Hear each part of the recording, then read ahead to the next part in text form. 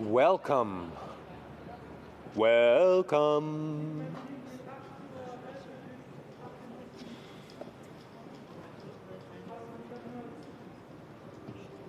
There were two different things in limbo. They were the fated was kind of like two or three or four. It turned out to be the same hair color. In fact, it was this last emotion eroded in his lap, his shoulders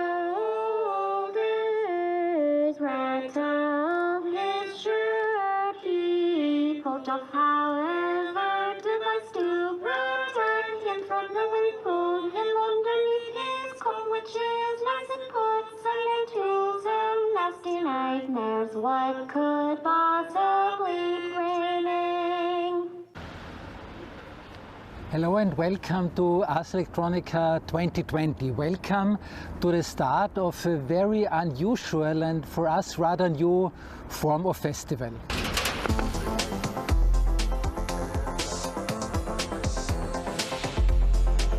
A festival that itself has grown into a huge global network of festivals.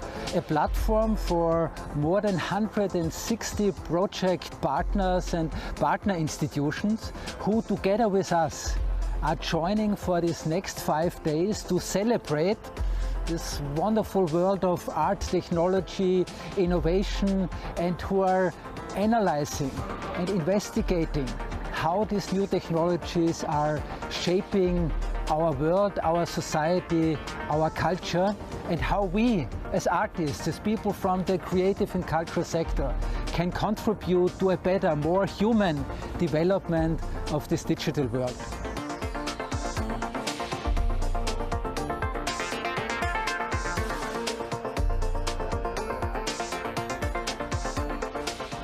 Of course, it has been very much due to the circumstances of the global corona crisis and lockdown that very soon it was clear to us that Ars Electronica this year would have to happen in a completely different way.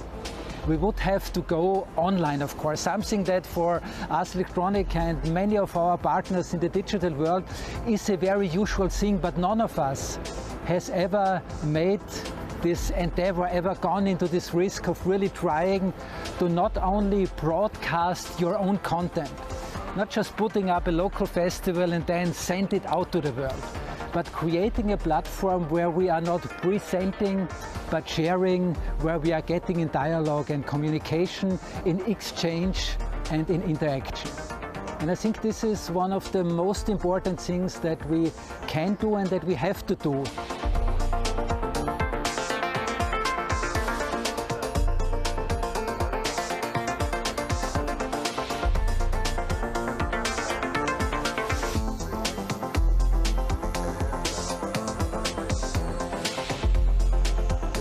We see on a global scale how solidarity is going back, how continents, countries are isolating each other, where even now within societies we feel and we see a tremendous amount of extremism, a tremendous amount of loss of faith, loss of trust. And I think in particular art, culture, sciences are those areas of our society, of our world, who depend on exchange and communication and who have to contribute to exchange and communication. And this is actually what this year's Ars Electronica is about. It's not so much about the topics that we are discussing, which are of course very important, but the real topic, the real theme of this year's Ars Electronica is the network. A network that we created all together, a festival that is not a festival from us here in Linz, for you, for the audiences, but a festival that we are doing together, coming together, doing together, working together, talking to each other. I mean, these are the inspiring things of a festival. A festival is never just the program that you present. The quality of a festival depends on the quality of exchange, the possibilities to meet each other, the inspiration that grows out of this coming together. And this was a wonderful experience to see after this very depressing first months of the Corona lockdown, that more and more of you partners were joining us and contributing with your own energy, with your own inspirations, really also helping out to say, okay, yes, this is the direction where we want to go.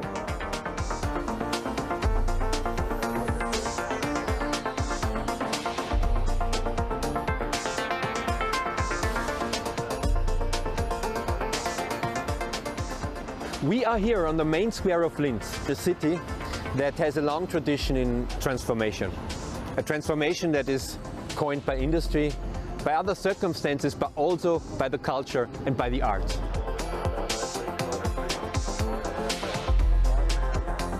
And what you see around me is a circle of 120 chairs from the wonderful Baroque monastery of St. Florian. Each chair is representing the absence of the guests that we are normally expecting. But in times like that, where nobody is able to travel, this is a symbol for the beautiful transformation the international crowd is doing normally in this 1 week when Ars Electronica is on in the city of Linz.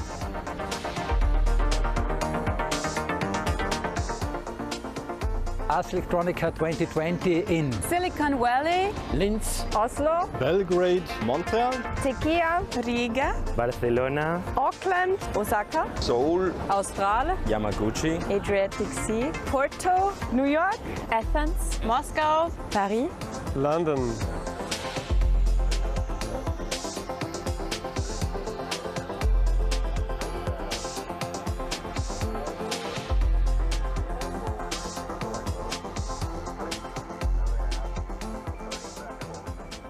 Of course, we have important topics to talk, and many of you have in particular addressed the probably most important topic of our times, which is not really the Corona crisis, but even more so the climate crisis, the big environmental disaster that we are going to. And it's exciting to see how many artists, cultural activities are addressing this topic right now.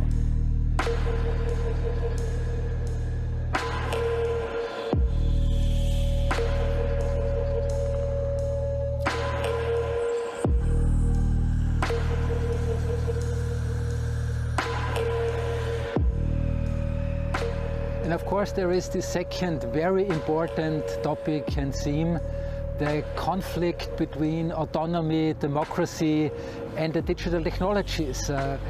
Will democracy even be able to survive in the age of social media and artificial intelligence? Will we be able to develop a new understanding of the importance of our autonomy, of our self-determination as an important part to contribute again to that way how we are developing this digital world. The digital world is, as we all know, no longer just a technical infrastructure. It's really a living space, it's a social space, and it depends on us how we are designing the circumstances under which we can act and live in this space.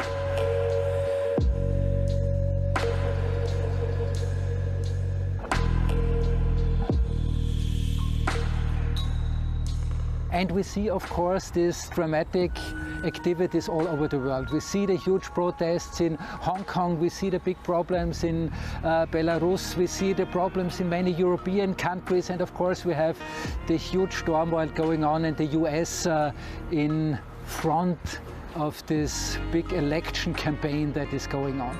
All these are areas where we as a society have to take our stand. We have to take up our responsibilities, and we see in all these countries, in all these areas, it's very often the artists, the creative people who are leading the activities, who are going in front, who are using new technologies to empower, to support the communities and their needs and their desires and their fight against oppression.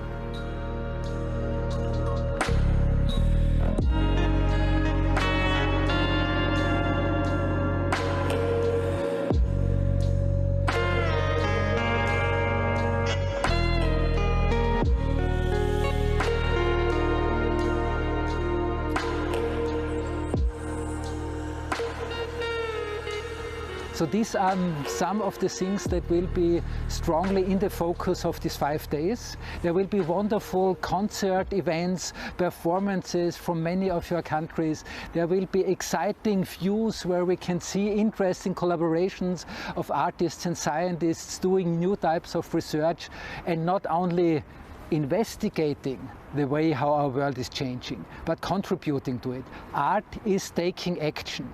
This is a very inspiring and very hope-giving development that we could strongly see.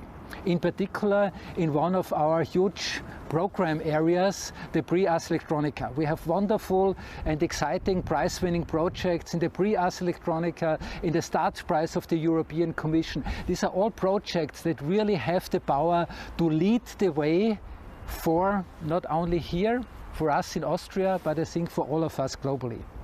So please take all your energy, your excitement with which you were helping to put these 5 days together. Take it along through the next 5 days. Let's make all together a wonderful and strong festival, a network of festival that is carried on by all of us. And thanks for your contribution.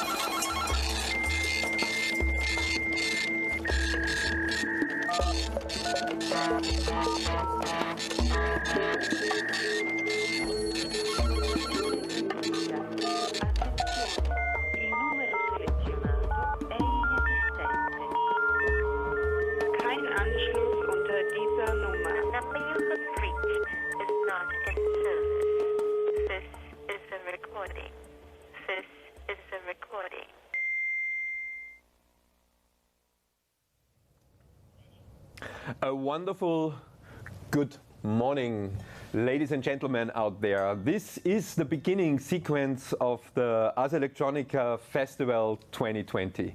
And on my left and on my right, I welcome two very important people who, together with me and our technical team, made it happen that we can start this, what we are currently studying. I may introduce you Veronika Liebel, enfant terrible of the Ars Electronica organization, festival team, and head of the European Union project, as well as head of the financial affairs and everything related. And on my right, it is Crystal Bauer, head of the festival, and she, together with Veronika, are mainly responsible for this vast and endless load of footage and partners that we may welcome in our network. And Yeah, it is you out there. You are garden keepers of the Ars Electronica Festival network that I also want to welcome. I can imagine how exciting this is now for you. I hope it is also for you exciting as well as for us, because it is really something very strange that we are kicking off currently. Where is the grip? Where is the wind breathing against your face, where you feel the energy of a festival? It is a camera, a dark tunnel that I'm allowed to look in, but I assume out there all the network members are kicking off the same what we are kicking off. They are doing the Ars Electronica Festival together with us, and we greet you from here. Here is our studio, one of our studios, because Ars Electronica, the production team, transformed itself into media enterprise, into into a broadcasting team where we are parallel, where we do have parallel running 4 channels. This is the main channel, and then we have 3 other channels. Yeah. Here we are, and why we start in this round is actually a ritual that we wanted to establish as a service for you out there, mainly for the guests. We want to kick off every day from now on in doing a little bit of a wrap-up what happened before, and giving a little bit of a forecast what is going to happen. It should also be a very informal morning circle round where we talking about anecdotes and other semi and more important things. So, let's start.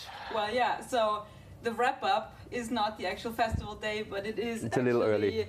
The setup of this whole enterprise that we are currently running. And I think we should establish first also the place. We are in Linz, in our TV studio, but around us is actually a team working like busy bees on setting up our physical festival. Indeed. So it seems very calm in here, it definitely is not. And the place that we are here, the garden, our host garden, is the Kepler's garden in Linz, the Johannes Kepler University. And this is the origin of this title of gardens. And what we have here, besides all those online formats, besides all those partners around the world, we have a physical festival here for our local audience. And in the past days, we have been setting up this festival, this program, as you can see in the images. Beautiful, colorful artworks coming from Japan, coming from Yuri Suzuki. Yes. As part of a very important program that is the AIM Music Festival. We have a garden exhibition that is distributed not in actual dark spaces like usually media art, but it is outside in the park, under the sunlight, under potential rain. Let's not hope for it. Mm-hmm. And we have STRATS project, actually the best practice examples coming out of the STRATS prize that are exhibited here. And besides this, last but not least, actually a wonderful collaboration with the Johannes Kepler University, where they have made a call to their faculty members to be part of that festival, to create their own projects between art and science and technology. And actually I'd like to introduce Christopher Lindinger, the Vice Rector of the Johannes Kepler University, who will say a couple of words about this collaboration.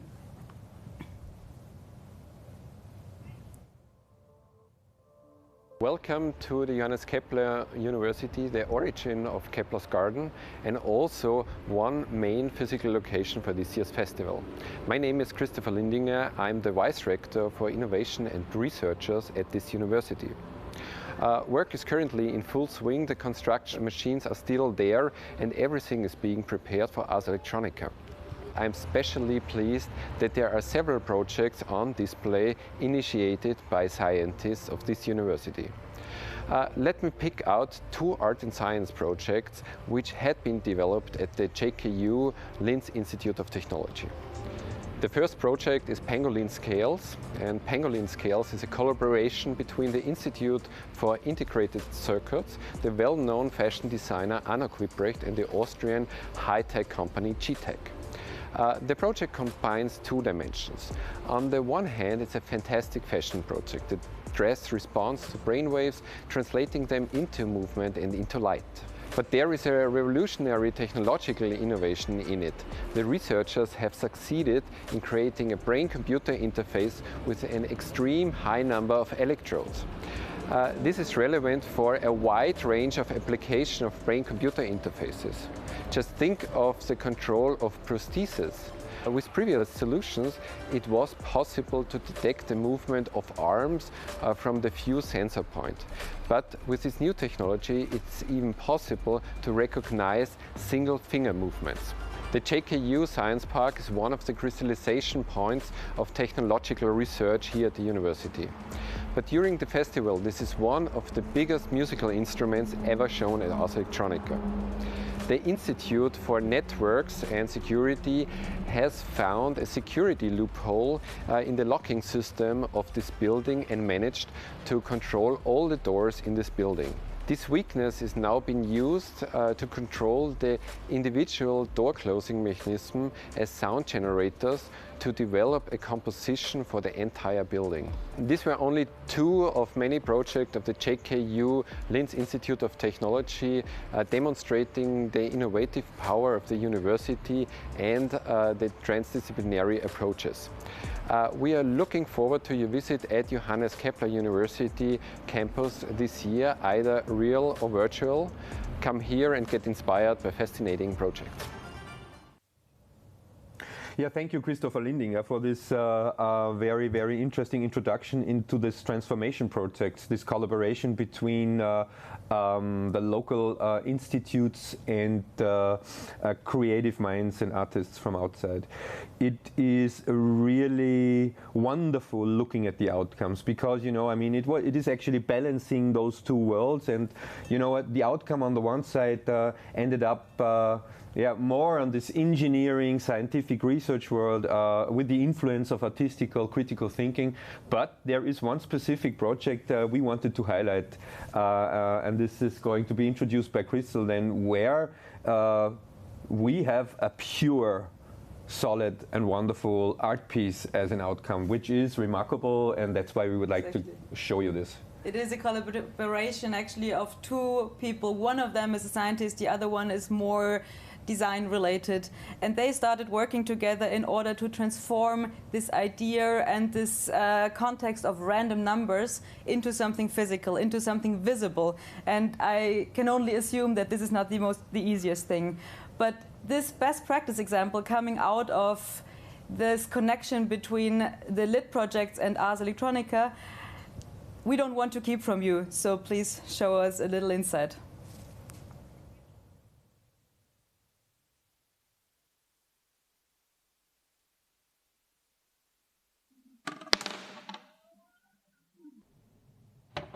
The transparency of randomness gives an insight into the world of random numbers and highlights the significance of randomness in current mathematical and physical research. There are an endless number of digits behind the decimal point of pi. Did you know it can be approximated by simply using a large set of random numbers? The more random numbers are available, the more precise this approximation is.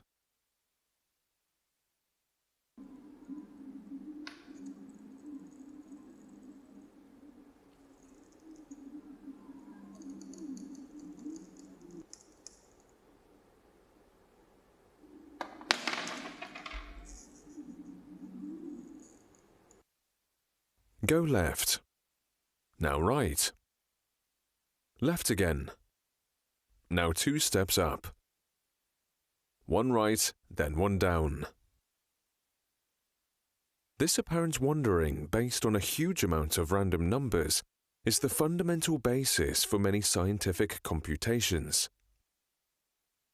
The so-called random walk is used, for example, to calculate the movement of bacteria in liquids. 27 transparent boxes floating in space continuously generate random numbers by using the well-known medium of the dice.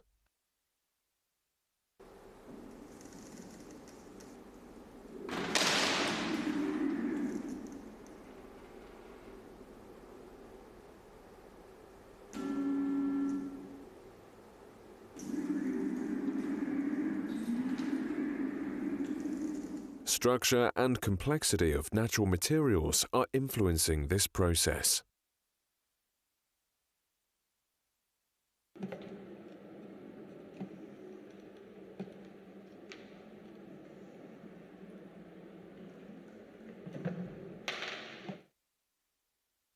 Here at JKU Linz at the Institute for Theoretical Physics, our research focuses on quantum mechanical phenomena found in many body systems. Path integral Monte Carlo methods are used to stimulate the behavior of interacting atoms. This would not be possible without the fascinating field of random numbers.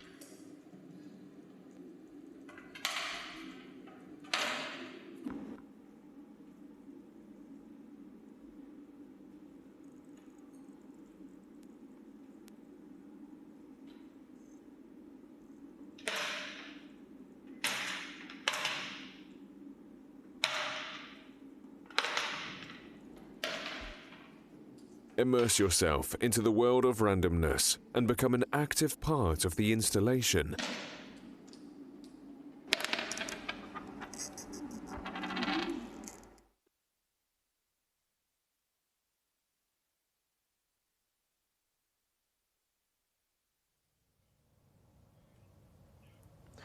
Isn't that a wonderful piece? I would say yes, and it is just one out of many, many very interesting projects that in our Kepler's garden here in Linz are going to be exhibited. From Friday on until Sunday, tickets are still available. But now to another major program, also in form of a materialized exhibition. It is the STRATS exhibition and the entire STRATS initiative. The STRATS exhibition actually is very close to the transformation projects that Christopher Lindinger introduced right before.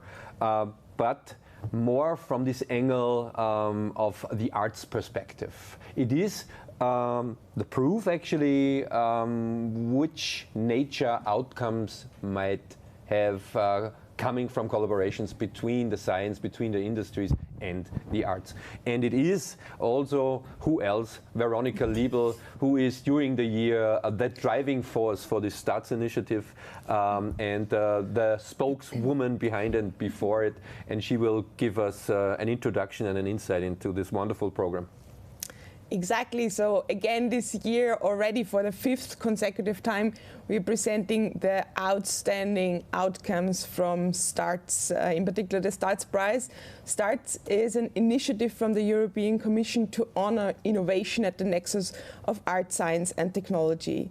Each year, we're awarding prizes, 2 grant prizes and several nominations and honorary mentions together with Beaux-Arts, the Center for Fine Arts in Brussels, and Bach in Amsterdam. This year we have the grant prizes, of course, exhibited here, as well as several outstanding practices. And I would invite you now to actually look into some of the projects represented this year in the STRATS Prize.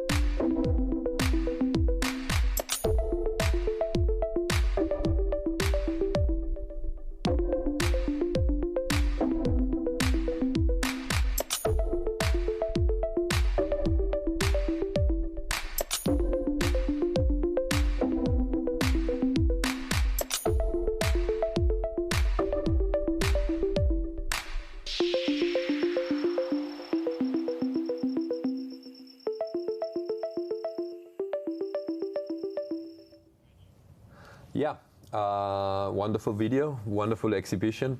But we're not talking about STRATS. Does not necessarily mean that we are just talking about an exhibition.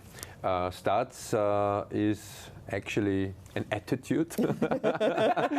No, an attitude insofar that in the last years we dedicated days in the festival towards different topics, and STRATS as an ideology, so to speak, is also one. Exactly, so each year, and you as Ars Electronica do know this already, so we are presenting each year a whole conference day dedicated to the topic of STRATS. We'll actually kick off today the festival with the STRATS Day, and you can follow the whole conference program today on the New World channel of Ars Electronica. We are presenting actually different discursive programs, also a part of the presentations of the grand prize winners of the two categories of STRATS Prize from the artists Olga Kiseleva and Andrea Ling. We are also going to present networking sessions, so you do have the chance also to interact, and please follow also our YouTube channels in case you want to ask questions and interact with panelists. The STRATS Day today will have a really broad spectrum of different topics. We will actually kick off the STRATS Day with a focus on art thinking, first from 4 different European organizations, and then lead over to the topic of humanizing technology. Later today we are going to present and also the projects and outcomes from the Linz Institute of Technology, so from this core and project we already spoke about. Then we will have actually prepared a whole exhibition tour for you, so we will guide you through the exhibition here in the Kepler's Gardens of the STRATS Prize 2020, and we will ask Reframe, which is a lighthouse project of STRATS, to present also their panel on fashion technology and responsibility. We are closing this STRATS Day with a panel on art tech for urban resilience, and a short closure and recap of the research done on the STRATS Prize during the last 5 years from a researcher called Enlighten. Thank you, Veronica. It's going to be for sure an intense and wonderful, inspiring and interesting program. But now to something a little bit more technical. The festival that we have been preparing, and I think it happened a little bit with us, became one of the biggest ever.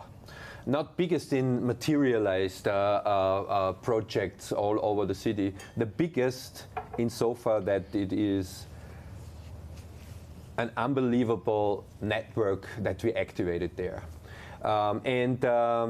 Thinking or looking at the point of view of the visitor, please apologize.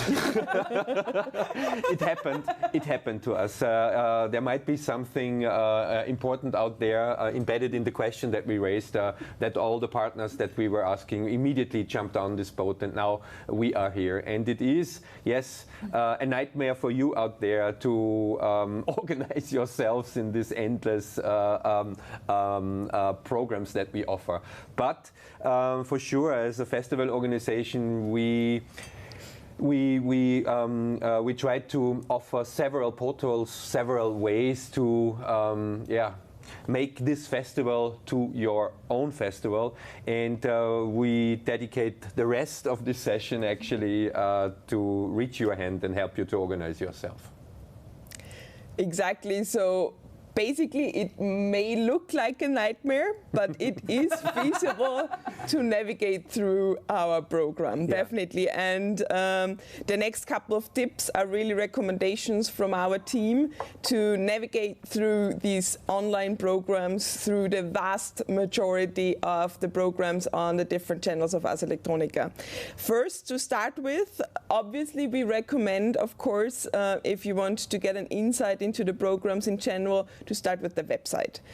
There you find actually first an entry door to all the live programs happening currently. So you can navigate through whatever is currently live. You can also go to the 4 channels, which will come back also during this session again. Then you have a window to all the gardens. So there is a section on our website summarizing all the gardens, and you will find their contents and also the schedule programs on there.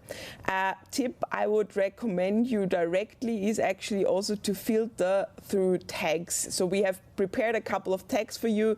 They are summarizing not only programs of Ars Electronica, but they are also summarizing some of the most important contents we are representing this year in the festival, including also the subtopics like ecology, uncertainty, and democracy. You can simply search through this or filter with the tag on the starting page of the website. Then, of course, we will have a huge representation also on our social media channels. In particular, we are streaming live on Facebook several selected contents, and you can follow us whenever you want also on Instagram and Twitter and get in touch with our staff there. So there are many, many people currently working behind the scenes, also getting responses to you and communicating with you there. I would also warmly welcome to use our hashtag Ars Electronica 20, and if you want to see what not only we but the whole world is currently talking about Ars Electronica 20, please go to the website walls.io/Ars Electronica, and you can check out the whole representation of what is actually currently posted out there. Quite important, obviously, is YouTube in this whole scenario of online programs. We are streaming, obviously, everything live on our website, but also through our YouTube channels. There is a total of 5 hosted YouTube channels from Ars Electronica, and they are also moderated. So there are a couple of live sessions, obviously, during the next 5 days, and a couple is probably an underestimation. So you have plenty of chances to get in touch with our staff, but also with the gardens. So they will also follow these YouTube channels and see how they can respond to your question. In case you're still interested in further interactive programs of Ars Electronica, there are still a couple of spots left for guided tours and workshops. I would warmly recommend you to check out the web program for the We Guide You online tours, as well as for the remaining spots of our workshop sessions. I would hand over to Crystal for an introduction maybe to the channels of Ars Electronica. I think now we should jump quickly into the virtual world. Yes. Before we are explaining our channel system, because the virtual world is also that we think a portal, a very important portal, and a very interesting portal that we prepared you, and it fits perfectly to what Veronica said. It is another alternative way. It is Mozilla Hubs, a rather new software, open source software from Mozilla, actually funded for companies who would create a twin or an extension for their own sake, for the entities, also whatever. We are collaborating here with 2 very interesting guys from Germany who were stressing and utilizing this tool already for the purpose, for the context of theaters. So what you see here is actually our departure hall, the departure hall of the Ars Electronica. It's the second room after you in the virtual world would enter the lobby, the foyer of the Ars Electronica Center. So there is the door on the right side where you go in the deep space, you go downstairs to the big exhibition, and everything is like in reality, but where normally the lockers are, there is a new portal, a portal into the internet, into Mozilla Hubs. And during the summer we have designed a world inside there, a rather cool world, but also a world where people would be able to again organize themselves, find some spots where to go, and then travel to this place. Here you see the map and the map with the many spots where we have partners. So if you would push one of those thumbnails, you would go deeper and closer to the contents, whether it is a website or whatever format. Mozilla Hubs, I think, is going to be a very interesting tool, especially in the dimension how we are utilizing this. It is really challenging, I have to say. But for those who are not familiar with that, maybe you remember Second Life. It was, I think, 2005 and 6. That was the first try. All right, but now give it a try. Have a look there. It is, besides helping you understand the structure of the upcoming festival, it is a funky experience, I have to say. It is cool area. It reminds me a little bit to the ego shooter scenarios that I have played in my early days. But now to Crystal, because another tool, and we see this as a tool, is actually what we are doing here. Yes. We are representing one channel. It is the selection channel, the channel 1, and Crystal will explain a little bit what it's all about. Well, the selection channel is actually the one that gives you the overview of what is happening not just here in Linz, but around the world. This is the channel where you travel around the world, especially every full hour for 15 minutes. It is kind of like a news format where you get a very brief but very quick information on what is currently happening in Tokyo, in Moscow, in Los Angeles, or Buenos Aires. If you follow those first 15 minutes, you can then continue into the other channels where you can then watch and follow longer programs, panels, exhibition tours, performances, or guided tours. And then we have the new World channel, where a big part of the program is coming out of Ars Electronica context, where we, for example, host the STRATS Day, where we have also many other partners represented that are working with us in this context of AI and music. The next channel is called Gardens channel. This is really representing all of our partner gardens around the world. We will show you the program that they thankfully organizing for us and that we can broadcast to all of you. The last channel is called Journeys, Voyages. And here we actually commissioned interesting artists with artworks because they cannot come to us. Here you see the artworks, the videos that came out of those collaborations. Mm-hmm.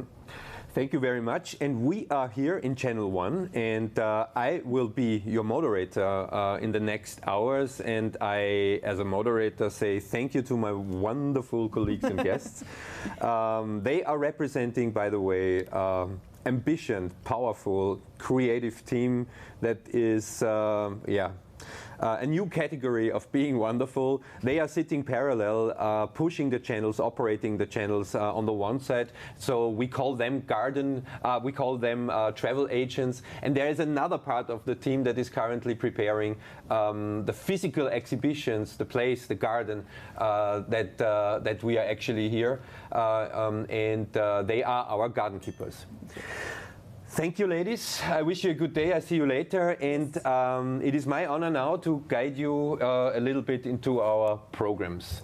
As Crystal said, Channel 1 is the channel that, as a ritual, should give a little bit of an overview of what is going on in general, but also what is going on in the sub-channels. And it's the last time I call them sub-channels. I'm sorry. And the first program point is actually not a travel that guides us not too far away here from this spot. It is the Art University of Linz. The Art University of Linz was always an immanent and very important part of the festival. It was the interface cultures, and then after the years there came more and more institutions and departments seeing in the festival something meaningful, a playground to experience and to collaborate and to communicate with the international crowd. This year, with specific circumstances, with a new head, a new director, and a wonderful new renovated house. I think it is the most ambitious program that I, in my time at Ars Electronica, have ever experienced, coming from the Art University. And what it's all about is going to be presented in the next video.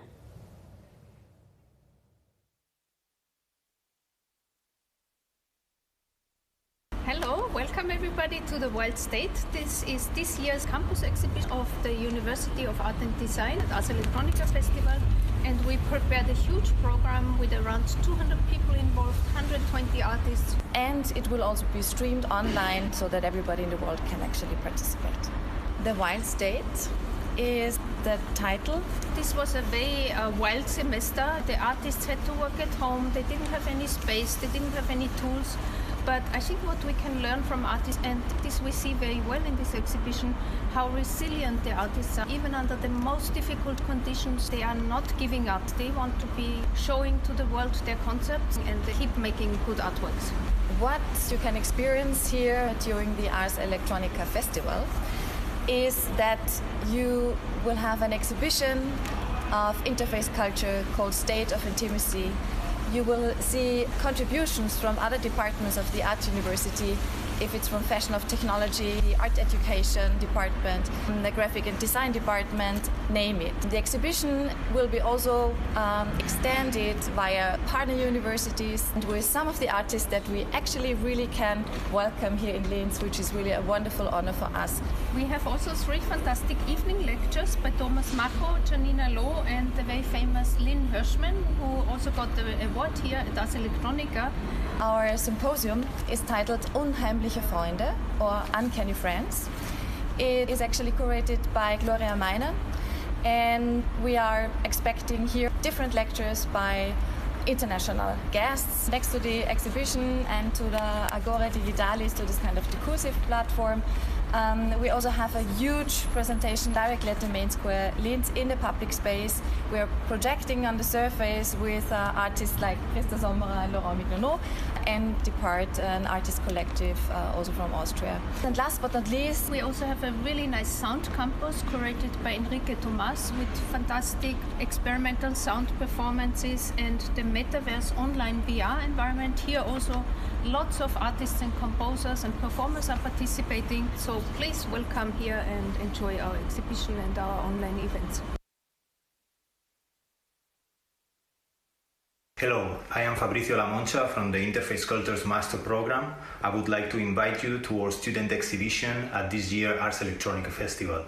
Our exhibition is called State of Intimacy and presents the student projects realized during this academic year. Therefore, projects that have been conceptualized and produced mainly during the lockdown. For that reason, this year we are covering all sorts of different formats, from the physical installation to digital, online and offline, VR environments, music and dance performances, online performances, VR performances, talks, and the internet black market. We look forward to your visit either here at the Kunstuni Hauptplatz or online.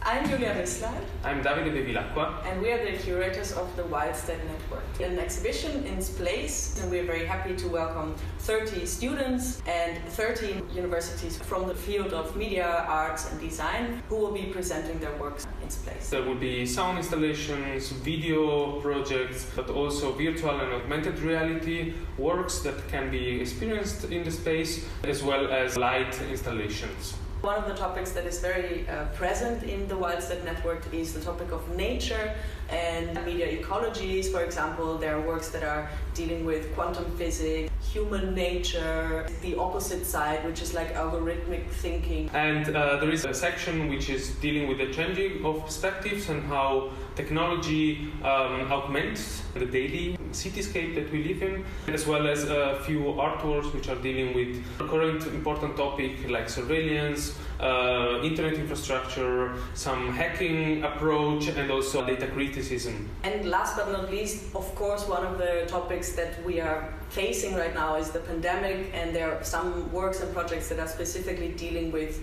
this state that we are in right now, which is everything has been changed, and how are we as artists dealing with this? An important thing to mention for the exhibition is that most of the works has been produced during the lockdown period, so basically from January onwards, and it was the idea of also using the opportunity of the exhibition to enhance and show what has been produced from these artists who found themselves in this totally unexpected moment of time. You're very welcome to join, and see you there. We are looking forward.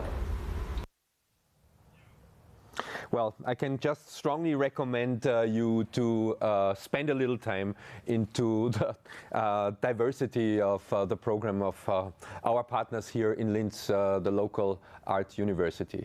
Okay, from the Kepler's garden here in Linz, we crossed the Danube to the art university, and now the jump is a little bit a bigger one.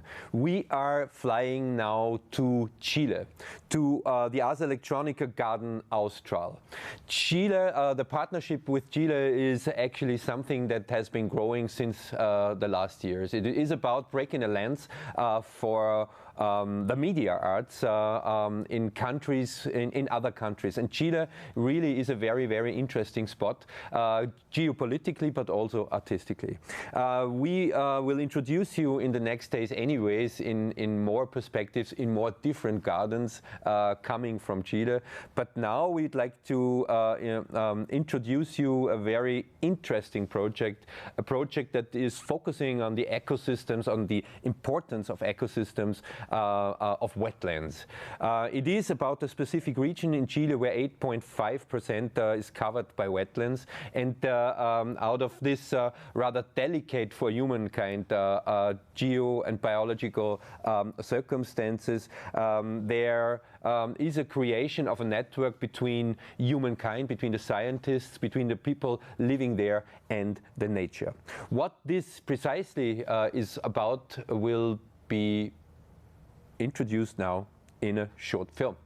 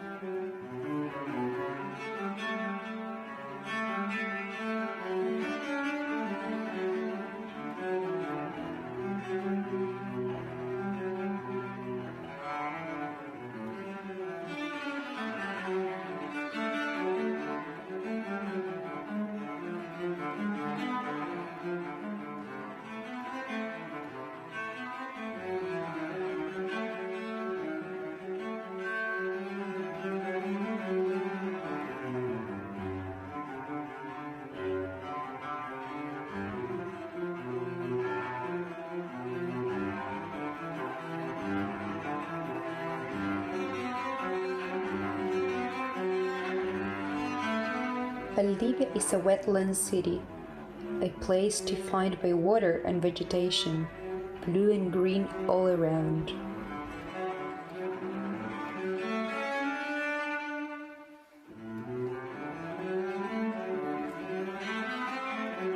Water is everywhere.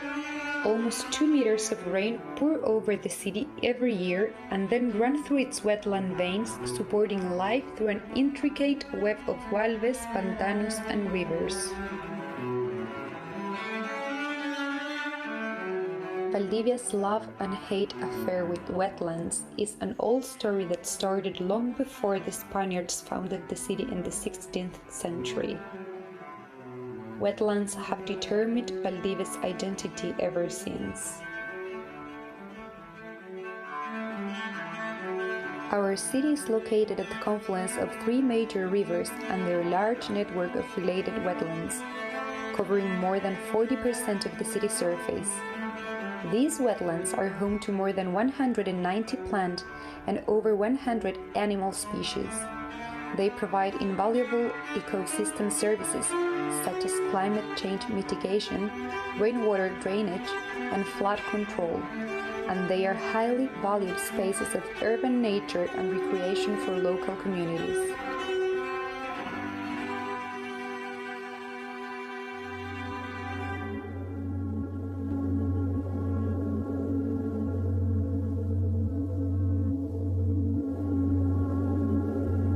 The Mapuche indigenous people, with their keen ancestral knowledge and ability to interpret landscapes, no wonder chose this place to settle more than 900 years ago. They transported their goods in wooden canoes and grew crops on wetland banks.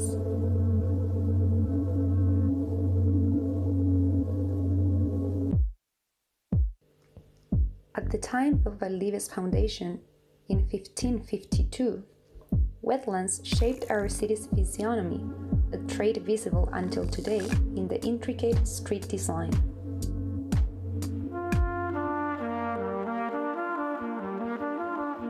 During the following 400 years, wetlands were slowly drained and filled to expand urban areas. In 1960, the largest earthquake on Earth shook Valdivia. The earth sank and water took over its old pathways. All wetlands expanded and others appeared. The Rio Cruces wetland, an iconic nature sanctuary and Ramsar site, was created. For the rest of the 20th century and until today, Valdivia grows at the expense of wetlands. In the past 20 years, 500 hectares of wetlands have been lost to urban growth. If destruction continues at the same rate, in 50 years we'll have no wetlands left.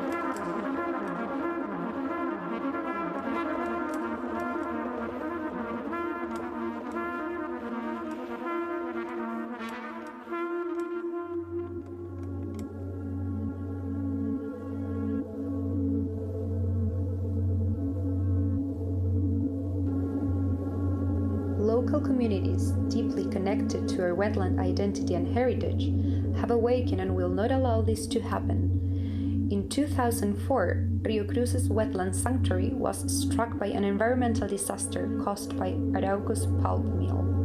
Swans were falling dead over people's houses, too weak to fly due to the pollution. Valdivianos took to the streets in anger and despair, demanding authorities to close the mill.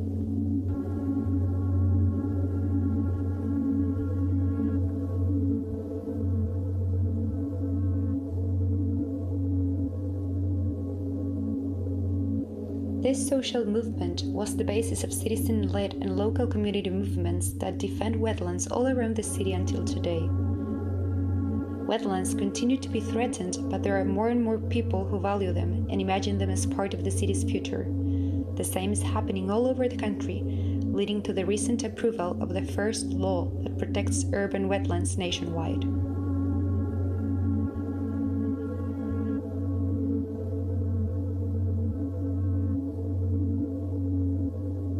Local organizations are currently fighting to transform the Angachia wetland network into a nature sanctuary that will contribute 2,000 hectares of protected waterscapes to the city.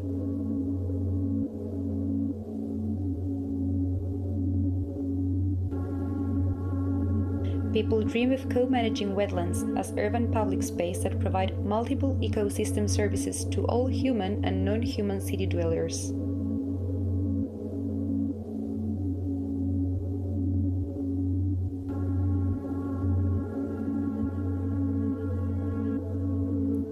Wetlands are Valdivia's identity. They have shaped and will continue to reshape our city's urban landscape.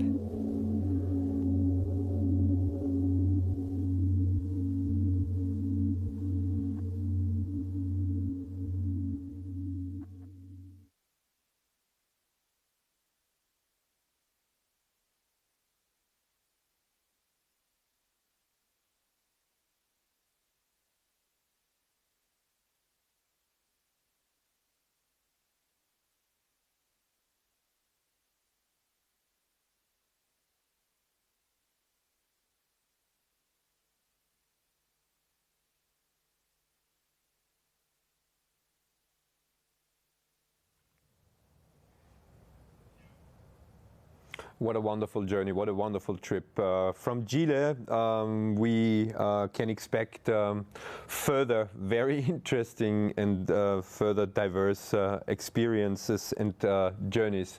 The one in the Fungi Museum and with a ship with scholars to direction South Pole.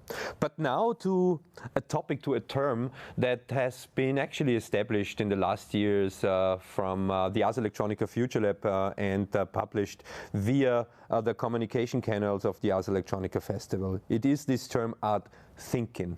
And I may give the focus and recommend you to jump into our Ars Electronica New World channel for a rather elaborative and great discussion about this topic. Camille Baker, Alejandro Martin, Yuri Krapan, and Veronica Liebel, you met her before, are discussing about what art thinking is, how we think and where our thinking could help us to create better processes in prototypical doing.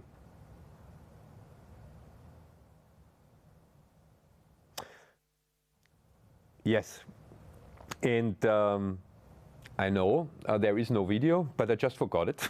And that's why I'd like to introduce now, to go with me to Belgrade, actually to friends of us. We have been collaborating with the Art and Science Initiative of Belgrade, so to speak. Since we started also this initiative, they were part of a consortium that got funded by the European Commission.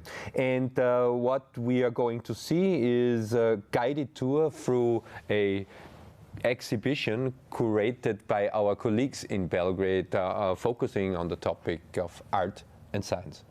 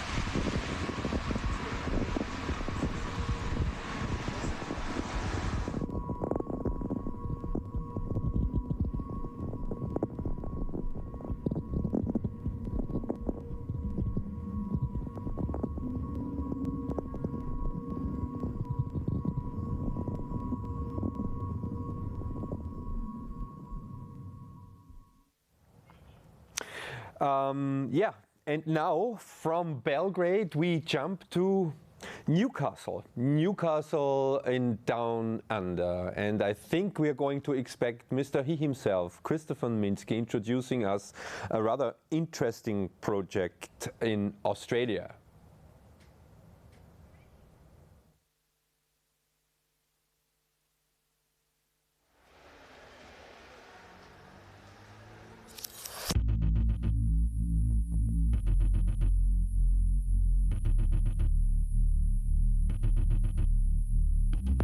So Biomes is a lovely combination of art and science and technology. And what we're trying to do is sort of bring the focus on conservation of a really beautiful biodiverse country. And we're sort of trying to sort of work together in a really unusual way and collaborate between the artists and the scientists and just have a bit of fun. Due to COVID, we're now actually transitioning that into a digital form. And so putting it online into that digital environment will make it much more accessible for many people. I like to think what we've done has been pretty exciting stuff. It's definitely a first here for us in Newcastle. Technology is now increasingly about sensing the world. I think that there's things that you can do in virtual space that you can't do in real space. The internet has become a place where we socialize more and more now. It's really exciting, and I think that Biomes is going to help people to get excited about the hunter's biodiversity. For me, it's about building resilience and resilience in community. I've got to say, Newcastle's just been an incredible inspiration for that. There's incredible people doing incredible things.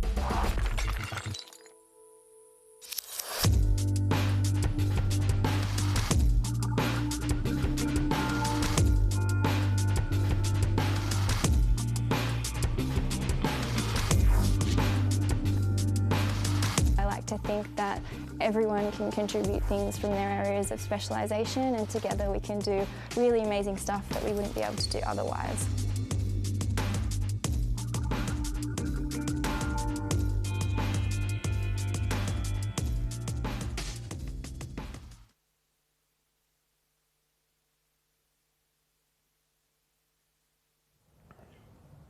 Yeah, all our best and a lot of energy and power to make this happen to Newcastle, to our colleagues down under. But now, let's quickly jump back to Europe and specifically I'd like to introduce you now to a Ars Electronica garden in Slovenia. Slovenia has always been, not always been, but has been a long-time partner of Ars Electronica, especially in the context of the festival. We have been seeing many extremely interesting Slovenian artistic personalities appearing on the horizon of the Ars Electronica festival, but entirely on the horizon of the media arts. Was it mainly Gallery Kapelica and the crowd around Ljubljana? So is it now also, since some years, Maja Čapek, an artist, studied here in Linz, long-time collaborator in all different aggregate states of artistic expressions and collaboration, who went home, so to speak, in her home area and created there something that is slowly but strongly and very good growing. I may invite you now to a journey on the top of the highest chimney in the entire Europe. A wonderful video, a wonderful teaser. Have a look. Sit back, relax, and go to heaven with DD Squad.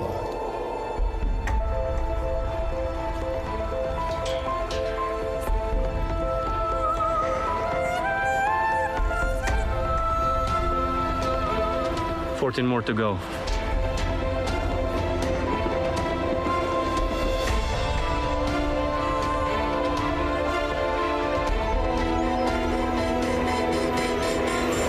You can see a bit of blue sky up there.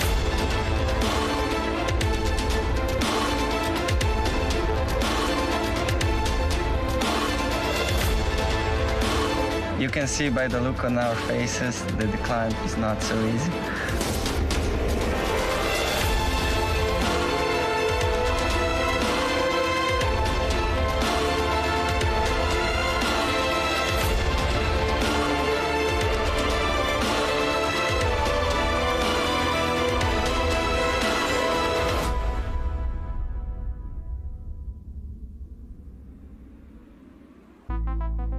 takes a lot of effort to get up this chimney, and for us it was even more effort because we had to haul up a whole lot of equipment.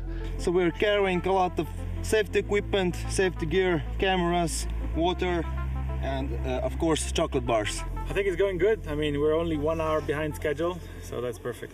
Only 1 hour? Yeah. The last bag is up on the top, and this is one of 6 bags. It's about 100 kilos of equipment that we brought up. And it took us hours, but it was all so worth it, man. Like on the way up, seeing all the mist and the clouds from above, sunrise saying hello to us in the morning. Once you come to the top and you take a look over the edge into the chimney, scary, man. So to put things in perspective, the height of the Eiffel Tower is 324 meters, and the chimney interpole is 360 meters tall. It's time for morning yoga on 360 meters.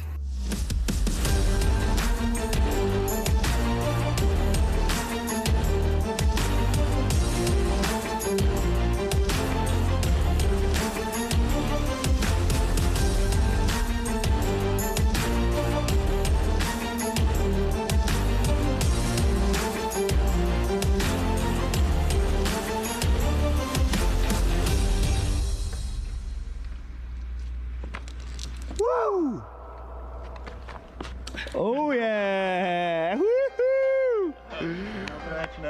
Woo! We're almost as high as Snoop Dogg, you know?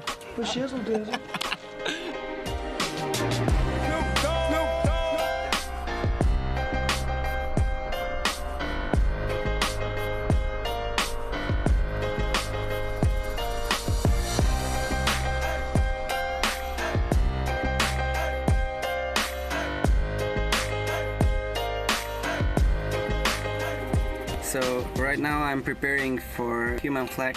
I'm gonna do it out of this cage.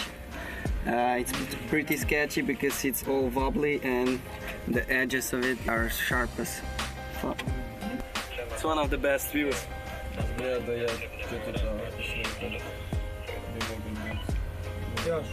But you need a good heart.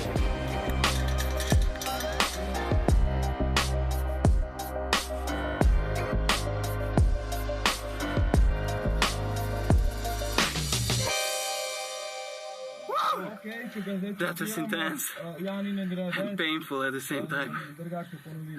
The scariest part for me, because I was securing everything, was the thought of someone falling and the rope ripping. Everything is super secure, but still there's a lot of sharp edges. And this is what makes me nervous.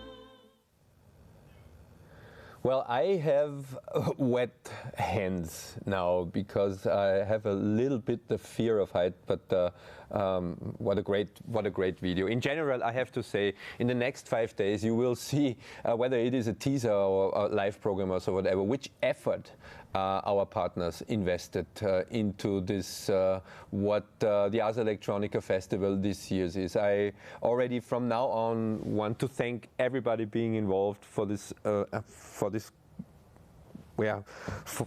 what you're doing for you and for us here, and just looking at the quality of the videos and just thinking about the energy invested and the effort invested behind it is more than remarkable, and thank you very much.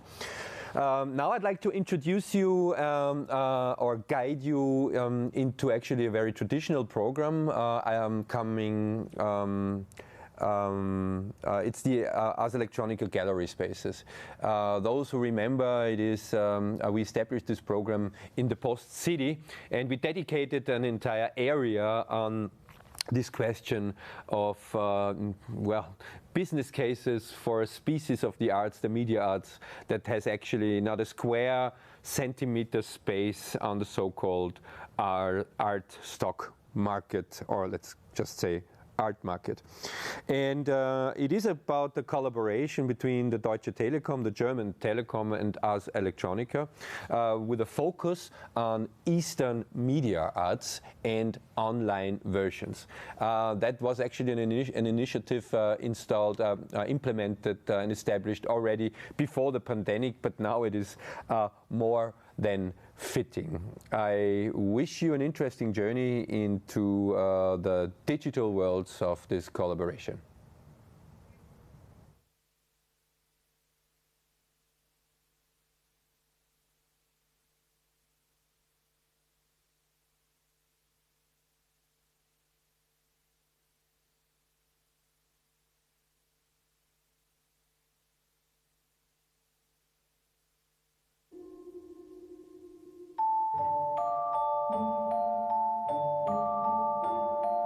Once information has passed into protein, so this is main reference to research about DNA, but also how information circulates around the world.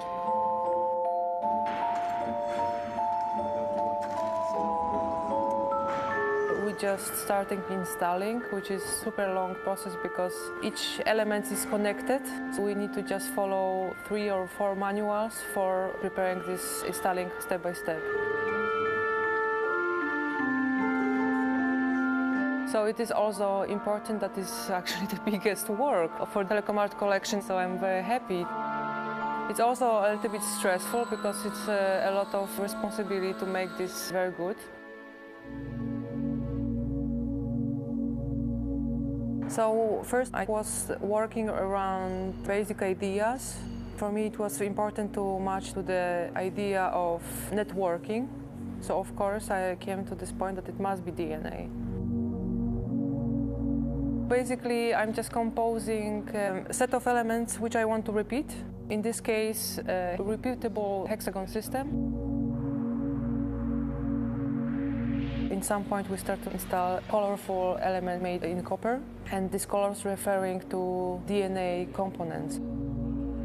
There is like also theory that DNA coming from the chaotic meeting of few components, and in evolution we became like human, yeah? So this is quite beautiful. I want to just create some kind of base for discussion that we're coming from the same source, like information. This is absolutely about networking, information, big data. It's not only about DNA. I think main critical approach is that we forgetting about real contact, because life right now is so fast and sometimes we're just losing this contact with reality. What I like the most in this situation, it's place in public space. People from the street will be coming and they will be viewers, so it's better context to share ideas.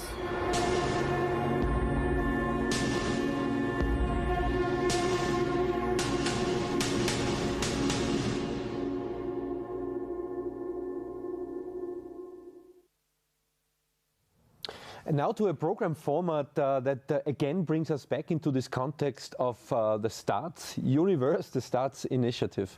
We invited protagonists of the STRATS community to produce journeys into their projects, into their minds, into the spirit, the ideology, the idea of what STRATS is.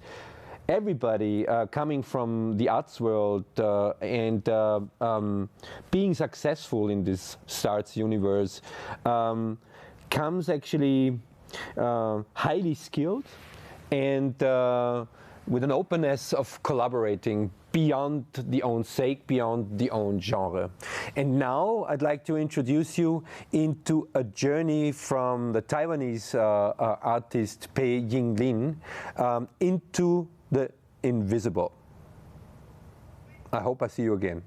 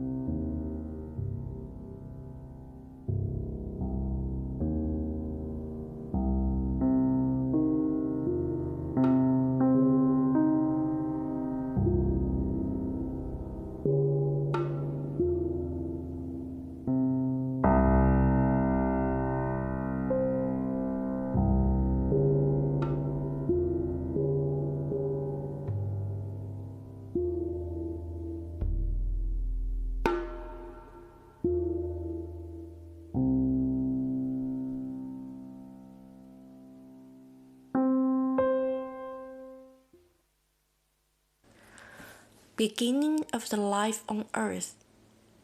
Dear viruses, my ancestral siblings. I can't quite remember when our first encounter happened.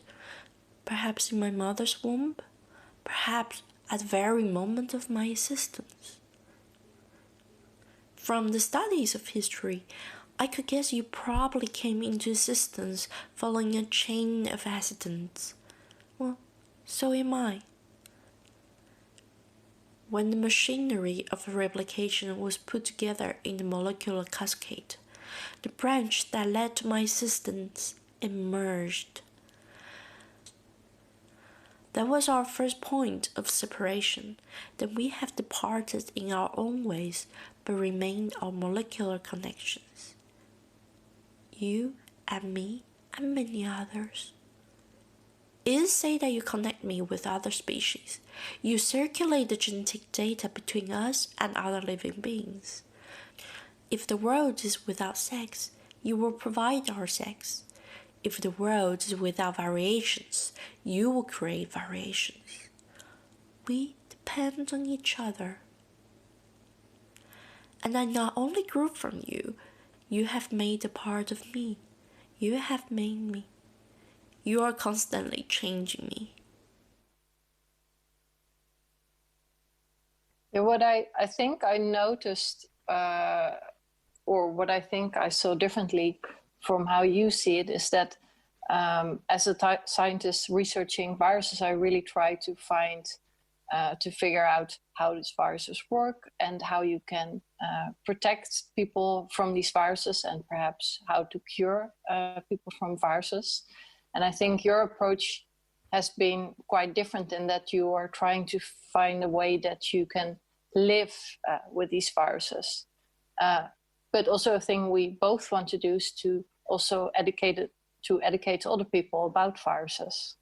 Well, I think when I work with viruses and do research, I have freedom in the aspects of the virus that I research, but not a artistic freedom in how I interpret it, of how I look at the results, because I have to be very precise and it has to be correct.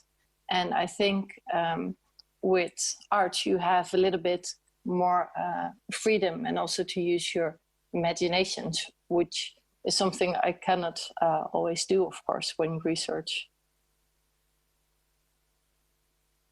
So I think it's very, very important to acknowledge that there is a risk of living, and that every move that we make in our life has some risk in itself. So every relationship that we start, every relationship that we end is risk of living. But also we have this risk of getting a disease, getting a virus. And why to me this is so important to acknowledge that there is this risk of living, that is because if you look at all kinds of technologies like surveillance technology, AI, but also all kinds of biotechnological innovations, technologies, it appears that all these technologies are kind of geared, aimed at reducing the risk of living. For instance, if you look how biotechnology is responding to this COVID-19 crisis, then you can clearly see that they try to reduce risk as much as possible. Of course, I understand that, and I feel that is important. But at the same time, I think it's important that we understand that our life is always at risk, and not so much at risk of dying, but of risk of living. And it's important that we acknowledge that even in the face of this horrible pandemic, a horrible COVID crisis, that we still feel that taking a risk whatever kind of risk we take is important for us as human beings. What we are as human beings is taking the risk of living. If we hadn't done that, we should still be in caves, smashing our heads in with stone axes. And I grew hand in hand with you, my ancestor, my friend, my enemy, my ally. It was the pandemic that brought my attention to you. Never realized your existence in such a prominent way, though I've encountered you and your folks several times in the past. Sickness is often your disguise, disguising the mechanical mechanism of your replication. I am a medium for you to emphasize forgivable errors during your replication of your genome. You provoke me. You provoke all the cells on me so that I react to you. In fact, you are so rational that it brings out the irrationality of me. Our encounter has been manifested in my consciousness through the bodily experience. My understanding of you, your image, is merely your reflection on my physicality. My immune system, my consciousness, my fear, my death, and my prosperity. Even though until very recently, I learned that you are with me however I am. You gave me life. You live with me. You live with my biological companions. You are my companion. Please, do not replicate anymore. I have suffered. I've been suffering because of you.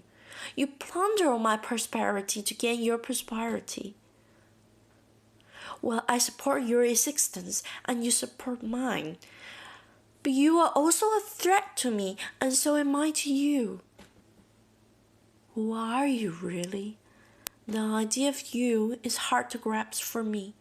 If there's a trillion of you that construct our knowledge of you, your existence, then you are not an individual but something more.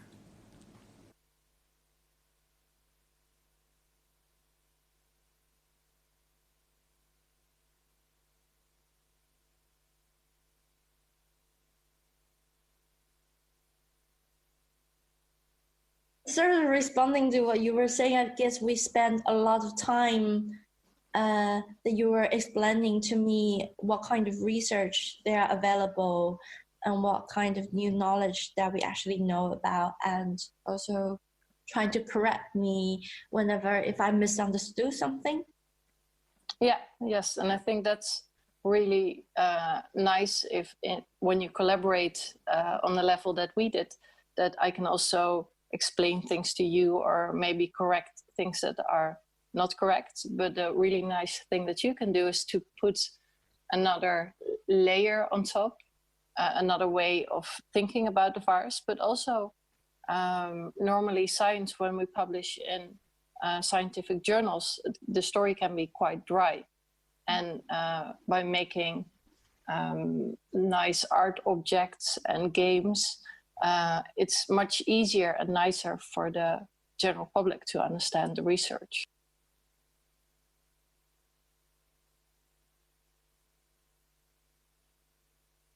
Yeah, so we made the arrays within a project called Virgo and also within VIO. So there's actually small arrays that contain little parts of the viruses.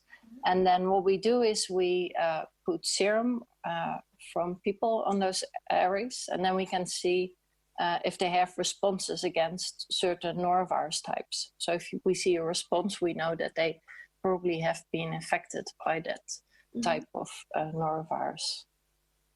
You are invisible. Do you exist where my eyes cannot see? Do you exist in a way I cannot touch? But how do I sense you then? How do I sense your existence? Can I touch you? Is that possible? Am I touching you right now? Am I breathing you in? How do I hunt for you? Touch, breathe, swallow, pierce, dissolve, discover. disguise, replicate, combine, explode, dispense. Touch. Touch lightly. Touch in hand wash. Touch with gloves. Touch with distance. Don't touch. Transfer touch, indirect touch, sufficient touch, sterile touch. Breathe. Hold your breath. Breathe with a mask. Breathe with ventilators. Breathe only if there's a distance. Don't breathe. Breathe others' breath. Breathe of invisible particles. Breathe the void.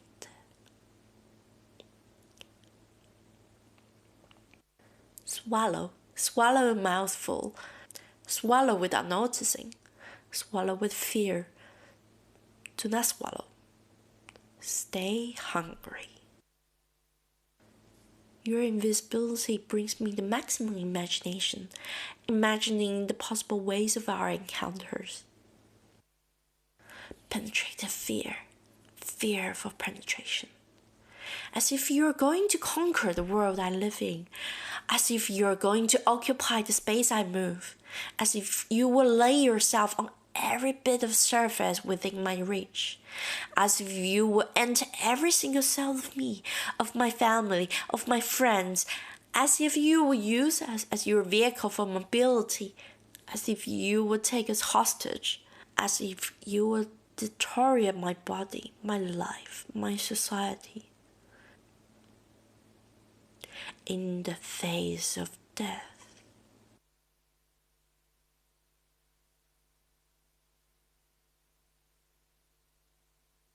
Viruses are not something that do not belong to us, but viruses have been with us as long as we exist as human beings. And the questions that both projects ask, I think, is how to live with the risk of a virus, how to approach a virus. Do we have to approach it as an enemy, or do we have to welcome it as a friend?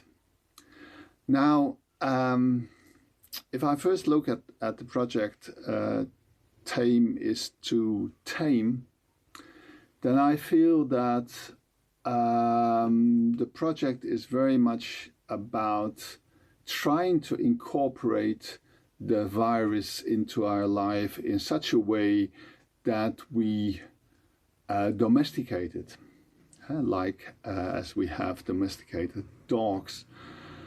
That means that the hierarchical relationship that we kind of have with viruses are something that we need to fight, is still in place in this project. Although, if you think a bit on a deeper level about your project and how your project is being played out in all the things that, all the events that you stage, then of course you also acknowledge that a virus is so wild that probably to tame it means also that we have to kind of taming ourselves, or that we have to accommodate or adjust ourselves to this wild virus. That makes already the relationship that we have with the virus a bit more non-hierarchical. It is an understanding and acknowledging of the fact that we have to acknowledge the wildness, so to speak, of the virus in order to kind of cope with it. If you see it as a challenge to think about your own relationship with a virus that could be totally different than this tamer, this tamer and something that is being tamed relationship, so tamer and virus relationship, then it provokes a lot of questions that I think are important, but that I think are somehow better played out in virophilia.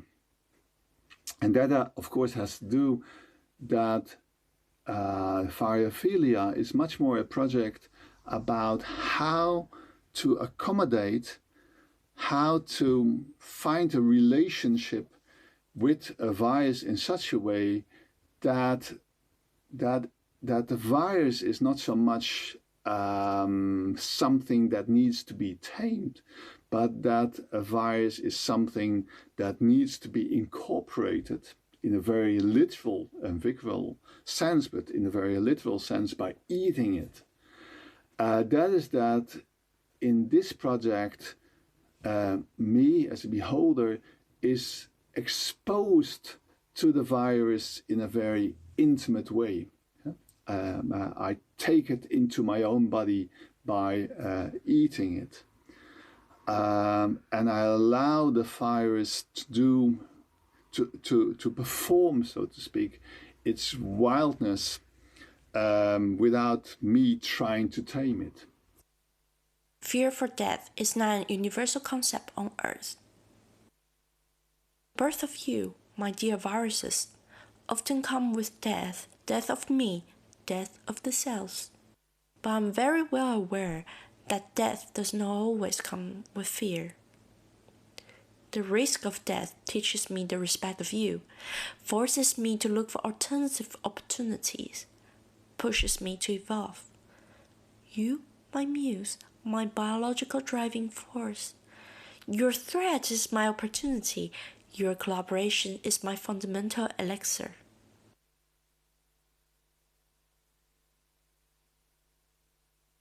What I really like about virophilia, that is the aspect that, anyway, to me as a beholder, it appears that you're trying to overcome this anthropocentric approach of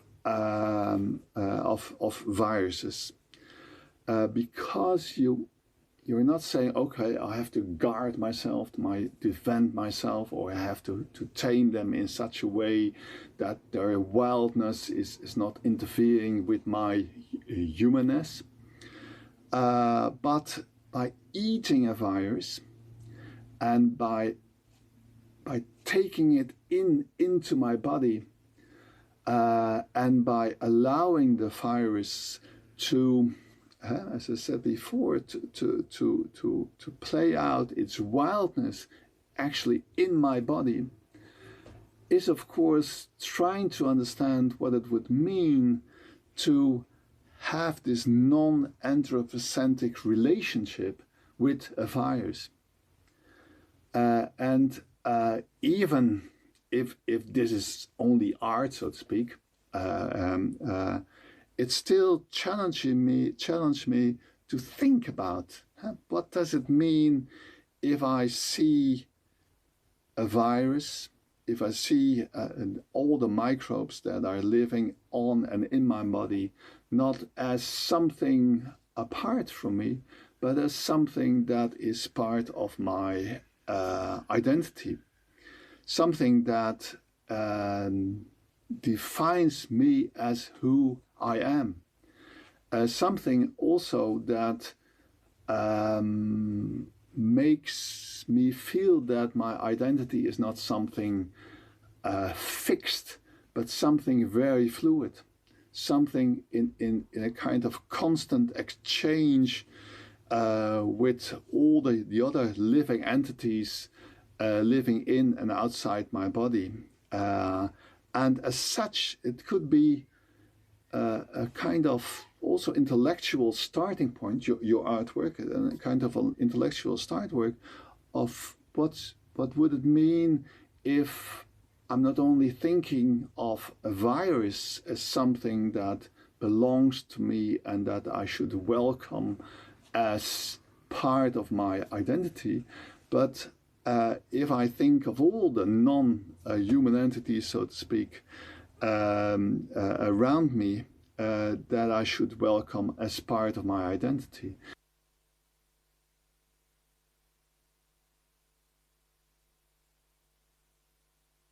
if you want to go for the hunt. Yeah. Depends what kind of viruses are you hunting for?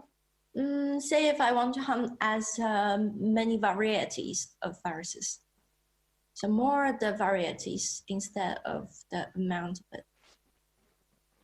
I don't know actually where the best place would be. I think also, again, viruses in animals and also in, of course, wastewater. You have a lot of viruses, not only animal viruses, but also bacteriophages are, of course, a large part of the viruses around us, plant viruses.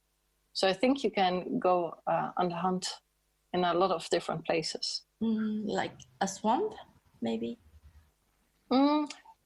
Maybe also a swamp, but if you want to have a more human viruses, then probably you're better off maybe with sewage. This time, let me be the initiative one. A collaboration would be fine, and maybe an afternoon tea. Although I can never offer you a biscuit, I can, however, provide a habitat you enjoy. A rich, fertile habitat for all I can offer. Let me explore you with enjoyment. Let me see you with the lenses of pleasure. Let me turn your shortcomings into your strength. I will see through your eyes to re-examine the world we live in. I will use your ability for connections to weave a resilient network with other living beings. I will embrace the mutations you created. I will admire your sophistication that grew from simplicity. I will respect your lack of self-replication and fulfill your parasitical needs. I will work hard to override my anthropocentric view of you as merely pathogens. I will see you as my equal and use you as a mirror to reflect the absurdity of me. You are my mentor, my friend, my sibling. You created me.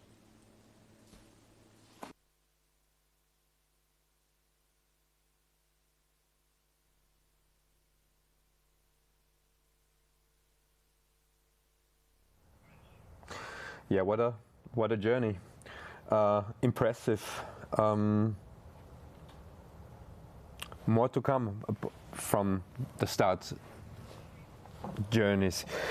Now to Poland, to the Ars Electronica Garden of Gdansk. Sensory Orders from Latina Center for Contemporary Art in Poland is the next program point I'd like to introduce you.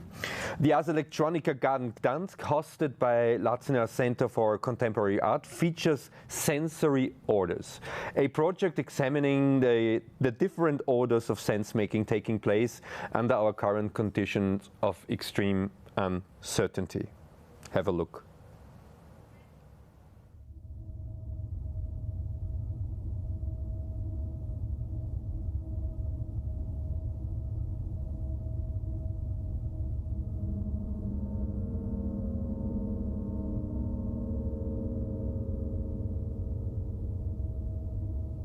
Sensory Orders is an exhibition curated by Chris Salter and Eric Adegaard with the Wajna Center for Contemporary Art in Gdansk, Poland. The triple global crises of COVID-19, the resulting political and economic catastrophe, and the social-cultural explosion of long-simmering systemic racist and gender-based violence have resulted in a dramatic transformation of not only human life, but also non-human being as well. How do we sense and make sense in times of extreme precariousness, tumult, and uncertainty?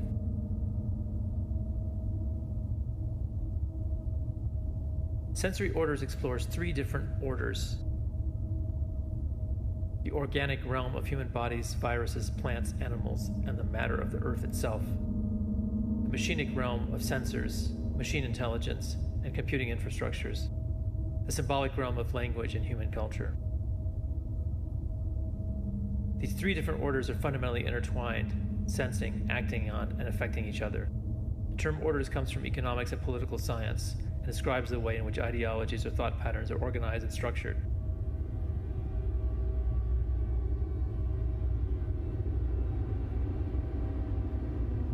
The exhibition consists of 25 commissioned international artistic and scientific responses to these different orders. We asked 2 questions. What sensory conditions are you working with currently? Are new sensory orders emerging from the relational ecosystem of the organic, machinic, and symbolic?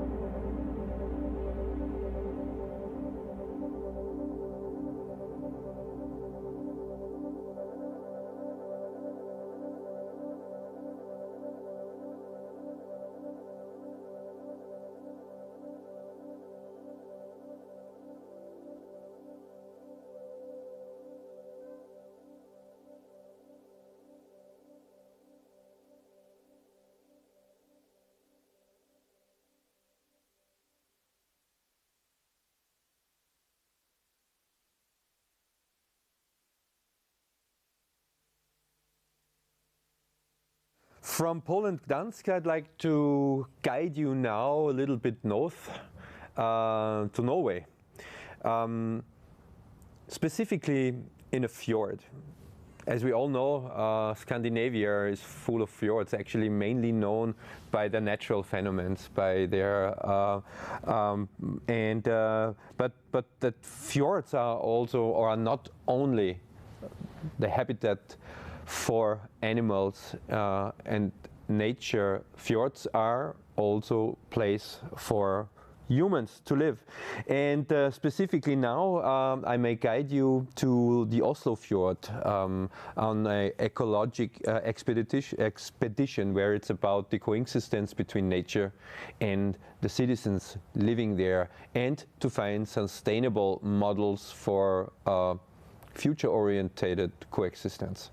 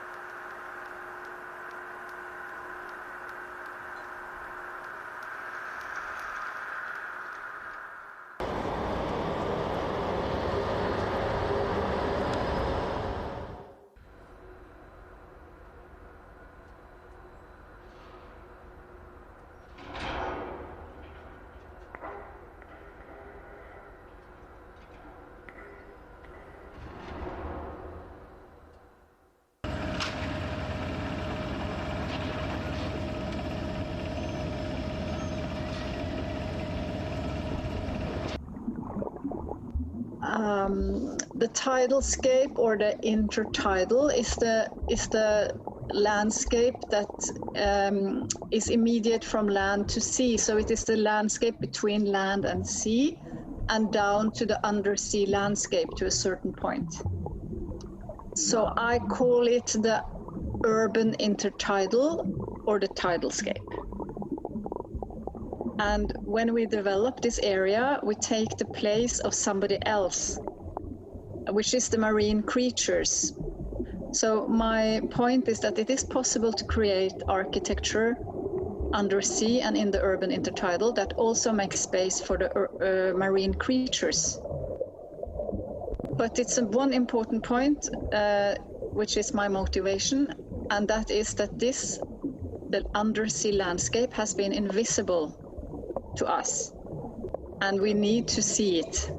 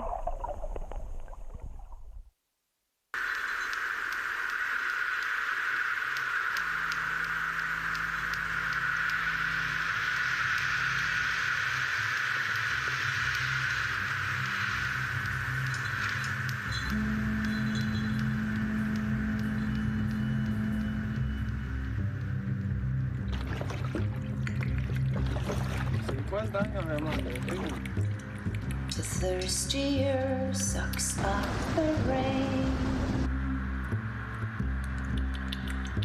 and drinks and gives for drink again.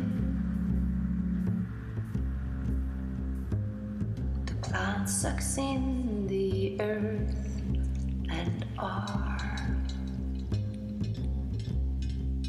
with constant drinking, fresh and fair.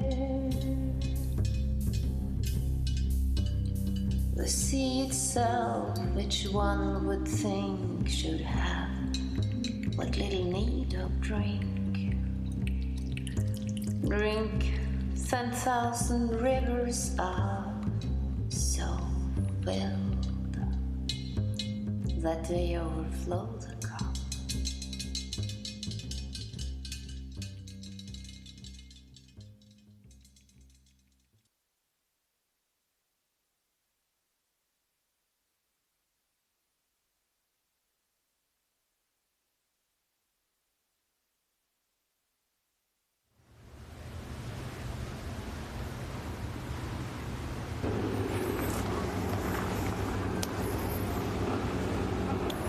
Now we are at the Gjino in Oslo.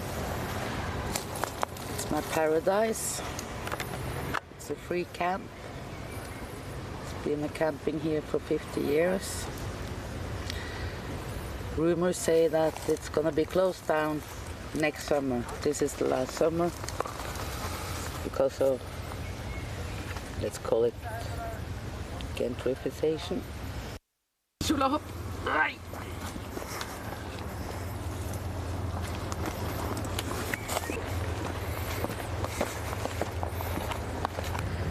So what is the tragedy of common?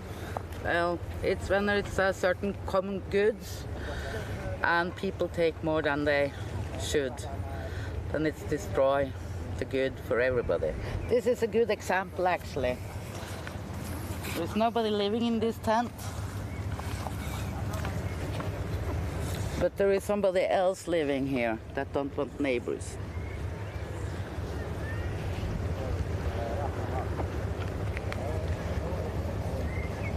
And that way they occupy a space where somebody could stay. So somebody else doesn't get the space to stay because they want more than they need. I love this beach. It's just so nice. I stayed here many summers just at this spot. The sound of the sea as a lullaby. So dry.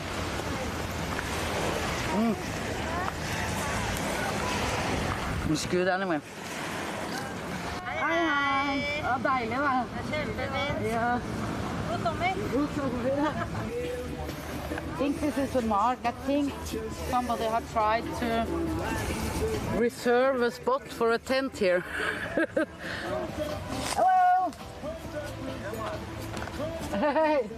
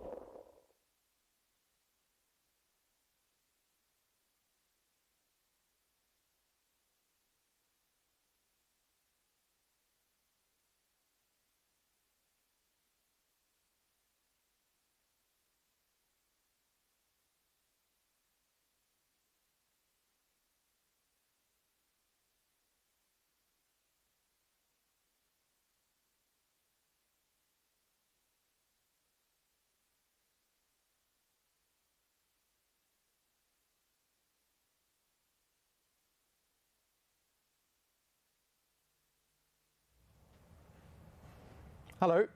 That was Fjords, another vital commons being overused. My name's Sam Bunn. I'm taking over from Martin Honzig and we'll be with you for the next 2 hours. We're going to start off the hour with some journeys around the world, so previews of what's going on the other channels. First up is a peek at Olga Kiselieva. She won the STRATS prize. That's Science plus Technology plus Arts equals STRATS prize. Olga won the grand prize for innovative collaboration with her work on ecological ethics and a developing field, inter-species communication between life that is deemed inhuman. There's a full-length feature about her starting at 12:30 until 12:55 on the Ars Electronica New World channel. Here's a little taste of that for you now. Eden represents an artistic utopia assuming that extinction, despite its supposedly definitive and irreversible characteristics, can be revoked thanks to the advancement of contemporary human civilization. Eden starts in 2013 after the restoration of the elm of Biscarrosse, a tree located in the center of the French town of Biscarrosse that died victim of the Dutch elm disease, a pathology responsible for the disappearance of most elm trees in the French landscape. After this happened, we were invited to create a monument to commemorate the elm that held a very important place within the town's identity because of its long history of more than 600 years. When we started the preliminary... So that was that, and now right now on the Ars Electronica Gardens channel is a roundtable focused on how the innovation industry in Porto is overcoming the challenges of COVID-19 through collaboration and empathy. If you want to check that out, you should jump to the Garden channels now. If not, then you just want to know a bit more about what's going on in Porto, a city of makers in the north of Portugal, then here's a slick video about the scene over there.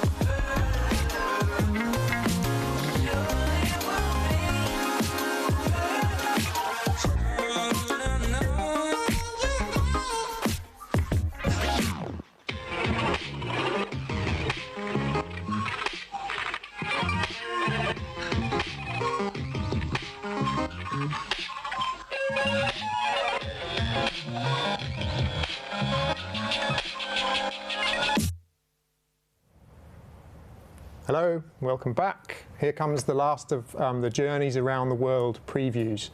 So over on the Ars Electronica Voyages channel from now until 1 o'clock Linz local time, so for the rest of this hour, we're over in Bengaluru in India at the Science Gallery. Ecologist Harini Nagendra is talking about the history of water systems in Bengaluru, starting from the 6th century up to the present day. So a bit of a nice link to the fjords thing we had earlier. Her argument is that urbanization and water conservation should be intertwined, and then we need to look at our history in order to think about the future and how to manage that. Here is a preview of that.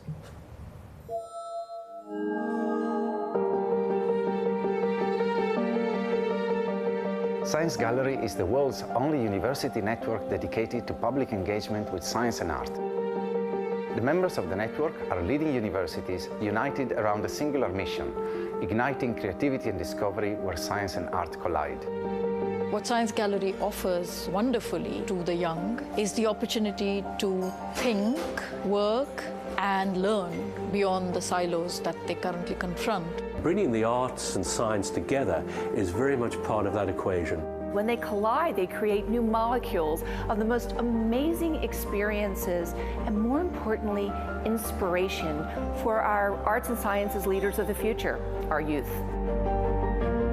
Transdisciplinary approaches to education and innovation are fundamental to future-proof the university. The members of the Science Gallery Network reimagine what education looks like in the 21st century, sparking catalytic conversations and connections with other galleries and universities across the network. The Global Science Gallery Network is, I believe, the most ambitious public engagement project that there is in the world. The way that it can bring research to new audiences and indeed bring the public into research, help students develop new skills, the way that it can connect with our local communities. Science Gallery really has the potential to support King's College London in being the university it wants to be.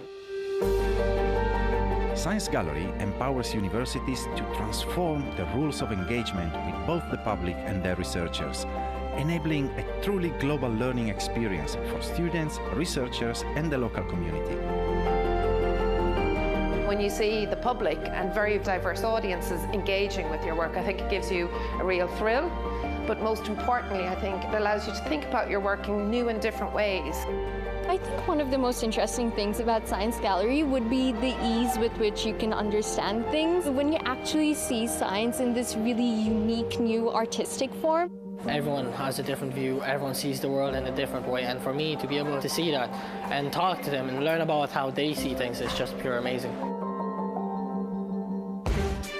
It all started with the phenomenal success of Science Gallery at Trinity College Dublin, who have welcomed millions of visitors since opening in 2008. The idea of Science Gallery was pioneered at Trinity College Dublin, and it's something we're immensely proud of. The focus on Science Gallery has always been international. Here in Science Gallery Dublin, we've worked with artists, researchers and scientists from over 70 different countries and toured to over 20 countries. Rotterdam is a very diverse and also very young city, and we need to connect with this potential, and the Science Gallery is giving us the tools to do this. Bengaluru and Karnataka has done extremely well to actually take advantage of what Science Gallery has to offer. The rapid growth of the network is testament to its success. Science Gallery at King's College London became the newest gallery to open its doors, while Science Gallery Melbourne, Bengaluru, Venice, Detroit, Rotterdam and Atlanta are all delivering programming to local audiences, generating new ideas, connections and learnings every day. We're planning exhibitions, we're doing pop-up shows, we're running programs, we're running events. To be perfectly honest, we're having an absolute ball while we do it. The Science Gallery International Network is a key partner in helping Michigan State become a different kind of university, to inspire our researchers, to give them new platforms for their research, and then generate new partnerships and new questions and new opportunities. With Science Gallery, universities reshape how new generations question, face and engage with the most pressing global challenges. Together, we can reach millions of curious minds, enabling young people around the world to reach their full creative potential.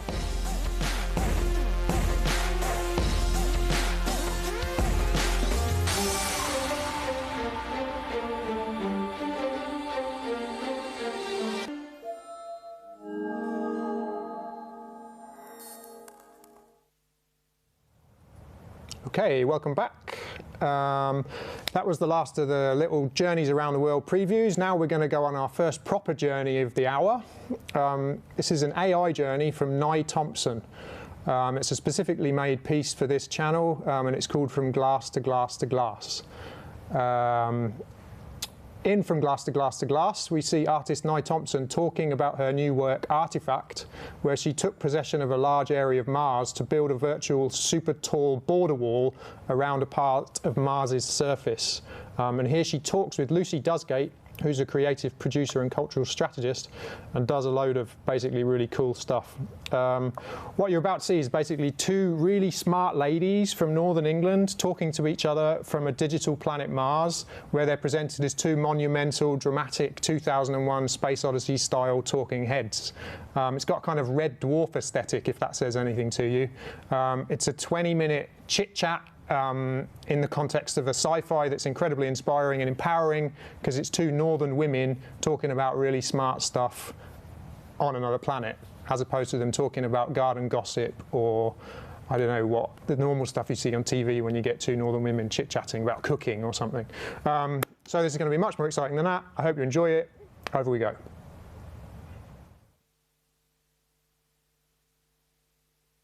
For me, you were a really obvious artist for me to work with on this theme of power as well. Having, you know, first came across each other when it was the Humans Being Digital exhibition, which was held at the Lowry in the gallery spaces. International mix of different artists who worked with technology and looked at the idea of where's that touch point between being human and digital. And I really loved the way in which you went into, I suppose, the technologies to look at people. So the back door goes into literally CCTV, doesn't it? To look into people's lives. It goes into the back door of their life. And that's quite a powerful thing in itself, to be effectively spying on people or observing those things. Obviously, you did it all correctly and everything, but it's, for me, your work, I suppose, really touched on how the technology was being used in a powerful way. The piece that I designed in the end for Week 53 was about this implementation of power. So basically what I did is, as you know, I built this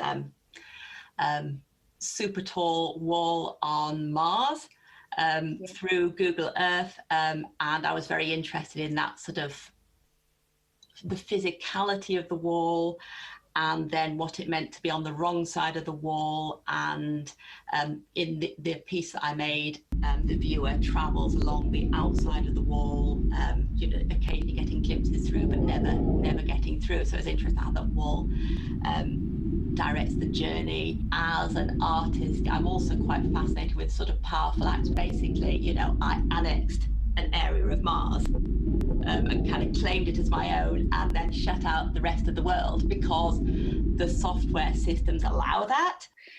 So when we came to you and I said, okay, I want to commission you to do a piece around power, was this something you already had in the back of your mind, or was it something that was developing, or was it completely, I suppose, inspired by this new opportunity? It kind of grew out of a piece that I had done recently, where I was working in Google Earth, which I find, you know, it's such an interesting instance of power. So, you know, it opens up massive opportunities for everybody to explore the world, but at the same time, it controls what can and can't be seen and how it can be seen.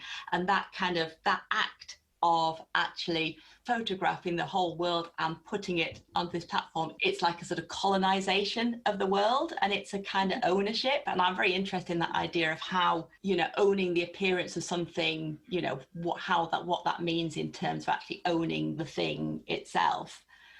So I'd been spending a lot of time working that. I'd done a piece called Insulae, which was sort of inspired by Brexit. I took the viewer on a journey just circling the British coastline, just off the shore, just travelling round and round, but never actually getting anywhere. So it's like a 6-hour journey hurtling over this digitally rendered water. That sort of idea of the border, and the exclusion and the sort of experience of traveling around, you know, maybe looking for somewhere to land, you never quite get there. So that was in my head, and also the way that I could see when you go into the bits that aren't really looked at that much, like sea, you know, it becomes very, very obvious how kind of constructed an environment. patchy, doesn't it? You can almost see the kind of the netting together of it. Yeah, you can see the joins, and then probably bits where sort of algorithms have created have actually pulled things together. So, you know, if you just look at London, you don't see that in the same way. But when you look at something like the sea, you really see, you see those gaps. I became extra interested in that, how something which kind of feels like a vision of reality is so very manufactured. And then the Trump conversation. The Trump wall between Mexico and USA, it's so blunt. And it was, you know, from the conversations we had early on, it was very much, you know, this is a sort of a manifestation of that, a blunt statement out there in space. You know, people would start claiming space, literally. Yeah, and people do. And I was aware that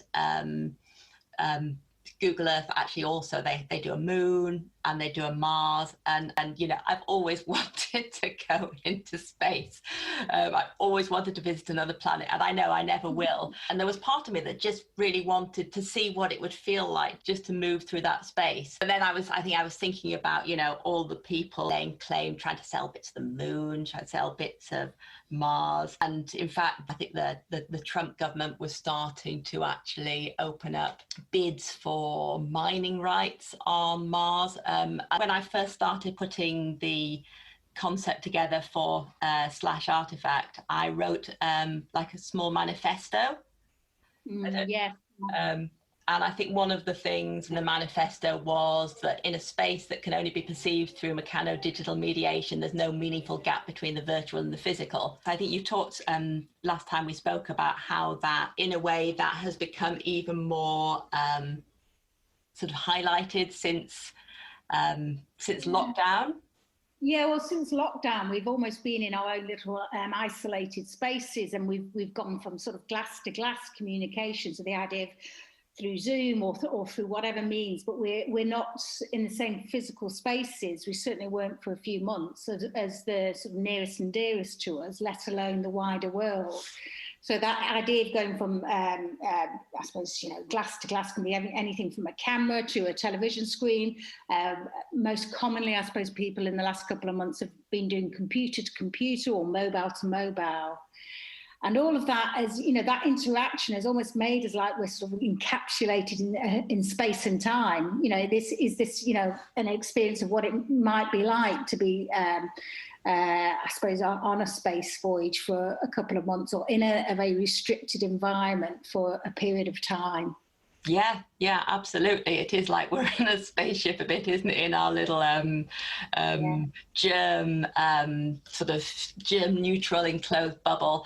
Yeah, and it's also very much the way that I'm now looking at you, you know, with a sort of the screen around the green, you know, that in a way that's as real now as the reality of you in your kitchen or wherever it is you're sitting now. You know, I've made a new reality into your space. They say that it's anything from 2 to 5 years of progression in terms of human use of video and technology at the moment. And in a way, you kind of think, well, where's the relative use of time in all that? It's just that we've taken a leap in our way we're communicating using these technologies at the moment. It's also physically as well. Do you think that impacted the work or the actual content of the work as well, any of this? Well, when we started with the project, it physically looked quite different because we were literally staring at the buildings, looking up at different areas of the building. Well, we could have it as a LED mesh coming down and then down towards the ground, and then we could have an area where people see some small screens. And over time, the project itself actually changed. So do you want to talk a little bit about that? Yeah, that's right. I remember when we were looking at spaces where we could actually put the piece, and then we were looking up at the ceiling, these massive high ceilings, 15 meters above our heads, and thinking, we could project on there or have an LED screen. So I guess the idea of looking up maybe was sort of there already, which maybe also already made, there was probably something which sort of triggered an idea of looking up at the planets. And then it changed from, we talked about that, and then it changed to actually using a particular enclosed space. And then I had this idea. I was very interested in the sort of highlighting the tension between the way that when you watch something, it can suck you and it's very immersive, but then actually constantly reminding you that this was not reality. And I sort of created this idea of these two amazing video towers with these huge screens on, and then you would actually walk around them, so you'd be constantly shifting your perspective, but they would also be quite very monumental and very dramatic. It would have been super exciting, and you would have to keep making conscious decisions about where you looked, rather than that kind of perspective of that sort of classic Renaissance perspective of everything focused in on you. And then, of course, as you know, like, what was it? We must have been sort of 80-90% into the sort of final thing, and then everything stopped. Yeah, so I had to then go away and completely reimagine what the thing would be like without the environment and without the hardware and without all the things which would have made it the Week 53. So it was actually a really dramatic unpicking of the whole thing, and it was a very strange experience. I've never known anything quite like. I mean, obviously, it was a strange time, wasn't it? But normally, you make a piece of work, and then you complete it, and you see it in a space, and you experience it, and you walk around it, and you think about it, and then maybe the next time, because I as you know, I kind of tend to work on these long projects. So I do something and then I think about it, and then I might do something again. The project might take 2-3 years or more for me to work through. And then some of them never die. They just morph into other things. But we never got to do that. So never got to see that implementation complete. So I kind of had to go back to first principles without having done that. And what I took apart and kind of rebuilt, the kind of priorities were different, I think. How do you think those priorities changed then? Yeah, and it wasn't a kind of conscious thing. I had this material of these walls that I'd built on Mars, and the idea of the journeys. And I'd also, in the original piece, do you remember I had these kind of two different perspectives? So one was a very kind of objective top-down perspective, and then the other one was a more subjective, as if you were actually on ground level and you were actually excluded by the wall. With the other one, if you're looking down, the wall is just aesthetics and you're not really meaningfully impacted by it. Different points of power almost, weren't they? Yeah. Yeah, absolutely. Yes, you're right. So the top-down one was kind of very much a point of power, whereas the ground level one, you were personally, physically impacted by the fact that I built a big wall that you couldn't get past. And in lockdown, certainly that aspect was the one that I kind of kept coming back to, and the one that I really dwelt on and kind of spoke to me more. Maybe, as you say, it was because of this strange thing that I was sitting in my bedroom, unpicking everything and rethinking it, and surrounded by my family and my cats and unable to go anywhere. Time to think, yeah, just that in that really strange time, that actually the things that I wasn't wanting to do before suddenly seemed the kind of something which was much more about the viewer's relationship to the wall, and that much more kind of personal journey. Emphasised it more probably than it was before? It was more, sorry, what? More emphasised than it was before. Yeah, I think so. That suddenly started to feel more important. And actually, you may have noticed that, and then I'd had the wall, but actually I made the wall, and I think I did this after lockdown, I made the wall like 3 times as tall. So before you could actually sort of just about see over the wall, and then in lockdown I actually made the wall so high that you can't see over it. And I became very interested in just that weird experience of just moving along that wall, and also the sort of physicality of the way that you'd move, the sort of up and down, that sort of visceral experience. Yeah. It's as you say, the artwork's changed literally from looking up at the skies to the idea of it. So it was looking into space, then it became looking at space, and now it's sort of shifted again into the kind of the micro of, you know, what is space? And it literally, as our lives have shrunk down with the impact of COVID and the lockdown periods, it had a direct effect on this and many other works, I'm sure, where artists were starting to look from a different perspective. And this is what's happened, sure enough, with this work. You've still kept the central themes of, you know, the observing, the idea of, you know, the power shifts, and that sort of observational aspect to it, but it's been much more kind of taken into detail. So it's stepped right forwards towards the idea of the wall on Mars.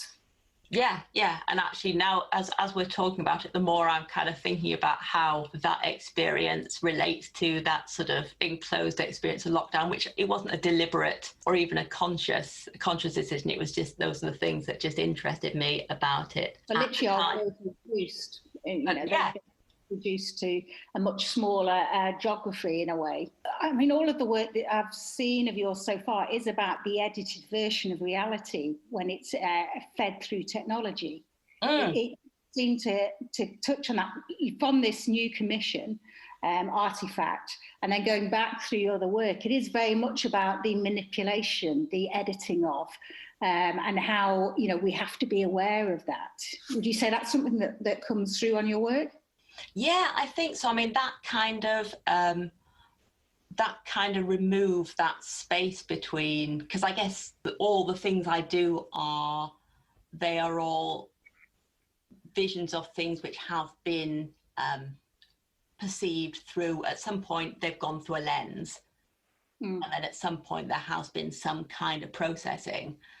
And so I'm just very interested in what kind of meanings and what changes things acquire as they go through those processes. You know, what are the unintentional artifacts of those transformations? What are the intentional ones?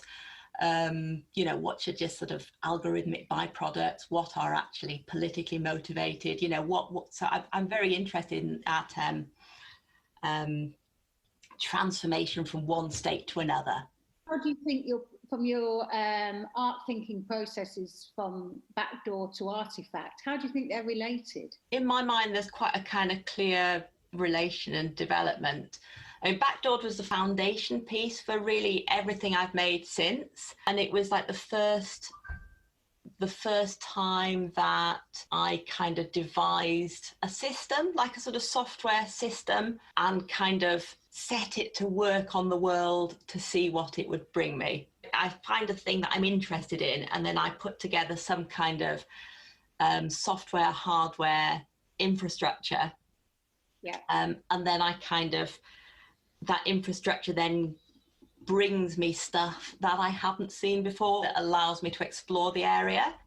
It's part of the kindling almost, isn't it? So you're always going to be the person that has the idea, develops the idea, but the sort of random things that can come along, or as you say, you know, just discussions about, will just, it's about expanding your thoughts. That's the sort of key thing that is important for me as a producer, is that it helps to expand where you might go with this.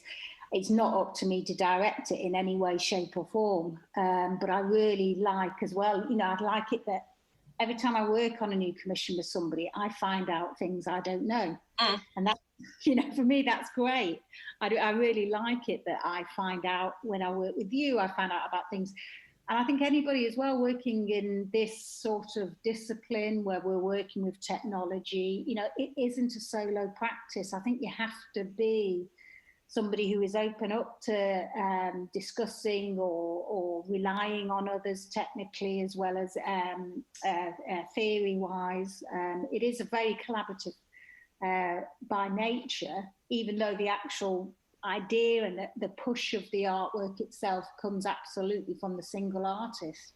I think it's really valuable. I was having some really interesting conversations with a space science engineer, and I don't think he's not very interested in art at all, but he told me the most amazing stories of the work that he'd done in satellite development. And it was so, I got so much out of that. You know, there's a new piece on the way. But, you know, those sort of things can be really valuable. But I also find, as you say, particularly in the sort of media arts, it's not a solo practice. I work a lot with software developers. You know, I kind of need to. I wouldn't be able to do some of the things that I do. Slash Artifact, I was able to, I didn't need somebody to write software systems for me, but for previous work, Backdoored and the Seeker and things like that, they require some, you know, proper heavyweight software development. And I, you know, totally outside of my own capability. But I think, you know, I think that's, I don't think you have to be able to do everything yourself. No, I think that's, it'll be a shame if we restricted ourselves to just that. It's a sort of act of working with somebody, again, you know, maybe it's somebody from a completely different domain, you work with software developer, and they kind of bring you stuff that, you know, you didn't know about, or say, you know, there's this as well, and this is happening, and this is now possible. And, you know, that's, again, I find that really, as you say, I have a technical background. I spent many years working in software. So I'm used to working as part of a team. As an artist, you kind of are on your own a bit, but wherever I can, I like to kind of build a kind of team framework around, because I just find that a really productive and valuable way to work. Thank you so much for this, Lucy. It's been a blast. Yeah, it's always a blast.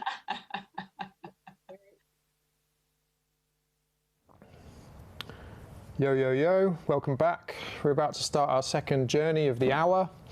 It's an AI journey from Rocio Berenguer called the Bad Weeds Trip. It's a lot of fun, and it has a super nice soundtrack. Rocio Berenguer is talking to us backwards from the future, which is a trick I also like to use in my work. It's a retrospective time travel to Paris in 2020 with a creature called a vegetable hybrid, acting as our guide through various artworks that Rocio has made. G5, litosis, coexistence, and something called the Ecologies.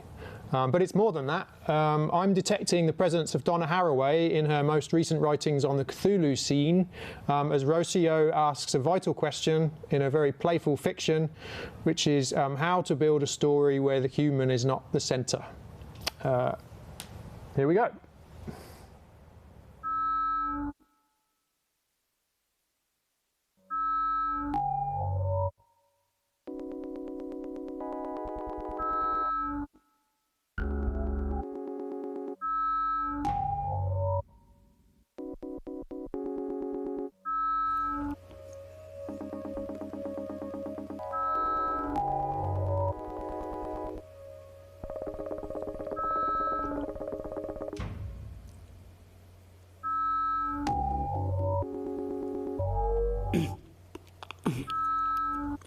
Hello, I'm the human translator, and this is an hybrid in a future space-time. This hybrid is Bad Weed, the head of the music band The Bad Weeds, and an activist. He says, "For those who don't know our story, I will drive you over a time trip to the origins of our interspecies politics. We need to jump into the past. Are you ready? Let's jump to 2020.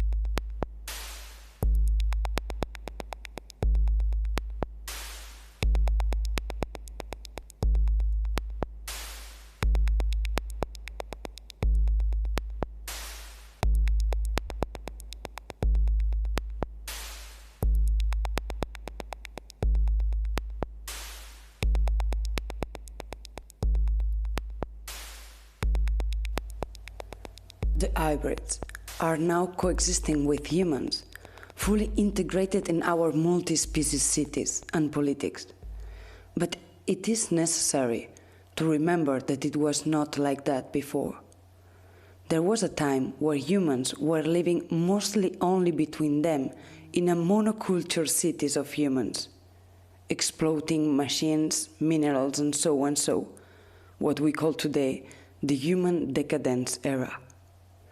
The era that was just before the virus revolution. Some scientists recently discovered a particular event that happened almost at the same time than the beginning of the virus revolution. This event has been called G5 interspecies, and it seems to be organized by an organization called IUFLE, the Interspecies Organization for the Future of Life on Earth. They are suspected of having initiated the interspecies politics. And there is an hypothesis that, according to some other sources, it seems that behind all of this G5 event and IUFLE organization was the naive project of the artist Rocio Berenguer and his collaborator, Iagochi.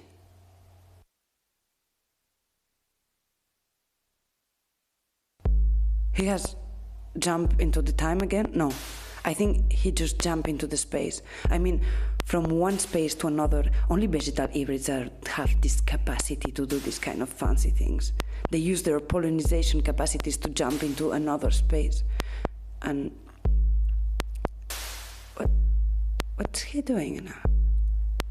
What is he doing? Well, I think he's trying to show us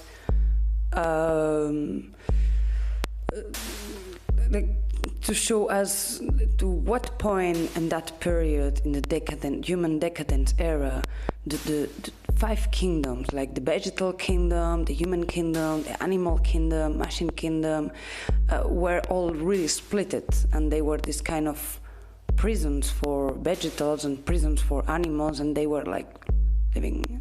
Oh, okay, we jump again.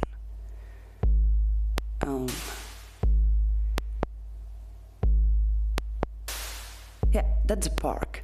In that period, they were having places called park, and in this park, they had like a room for only vegetal, and they were closed on the night, and they can. Oh, he found something. I think he found something. Maybe he found them.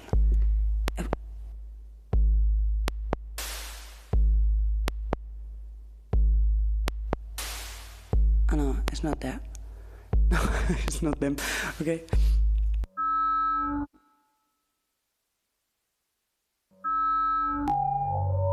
Yep, he jumped into the space again, and now he's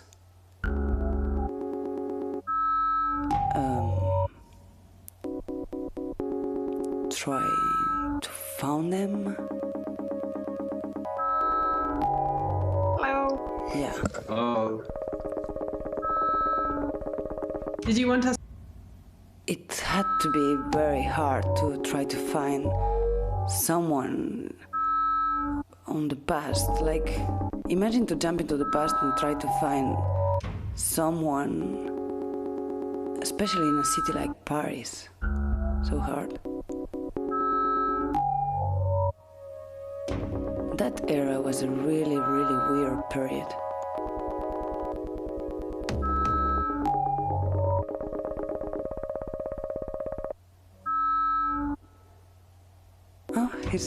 He found a colleague. He maybe... he's just saying hello to its colleagues. They were... Oh shit. It had to be difficult to be a bad wit in that period. And run away. Because they worked like Exhibiton and... Yes, he resists. He managed it. He's a real bad wit. Okay. He didn't get So let's go. I don't get it. He's running in the other sense, the same reach. No. He's getting somewhere. Let's follow him. They have to be somewhere.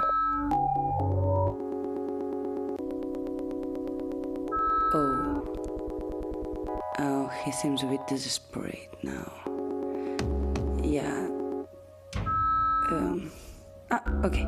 New motivation. Maybe he got new information from his colleagues, the other bad wits running on the CT. Is her? No, it's not her. He's not following her. Okay. Let's find them. Maybe.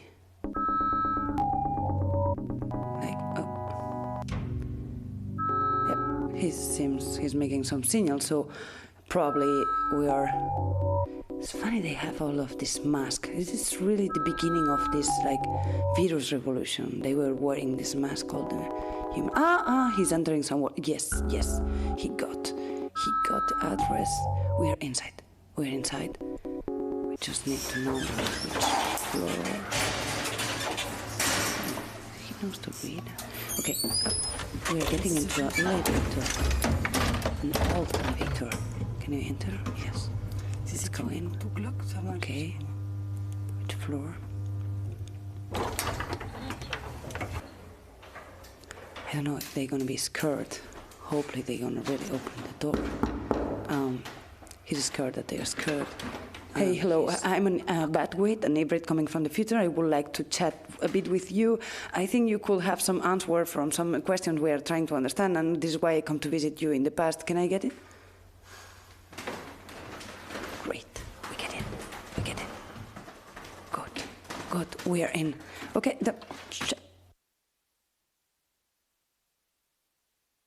Rocio Berenguer is an artist based in Paris, working on an art science project, and in anticipation narratives, through her various artworks, she produces shows, performance, and installations. So who is Ecologies? Ecologies works today as an interactive installation, an art science object derived of Tamagotchi, a tool for questioning human relationship to otherness.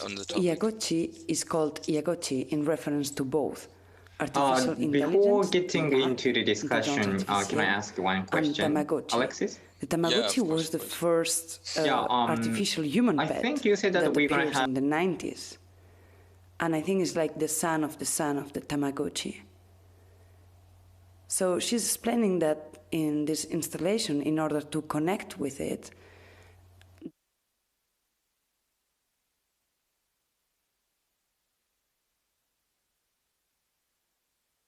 her to think interaction in a multisensorial way. When you are holding something fragile that seems to breathe in your hands, you're going to relate completely different to it. You're going to try to be careful, to take care. She tried to avoid the competition effect that she had observed regularly when people interact with a humanized or a talking machine. Most of them going to feel menaced and try to demonstrate that they are more intelligent than a machine, which is boring because it limits the interaction to a competitive mood, which is very absurd also, because if the goal is to learn something or to experience a poetic or significative moment, the competitive mood is not...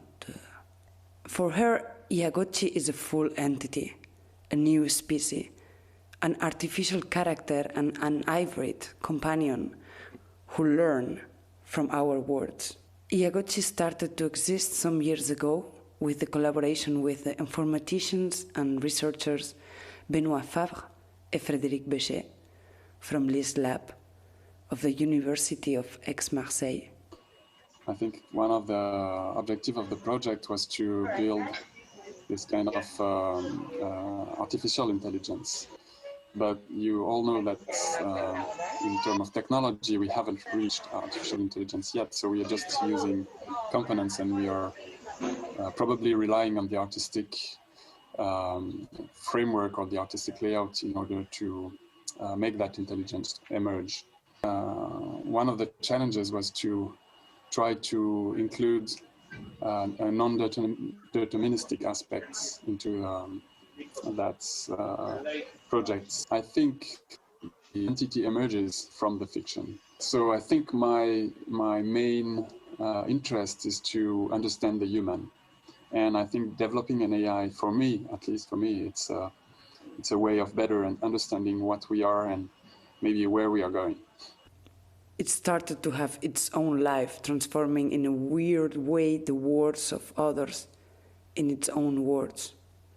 The last year, a new collaboration with Gaël de Chalandard and Fréjus Lehe from the CEA Paris-Saclay become the opportunity to go further in the development of Ayagochi and to explore other applications. An artificial character who's gonna be present in all the artworks of the G5 project, an interspecies communication system, and a tool to explore human, non-human relationships. And yes, she's confirming that she and Ayagochi are behind the organization of IOFLE and the G5 Summit.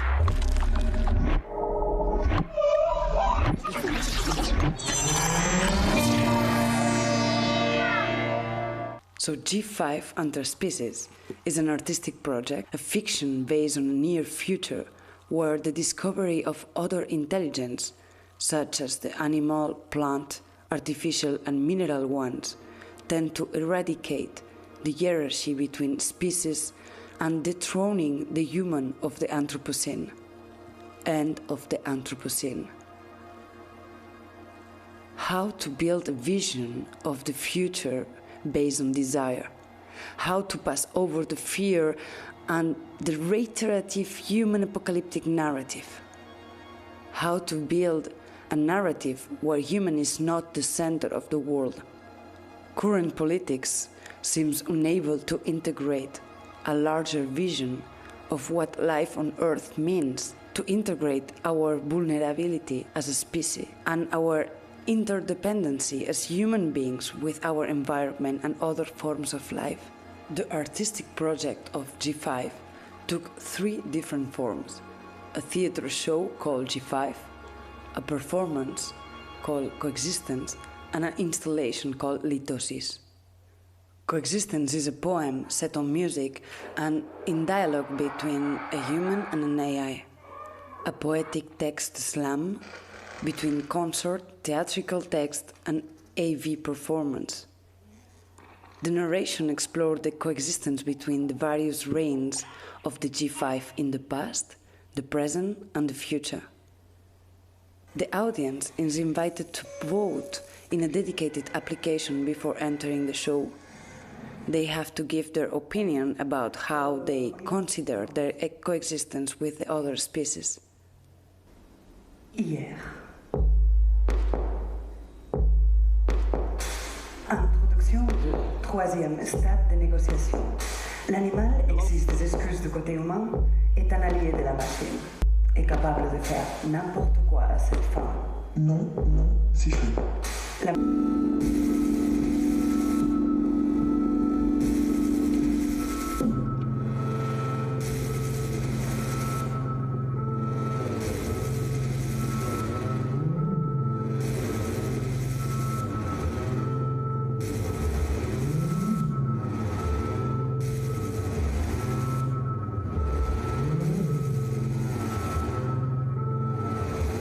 After that, she got busy with the problem of communication. What will be the language or the code between a mineral and a vegetal?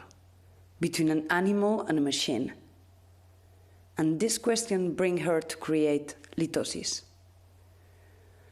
Litosis is an interactive installation based on an interspecies intra-living communication system to communicate with all the various forms of terrestrial life.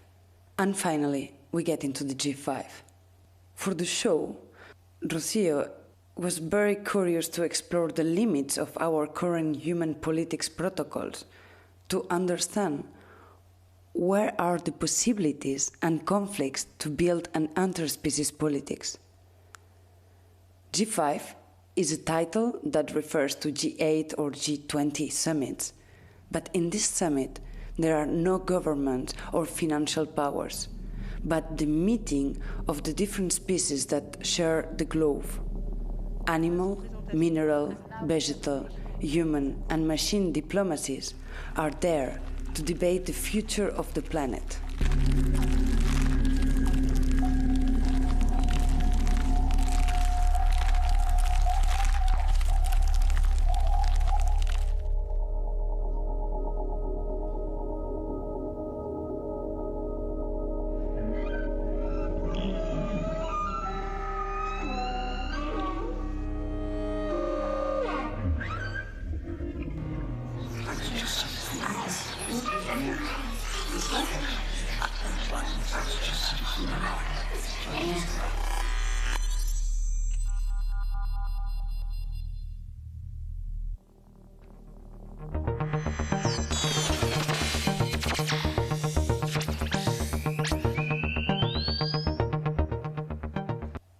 She's telling to the hybrid that actually the G5 didn't happen till the end because it got boycotted by the hybrids. And there was the leader of the group of the very, very bad weeds who knocked down the event. He says, we are one body. Well, it seems to me a bit embarrassing for the hybrid, but the hybrid excuses itself, saying that we can't take the responsibility of the acts of our ancestors. But he says that he's very, very thankful because all of that will help to reconstruct the erased history of the hybrids. And he said, I have to leave now, it's late for the future, and it's gone.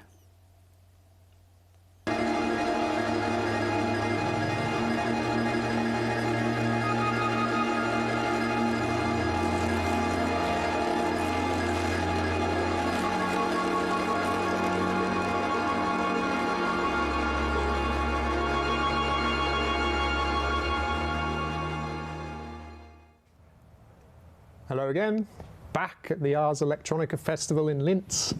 We're going to move on now to another quick, short little clip. This is a look at one of the Paris garden artists, Cristina Tarquini. She created an interactive data visualization called Diving into an Acidifying Ocean. It's fairly saddening stuff because the oceans are getting hammered by us and global warming. Here we go.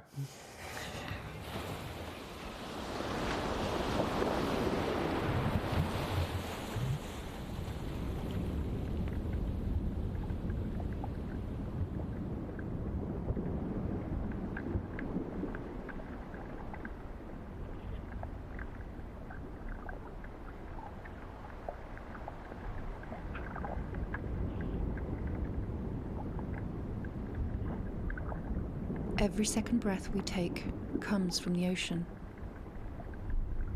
But this won't be for much longer. We're in the process of killing 96% of ocean life. If we fail to act, what will happen to ocean life and to us?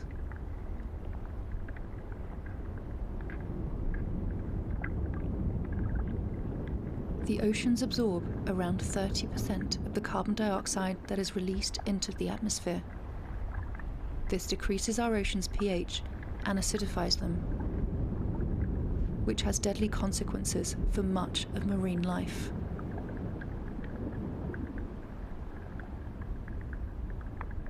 Shells and skeletons dissolve, and marine animals' physiology changes. In humans, even a tiny increase in blood acidity can cause seizures, coma, and even death. If we continue at this pace, by 2100, the oceans will be 170% more acidic.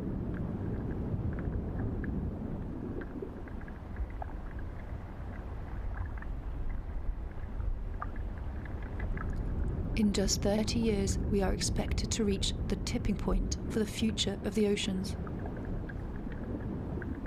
By increasing global temperatures, we are depleting oxygen in the oceans and suffocating all life forms.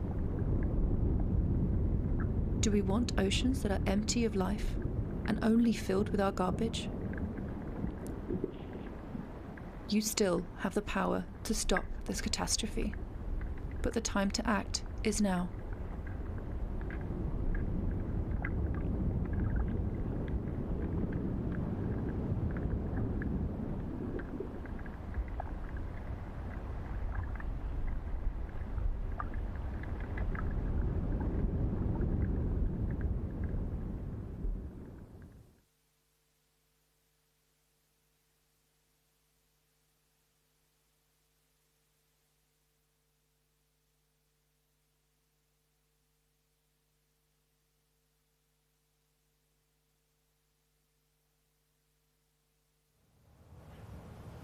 Hello, you've tuned into the selection channel of Ars Electronica. My name's Sam Bunn, it's 1 o'clock. We have some journeys around the world coming up, followed by some longer journeys later on in the hour. First up, over on the New World channel from now until 13:55 as part of STRATS Day. That's Science plus Technology and Arts equals STRATS Day. It's a roundtable discussion between researchers at the LIT, which is the Linz Institute of Technology Open Innovation Centre in Linz, and they are discussing their creative process and prototype development. Here is a quick look at that. Welcome to the Johannes Kepler University, the origin of Kepler's garden, and also one main physical location for this year's festival. My name is Christopher Lindinger. I'm the Vice Rector for Innovation and Researchers at this university. Work is currently in full swing. The construction machines are still there and everything is being prepared for Ars Electronica. I'm especially pleased that there are several projects on display initiated by scientists of this university. Let me pick out two art and science projects which had been developed at the JKU Linz Institute of Technology. The first project is Pangolin Scales, and Pangolin Scales is a collaboration between the Institute for Integrated Circuits, the well-known fashion designer Anna Quibrecht, and the Austrian high-tech company G-Tech. The project combines two dimensions. On the one hand, it's a fantastic fashion project. The dress responds to brainwaves, translating them into movement and into light. But there is a revolutionary technological innovation in it. The researchers have succeeded in creating a brain-computer interface with an extreme high number of electrodes. This is relevant for a wide range of application of brain-computer interfaces. Just think of the control of prosthesis. With previous solutions, it was possible to detect the movement of arms from the few sensor points. But with this new technology, it's even possible to recognize single finger movements. The JKU Science Park is one of the crystallization points of technological research here at the university. But during the festival, this is one of the biggest musical instruments ever shown at Ars Electronica. The Institute for Networks and Security has found a security loophole in the locking system of this building and managed to control all the doors in this building. This weakness is now being used to control the individual door closing mechanism as sound generators to develop a composition for the entire building. These were only two of many projects of the JKU Linz Institute of Technology demonstrating the innovative power of the university and the transdisciplinary approaches. We are looking forward to your visit at Johannes Kepler University campus this year, either real or virtual. Come here and get inspired by fascinating projects. Hello once again. For our next journey around the world, we are, whoa, camera madness. I'll look over there. For our next journey around the world, we are looking at what's happening on the Garden Channel between 1:15 and 1:30. It's the Create Your Own World Action Lab. Together with teachers and students, a team led by scientist Sonja Grossbernt from the Norwegian Institute for Air Research will show us how to make low-cost air quality sensors and how to best use them to investigate air quality. Here is a quick look at that.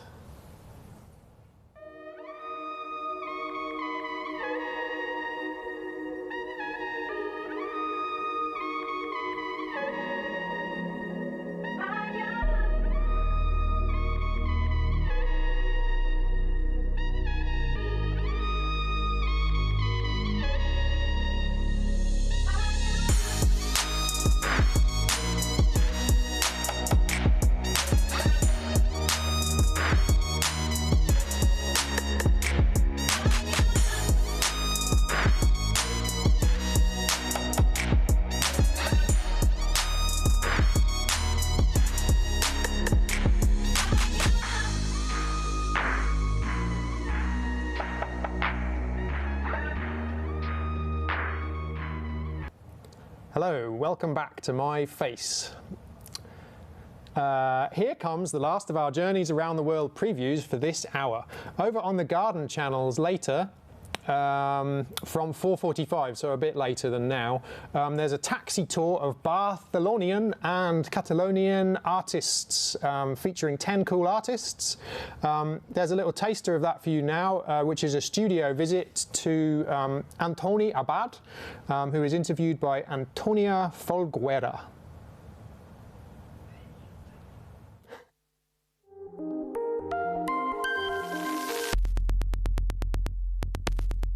So let's get started with the interview. Could you please introduce yourself and what you do?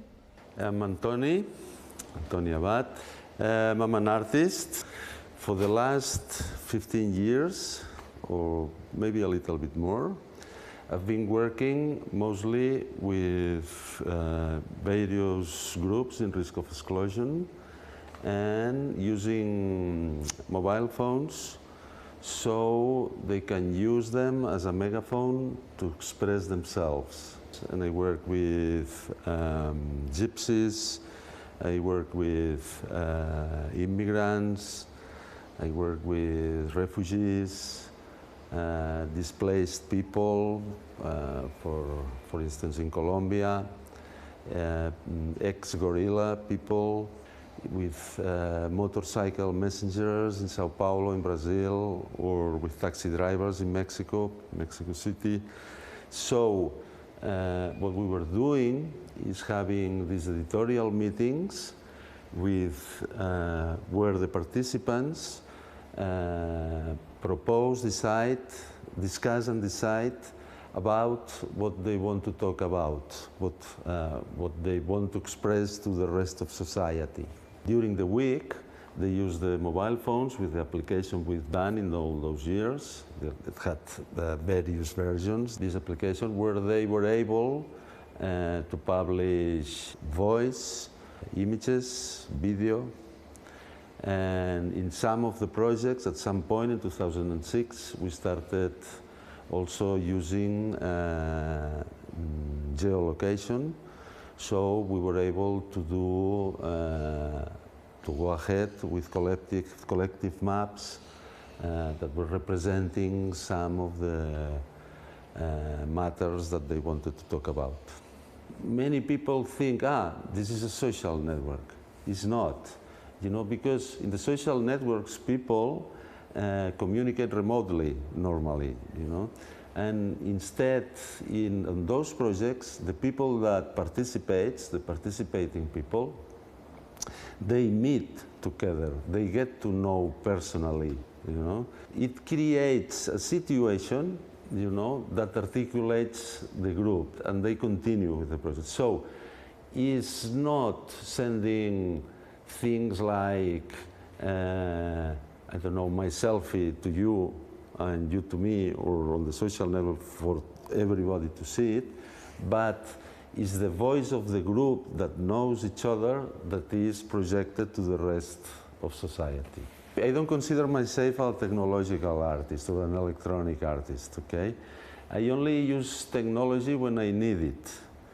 For instance, if I could draw an idea with a pencil, I will not use, I don't know, a virtual reality helmet, you know? Of course, sometimes you need, I've never used it because I never had an idea to do something with a helmet, you know, but I don't know, maybe one day, you know, if I need it, I will use it. Or in these projects of the Megaphone.net era, or the latest projects with blind people, blind and visually impaired people, if it could be done with a tam-tam, I will use it, but you cannot do it, okay? You cannot do it at the moment because the signals of the rhythm most probably would not be understood by people. So I needed technology, and when I found one evening in 2003 this telephone, you know, browsing the internet that had all together these two technologies that were the facility to record fragments of reality with using audiovisual technology, and also theoretically the possibility of publish it immediately on the internet, I thought that that was a technological megaphone, you know, that it was necessary, you know, to write the code, you know, to put these things together, you know, and show it in a web page. You know, that is what at the moment we were able to do. In these interviews, we are exploring the relationship between art, science, and technology. What are your views and ideas of this space between these three fields?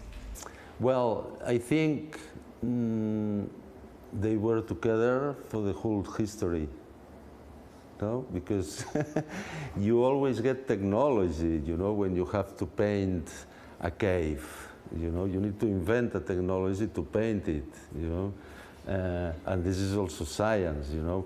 I mean, for me, it's not something that is new. It's been always there, you know. It's kind of a human thing, you know, to put things together, you know, to express ideas. Uncertainty has been always there.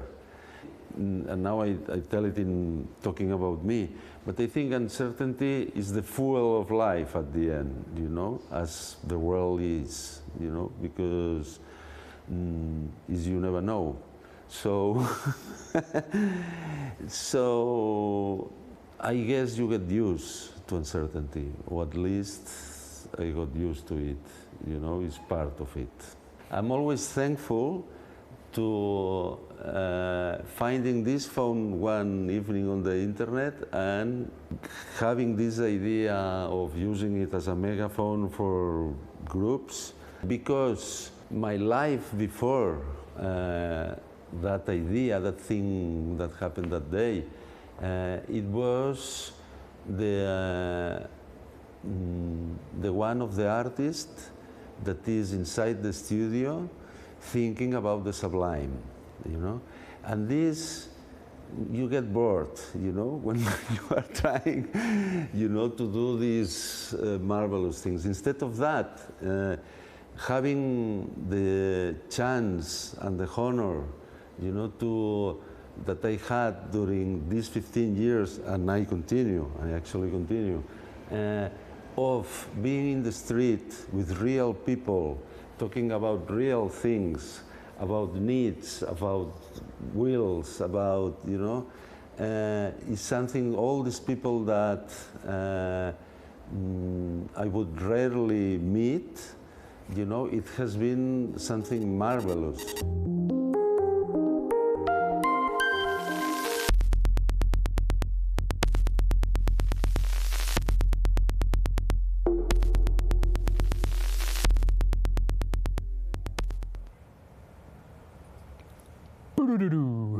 Hello. That's it for our quick dashes around the world. Now we're going to slow things down a bit.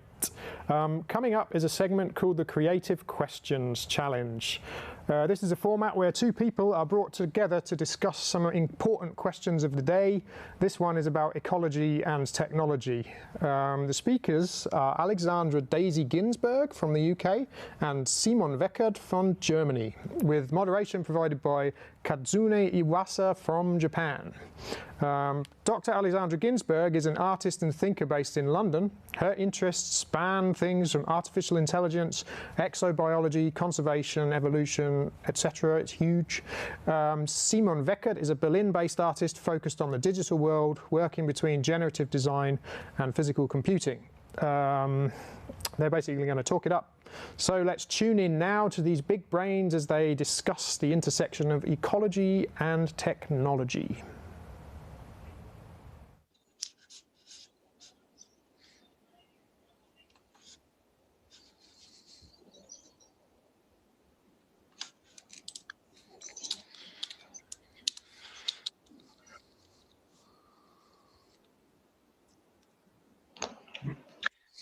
Hello everyone, welcome to the very first edition of the Creative Question Challenge. My name is Kazune Iwasa, a strategist from Hakuhodo, Tokyo. I will be the catalyst for this session. The Creative Question Challenge, CQC, is a new brainstorming session in which speakers explore and present their creative questions in a 30-minute dialogue. Our visualizer will map the keywords and the questions to help us create a compass that leads us to the creative question in the end. You, the viewers, are also welcome to join us by posting your questions and comments in the live chat so that we can create the vision together as a global society. Today, we have two very special panelists, Ms. Alexandra Daisy Ginsberg and Simon Weckert. Daisy, Simon, glad to have you today. And our visualizer is Kirsten Blatcher-Binder from Ars Electronica. Yes, and you can find more information in the description page on the Ars Electronica website. So let's start the show. Today's theme is ecology and technology. Ecology and technology. Yes, I'd like to kick off the session with a question.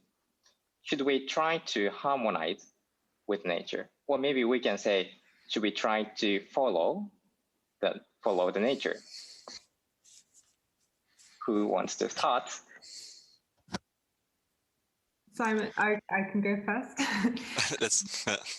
I already have questions about the question and this, the words that we're using around harmony and nature would be the starting point for me. What is harmony with nature, and is it even possible? I think it's it's to imagine that humans can be harmonious with nature is to exclude ourselves from nature itself. So we're trying to be harmonious with our own environment is the first thing to deal with, and then the next thing is to ask, is nature itself harmonious? And we can imagine a cybernetic system, sort of as once proposed by the Gaia theory of the Earth, sort of in this self-regulating feedback loop. But that's not really how nature operates. Biological systems are sort of improving and surviving, but there isn't an intentionality. So I think some of these words are quite human-centric, especially around harmony and sort of imposing human values. And then the question of nature itself, what is that? Is that all of biology, all of geology, everything that exists is nature, but we're certainly part of that equation. So exactly. The first problem to deal with. Yeah, I think so too. Like, should we try? I guess then basically it's also when we say should we try, then you could also reformulate it in a way. Should we try to harmonize with ourselves, right? Because I guess, as we said, like we are part of this ecosystem, of this nature, basically, right? But yeah, I mean, same thing for me. It's like, what is this in that sense? What is nature? How you describe it? what do you basically also exclude by that word, right? I mean, when you say, I guess most people, when they describe nature, I guess then kind of thinking about, I don't know, let's say forests, these kind of systems, animal world, whatever. But I guess let's say that when we talk, I would say for me, nature is in that sense also quite human, right? And therefore you could also argue, like when this is basically a human thing, you could also say then technology is basically also part of our nature, right? So yeah, I guess to harmonize with these aspects or with this kind of subjects, well, question that's basically kind of pros and cons thing, right? Like how can you harmonize? For example, with technology, when the technology is actually created by us, basically. I would suggest that. So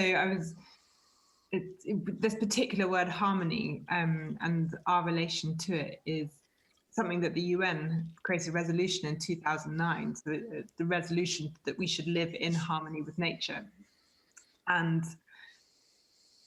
that, you know, maybe that's a better way to approach it, is to say, well, how are we living with in our natural environment, which includes technology, which includes us, which includes our society, which includes all the other organisms and resources and things that we should and shouldn't touch, and how do we think about living in a way that invokes less damage on that, and what kinds of relationships do we then build with the things that we make and the things that we protect and preserve. But I think that the nature itself, it makes me think of I think it's from the Tennyson poem, Nature, Red in Tooth and Claw.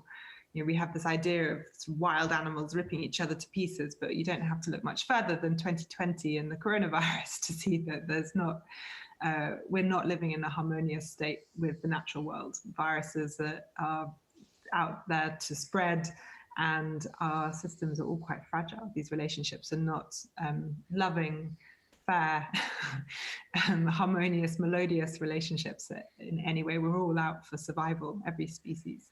Yeah, and so to say the same thing is for technology, right? I mean, when it comes to data protection, to surveillance systems and so on, then you could also then say like, okay, yeah, these systems are basically also not really, let's say, harmonic in a way, right? And they are also actually used, I would say, also against us, against the nature, basically. And of course, I mean, talking about, I don't know, mining and how we're gonna create a hardware for some specific technology proposals, then definitely you could say like that's not a harmonic, that's not a basically fair harmonic way, and what basically, as I understand, how harmonic should in that sense work. I think the question then is, well, why are we asking this question? Should we try to harmonize with nature? If we're including technology in nature as well, what is the goal? Is the goal to create fairer systems for humans, fairer systems, imposing human ideas of what's fair on our natural environment, or is it about creating a more sustainable society or societies or ways of living, so that the world that we currently enjoy is there for future generations and future generations of other species? Yeah. What are we trying to solve? Well, yeah, what we are trying to solve, right? I mean, that's basically one of the big, always like, this is how technology, one of the big critics, right, about technology is that always this kind of terms like we have to solve something or we have to solve problems with it. But, you know, that's kind of deeper questions is like really like what it means actually if you're going to use this technology and what it means to our environment. These kind of questions are somehow also falling under the table quite often, and yeah, the harmony therefore is not there. Or maybe we could say we are already harmonious with nature because we're living in a natural way by destroying and prioritizing our own survival, and the technologies we create as sort of part of that process. So that's what we're doing is entirely natural anyway. Yeah. But what I mean, for me, the question is, in this sense, is also like, how is this nature also developing by our influence, or with the influence of technology, for example? So basically, how is all this, how all these kind of ecosystems are also, let's say, changing over time, and how we're gonna also, let's say, change, I don't know, whatever, I don't know, let's say, the nature in that sense, like forests and the animal world and so on. So how is basically this world somehow also related in their behavior to the way we're gonna create technology? And is there also some kind of effect which you can see that basically it also works in another way around? So basically right now we are much more arguing from our perspective, right, to this kind of nature point. But is there also, let's say, another point of view that the basic nature is somehow trying to harmonize with us, right? And how is that actually influencing, for example, our technology developments, or the things we're gonna, let's say, trying to, let's say, solve, basically, like as an agent? What would that look like, to have a nature that's trying to harmonize with the technologies that we create? Yeah, I mean, it would be super interesting, right, to say like, okay, this kind of solving question doesn't come from a human perspective. It pretty much more comes from, let's say, I mean, if there's a way to figure that out, let's say from the natural perspective, from this kind of little identities, which we are actually not giving so much attention to it, right? And basically to have like a twist in it, to say like, okay, technology is much more driven by nature and not by basically us, as we are, let's say, excluding us from the term of nature. So do you think? Hi, continue. Okay then. Do you think are the nature and technology interdependent or not? So will you say that again, please? Are the nature and technology interdependent or not?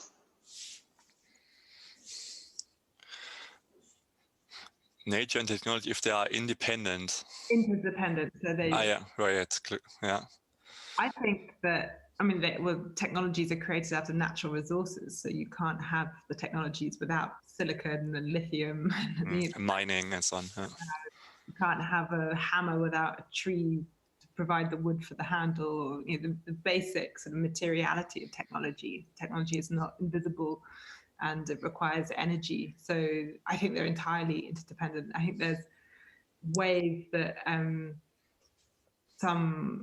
there's sort of mimicry in technologies that are more akin to nature, or that use sort of natural systems.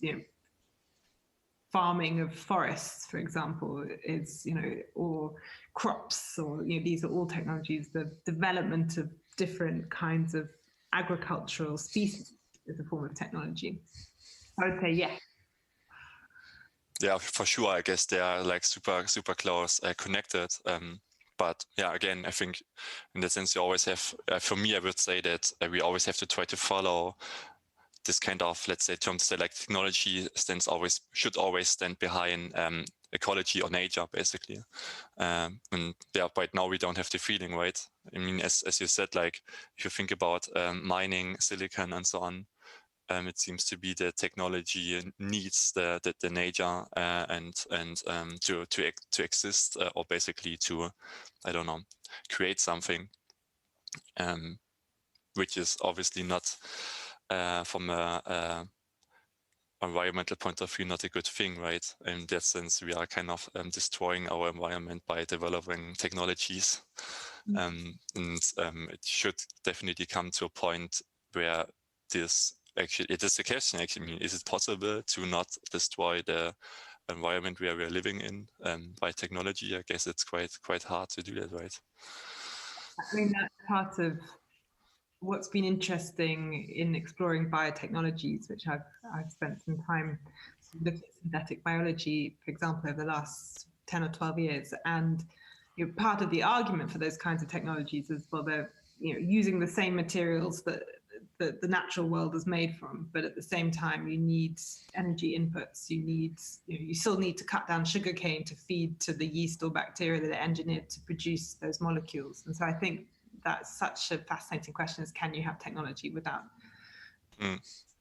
you need resource to create technology. So even if you're farming and create a sustainable way to farm that puts nutrients back into the soil, you're always still borrowing something to put back. That's another point. Always a balance account. Well, yeah, sorry.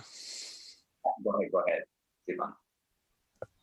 Yeah, that's, I mean, definitely. I mean, on the other side, you can also argue, okay, of course, right? I mean, for example, when it comes to, I don't know, energy usage, right? And a lot of people saying like, okay, actually, I don't have this kind of feeling that we're running into some energy issues because of, I don't know, solar energy and all this kind of stuff. But still, I guess, right, it needs some kind of materials to produce solar panels, and still it needs whatever metal and so on to somehow create renewable energy sources. So probably even this argument to say like, okay, we have in I don't know, maybe near or quite far future, we have this kind of resources. It's still basically like always there that you need the natural resources to produce that. Yeah. Okay. And we're in the middle, and considering the discussion so far, and I want to ask one more question.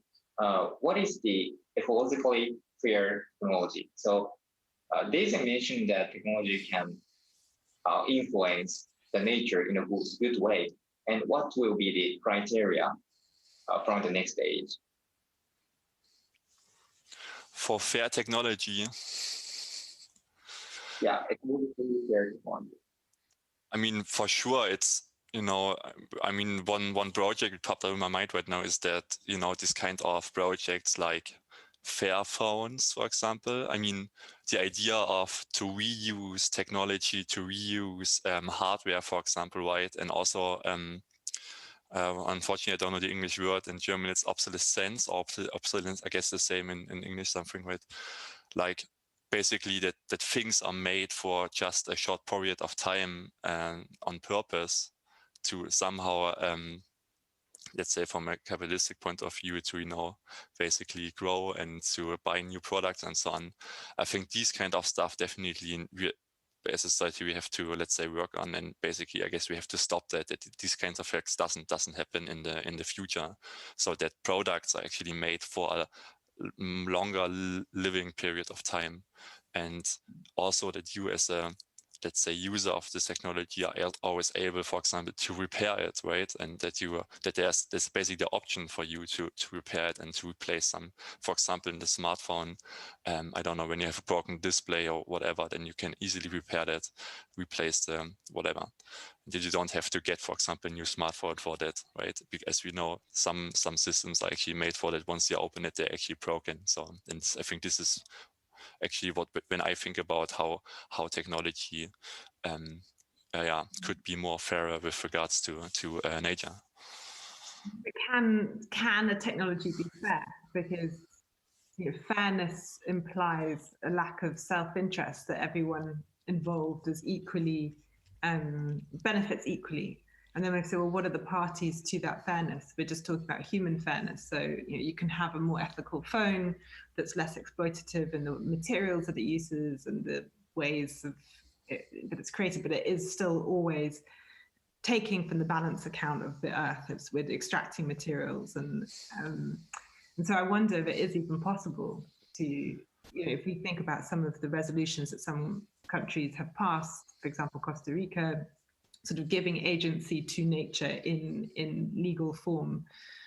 How would you create a fair technology in that context? How would you benefit all parties, including the natural world? So, yeah, I don't know the answer, but I'm curious how to even imagine something that doesn't exploit people or other species or future generations. Like, again, then who do you expand that definition of fairness out to create something? And in doing so, would it become impossible to create anything, and then meaning that maybe it's not the right question? But isn't it also like, let's say, also basically, I think for me, questioning ourselves super strongly, like say how we exist, how we live? I mean, there's one question for me is like, let's say if there is, for example, no technology, or let's say technology that is fair with regards to nature, can we actually live in that world then as human beings? I mean, of course, you could go back like, you know, like, I don't know, 10 years back in history, and you could say probably this time was quite fair with regards to nature. I mean, of course, in that sense, we also there, right, use technologies, we use tools to cut leaves, whatever, to prepare food and so on. But I mean, if you take this kind of term quite radical, you could also say then, yeah, actually, still, right, we are living in that nature, and we are somehow damaging it by, let's say, moving in it, in whatever we do, actually. I have the feeling.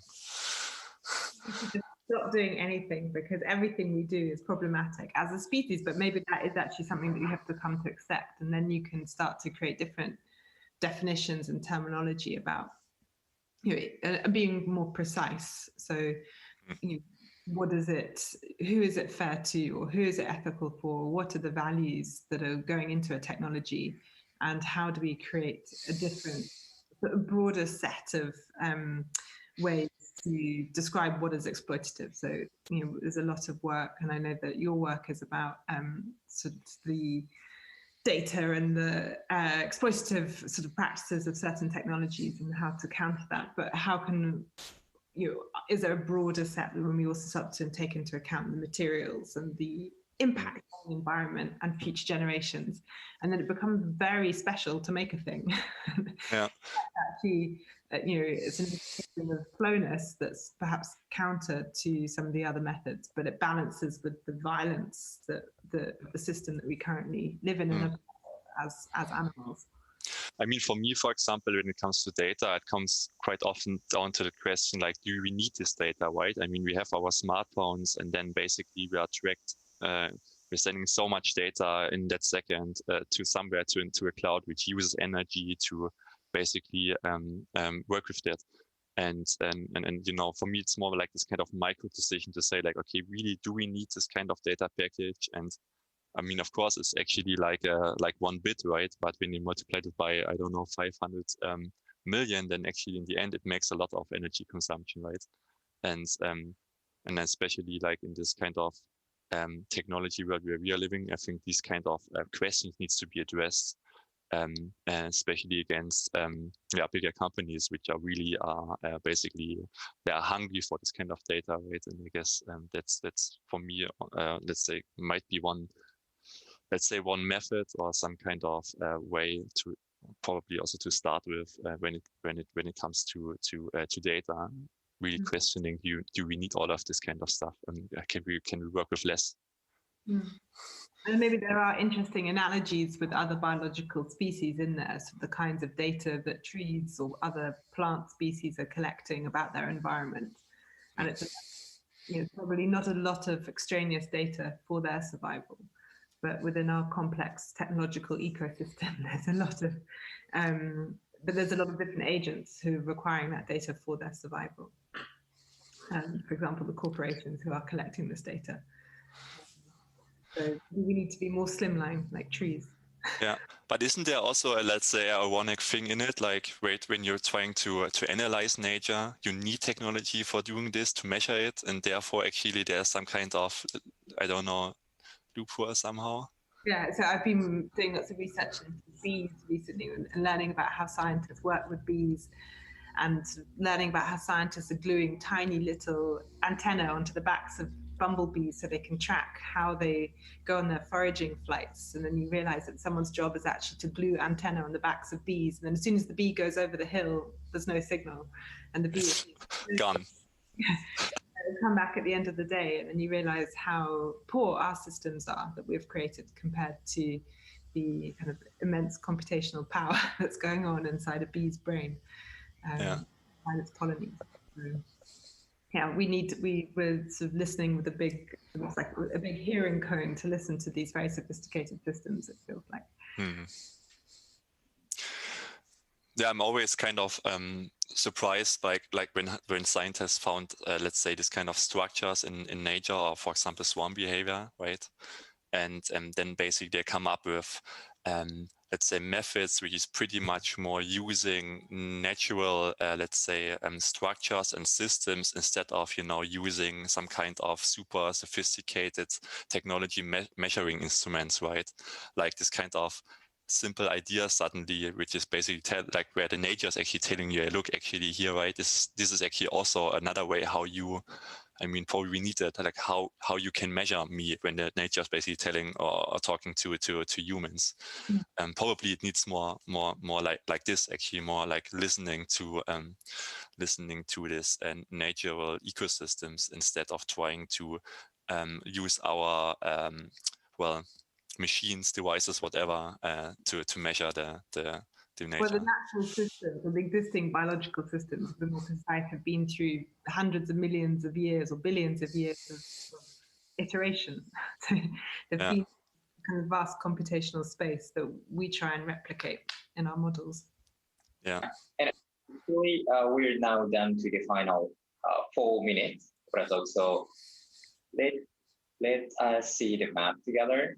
And some of the interesting points in the discussion includes, firstly, we have the premise that nature, we are part of nature, and also technology is part of nature as well. And technology influences nature, and nature influences technology, so they are interdependent existence. And how can we develop their technology to the ecology? And also we have to see the next generation. And we'd like to cut off the limits of the time and the space as well. And lastly, we were talking about the need of technology to work with nature, and maybe we have to develop a new ecosystem mimicking biological and not depending so much on the data. And what can be the keyword to start thinking or creative questions?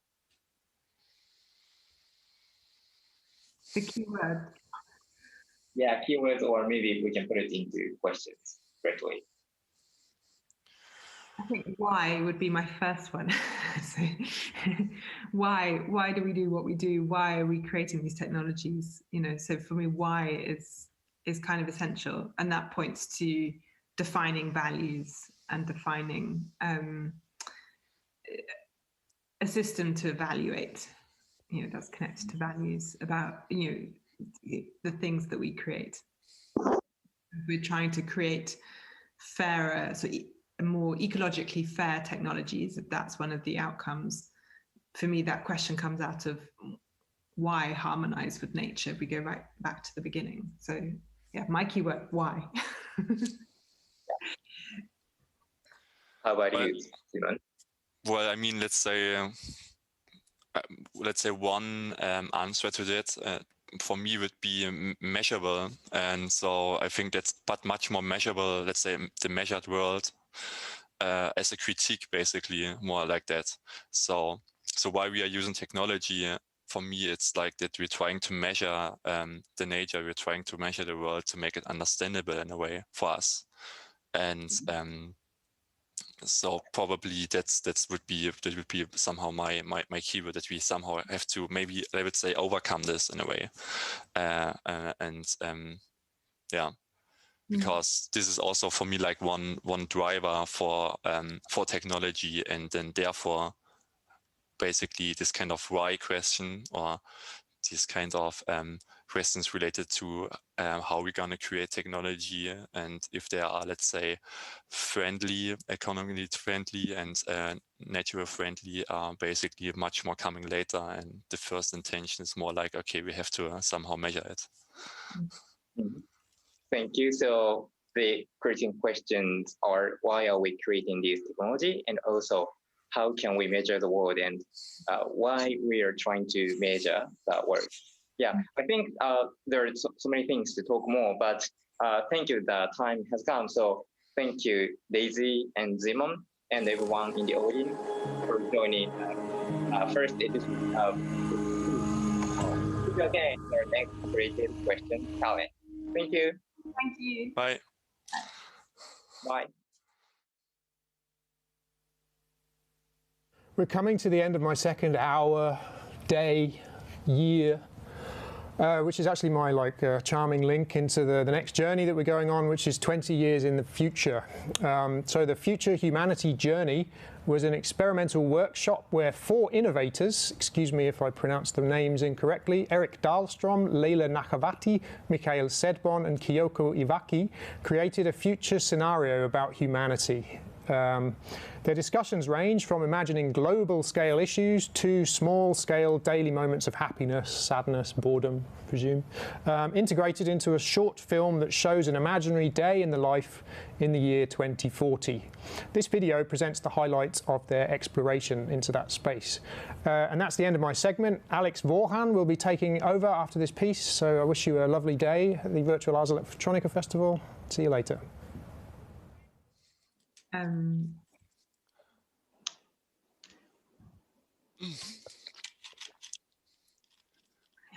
Are we safe?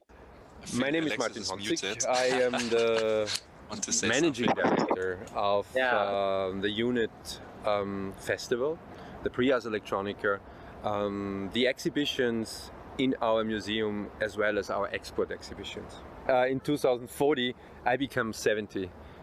In times like this, it's even more unpredictable what reality I would face. What the challenges would be that me as somebody being 70 would have to handle. And to not keep it in this uncertainty, it really makes sense to try to simulate this journey into a future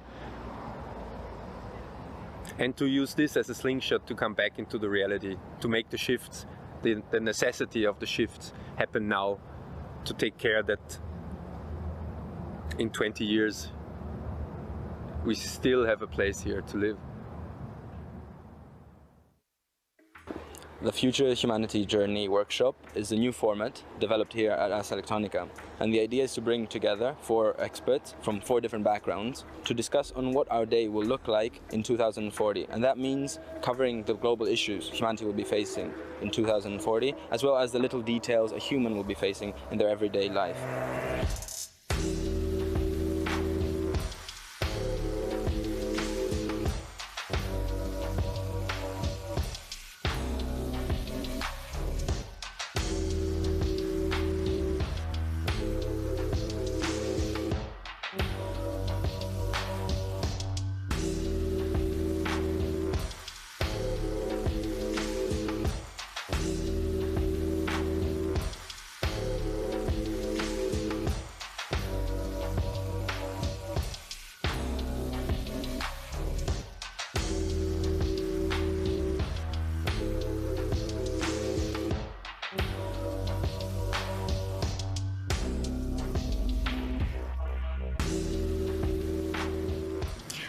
My name is Yoko Shimizu. I am an artist and researcher at the Ars Electronica Future Lab. So Eric, would you like to start your presentation about what you wrote for the external factor as well as the persona? I just checked on my internet use, and I use about 10 gigabytes a day now with all the video calls, and I just realized I use more in one day than I did in the 1990s.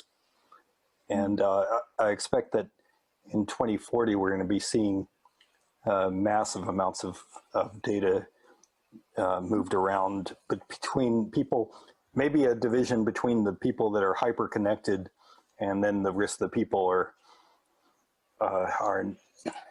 that's also creating a division in the in society. I think that we're already seeing sort of a scary ability to replicate video perfectly with fake people. And I think we're going to see a lot more of that, where it's going to be very hard to distinguish between what is real and what isn't. I've kind of gave myself a restriction, which is that if I see some kind of an onset of things right now, I think that it's going to expand for the next 20 years and is going to become reality. So I've just kind of articulated the things that's already here, but maybe some people don't really realize. So that's my starting point and the question. And so this is my board here. And it kind of resonates a lot with what Eric was just saying, but I just want to start from here, which is the corporate reality and psyche, which is my human side. These stickies, a lot of them are taken from a lot of theater performances that I've seen actually in the past few years. So a lot of artists are imagining these kind of futures already. And so the first part is that, as Eric was saying, the third sticky right here is that the individual thinking vanishes a lot because we are hyper-connected. So we start thinking together with like maybe 500 people, and that becomes the norm. I do agree that there is this feeling of being in your own security network, but there is also a deep craving.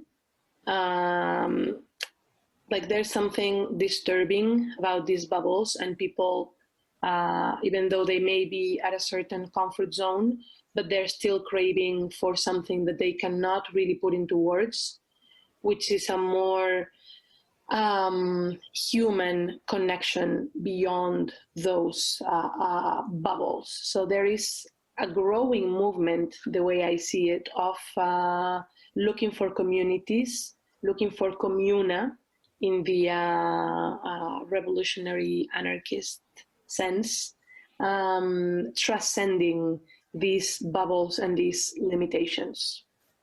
The exact metaphor of what's happening right now is Uber. For talking with about something that's going to happen in 20 years from now is a great idea in terms of storytelling. Yeah. But I think it's also interesting to see like, yeah, those 2 points. So the interface and the thing that makes us more like the human side of the interface, let's say. 20 years AP, like after pandemic. Oh, that's interesting. Okay. Do you think this is the last one?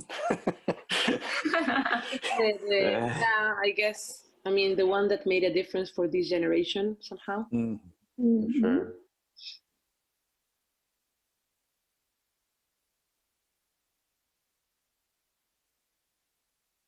9 September 2040, 20 AP after pandemic. Alex seeks connections. Alex lives in a hyper-connected society that is hugely affected by drought and climate change. She lives on the road, always looking for tasks to fulfill in exchange for nutrition. She avoids state control and works as a free denizen. Time spans are short. She eats on the go. Deep questions around the state of humanity are boiling inside her. But hyperconnectivity keeps her mind busy, always with constant publicity impacts. Transform yourself. Transform yourself. She finds her moment of leisure and deep connections in the heart of a commune she travels to find. She disconnects in order to meet them, to regain consciousness about who she is, who they are, what it means to be human, what it means to be part of humanity. Alex is in Venice, staying in a upper floor of a ruined building with most of the city flooded. She's only renting a chair, a temporary chair, but it is connected at high-speed lasers to her virtual work. She gets a call at 3 a.m. From her taskmaster who says there's a client who wants her services. So this may be the little bit of work that will sustain her for a while. The call is from a client in Japan where it's 10 in the morning already, and the client wants Alex to help her mother in Japan prepare lunch and keep company with the woman in Japan. Alex doesn't speak Japanese, but the automatic translation will take care of most of that. And although Alex will sound a bit like a robot when she's talking to the person, the old woman in Japan, it's the network system allows her to, the human brain interface allows her to control the expressions on the telerobot and keep a conversation with this old woman. But in the background, the system is bombarding her with urging her to sell this this woman in Japan extra features to increase Alex's income for that task job. She's very good about providing this sort of fake empathy through this virtual world, but Alex is looking for something more.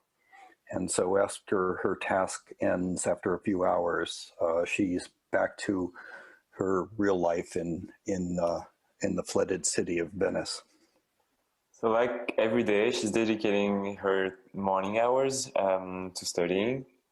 So every other day, she studies an online MOOC about new skills she have to get for new gigs that's coming up in a few weeks from now.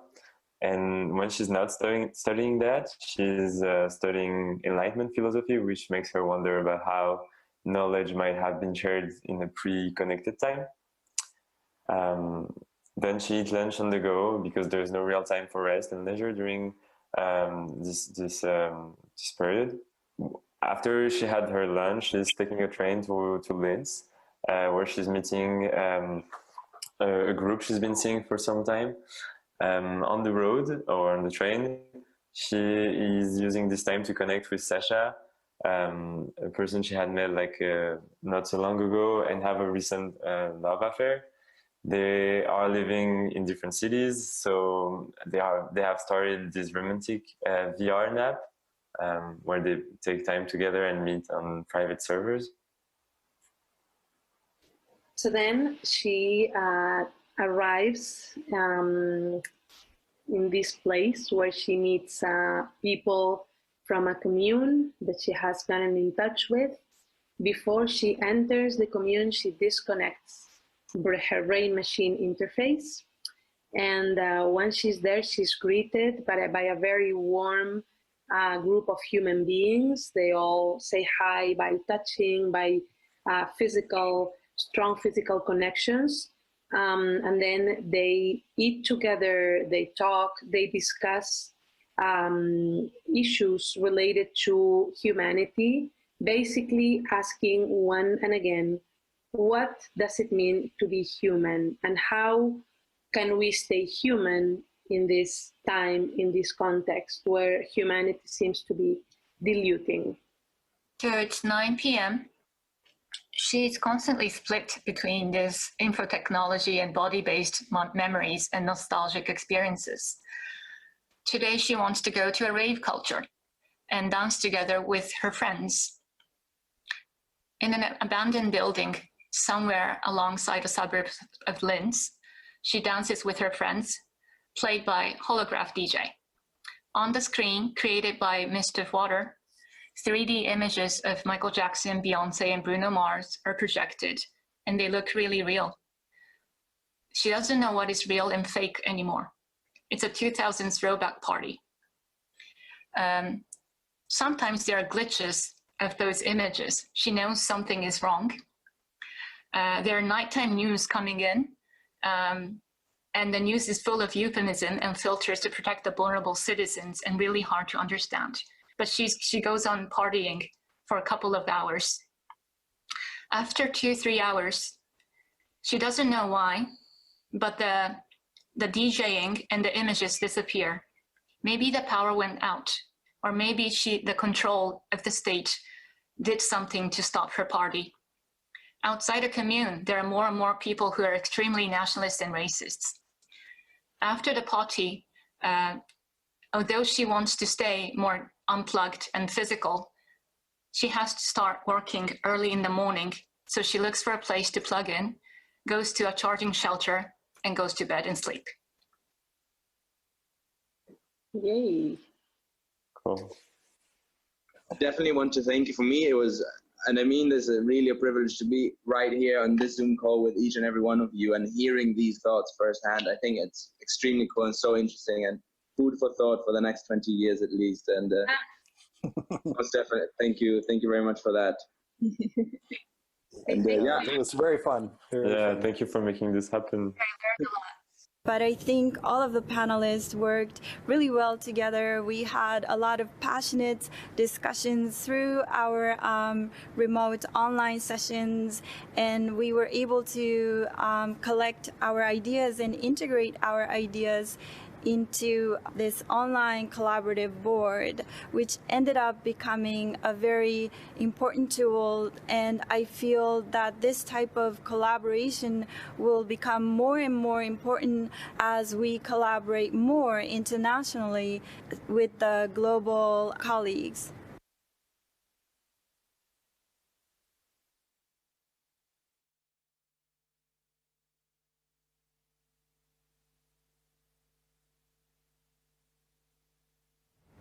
Hello and welcome to this journey around the world where we present you what's going to happen the next hour on our channels. We start with the New World channel where you can see the panel Mapping Collaborative Practices presented by the University of Wolverhampton. Whenever scientists and artists come together for a project, usually friction is involved. The panel deals with this question, how to overcome these frictions, or indeed if they are part of the process and even are fruitful. Afterwards, on the Ars Electronica Gardens channel, you can see data sets versus mindsets, another panel which is produced within the Ars Electronica Garden Moscow. It deals with media art and digitization in the post-Soviet context and presents several new media artists of post-Soviet countries. It is an artistic exploration of the boundaries between digital and physical spaces. The whole garden is presented within an exhibition, a one-day conference, and a one-day performance. Hello from Moscow. Hi there. We are Helena Nikanole and Olga Vat, independent curators, and we are very happy to be part of Ars Electronica Festival this year. Thank you so much for the invitation. We are now in the Botanical Garden of the Moscow State University. This is one of the oldest Russian universities and a cultural and scientific center, and it's also a prominent architectural point. Together we are working on a project, Datasets versus Mindsets, Post-Soviet Explorations of the Digital Control Society. And this project is devoted to the idea of what happens when digitalization meets post-Soviet mentality. Digitalization in different spheres of life: healthcare, politics, culture, shopping, so on and so on. And of course, we talk about digital control. So the project consists of three main parts. Exhibition, it takes place in Electromuseum. It's the only one cultural institution in Russia, in Moscow, sorry, that has a focus on new media arts. We have a performative program. It happens in Powerhouse, a very important spot for local independent music community. And we have online conference. We invited Russian-speaking thinkers from all over the world. And we have 15 projects by artists from post-Soviet countries.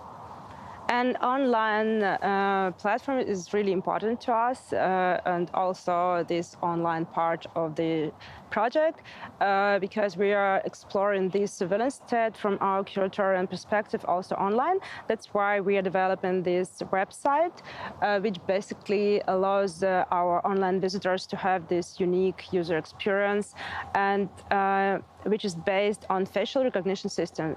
So it works like when you connect to our website, you can give access to your camera, to the camera of your device, and then you can control and navigate through the site through this interactive interface using your the expression of your face. Hello and welcome back. The next thing we will show you is on the Ars Electronica Voyages channel for the next hour. It's an online dialogue with AI from Shadow. We all know artificial intelligences. It's embedded in our everyday lives. Everybody knows Siri and Alexa. The Shadow AI is trained on human memories and intends to explore the possibilities of co-creation among human memories and artificial intelligence. It's presented within the Ars Electronica Garden, Helsingor, the Click Garden.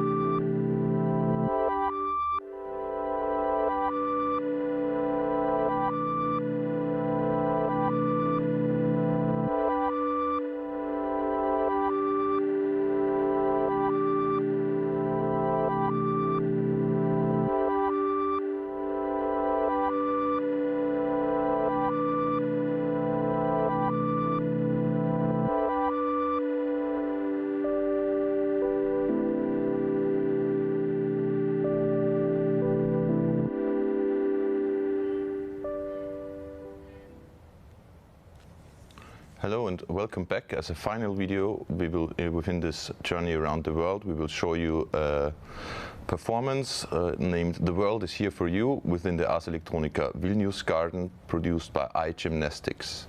It's a live vocal performance with subtle beats and melodies mixed with eye exercises where you can train your gaze. Take it away.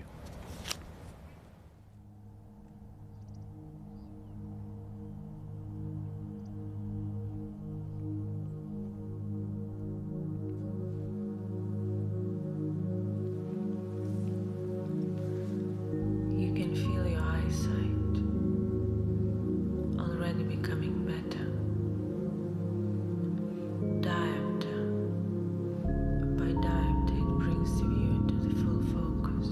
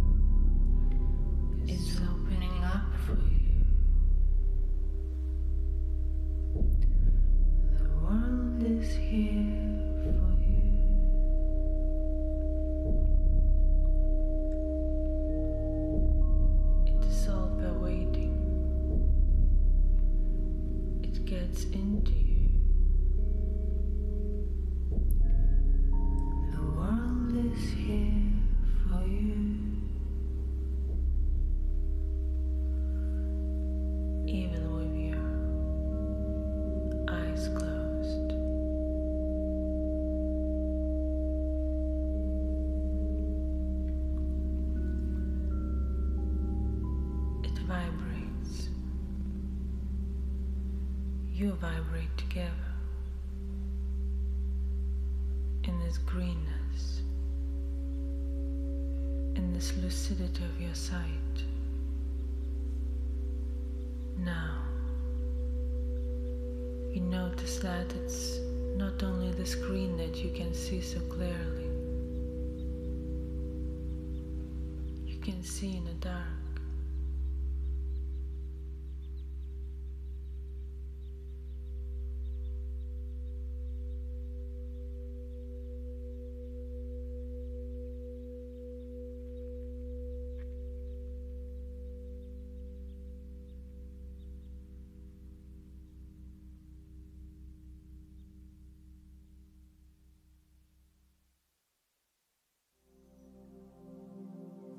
And those treetops that were always so far away, as you passed them many times in the park, as you looked through your car window on the street. Now, these treetops are here, as if you were lifted up, straight in front of them. They aren't as still as you thought. They are flexible and pulsating, and they differ from each other. You discern them from the whole alley of other trees. You are facing them, face to face.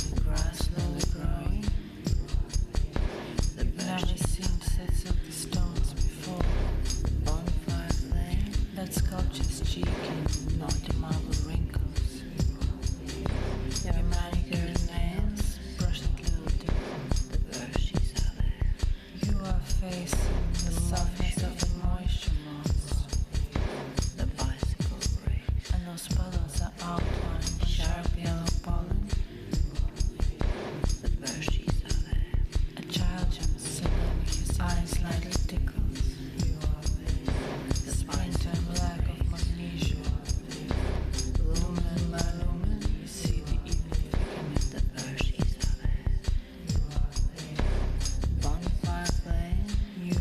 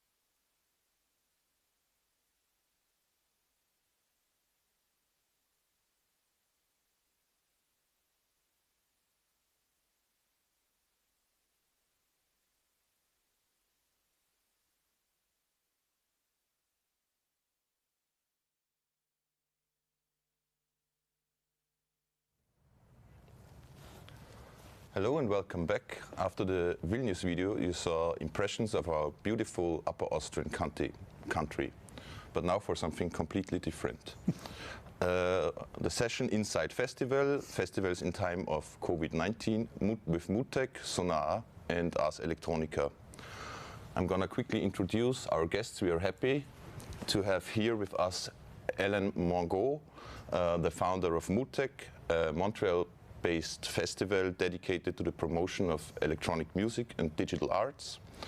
Its central platform is an annual 5-day event which is hosted in late August. Mutec also hosts international versions of its festival, for example in Mexico, Argentina or Chile. Recently it celebrated its 20th birthday. Then we're happy to have José Luis de Vicente from Sonar with us. Sonar is an arts, design and electronic and advanced music festival hosted in Barcelona. It was founded in 1994 and is traditionally separated in Sonar by day and Sonar by night. Since 2013, they host the platform Sonar Day, where a 3-day congress dedicated to bringing together artists, researchers, businessmen and technology. Also, Sonar hosts a couple of events around the world, for example in Bogota, Buenos Aires or Hong Kong.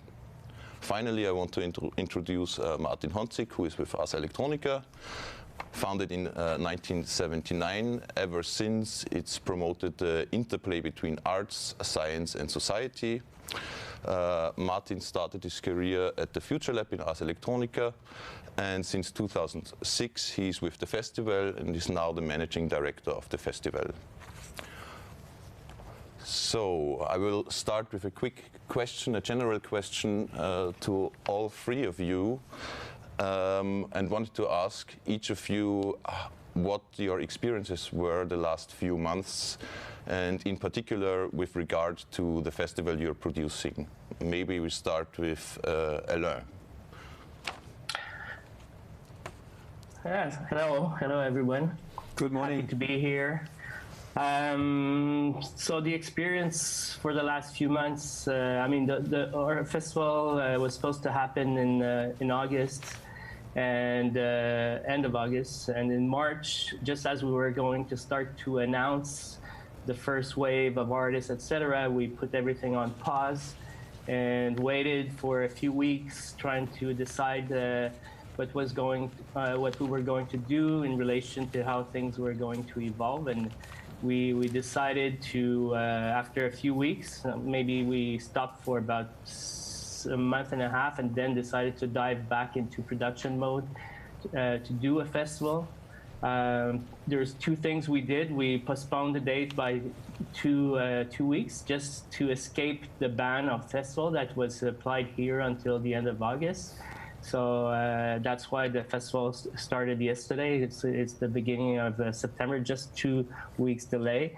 And the other thing, we decided to do a hybrid event. That's the term that we adopted, and everybody's using that term now. But the idea was really to let's say, select a format that would allow us to adapt the format as things were going to evolve, because we had no idea if it was going to be able to, if we were going to be able to host some public, etc. So the idea was really, one of our main goal was to actually support the community of artists and the community of, let's say, cultural and technical workers that help do the festival year after year. We kind of approached the venues as more like studios where we would record the artistic performances and then send them on the virtual platform. And in the end, I'd say most of our decisions were good. We had every week it was about adapting to is the festival ban going to be reconducted? How many people would it be possible to host? So it started from 50 people to 200 people that were possible in venues. But for us, it was too late to change venues, so we're still in venues that could only host 50, between 50 and 100. And the festival ban was lifted, so we were okay. So it's been like a bit of a roller coaster, but in the end, I'm pretty happy about all the decisions we made because we knew that from the beginning we had to be flexible. It's just that for the whole team, it's been quite a ride and an exercise in flexibility for sure. Thank you. Maybe you want to take over, Jose? Yes. Well, thanks for the invitation, and it's so nice being here. Not being able to be in Linz like in most years at the beginning of the work year, really after summer pause. In a way, the year starts in Linz, so it's nice to be with all of you, even if we can only be through this connection.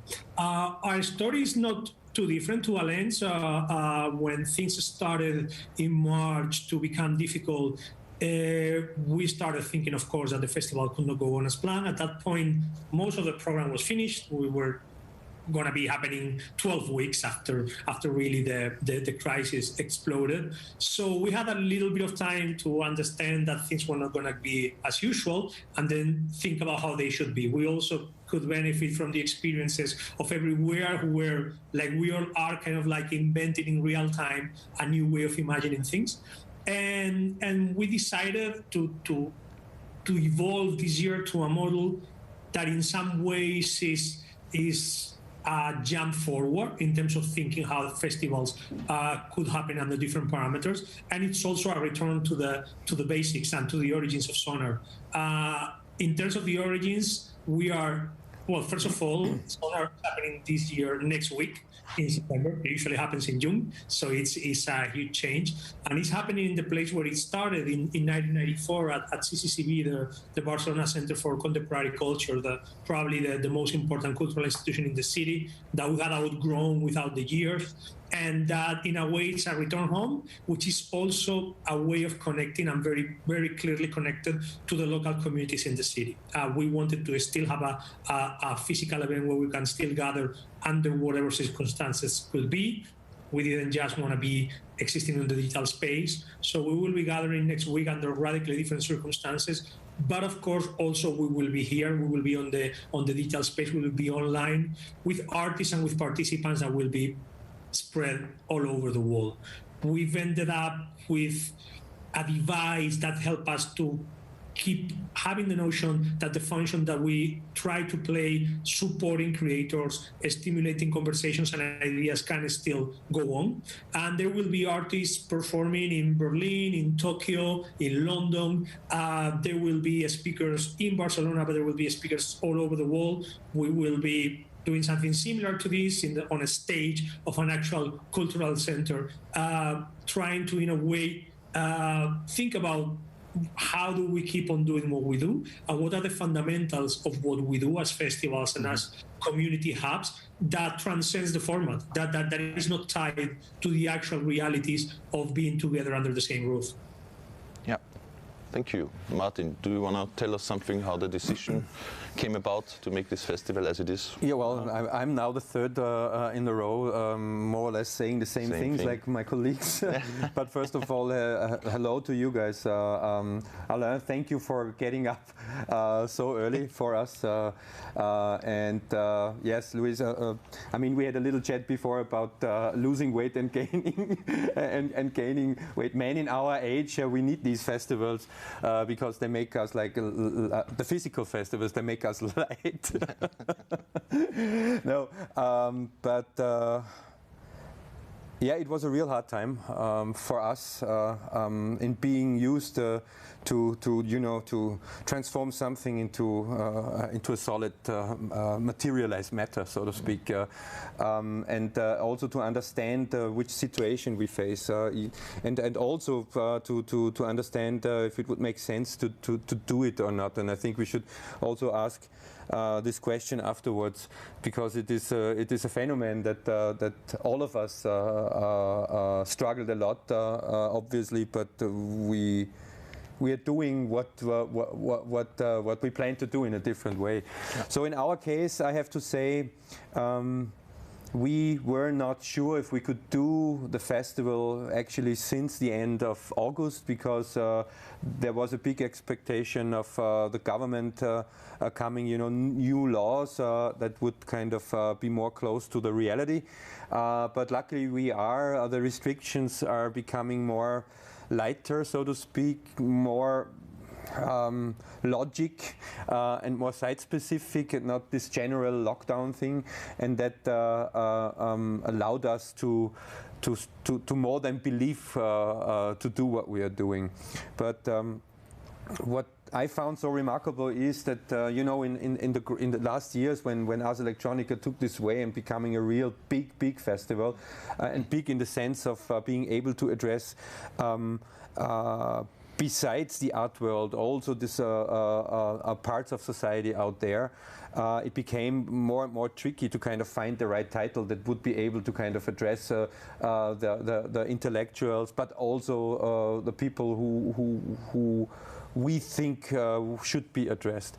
And after a time in looking for some titles, and was mainly the job anyways of Gerfried, we decided that it is actually, we are totally wrong. I mean, what we would expect in September is a wounded society, not only in Austria, but in general, and at the end on the entire planet. And besides that, we, as José said, that we are responsible for our communities, and that we are also responsible, and we had to do this to give a stage for those being in a lockdown and losing all the existential sources and resources.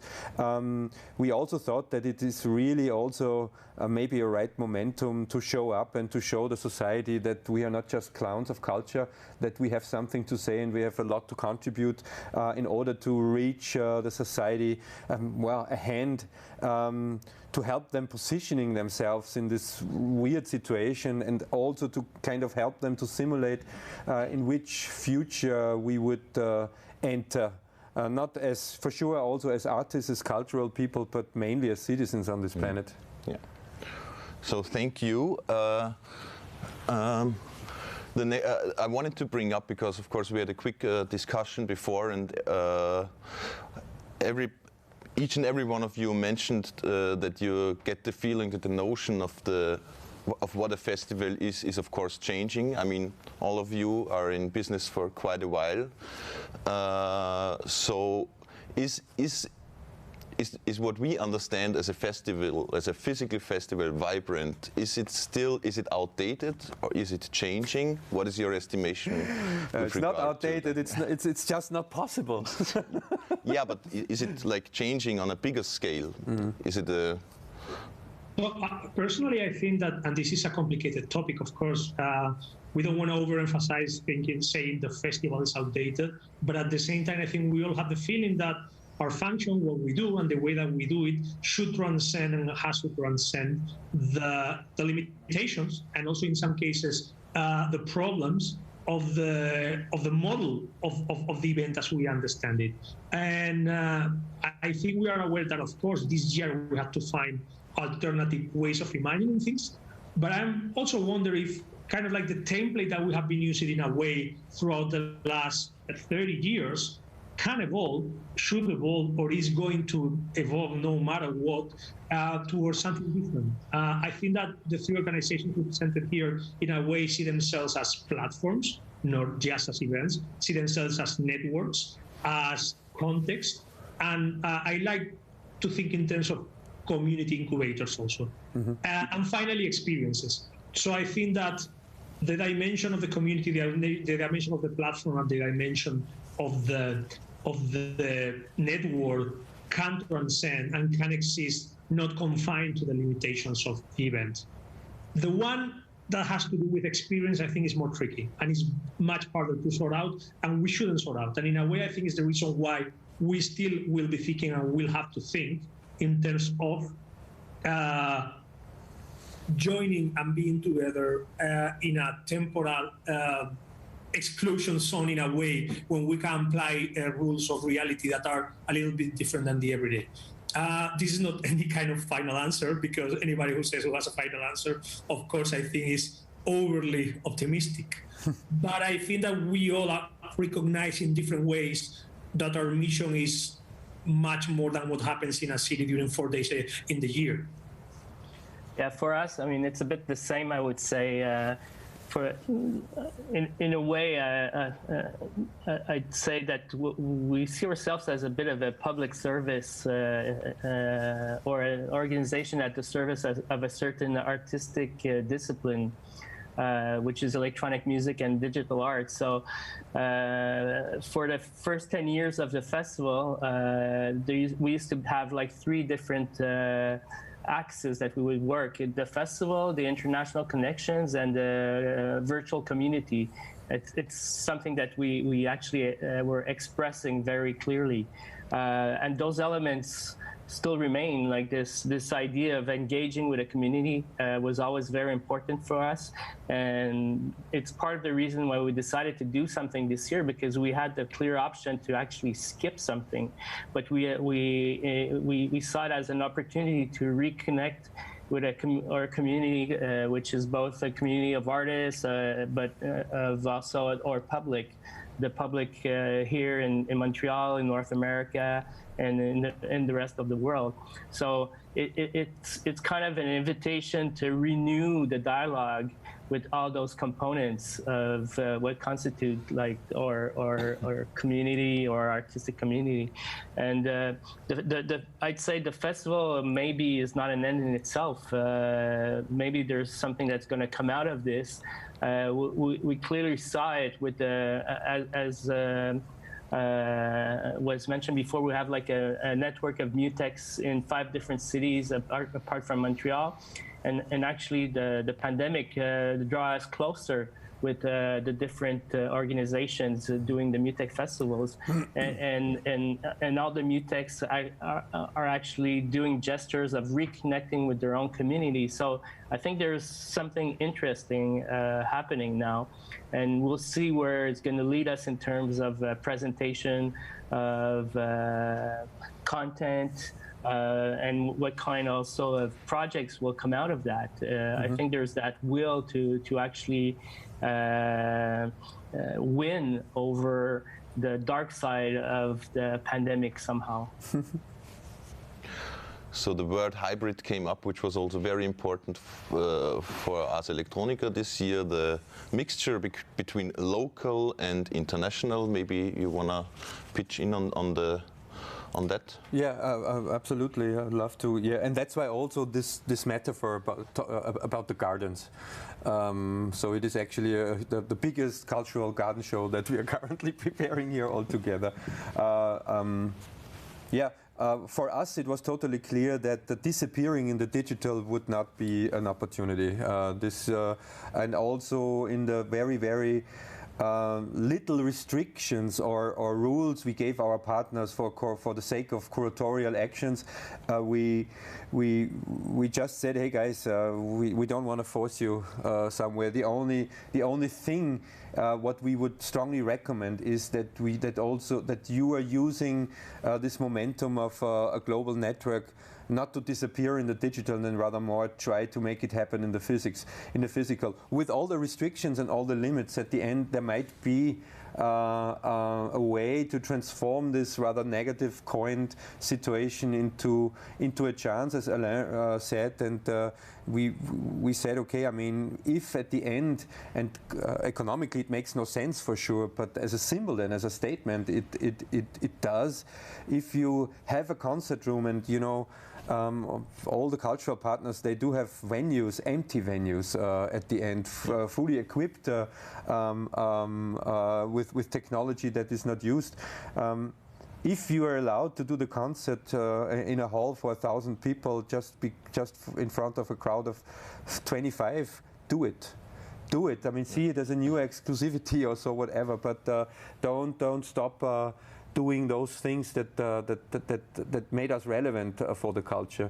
And back to this question of from you before of the format, you know, I think there is not the chicken egg question. It is not that there wasn't a festival maker doing a festival. It is that there is the need of society to come together, to consume something in a collaborative frame, whatever background and foreground, and then somebody had the idea to create something like a festival around it. So I think we are talking here from deeply embedded social things that are coming much more from our reptile brains than from our intellectual brains.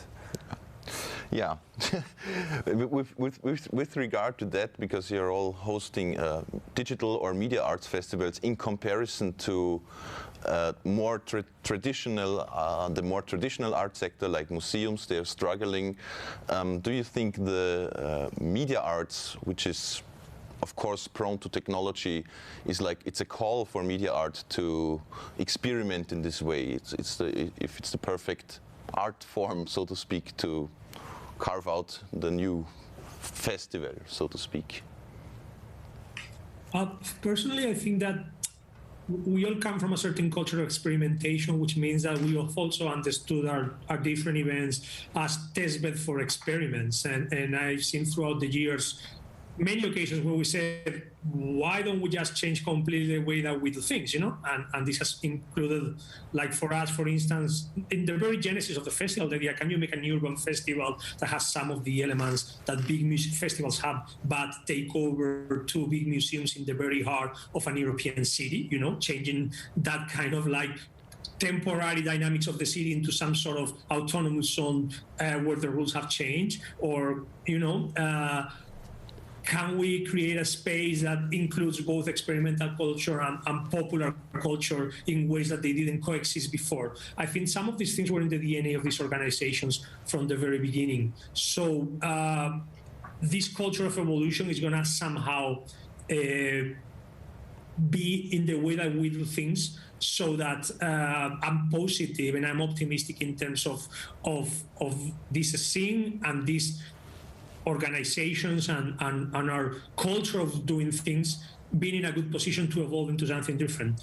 I'm a bit skeptic, though, at this point in 2020 of a very big divide between traditional culture and new media art, or one or the other, because we are not alone in this endeavor. Everybody's trying to reinvent the way that they do things, whether it's traditional art fairs, whether it's theater, whether it's music. Everybody, as of now, is making the question and performing experiments in real time about how they can reimagine themselves. So I don't think that gives us a position of being alone, but actually a position of maybe leading, maybe in some cases marking a path, and also feeling together along with all of our colleagues throughout culture in all kind of organizations that are wondering in the end about the same kind of problems that we have. Well, one thing, I mean, I'm curious to see what's going to come out in terms of artistic output with the pause that all the artists have been forced to go through. I think yesterday a journalist asked me if in the content of the festival that we're presenting this year, because this week we're actually hosting about 60 different performances from Montreal and from the rest of the world on this new platform that we designed. It's at the virtual.mutech.org. I invite everybody to go, it's free. But the journalist was asking me if we measure already an input on the artistic practice, and I think it's too early for that. But it will be interesting to see how artists react and are creative about the current situation.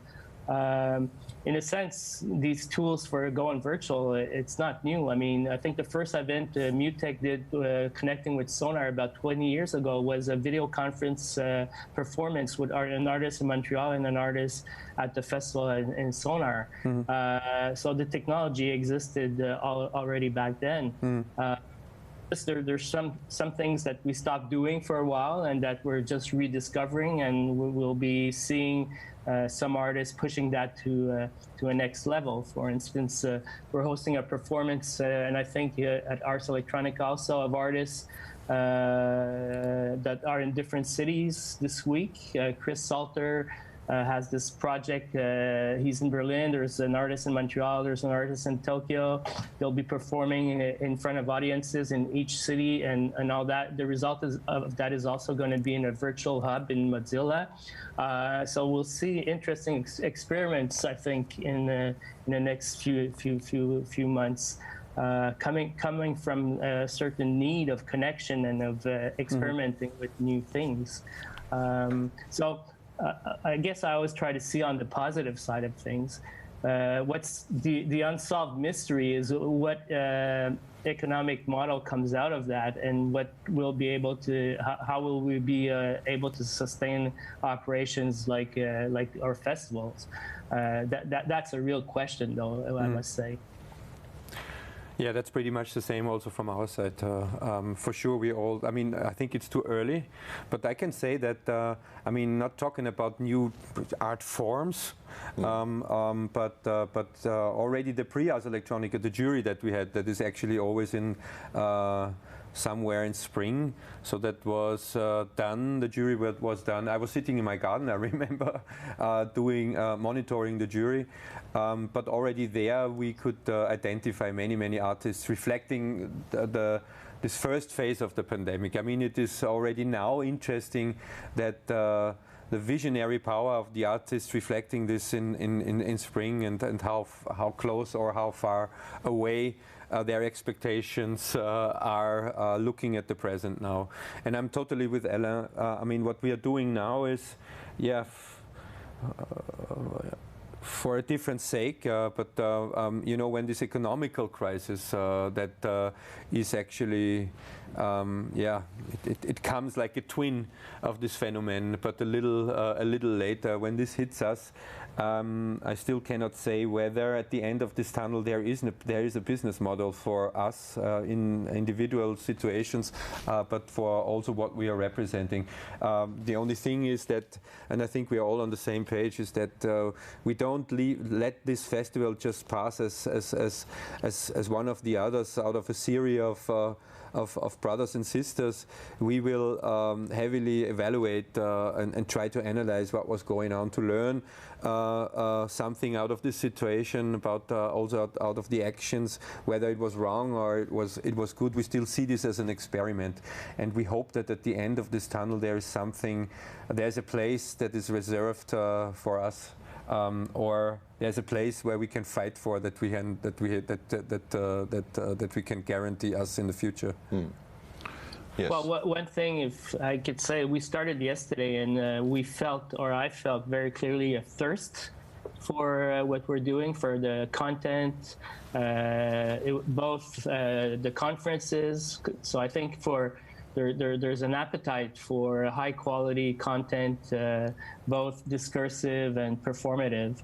That's for sure. I mean, I think the last 6 months have been kind of a dry run in that sense. Yeah.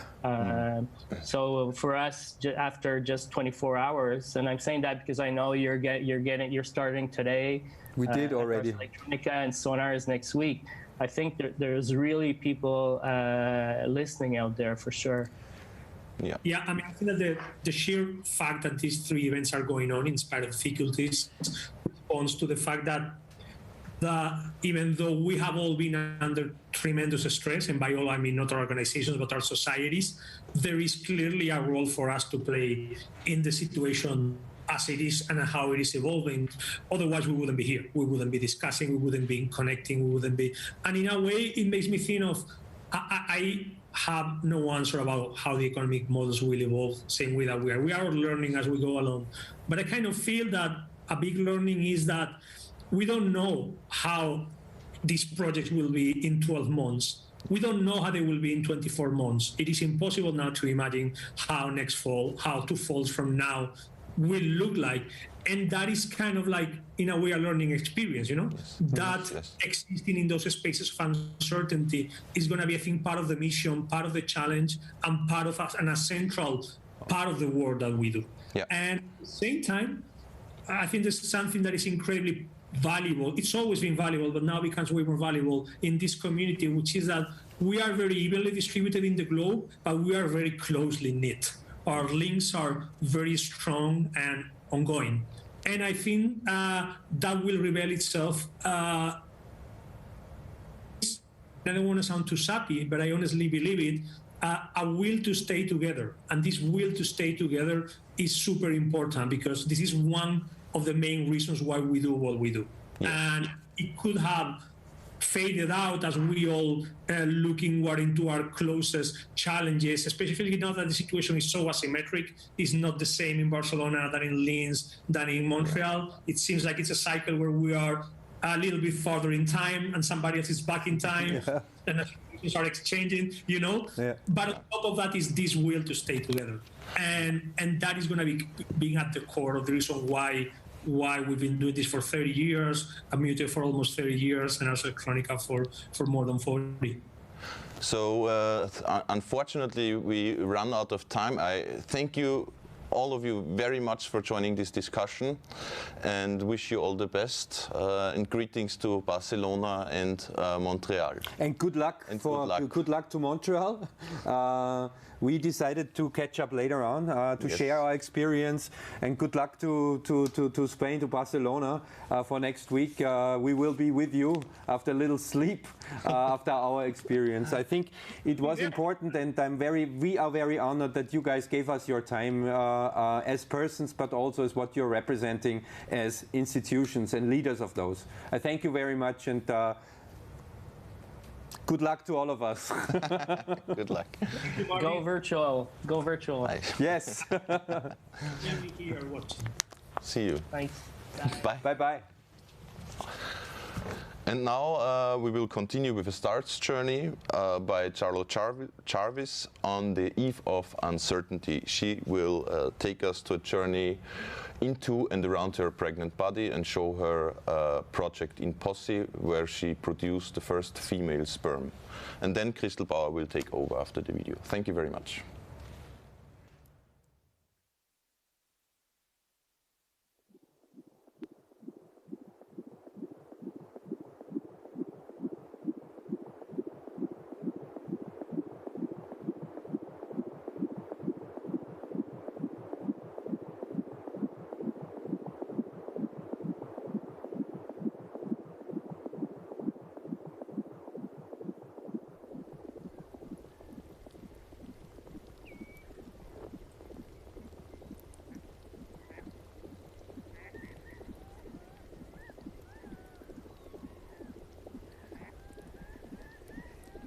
My name is Charlotte Jarvis. I'm an artist who collaborates with scientists.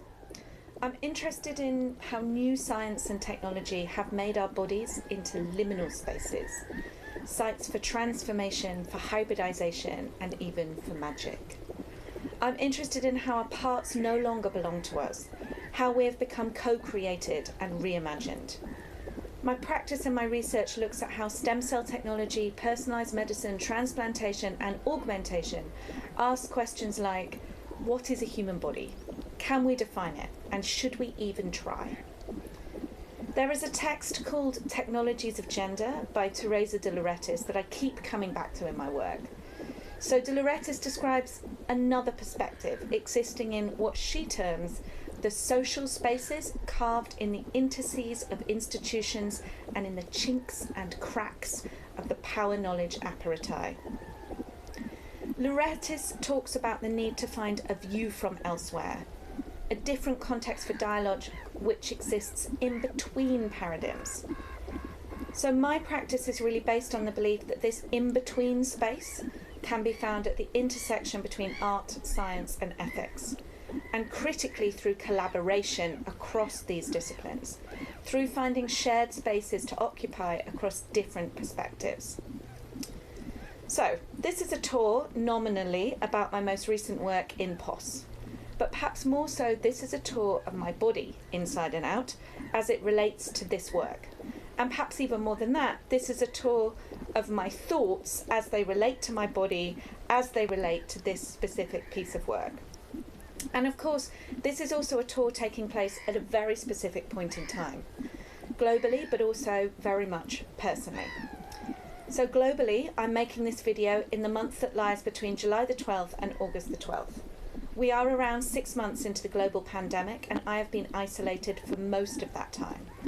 Nearly all of the exhibitions I had planned, with the exception of one that was actually in a hospital, have been rescheduled for the future. And of course, this is a future we don't yet really know the shape of. Personally, the footage you can see is myself and my, at this point, unborn baby on the Suffolk mudflats in the south of England. Over the next 15 minutes in this footage, the sun will set. The tour also features the inside of my body, using an ultrasound scanner recorded on the same day. In the footage, I'm right at the end of my pregnancy. During this month, as I process and edit the footage, and as I write this text and record this audio, my body has, is, will swell to its very largest, and I will be split in two, giving birth to what we will discover is my daughter, who we will call Lilith, on July the 22nd at 12:35 p.m. As I make this tour, my reality, my personal reality, has shifted utterly and completely. My perspective has changed, not just from lack of sleep, but from this wondrous and terrifying point in time, globally and personally, when it feels like many possibilities are present all at once. And to bring this full circle, the wonder and terror of multiple possibilities emerging from the human form, from our biology, and from where these things intersect with science and technology is exactly what I have pursued in my work for the past decade. Coincidentally, or perhaps not, my most recent work in POS is directly concerned with reproductive technologies. Over the past 6 years, I've been working on a series of pieces, collectively titled Corpus, which aim to find alternative spaces of discourse for the human body. The first two parts, Ergo Sum and Et in Arcadia Ego, used stem cell research, genetic engineering, and oncological technologies to place the body in between states, disrupting the site, mutating the contents, and confronting mortality and immortality. These pieces used my own cells to decontextualize existing scientific processes in order to reveal their meaning, both social and emotional meaning. In the third final part of Corpus, I've been collaborating with Professor Susana Chuva de Souza Lopez in Leiden, and with Kapelitzia Gallery, the Kursnikova Institute in Ljubljana, to try and place my body at the intersection of gender. The piece is called In POS, and we are attempting to make semen from my female cells. And from this point on, when I use the word female, I'd like you to imagine the word always comes in inverted commas. So throughout history, semen has been revered as a magical substance, a totem of literal but also symbolic potency.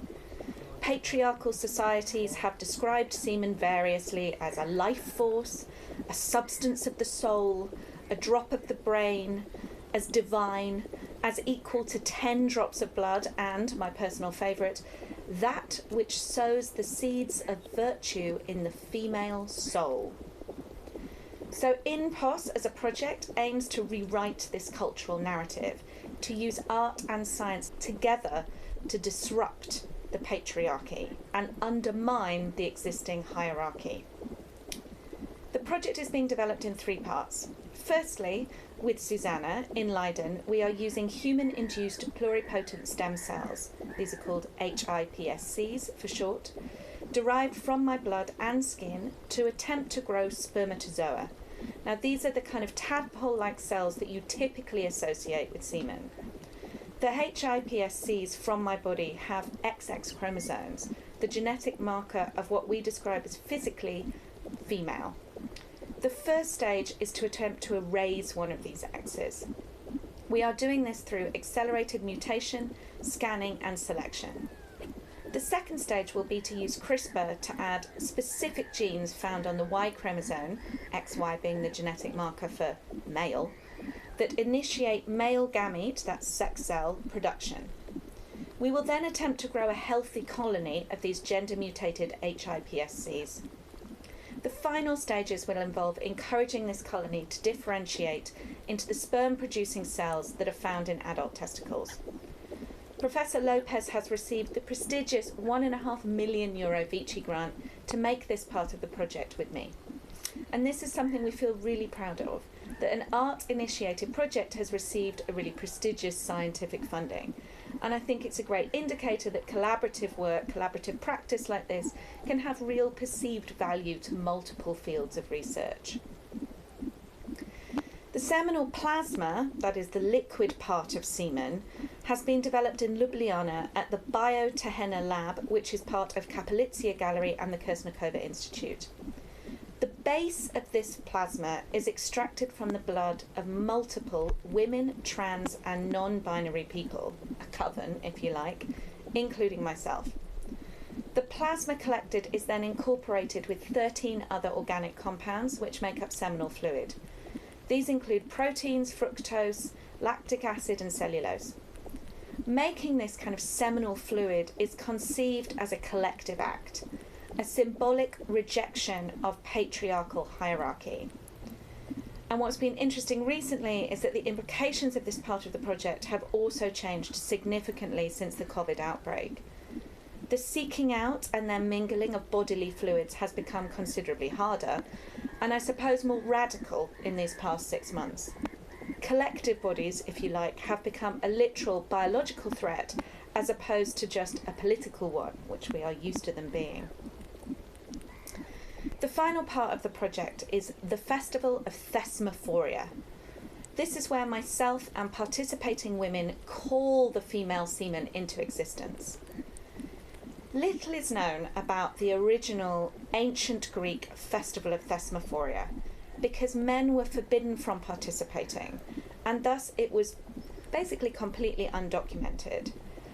I use my own semen as a starting point for reimagining a contemporary Thesmophoria with multiple groups of women, trans and non-binary people at different sites across the world.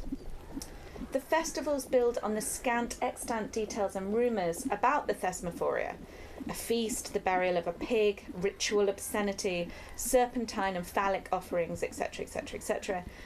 But we create new collaborative rites and rituals around the donation of blood and associated laboratory protocols involved in making the project. Participants get to decide for themselves how much or little they wish to document and share with the public. This work, and all of my work over the past decade, is about enacting a transformation through collaborative practice. I've been seeking some kind of scientific transubstantiation. It is about trying to shift the context within which we view scientific advancement to reveal broad existential questions, and to use science in the context of art to challenge pre-existing assumptions about human bodies. What has been a great surprise to me over the past 9 months is how effectively pregnancy and birth does these things already. I think it is a dark testament to the distortive lens, the propaganda if you like, of pervasive patriarchal power structures that the pregnant female body is so ubiquitously used as a symbol for dichotomous gender roles, of heteronormativity and traditional stereotypical definitions of sex.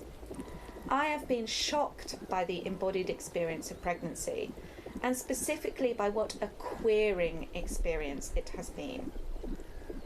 My experience of pregnancy has been as a palpable demonstration of the body's mutability. It has required me to inhabit the positions of being both binary and singular at the same time. I have possessed new and different body parts, multiple hearts, extra ovaries, a new brain, and it has forced me to accommodate and love a parasite so that the boundary between me and them is completely and utterly opaque. This transformation only continues after birth. My brain has been hijacked by this new being. Some as yet dormant part of my mind took over and usurped my logical brain when we became two, so that at least for a couple of weeks I felt really possessed, a body repurposed to serve another. If we talked about mutating bodies, hybridized beings that are an amalgamation of individuals, of adding extra body parts and organs, and of blurring the physical and genetic boundaries between people in the context of new science and technology or societal changes, it would be seen as truly radical. Equally, if we developed methodologies for one individual to control the mental mechanisms of the mind of another, we would consider it profoundly dystopian. We would want to examine the existential implications of this kind of hypnosis, for want of a better word.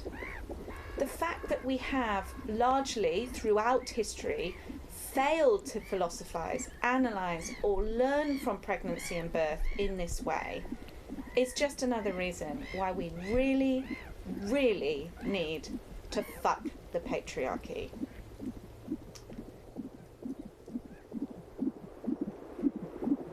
Impos is a Latin term which means before we are born.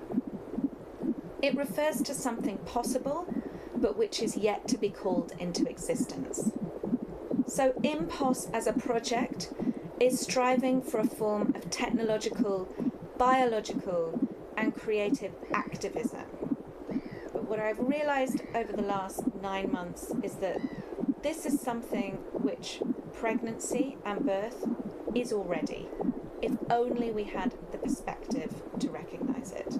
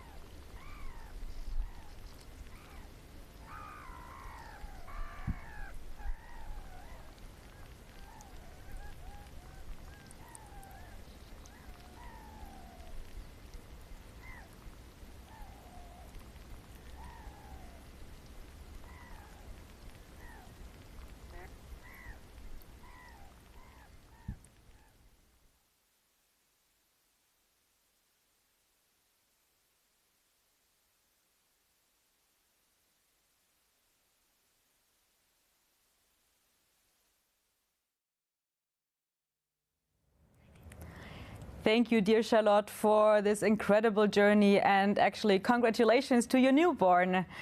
I remember still just 1 year ago you were in Linz and presented exactly that project within the festival, and I can't wait actually where your journey is taking you. Now we continue our journey around the world, and we simultaneously now go to 3 cities, to Valencia, Berlin and Linz. Here we have a panel that is happening at Kepler stage in our building at the moment, and it is hosted by Reframe, taking actually a lighthouse project within the STRATS program of the European Union.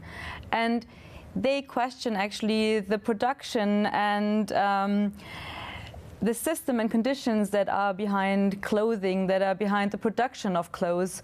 And they awarded several artists and innovators to produce new materials, to come up with new ideas that are dedicated to this topic. Now, please join us on the channel New World to have a look into this panel.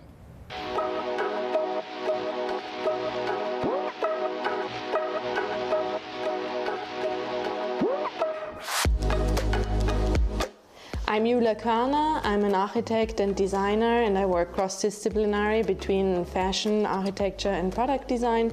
And I'm an artist in the Hub Linz, and my project is Digital Vogue, from 2D to 3D, and I focus on 3D printing on textiles and innovative joinery methods. My name is Jessica Smarsh, and I'm the creator of a project called Constructing Connectivity. Constructing Connectivity is a patient-centered stroke rehabilitation method. Hello, my name is Fabio Molinas. I'm an industrial designer from Sardinia, and I'm focusing on developing new textile application for design and fashion industry. So I'm Giulia Tomasello. I'm an interaction designer, and I work in the field of women's self-care, combining wearable technology and biotechnology. So my name is Ganit Goldstein. I'm from Israel, and I'm a 3D fashion designer. I'm working on the field of 3D printing and craft method, using the latest technology, but also traditional methods of textile production to push the boundaries of fashion. My name is Jeff Montes. I am the creative director of Studio Adaptive Skins, a textile architecture studio in Arnhem, the Netherlands. My project is called Marinero, and the concept of the project is tailored by weather. I am Ivan Parati, and I'm part of the With Sense team that comprises also Emanuela Corti and Alessia Multani. We are working together to create Lovewear, that is a garment underwear that empowers people with impaired motility to explore their own intimacy.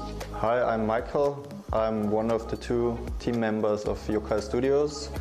I'm a designer with a technical background. I'm a trained mechanical engineer. My part within the Reframe project called Rethink Manufacturing is the design aspect and the fashion aspect. My name is Victor.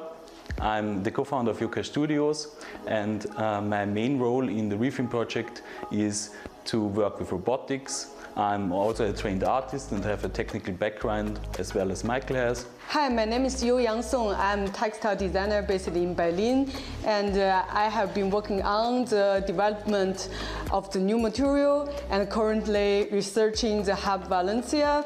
My project is Cooking New Materials. Cooking New Materials is an independent developed technique which aims to process bio-waste into soft but yet robust leather-like material. My name is Elisabeth Jaillot. I'm a prospective fashion designer and also an academic consultant. I'm the founder of the research and design studio called Fragments Garments. And for Reframe, I'm working on a project called A New Tech on New Look.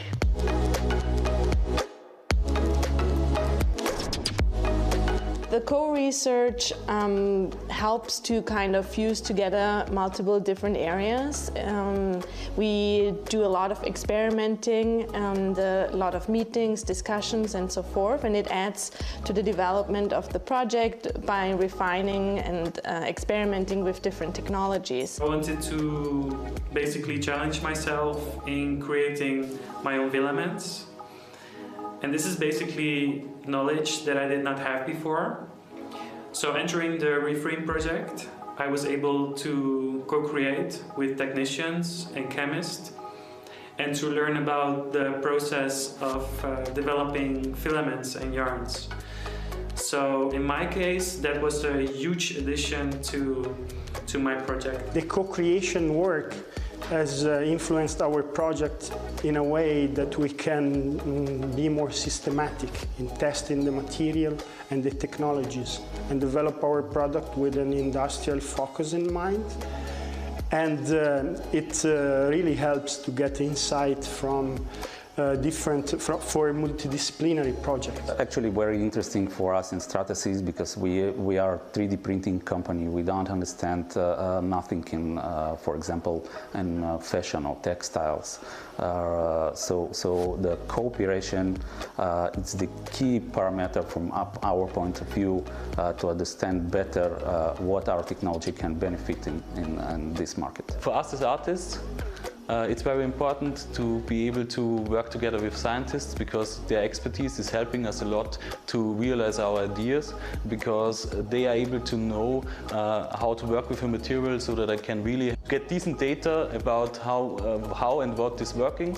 And if you get like a creative idea, it's very, very important that you find a way to find out if this, what you are thinking about that you would like to do, is really working out. And this is exactly that what we are able to get out of this Reframe project. We love it so much to work together with artists because they just show us a different point of view, so that our technologies we are using has any application for future urban manufacturing of fashion.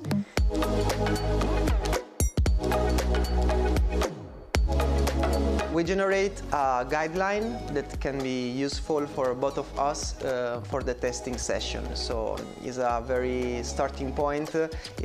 While we were doing the test, we did it, we failed it, we redo it again. So it's a very enrichful experience because first you learn how to work and how to build from zero, from scratch a material. And at the same time, you can also add this artistic and creativity point of view that maybe sometimes the engineers and technicians need in order to create a better value product. I create all the garment patterns fully digital, and I send them by email to Luca so he can do some engraving and laser cutting tests and give me the feedbacks so I can adjust the patterns, and we discuss the settings because we work on different machines in our different country. So it's a lot. It needs a lot of communication. That's vital. That's the principle.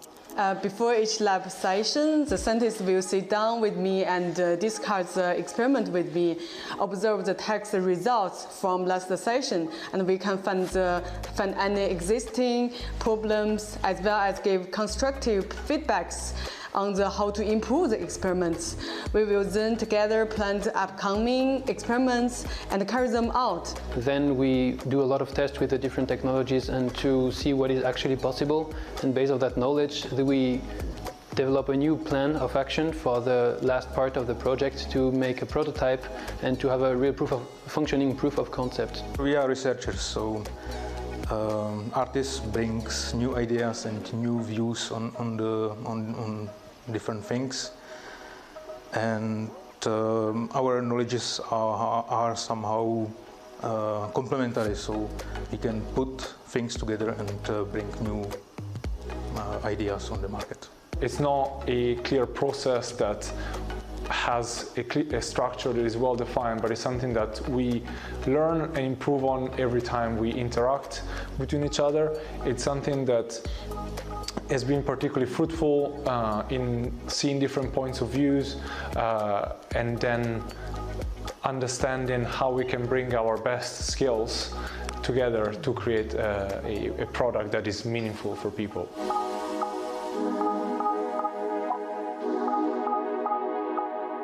I think that design and technology can come together to make real impact on the quality of our lives.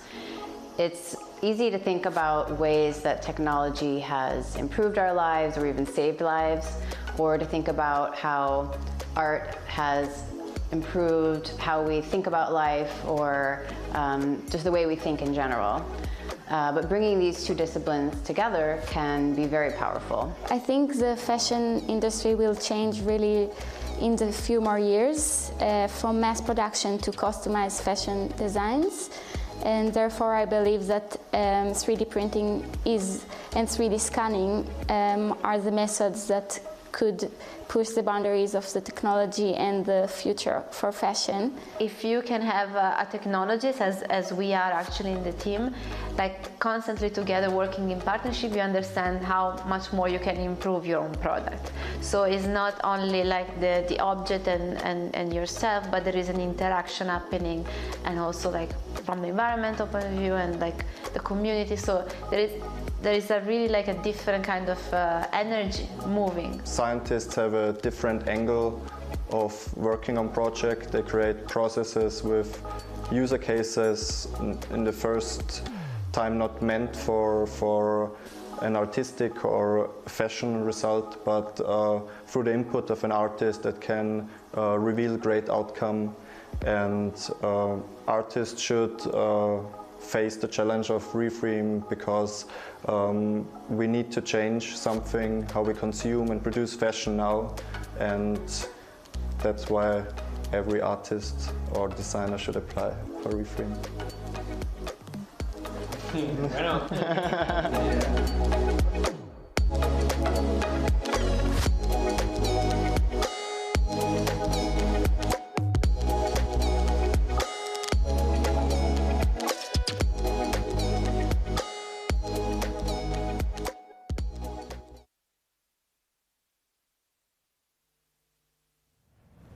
Wow.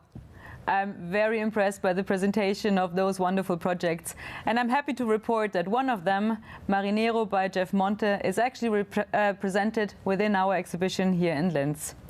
Now let's move on to Japan, to our garden in Yamaguchi that is hosted by the Yamaguchi Center for Arts and Media. They are especially focusing on new approaches to sound art and sound production. And here they will present a live stream throughout the whole festival that brings together artists from all different kinds of cultural background. Now, if you join them on the live stream on their own website, you can hear actually an Indonesian sound duo that is called Senyawa, and that received a Golden Nika in 2017 within the Prix Ars Electronica. And they play together with a Japanese artist that is called Kakushi Nishihara. That brings together the best of both cultures and especially connects a rather traditional sound together with a modern technological media arts approach. So please, even though you cannot see it live on our channels, please check out their website and their live stream there. Now we will actually continue to a project that is hosted by Ars Electronica, by our very own Future Lab. And here, the Future Lab, I mean, many of you actually know this, is a laboratory. It's a think and do tank that is placed at the center of technological research together with artists, and where the human is always the center of the research, the collaborations, and the interactions. Now we have an insight actually into the laboratories of the Future Lab itself. That doesn't happen really often, as they usually work rather secluded.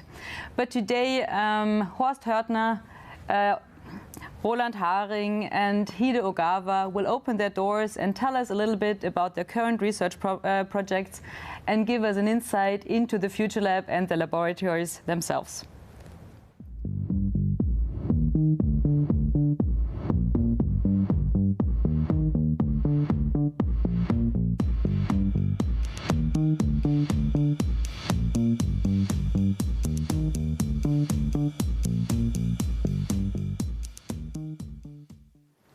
Welcome and hello to the opening talk of the Open Future Lab. The Open Future Lab is the contribution of the Ars Electronica Future Lab to the festival. And today you will get the introduction of the projects that you can see when you visit us at the festival. And my name is Roland Haring. I'm the technical director of the Ars Electronica Future Lab, and I'm here with Hideaki Ogawa, who is co-director of the Ars Electronica Future Lab, but also Horst Hörtner, the senior director, and additionally today with Manuel Dobusch. And he's one of our researchers, and this very special thing which we are planning is that he will be controlling our double robot. And our double robot will be taking you through the Future Lab and will show you basically as a peek preview what you can expect when you come and visit us. Welcome also from my side to this opening talk and actually experimental tour, if you want to say so. The idea of having this introduction, having the entire Open Future Lab, is a little bit different from what it was in the past years. It's the concept is trying to have a parallel session for the audience on site, but also distributing content for our online appearance. And this is more or less an online tour that we are going to do with our robot.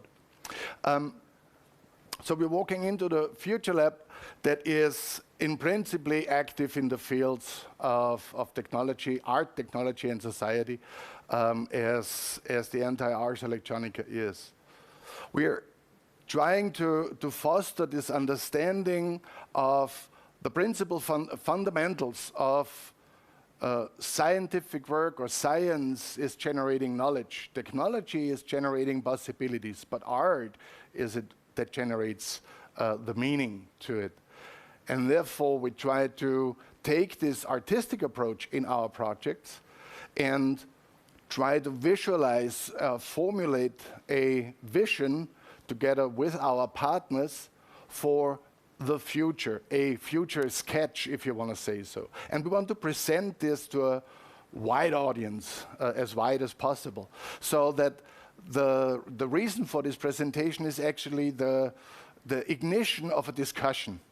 The ignition of, ignite a discussion, inspire and have this discussion with this broad audience, not only with the so-called trained audience in general about the different perspectives. And we do this by scientific exploration, by artistic expression, but also always with the social impact in the back of our minds. The Future Lab's about 39 members at the moment from all different disciplines, a very transdisciplinary work environment and workplace. And for this year, for the first time, we've started with what we call the Future Lab Ideas Expedition. The Future Lab Ideas Expedition was an invitation to the Future Lab members, to all of them, to contribute their ideas, their visions into this expedition. And we three have then selected the most promising ideas that we want to have them realized this year. And the Future Lab Expedition is on show in the Future Lab.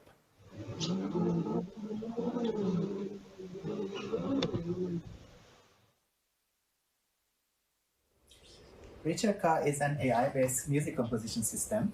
It is trained with 25,000 pieces of music, and it's able to compose music that sounds natural, human, and is able to trigger emotional responses in us, like the music that we have in the training set. So this demonstration shows how human users can use the interface to compose new pieces of music.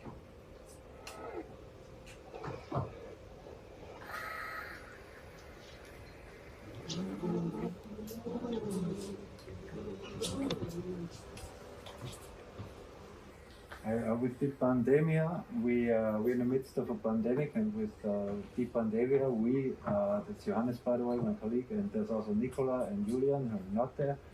We're in the midst of a pandemic, and social distancing, physical distancing is obviously a very important issue at the moment. And with that project in the deep space, we use the deep space to visualize what is distance, what happens, how it influences the infection chain and stuff like that. And we try to show the infection in a kind of simulation-based real-scale situation, and the deep space is like a good place for that.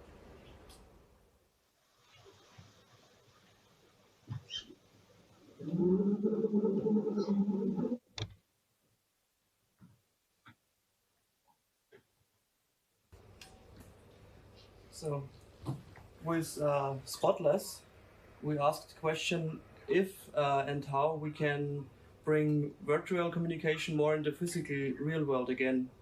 And how we approach this is we augment real life objects with a virtual layer, with augmented reality technology. And by this we can combine objects. We use the visual similarity of objects, like two similar cups of tea, and we connect them through their visual similarity. And if you interact with one item, then you at the same time interact with the other one, and by this you can use objects as communication channels. I would like to explain the meaning of collaboration as Future Lab. Future Lab is really collaborating with broad collaborators from industries, government, and also education and research institutions all over the world. During the festival, you can enjoy many different types of the collaboration. Firstly, what I would like to introduce is about the social telepresence initiative between our Future Lab and the other many research institutions like NTT, R&D. Junji Watanabe is one of the researchers from the laboratory. We are discussing about what's the meaning of social telepresence rather than social distance. So in the age of COVID-19, so we needed to coexist with new normality. But we miss some really fundamental moments, fundamental points regarding the human presence and the meaning as humans. So what's the essence? What are we sharing over the network? Through those projects, by using a robot or new medium, we are illustrating what can we convey through the network and what's the fundamental things that we needed to share over the network. So we are researching this point through the social telepresence research. Not only this project, during the festival this year, we have very unique collaborative research with industries. One very interesting project is Cascade. Cascade is a collaboration with NHK, which is a Japanese broadcasting company. We are creating the new domains of usage of 8K technologies.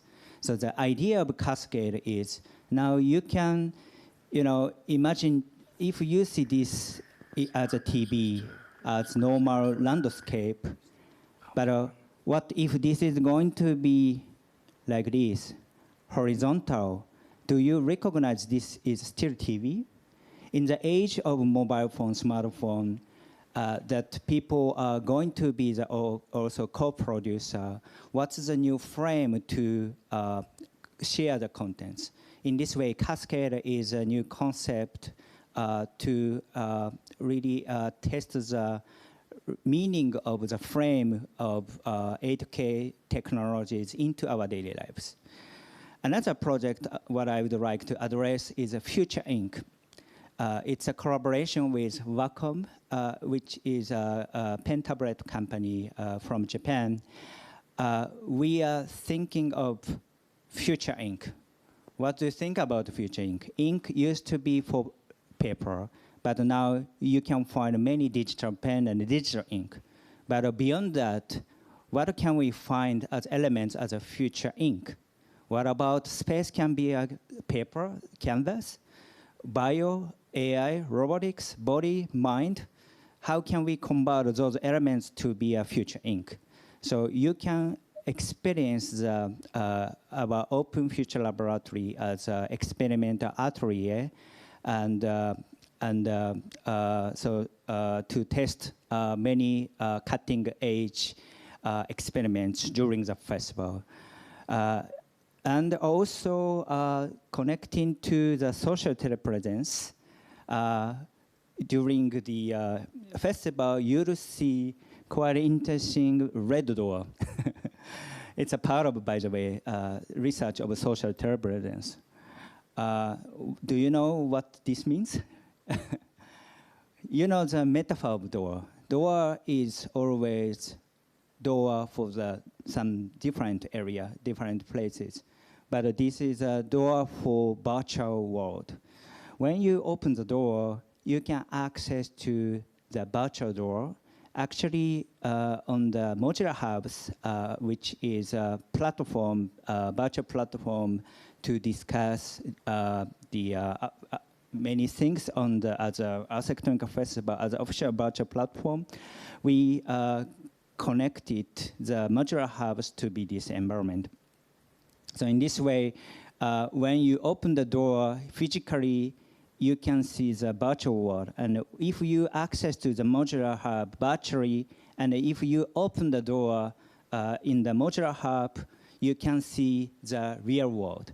In this way, what can be the new interface? What is the seamless way? Or what is the new human interaction balance would be researched in this many types of collaboration.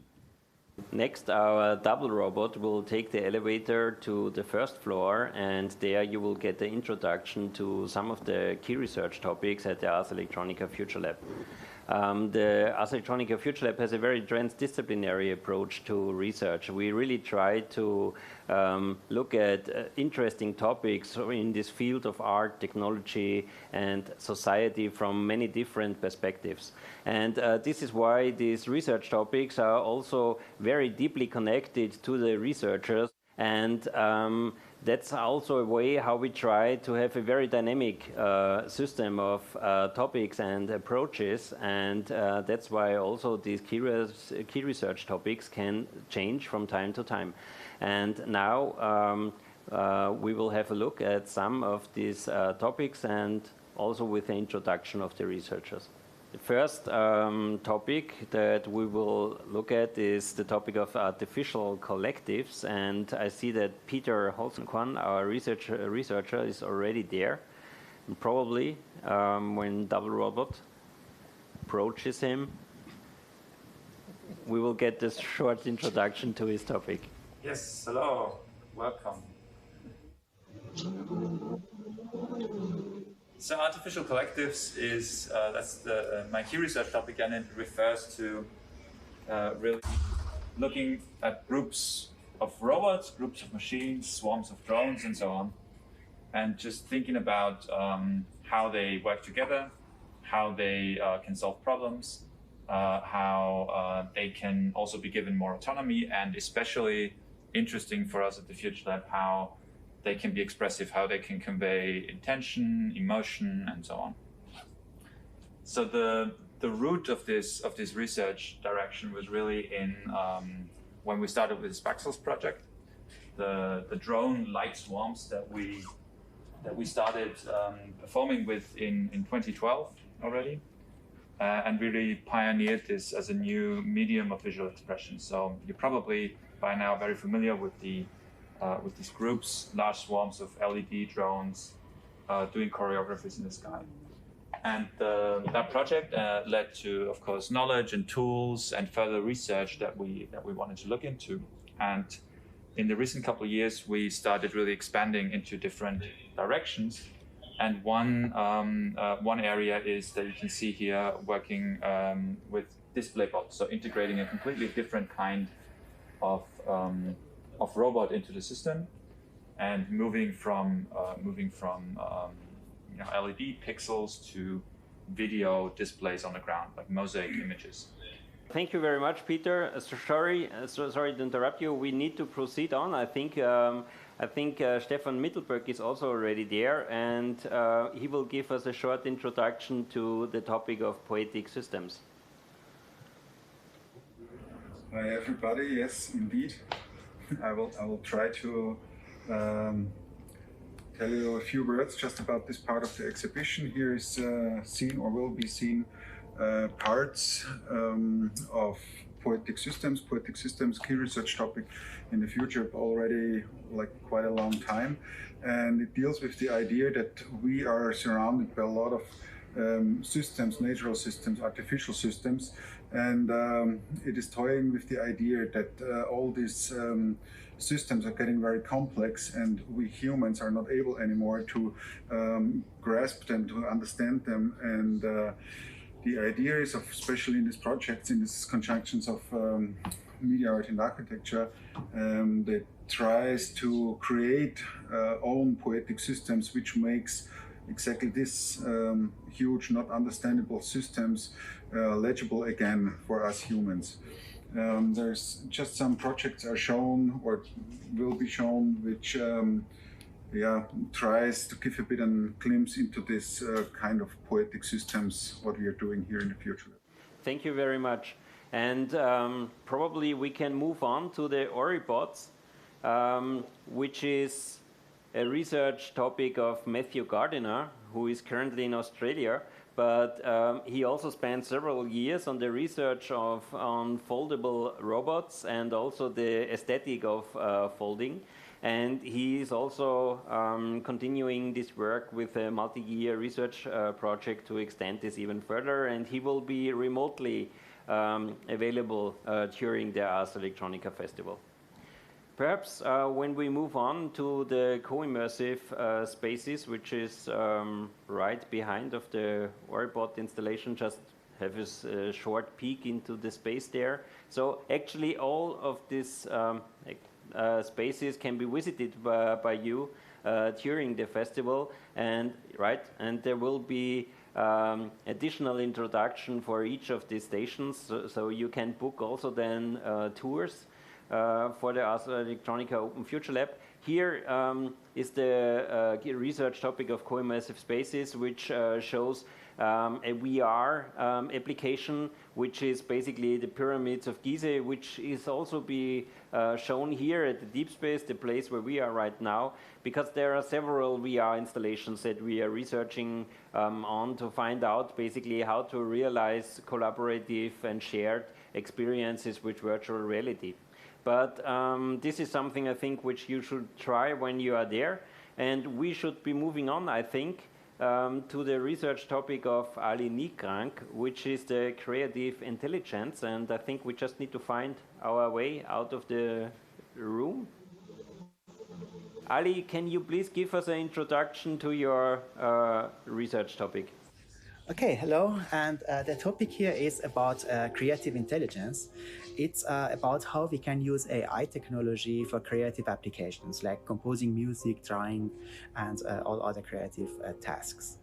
And in these demonstrations, what I have is actually an AI-based music composition system that we are not using to compose music, but actually we are using for listening to music. What does it mean? It means we use the system and we visualize the activations of neurons in the system. The result is a actually nice visualization of the inner working of the music itself and of the AI system, and we can see what kind of neurons are active at which time in the music. So creative intelligence actually doesn't focus only on technology.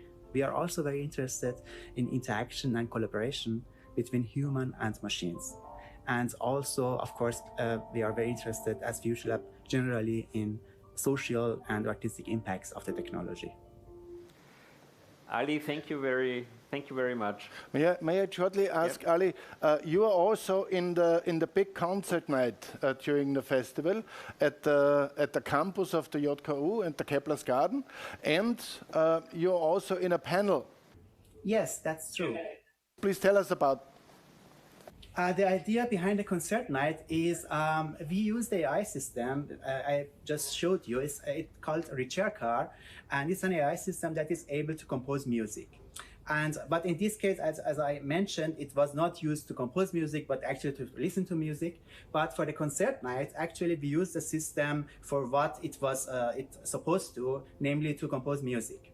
And the idea is to compose a piece of music, or actually two pieces of music, and share it with external and international artists. So based on the piece of music, they compose also their own music. And at the concert night, the pieces from human side will be played together with the with two pieces from the AI side. So they will be shared, so to speak. What time? What day? It will be on Friday. The concert begins at 7:30 p.m., but I think our part will be after 9 or 10 o'clock. Thank you very much. Thank you. So this is also something you should definitely not miss at this year's Ars Electronica Festival. But perhaps we can move on to the installation of algorithmic apperception, which is the key research of Otto Naderer.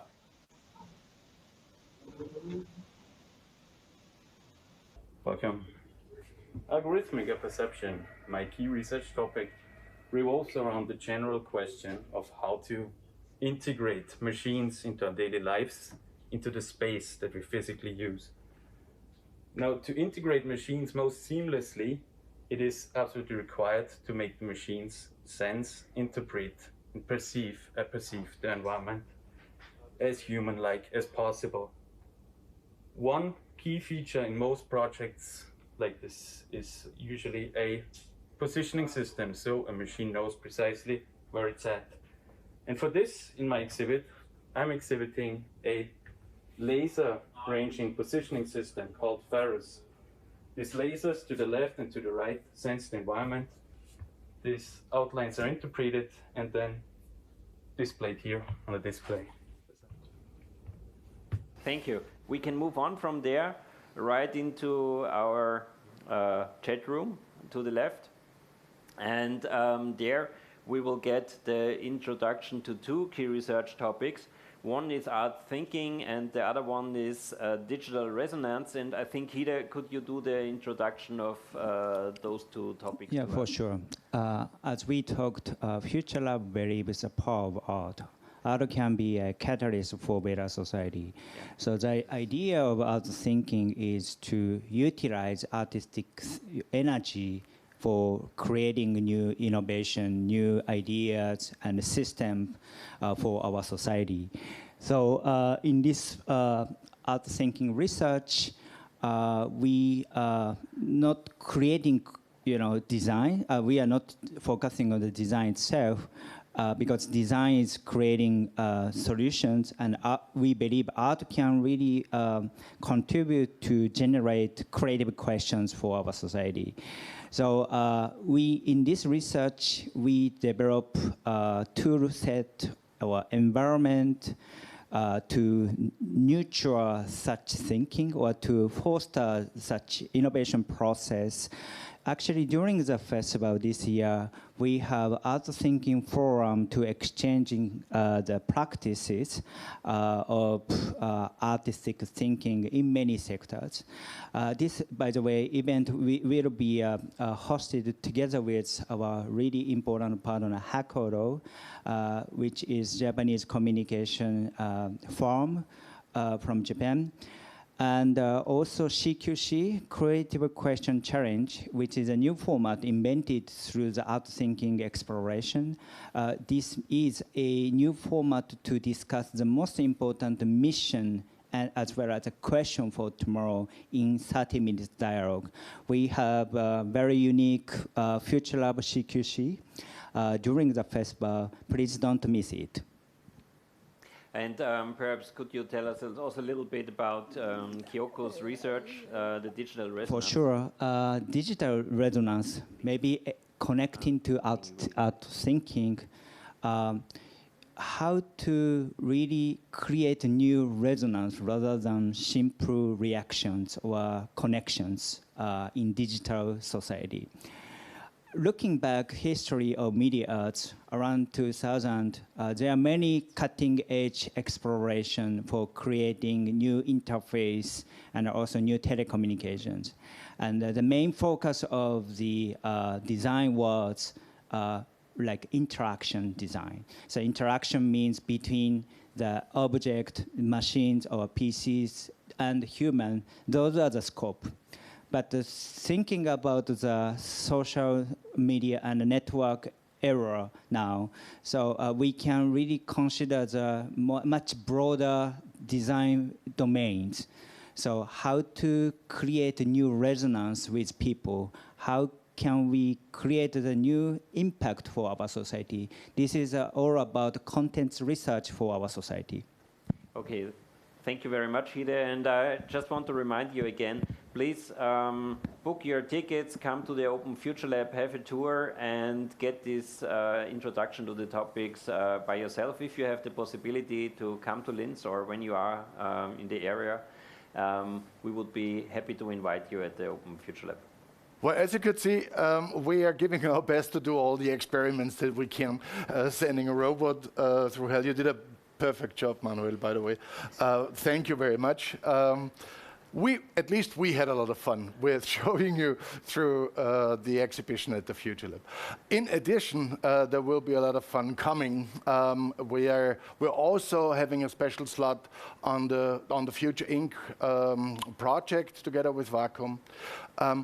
One like this was a kind of experiment. There's many of those experiments that we try to foster and generate throughout that week. The CQCs, Hide mentioned already, with different researchers and different partners that we are talking about different topics as well. It's trying, like the entire world more or less at the moment is active, finding out new formats that would cope with our situation of social distancing and kind of turning social distancing into social proximity to a certain degree.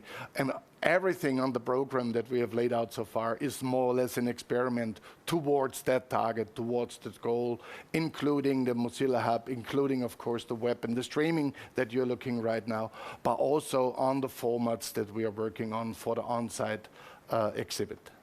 So enjoy the festival. Thanks a lot. Bye.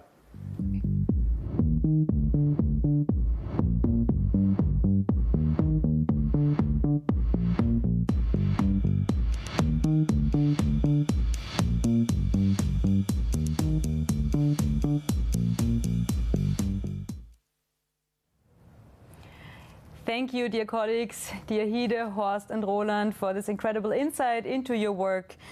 We are extremely proud to be able to present your projects and your researches within the festival.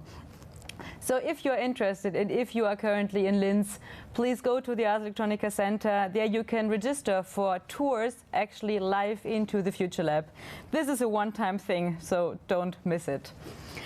Now we will continue our journey, but we don't actually leave the topic yet. So our dear colleagues from the Future Lab, and especially now the Japan division of the Future Lab, will take us into a project that they have been working on for quite some time.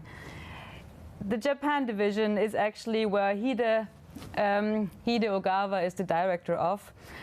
Is a long-term collaboration between many of our Japanese collaborators, and where at least once a year a big number of our team members go there in order to organize exhibitions in rather unusual settings, such as open shopping malls, where the regular audience, the regular people are confronted with what media arts can be and what the role of media arts are in our society.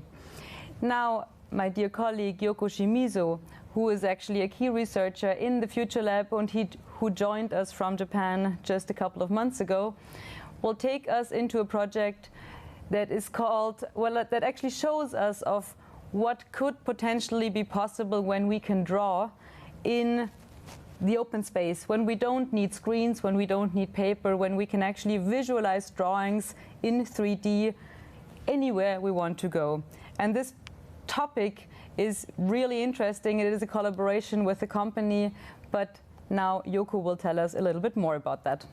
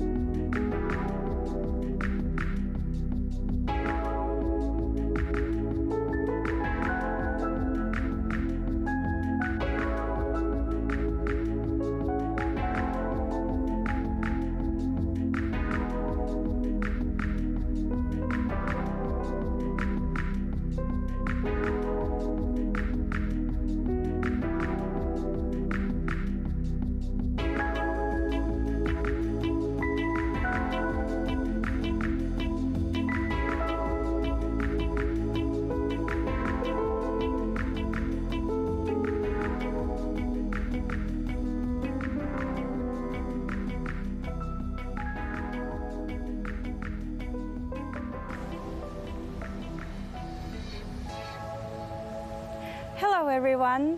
Welcome to the Ars Electronica Future Lab. My name is Yoko Shimizu. I'm an artist and researcher at the Ars Electronica Future Lab. Ars Electronica Future Lab is a laboratory and atelier for future systems. We collaborate with companies, organizations, museums, and government entities from around the world to create future visions and projects that connect art, technology, and society. In the lab, we have an international team of artists and scientists working together. This allows us to come up with very creative innovations and ideas and technologies that the world has never seen before. The lab is located in Linz, Austria, and today we're taking you on a journey inside the Ars Electronica Future Lab.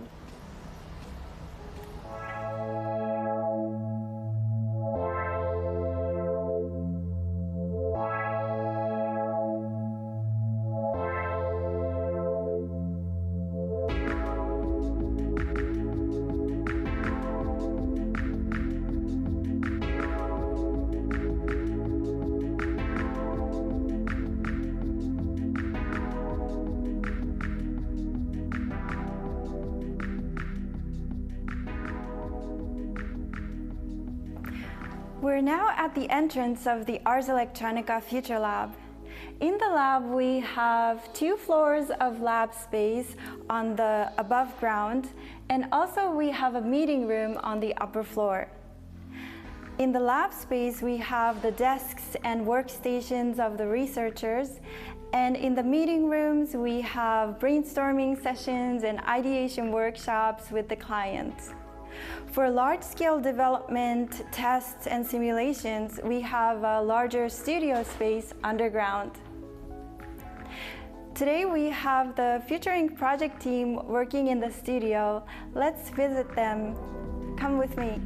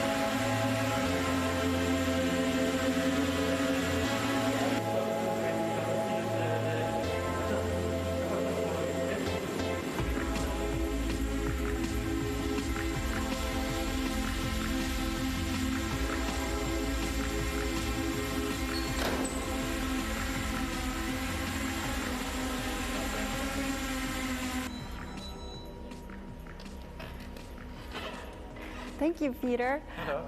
Hi. So now we're in the studio space of the Ars Electronica Future Lab. Today we're working on the Future Inc. project, and with me is Peter Holtzkorn. He is the key researcher and artist of the Ars Electronica Future Lab. Peter is also the leader of the Space Inc. research. So the Future Inc. project is a collaborative research project between Ars Electronica Future Lab and Wacom. Wacom is the world's leader in pen tablet technology, bringing together creative communities around the world. Our Future Inc. project journey started from one creative question: where is my soul? When we see the artwork and the performance of the artist as they pour their life, passion, emotion, and soul into that one special moment, we are moved in ways that we cannot explain. How do we capture and convey that special moment and that soul? In the Future Inc. project, we have 5 key research areas: Space Inc., Bio Inc., AI Inc., Mind Inc., and Body Inc. And today in the studio, we would like to show you Space Inc. And Peter, can you tell us a little bit about the Space Inc. research? Sure. So Space Inc. is the first of these projects that we're taking on, and the idea was basically to connect Wacom pen and tablet technologies to our drone and swarm control technologies, and to see where we can take that interaction and how especially we can draw in space. So that's where the name comes from, Space Inc. Finding a way to map that agency that the artist has with the tablet and the pen to a three-dimensional space with the drone as a brush, as it were. And it's fascinating that using this research, we will be able to draw in any space with a pen. And we just saw the drones flying inside the studio. Can you show us a little bit what you are doing right now? Yes, sure. So maybe I'll start with the general setup. So we are using our Swarm OS technology, which makes it possible to make drones, robots compatible to our swarm control technology stack. So we can relatively easily and quickly integrate new vehicles into the swarm. The setup that you have here is our experimental studio environment. On the one hand, you can see the OptiTrack system that we're using to track the vehicles moving through space, so we know their position at any time. Because outdoors, of course, you have GPS for getting that position, and indoors you have an optical system. And that optical system gives us the location, and that location is fed into our ground control system, where it is then relayed to the drones, so the drones themselves can then understand where they are in space. And let's say the addition that we're making to our existing setup here is that we're connecting it to Wacom technologies. So here we have a setup with a special guest from Wacom, Mike, who is an artist and designer who's currently working with Wacom on special projects and giving us input and discussing and trying things out with us in this Space Inc. project. And in this setup here, we have connected our custom software that runs on a mobile Wacom tablet computer. And using that interface, using that input, we can map the pen movement in various ways to the drone movement in space. And so there are a few types of scenarios, a few kinds of mapping that we're currently trying out, and to figuring out what works best in terms of getting the artist to express what they want in this new medium in a way.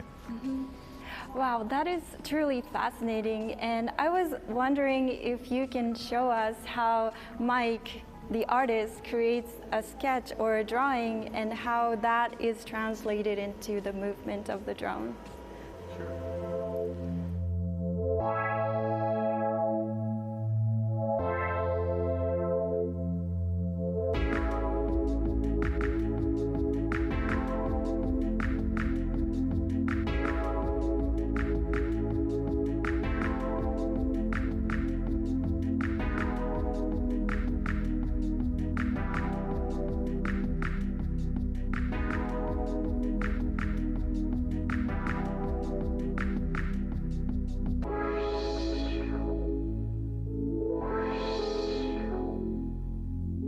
Alright, so let me talk about what we have here.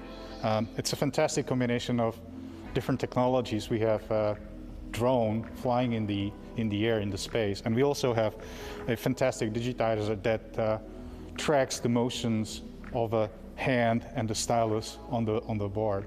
But what that combination brings us, in a way for us, it's a fantastic opportunity to reveal an invisible component of the creative process, of the motion that hand makes on a medium. Those things, they remain invisible, but thanks to the combination of these two technologies, we can amplify them, we can make them visible. And in a way, although we are drawing on a two-dimensional medium, its representation reveals that in fact, it is a three-dimensional motion. Our hand never stays in the 2D. The fingers are moving in a complex pattern moving through the space. And thanks to the drones, we can finally see that. This drawing was now created using a light painting technique, meaning that we're using a camera with additive exposure settings and a projector to gather the light of the drone, layer it on top of each other, and in sum create this image. This means that we are really using the drone in the physical space and the light it emits there to create another intermediary medium to result in this artifact. And that means that the space-in concept is not just another kind of output for the pen movement, but it really uses the real space to create another layer of painting.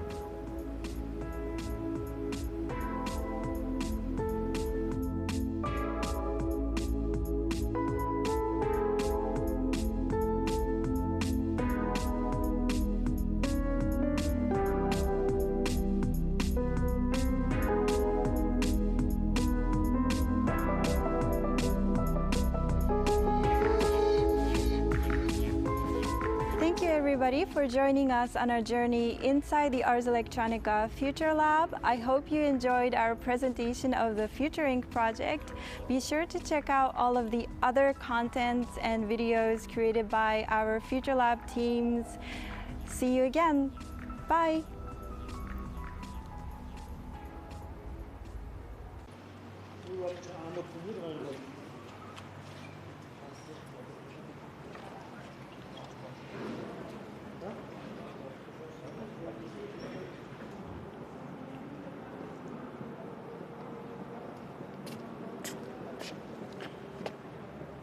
Welcome. Welcome.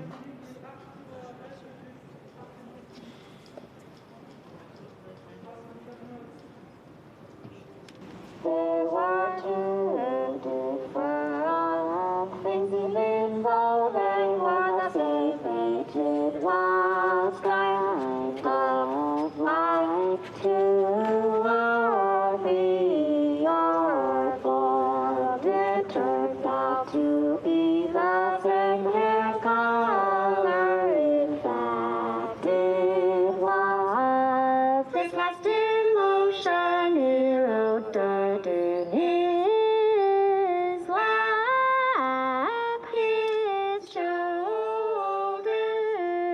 right up his shirt. He pulled off, however, device to protect him from the wind, pulled him underneath his coat, which is nice and puts him into some nasty nightmares. What could possibly be raining?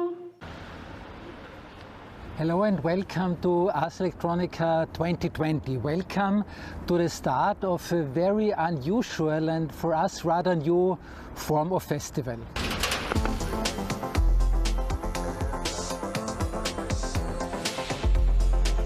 A festival that itself has grown into a huge global network of festivals. A platform for more than 160 project partners and partner institutions who together with us are joining for these next 5 days to celebrate this wonderful world of art, technology, innovation, and who are analyzing and investigating how these new technologies are shaping our world, our society, our culture, and how we as artists, as people from the creative and cultural sector, can contribute to a better, more human development of this digital world.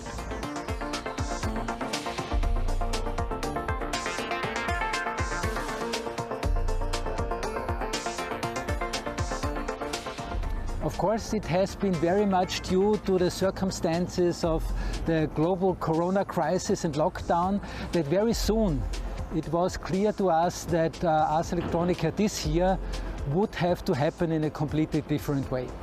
We would have to go online, of course, something that for Ars Electronica and many of our partners in the digital world is a very usual thing, but none of us has ever made this endeavor, ever gone into this risk of really trying to not only broadcast your own content, not just putting up a local festival and then send it out to the world, but creating a platform where we are not presenting but sharing, where we are getting in dialogue and communication, in exchange and in interaction.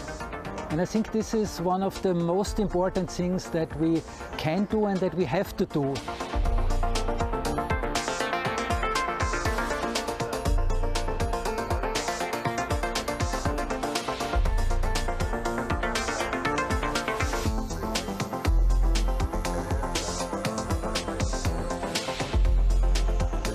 see on a global scale how solidarity is going back, how continents, countries are isolating each other, where even now within societies we feel and we see a tremendous amount of extremism, a tremendous amount of loss of faith, loss of trust. And I think in particular art, culture, sciences are those areas of our society, of our world, who depend on exchange and communication and who have to contribute to exchange and communication. And this is actually what this year's Ars Electronica is about. It's not so much about the topics that we are discussing, which are of course very important, but the real topic, the real theme of this year's Ars Electronica is the network. A network that we created all together, a festival that is not a festival from us here in Linz, for you, for the audiences, but a festival that we are doing together, coming together, doing together, working together, talking to each other. I mean, these are the inspiring things of a festival. A festival is never just the program that you present. The quality of a festival depends on the quality of exchange, the possibilities to meet each other, the inspiration that grows out of this coming together. And this was a wonderful experience to see after this very depressing first months of the Corona lockdown, that more and more of you partners were joining us and contributing with your own energy, with your own inspirations, really also helping out to say, okay, yes, this is the direction where we want to go.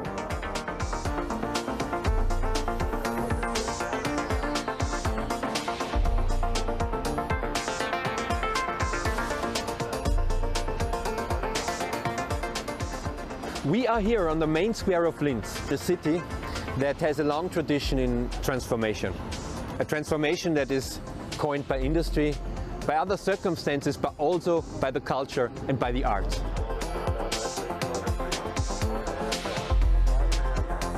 And what you see around me is a circle of 120 chairs from the wonderful Baroque monastery of St. Florian. Each chair is representing the absence of the guests that we are normally expecting. But in times like that, where nobody is able to travel, this is a symbol for the beautiful transformation the international crowd is doing normally in this 1 week when Ars Electronica is on in the city of Linz.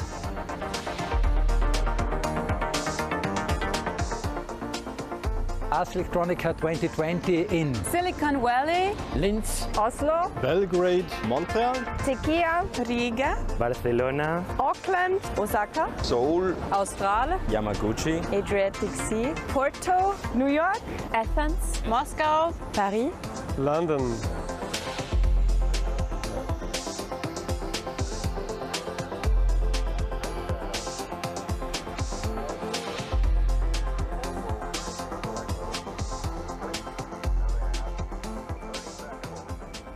Of course, we have important topics to talk, and many of you have in particular addressed the probably most important topic of our times, which is not really the Corona crisis, but even more so the climate crisis, the big environmental disaster that we are going to. And it's exciting to see how many artists, cultural activities are addressing this topic right now.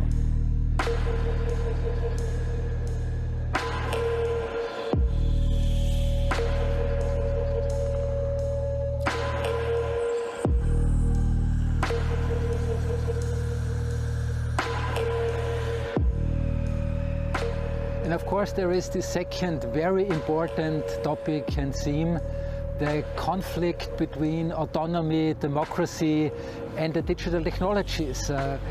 Will democracy even be able to survive in the age of social media and artificial intelligence? Will we be able to develop a new understanding of the importance of our autonomy, of our self-determination as an important part to contribute again to that way how we are developing this digital world. The digital world is, as we all know, no longer just a technical infrastructure. It's really a living space, it's a social space, and it depends on us how we are designing the circumstances under which we can act and live in this space.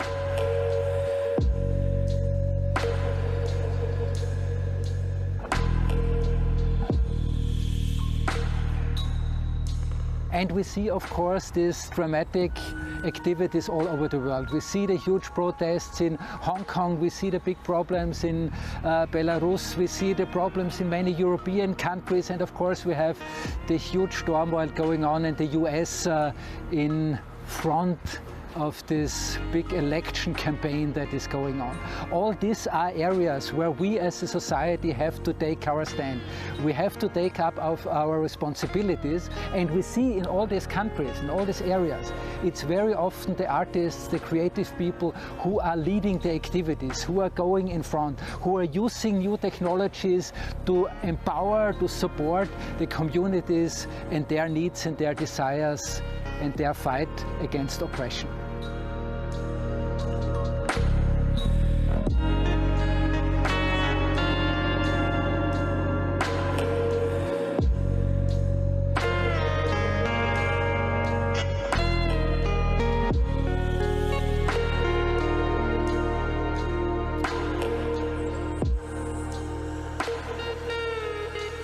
So these are some of the things that will be strongly in the focus of these 5 days. There will be wonderful concert events, performances from many of your countries. There will be exciting views where we can see interesting collaborations of artists and scientists doing new types of research, and not only investigating the way how our world is changing, but contributing to it. Art is taking action. This is a very inspiring and very hope-giving development that we could strongly see. In particular, in one of our huge program areas, the Ars Electronica. We have wonderful and exciting prize-winning projects in the Ars Electronica, in the STRATS prize of the European Commission. These are all projects that really have the power to lead the way for not only here, for us in Austria, but I think for all of us globally. So please take all your energy, your excitement with which you were helping to put these 5 days together. Take it along through the next 5 days. Let's make all together a wonderful and strong festival, a network of festival that is carried on by all of us. And thanks for your contribution.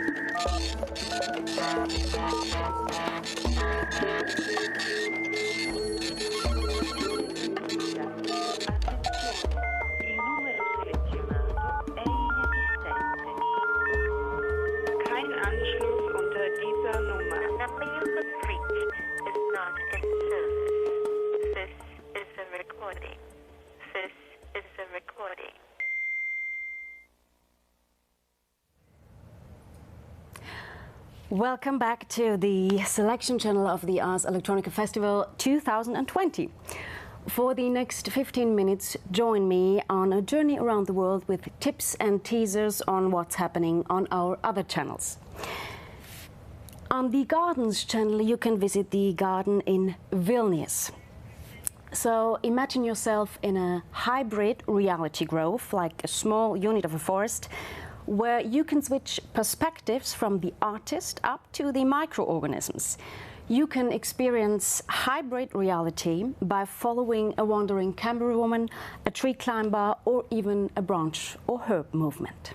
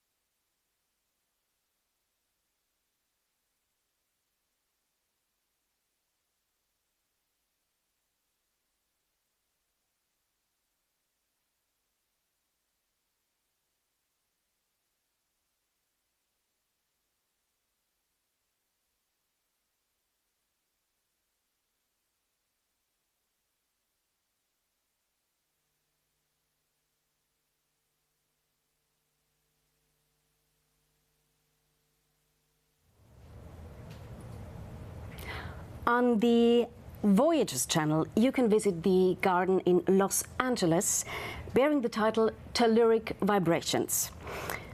We as humans, we tend to the sky and to the ground. Using the model of a plant growing both upward into the atmosphere and downward into the soil, Telluric Vibrations brings up ideologies both above and below ground.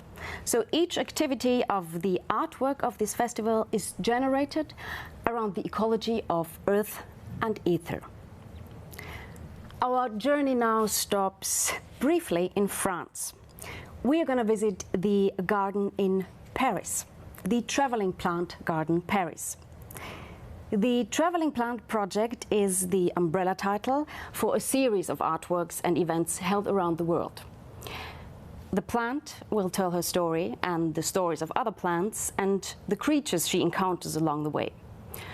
Plants have the ability to send their genetic material far and wide. They work together with carriers like bees and birds, but also with elements around them. So how could we, as humans, reconnect better with non-human and other creatures? This project is about connecting between humans and the plants themselves.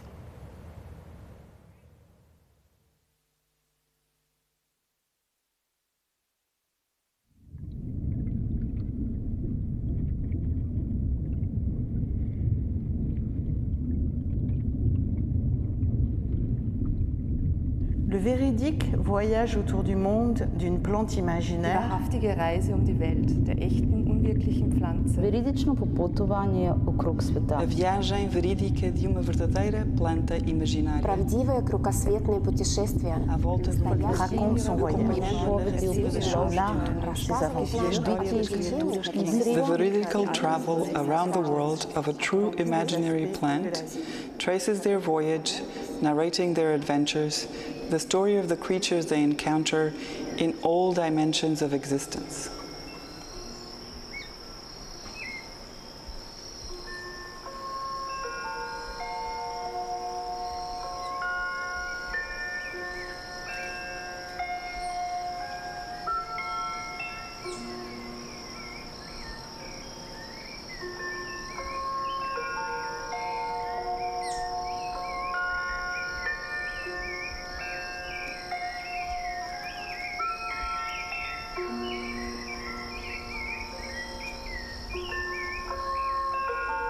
Traveling plant is a challenge. Traveling plant is an endeavor. It represents hope and action.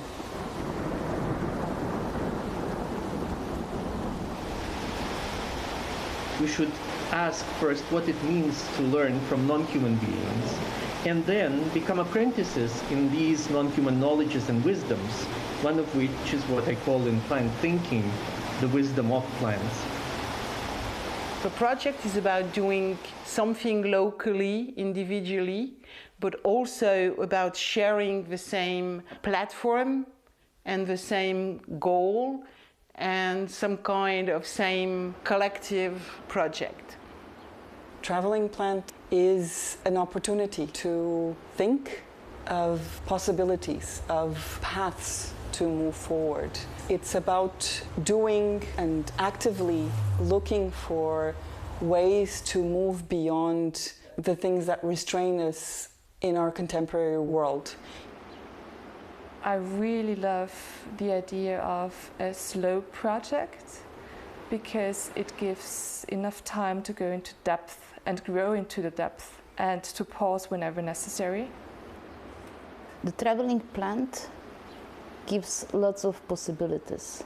There is also, of course, some restrictions which they're coming with it. And these possibilities and restrictions, they're kind of following the understanding of plant world, but also our relationships with it and how do we navigate that.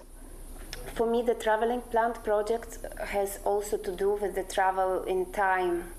It's not only that we travel to different countries, but also I personally can have a chance to get back to my childhood. On the one hand, I associate this kind of plant movement with the diasporic movement, because diaspora, as it is applied to human populations and a kind of spreading away from the place where a certain human population lived, diaspora is really a vegetal term, because it literally means, when translated from the Greek, a division of the seed or the splitting of the seed. So plants are diasporic in that sense that they can send their genetic material far and wide using not only the carriers such as insects, butterflies, bees, and so on, but also working together with the elements. It's about dealing with the difficulties that we face as a species, as a planet, as a whole, and trying to think through them into possibilities that will make sure that the whole is a surviving one and not an ending one, not one at the edge of a precipice. For me, this is an opportunity to really work with people I admire and people I find that do really interesting work and have something to say. In the last years, I'm thinking a lot about to develop better methodologies of empathic strategies, in the sense of like how we could better, when I say we as humans, better reconnect with non-human and all the other creatures with we are sharing the world. And the strategies of empathy, I think they're quite interesting view on it and how to go together further. Most of my holidays and also time when I was feeling ill, I spent with my grandmother, who was a greenhouse specialist. When I was super small and could not be left alone, she would bring me to the greenhouse with her. And I spent a lot of time playing with the pots, with the plants, as if they were toys. Of course, I have a very deep and intimate relationship with the plants. They were among my first friends. Perhaps one of the changes that we need to initiate in our thinking about our relation to plants is not to see them as the means to satisfy our needs and desires for food, for beauty and whatever, but to also adopt the reverse perspective and see how it is that humans are instrumental in satisfying the certain needs of plants, such as spreading away from and moving away from the source or the place where they first grew. The project was really connecting and connection between humans that will join the project. It's about connections between human and plants, human and these vegetal creatures. And it's about connections between the plants themselves and between us toward the plants, but also the plants toward us. Humans, we tend to terraform the land and aquaform the aquatic habitats. With all our presence, we are changing lots of environments. What I like with plants, they know how to change that also, and they can be persistent in their own space, like from smallest algae, like plankton, to the big forests and so on. They are with us and we are with them, but relationships has to be built.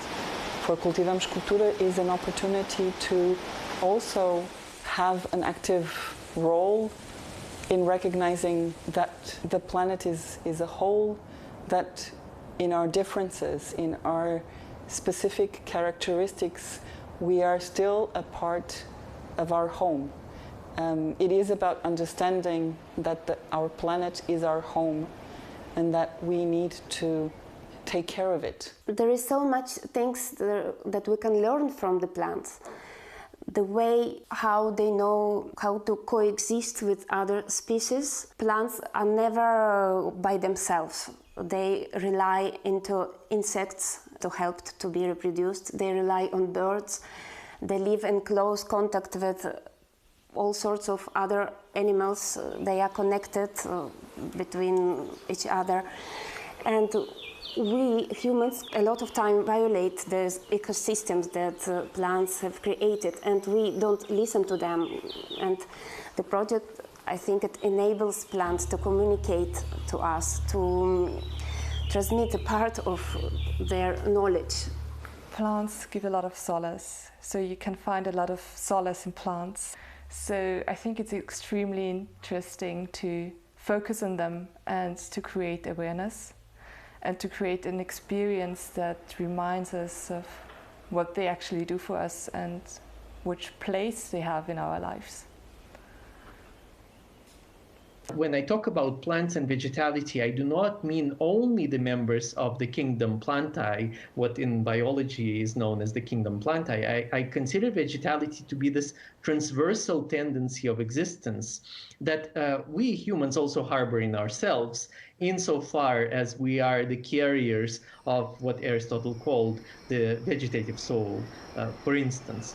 And so, to my mind, we have to turn not only to the least significant of plants outside of ourselves, but also into ourselves, into our own thinking, our own psyche, and our own physiology, in order to rediscover the vestiges of vegetal existence that have been repressed and suppressed precisely by this metaphysical tradition that wanted to maintain the identity of the human as the highest living being at the pinnacle of existence, without considering, obviously, the animality of human beings, but not to say anything of the vegetality of the human.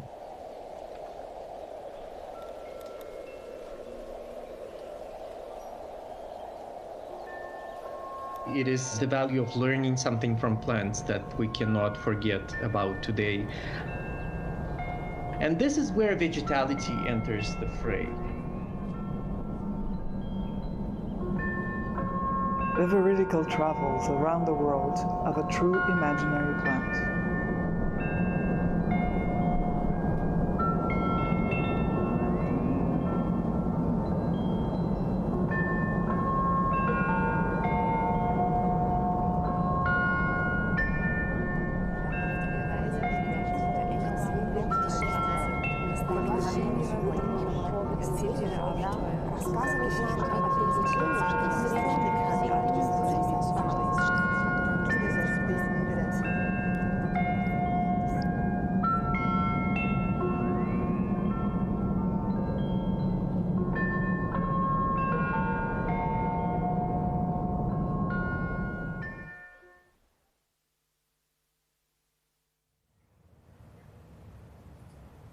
Welcome back. Now we're going to go on a creative question challenge. It's a live Zoom session with the title Autonomy Democracy. There is a series of CQC sessions, short for Creative Question Challenge, here at the Ars Electronica Festival. The CQC is a brand new brainstorming format. There are two speakers from very different disciplines and backgrounds. They will explore and present creative questions in a 30-minute dialogue with a catalyst/moderator. And the speakers of today's sessions are Lauren Lee McCarthy, Paolo Cirio, and the moderator is Kazuko Tanaka.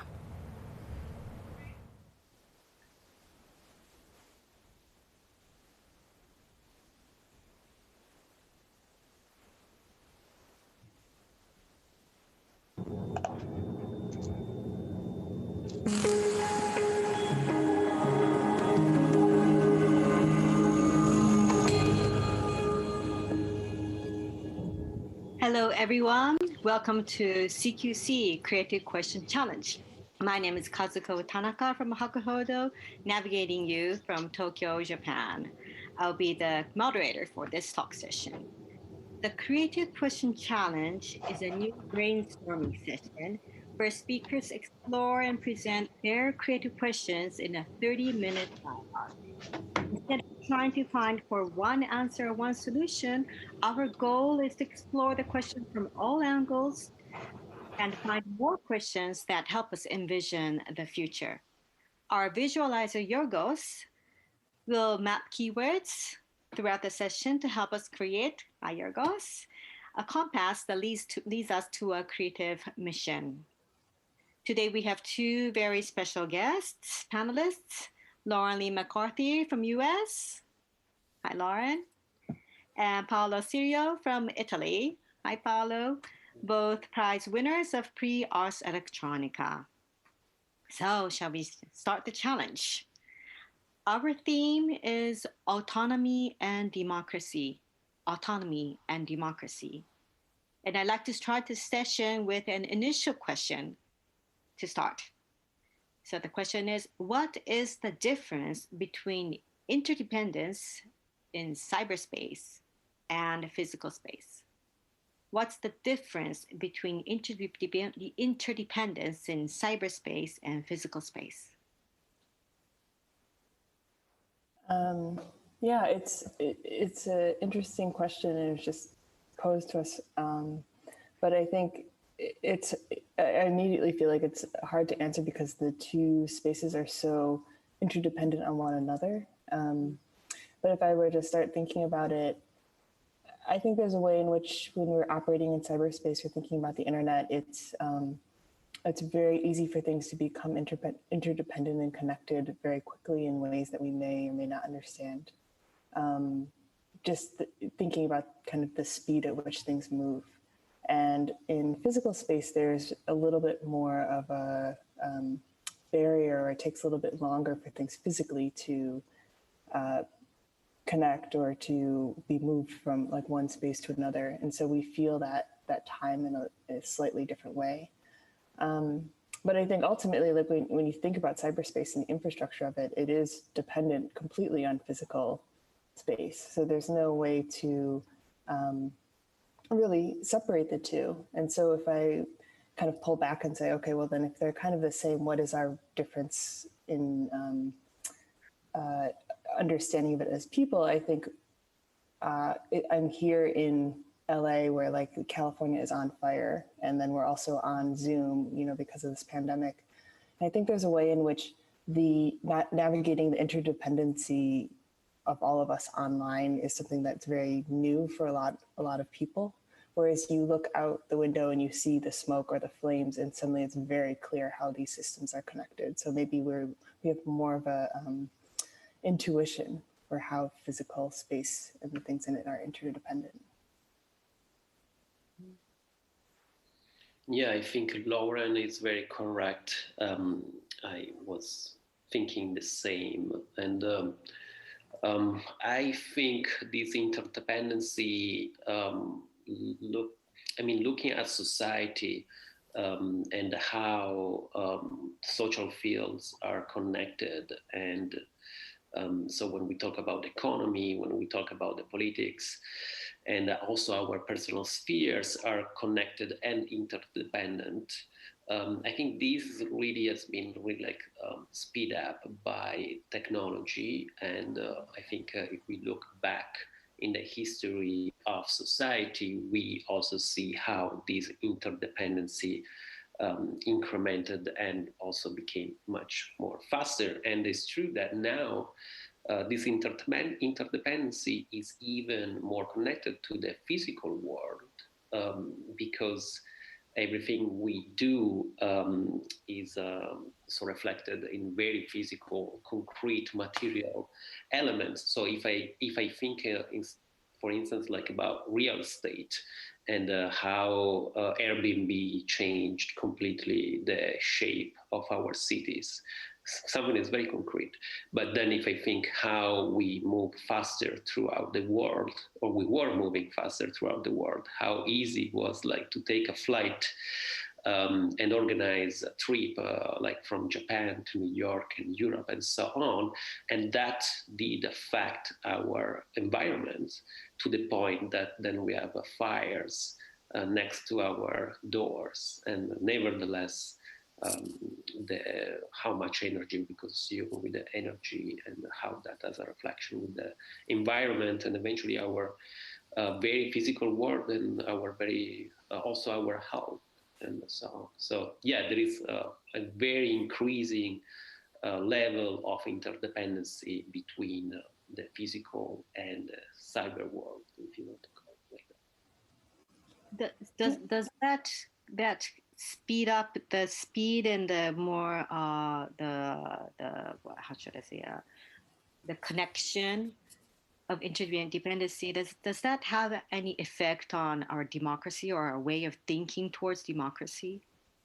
Yeah, I was just thinking it's like your work, Paulo, kind of shows some of it shows this so directly that we may have some policy in place or some structure of governance that depends on the physical or the virtual, but then these two spaces, it's so easy to circumvent one with the other. It seems you've kind of shown with some of your projects just by moving location or even just virtually taking up space in another country or location.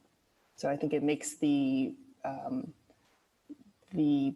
boundaries of these systems less clear or more difficult to sort of enact systems of governments around them. Yeah, I think if we talk about speed and technology related to society, what I often say is that the only social fields that didn't adjust to that speed is politics, and so is democracy. So if you think about the economy, finance just went faster, and about ourselves, how we move around the world, and even how we get informed in the bad or the good, of course, that has accelerated a lot. And politics, the only field that didn't accelerate at all. So we go for voting only every 4 years. And a new law, a new regulation takes years, at least 1 year to be made. And once it's made, you cannot really change it, or takes very long time to change it or adjust. So that is, I think that's our real problem. That's what I usually say, because if we could enact law and we could also change those laws and improve them in almost real time, we could make huge improvements in society, and we could fix issues, social issues, much more faster.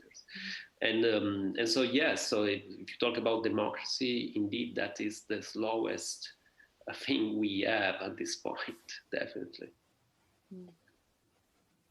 Very interesting to hear speed in politics, something that's very, very, that don't go together. No. For now. For now. Do you think politics would be speeded up with technology? Or should we? I think it could. I mean, there are successful examples. They say in Taiwan, for instance, it did happen that they do have a platform that does work a little bit. But I think it's a generational issue, like politics is slow also because it's run by a generation that is very slow anyway, or at least it's not technologically advanced. And also I think the main problem is that technology so far has been seen as a separate field and is still pretty much run by technologists. And so until we don't embed the humanism and the politics within technology, those fields will stay separate. So, I don't think like just a piece of technology can fix this problem. It's not going to be blockchain, for instance, but having people using blockchain in a certain way with some rules, maybe, but it's not blockchain. I mean, we already have the tools. We don't need new tools. We need like another agency and agenda. Yeah, but I think maybe it's technologists that are sort of owning the space of technology development, but we're also seeing just like mass organizing and movements happening on these platforms that do exist, for better or worse, and it feels like they're just increasing in kind of momentum and speed and power. So it feels to me, at least from my vantage point in this country, that there's that politics and government is starting to become a lot more reactive to the what the people are doing, or and so there's some way in which it feeds back. It still feels extremely slow, and to watch them try to respond is almost comical sometimes, but I don't feel like it operates in a vacuum, that politics is moving at one speed and everything else is moving at the other. It's like everything is moving at an increasing speed, and there's some, I guess the hope is that we're able to maintain a democracy that can support what's happening, or just guide us as a society, and whether that is possible or not, given the kind of infrastructure in place for politics, that's a good question. So both physical and cyber, we're moving and we're accelerating speed at some point, even in the technology and the politics. But in the beginning of discussion, Lauren, you mentioned that cyberspace, it was more quickly connected, and physical, there's a little bit of barrier and you need a little more time to be connected. Do you think that difference is that, does the difference itself have like an effect of good or bad, I don't know, in our learning the interdependence of each other in the democracy, or trying to acquire autonomy of us as citizens?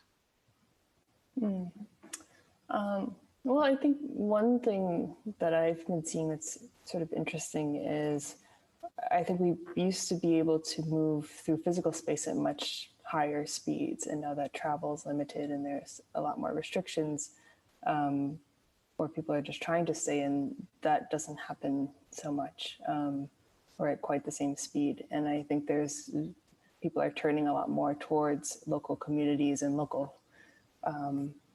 organizing and friends, and just like realizing that as a structure. At the same time, you have this, cyberspace connection to many people in the world, in many different places.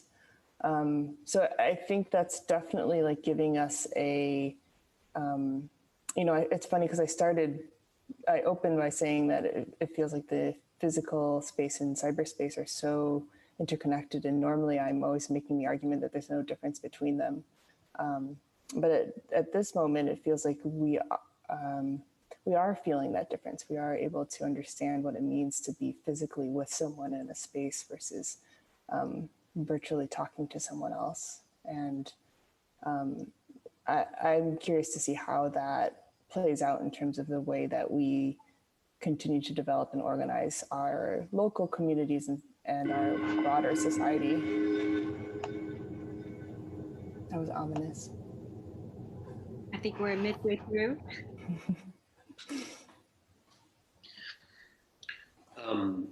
Yeah, I would make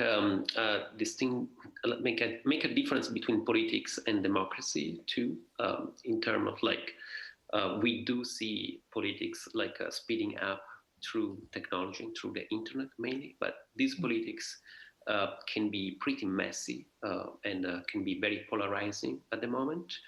And but I do agree with Lauren that talking about the local communities or real, actual interventions and change in the physical space, so in the lives of people, that is the real difference, which is also the ultimate result of democracy. So making like social justice and equality possible, which is very difficult, and is the process of democracy.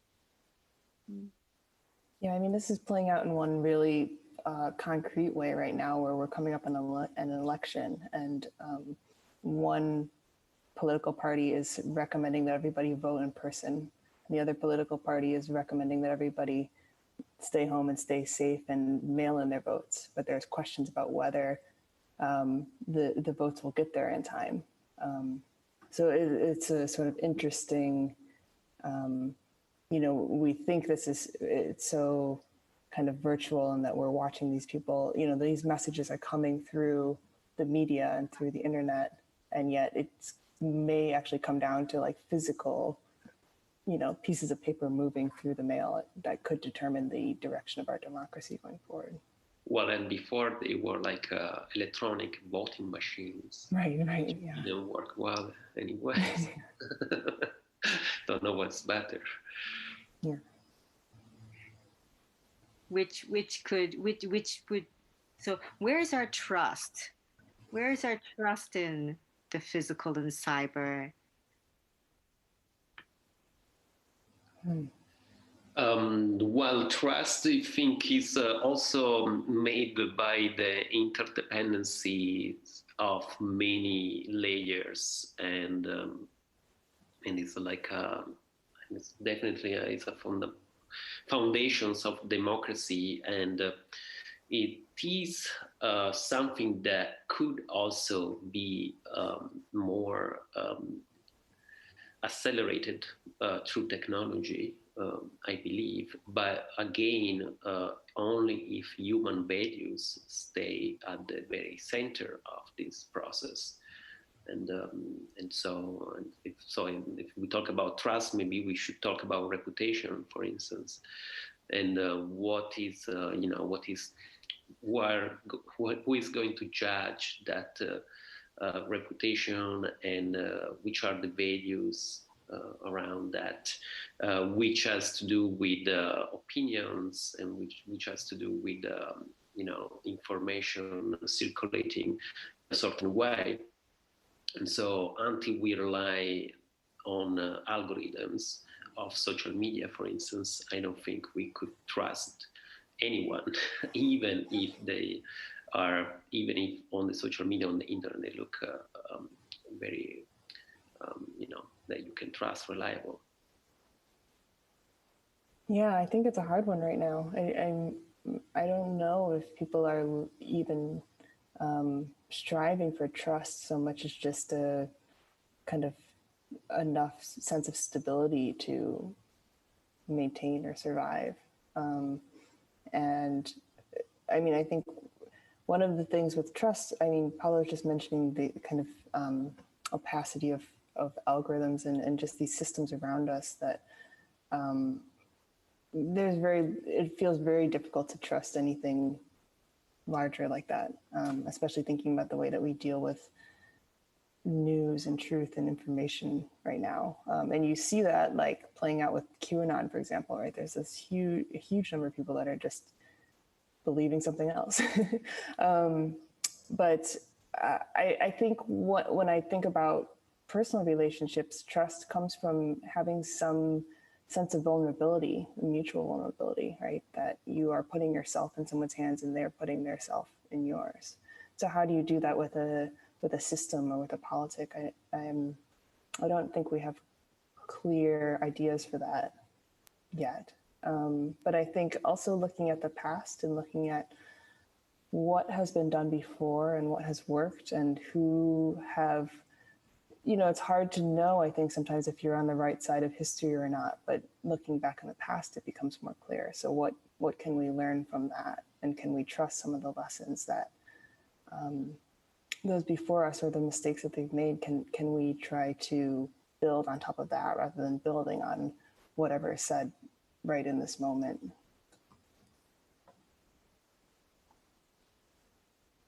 Vulnerability, putting yourself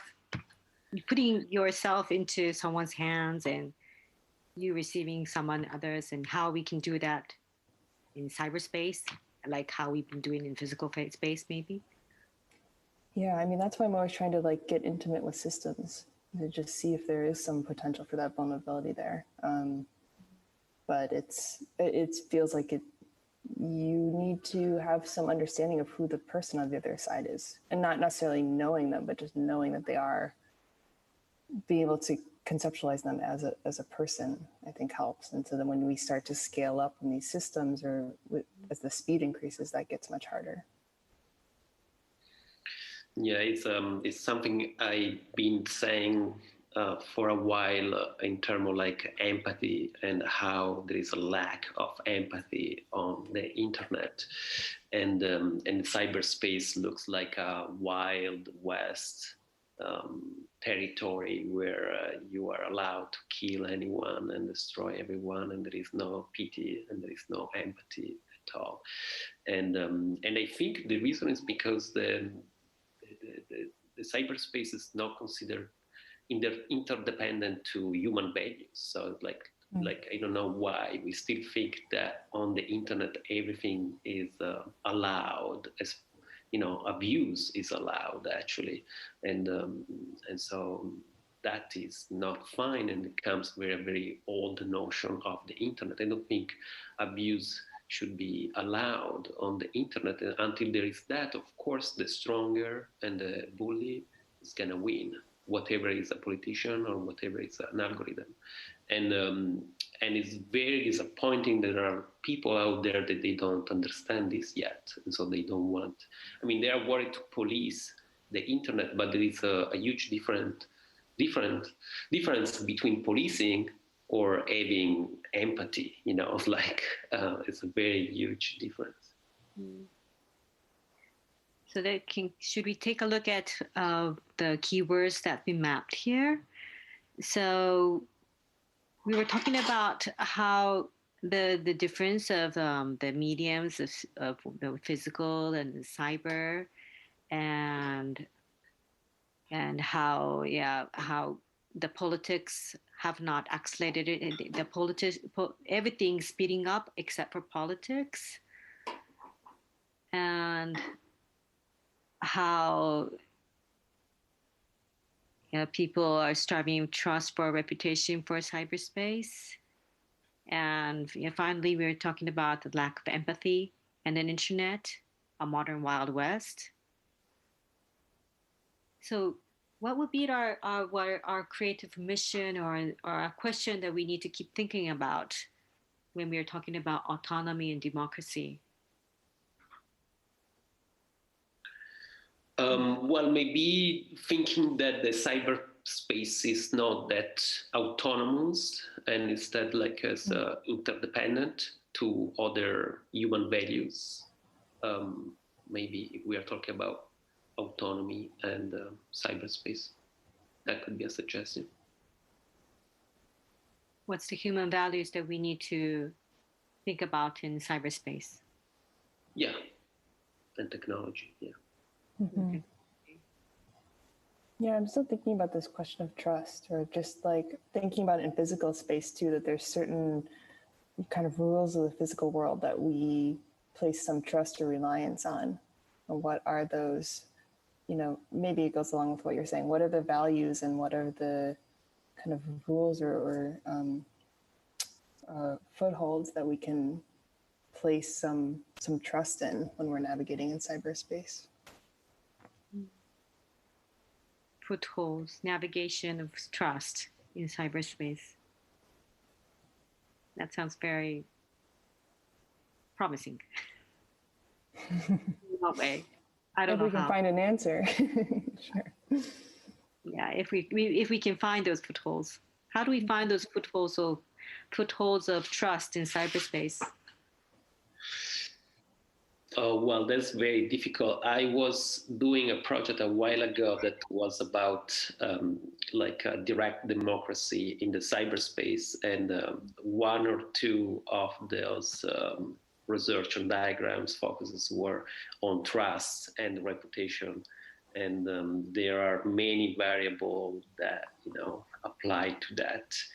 And nevertheless, I did a project about the right to be forgotten. That's also about reputation and trust.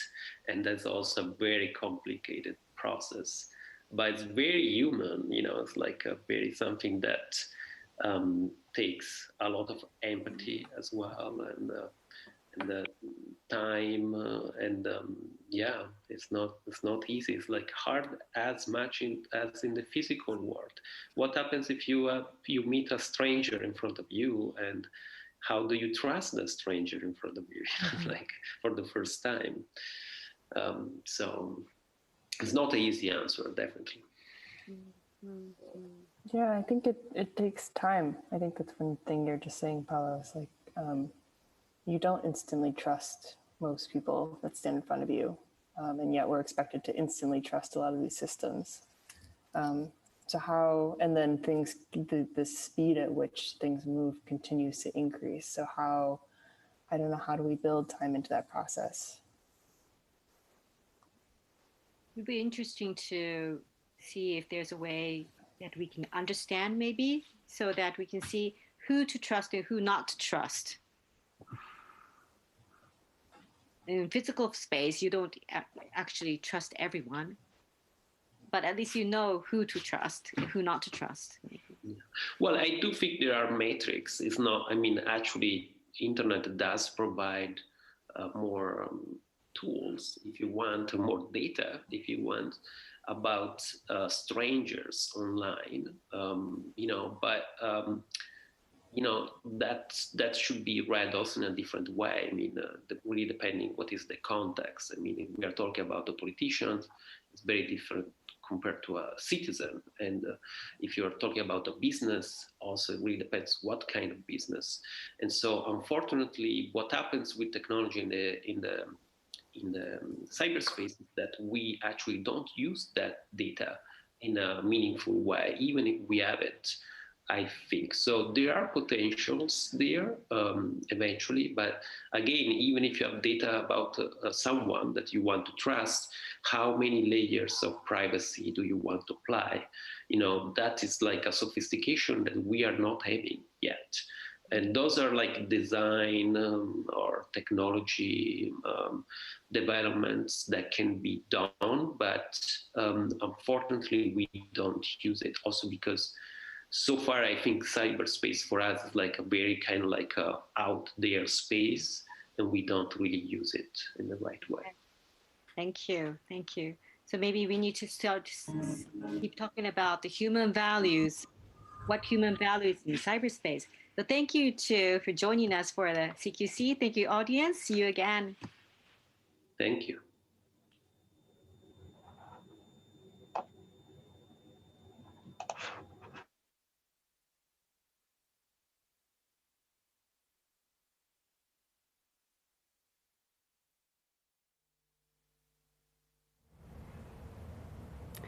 Welcome back. I hope you enjoyed the Creative Question Challenge. Now, journey around the world with tips and teasers on what's happening on our other 3 channels. On the New World channel, Andrea Ling is presenting Design by DK. Andrea Ling is the winner of this year's Grand Prize for Artistic Exploration. She will introduce her project Design by Decay, Decay by Design as part of the STRATS Prize Forum 2020. STRATS stands for Science plus Technology plus Arts. She will talk about her artistic and creative process and might give us an answer on how to design a world without waste.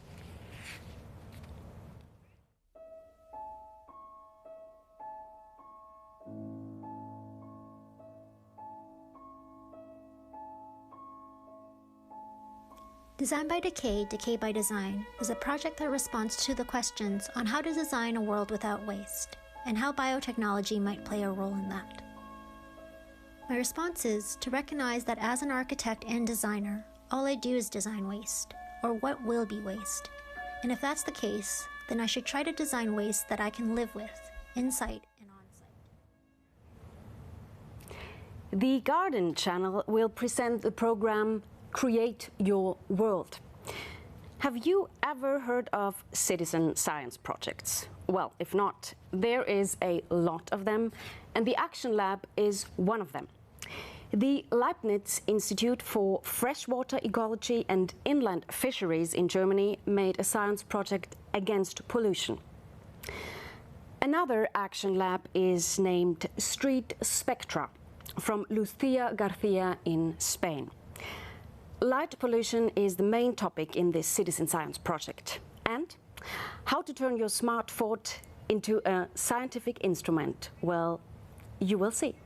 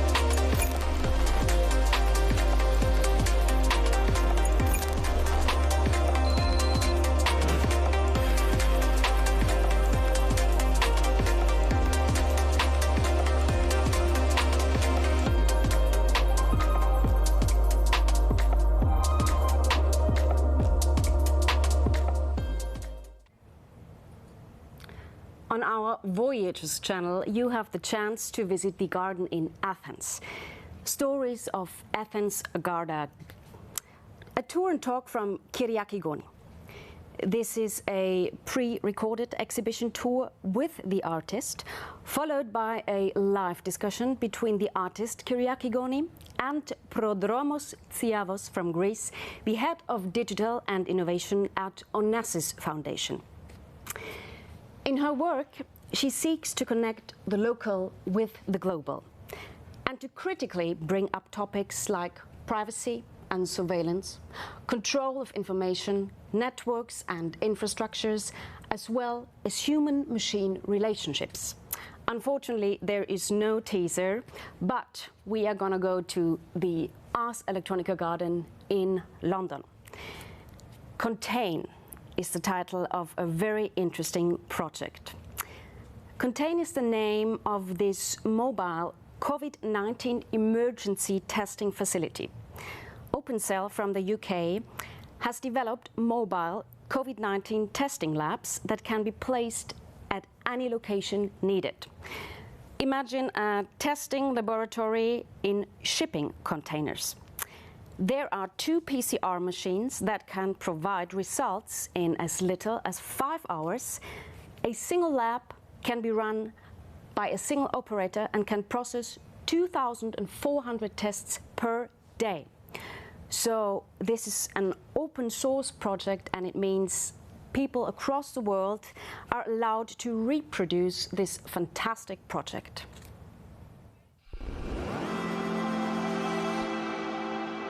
The Contain project is our response to the COVID crisis. Our model was to try and create a sort of high throughput automated COVID testing laboratory in a shipping container.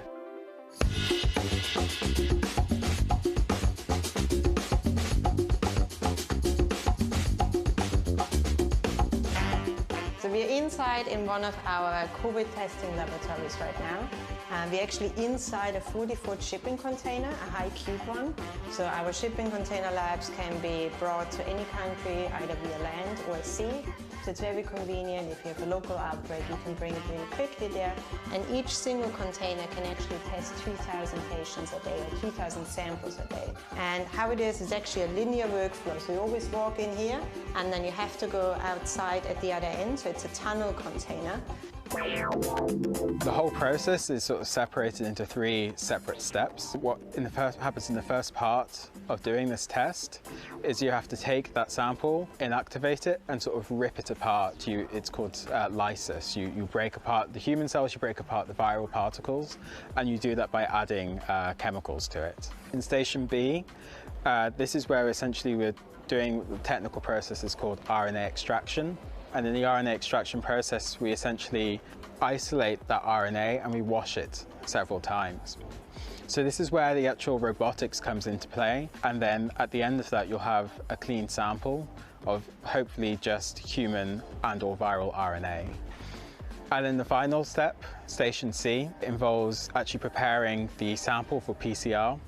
So in this specific situation, for a coronavirus test, you do a certain type of PCR called reverse transcriptase quantitative PCR. Essentially what that does is take this viral RNA, convert it into DNA, and then essentially amplify it.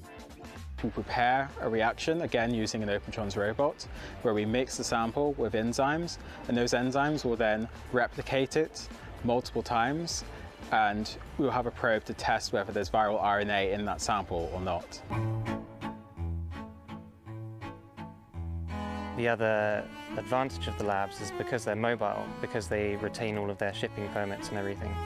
As the outbreak progresses and moves, you can very quickly move the laboratories to a new location where perhaps there's an increased outbreak and start servicing that area within 24 hours for most of Europe. The sort of scenarios that we're considering for the Contain project and where it might be really effective is in sort of mid-sized to large institutions and companies who are looking to kind of get back to operation, get back to work.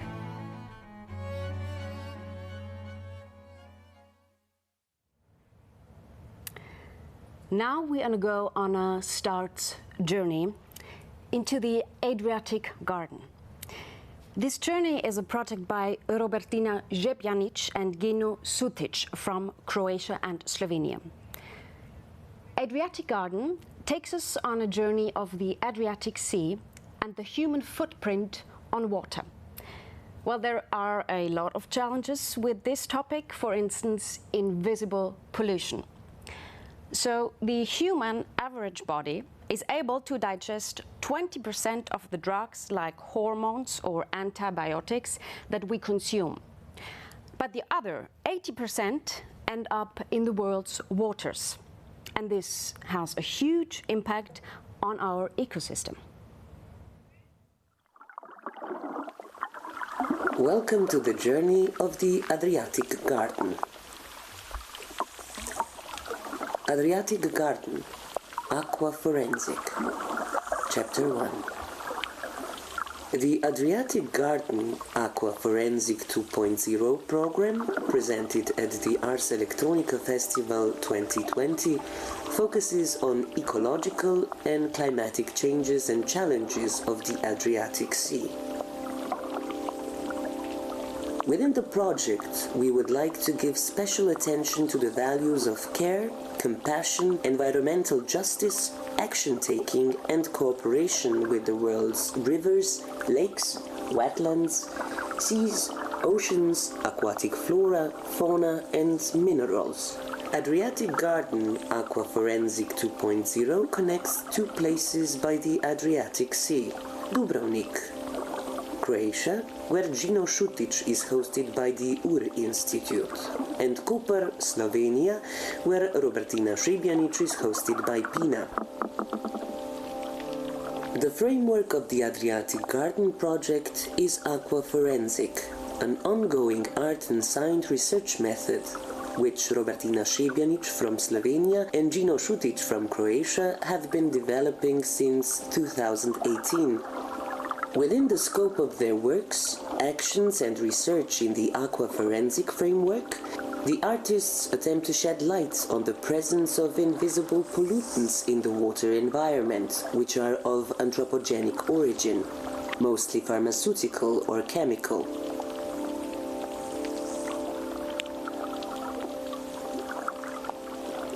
Gjino is a biotechnologist, postmodern intermedia artist and educator. He is the founder of the Universal Research Institute. He is doing research in multiple areas of natural sciences with a special focus in the fields of bioelectronics and biorobotics. He invented the term biotweaking, referring to the enhancement of living organisms or their parts to completely express and make use of their full potential. The work of the artist Robertina revolves around the biological, chemical, political and cultural realities of aquatic environments and explores humankind's impact on other species and on the rights of non-human entities, while calling for strategies emphatic towards other species to be adopted. In her analysis of the theoretical framework of the Anthropocene, the artist uses the term aquatocene and aquaforming to refer to humans' impact on aquatic environments. To make the Adriatic Garden journey, we, Robertina and Gjino, have been joined by various collaborators who kindly help us to realize the program on local and global levels. We would really like to thank Manja Ristic for her incredible contribution to the Sonic Wilderness program, Micha Godec, who contributed to the aquaforensic workshops, and also the teams of UR Institute, PINA, Projekt Atoll, PivCamp, Ars Electronica, Sector Institute, and many others.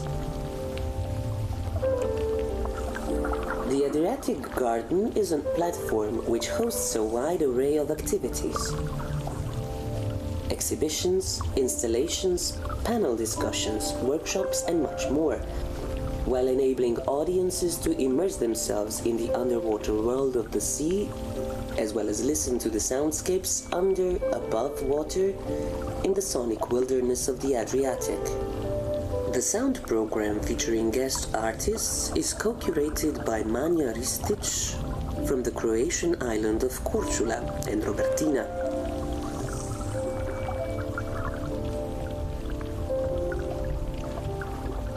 Art, science and citizen science coalesce within the framework of Adriatic Garden Aquaforensic 2.0, opening up a wider discussion about our solidarity and empathy with waters beyond human perception.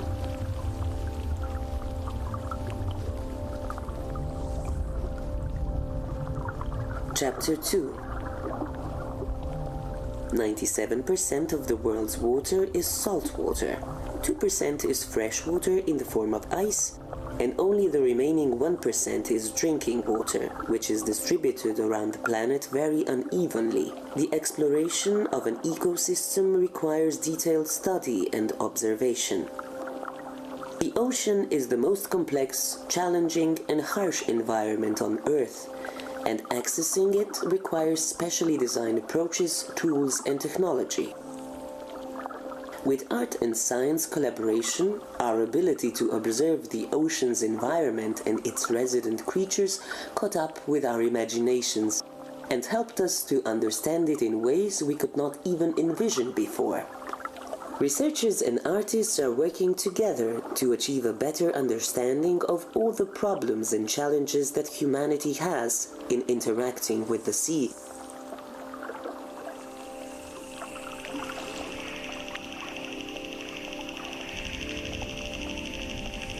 Chapter 3. Aquaforensic illuminates the invisible anthropogenic pharmaceutical chemical pollutants, residues of human consumption, monsters in the waters. The project combines art, science, citizen science in a hunt for a phantom.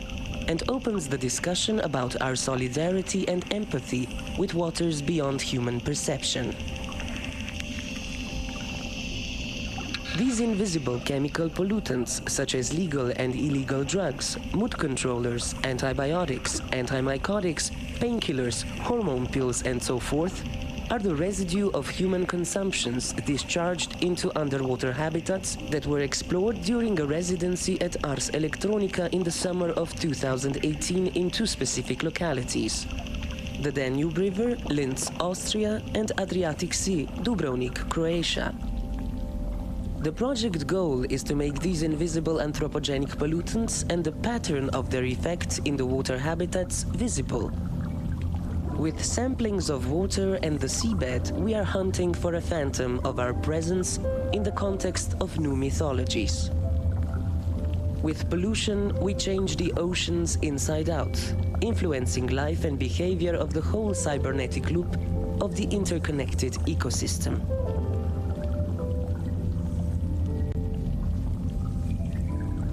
The vast complexity of the ecosystem that covers more than 70% of the planet, producing over 80% of the atmospheric oxygen, is still mysterious.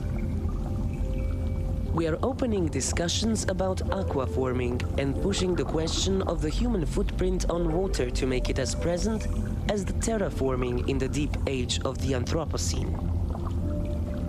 Anthropogenic presence is now aquaforming every part of the water habitats. It is the result of our global socio-technological system and its geopolitical, social, economic interest in water. From the shallow waters on the coastal lines to the deepest points in the oceans. By conducting citizen science investigation on forensic oceanography, we are looking into hidden secrets.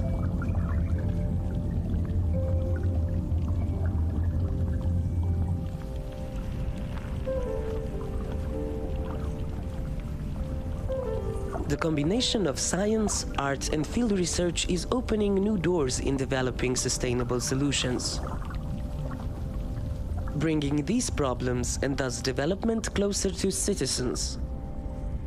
There are a lot of challenges, but also potentials when working with this topic and prototyping tools for water exploration. The major omnipresent invisible anthropogenic pollutants are the semi-consumed pharmaceuticals that stay overlooked and are changing not just us, but also the life in fresh and saltwater habitats all around the globe. The human body, on average, is able to digest only 20% of the drugs that we consume, while the other 80% is disposed from our body to waste systems, ending up in the world's waters. This has a malignant impact on the whole interconnected ecosystem in an escalating loop pattern. The loop is similar to the food consumption chain, which is entering a never-ending circle of multiple effects on such things as the development patterns of all living organisms. From the micro level, viruses, bacteria, and other microorganisms, to the largest organisms in the oceans. Aquaforensic. It's a voyage into the relationship between the microbial seas and humans who are aquaforming the water habitats all around the planet. The question is, how do the oceans feel our impact?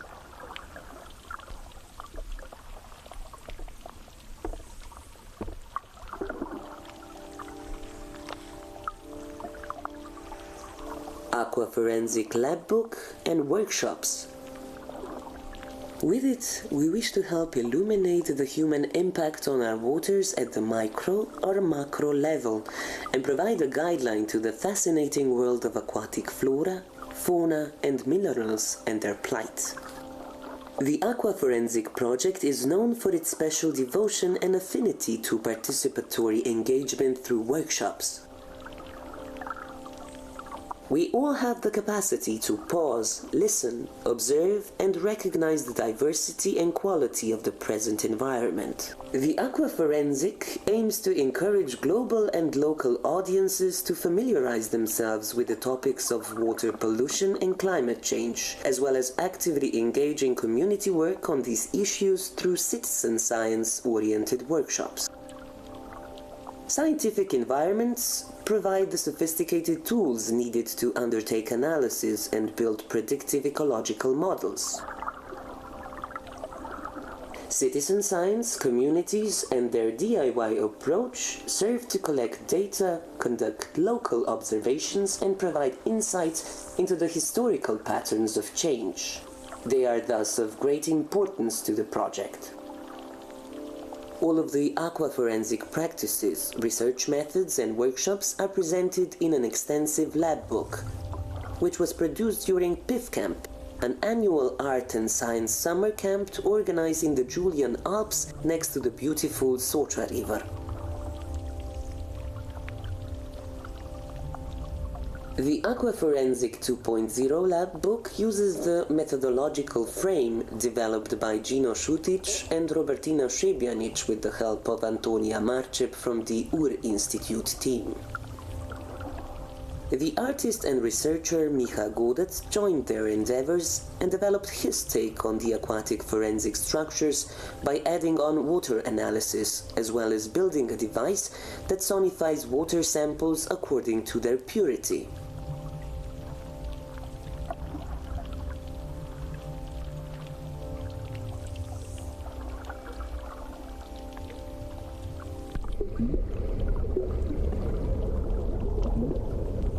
Roundtable. We have been and will continue organizing open panel discussions which connect various locations of the Adriatic Sea.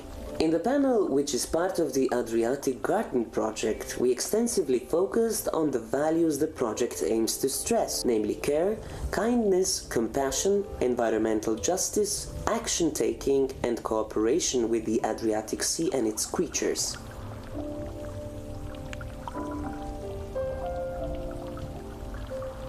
In discussion with local experts and citizens, we have delved into the anthropo-socio-technological relationship with the sea, described the impact our enterprises have on waters, as well as addressed the issues we have to tackle to achieve sustainable collaboration among researchers, artists, institutions, and citizens who work in the field of maritime research and conservation. Chapter 6. The COVID-19 crisis served as a stark reminder of the fragility of our lives, societies, work practices, and much more. It singularly stressed the importance of supporting communities and systems, their health, condition, and resilience. By being committed to the values of care, compassion, environmental justice, action-taking, and cooperation with the Adriatic Sea and its creatures, we intend to grow and intensify collaboration between various research and creative institutes who work in the field of the maritime environment. One of our primary goals is to establish a collaborative network of individuals and institutions working all across the Adriatic Sea, which will be able to work more effectively by comparing research data on diverse ecosystems and facilitate their local and global conservation and management. The collaborative endeavors of artists, scientists, citizen scientists, and active individuals have the potential to provide excellent support to their local communities. We hope our individual and collaborative missions will contribute to long-term systematic change on local, national, and international levels.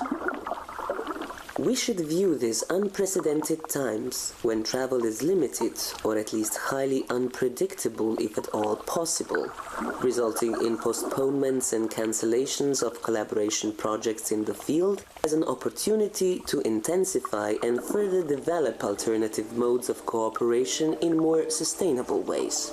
In the changing world, we should not forget to show our solidarity and take on the challenge to widen the discussion, as well as our empathy and care to the waters beyond our human perception.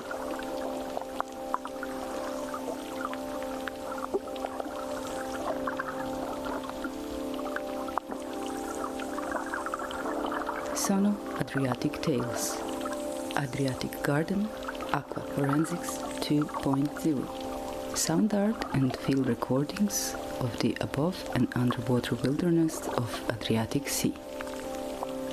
The Adriatic Garden, a special program part devoted to the sonic wilderness of Adriatic Sea, enables the audiences also to immerse themselves into soundscapes of under and above water in the sonic wilderness of the Adriatic Sea.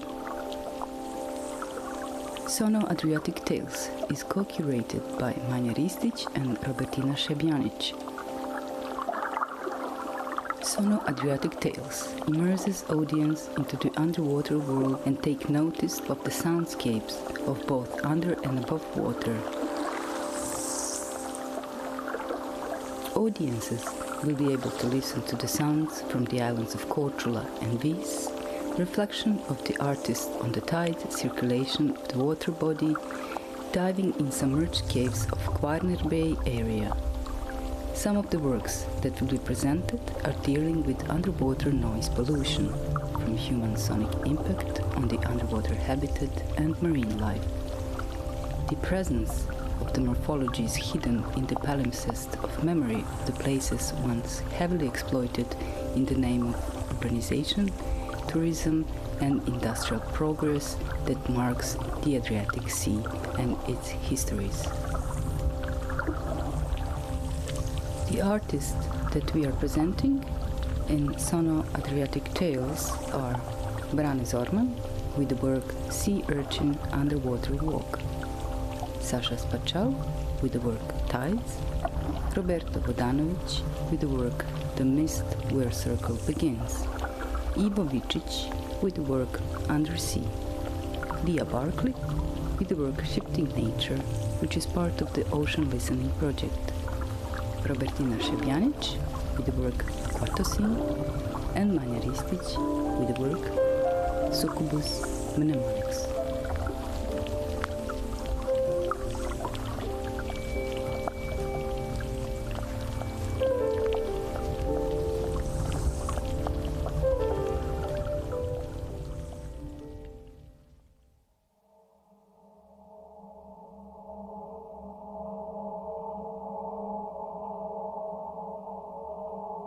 The work Succubus Mnemonics by Manja Ristic reveals invisible chambers of the microenvironments of the specific places that were once heavily exploited.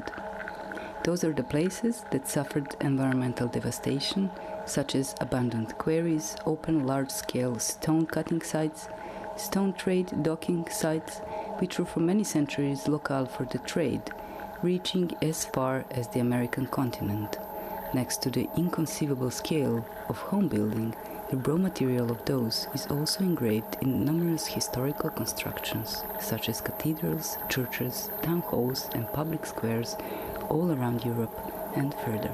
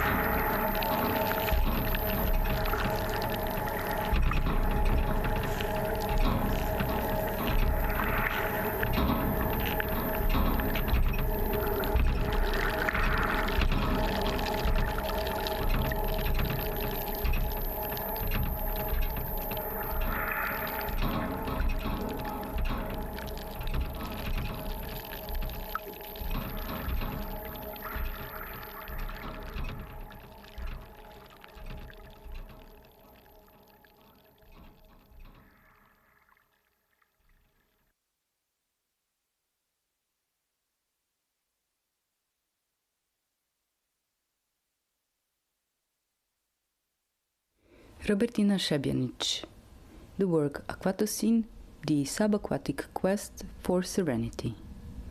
The audio compositions of the subaquatic soundscape encourage us to reflect upon the anthropogenic sonic impact of the underwater habitat and marine life, as well as illuminate awareness and underscore the importance of maintaining safe sound environments for animals living in the world's oceans, seas, lakes, and rivers.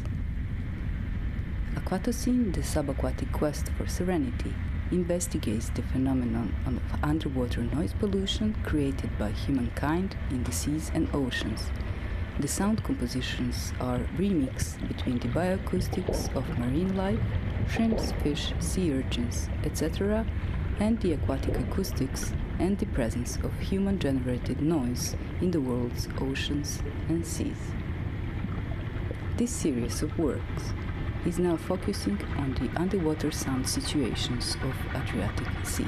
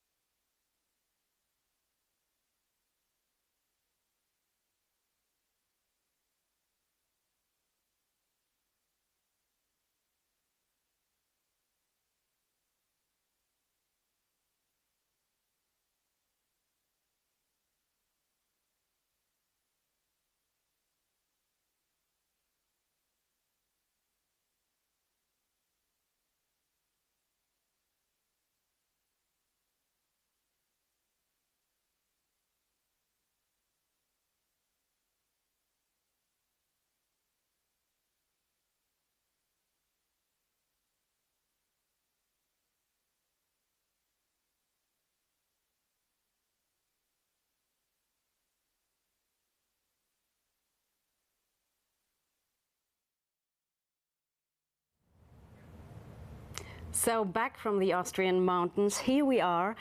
I'm going to present to you the next STRATS journey. It is called Fermenting Futures. Fermenting Futures is an art and science project. It was developed by the Institute of Microbiology and Microbial Biotechnology, a tongue twister, at the University of National Resources and Life Sciences, Vienna, Bochum, in collaboration with the University of Applied Arts, Vienna.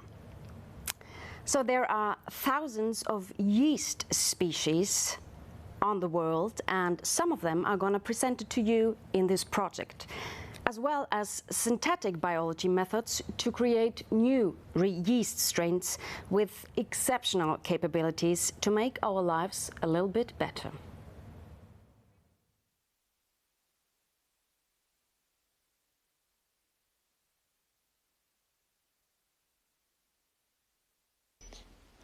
When we enter a laboratory, we enter a hybrid space, a network that encompasses both science and society, where complex interactions take place between technical instruments, protocols, organic materials, institutions, scientific communities, where human and non-human phenomena meet on equal terms.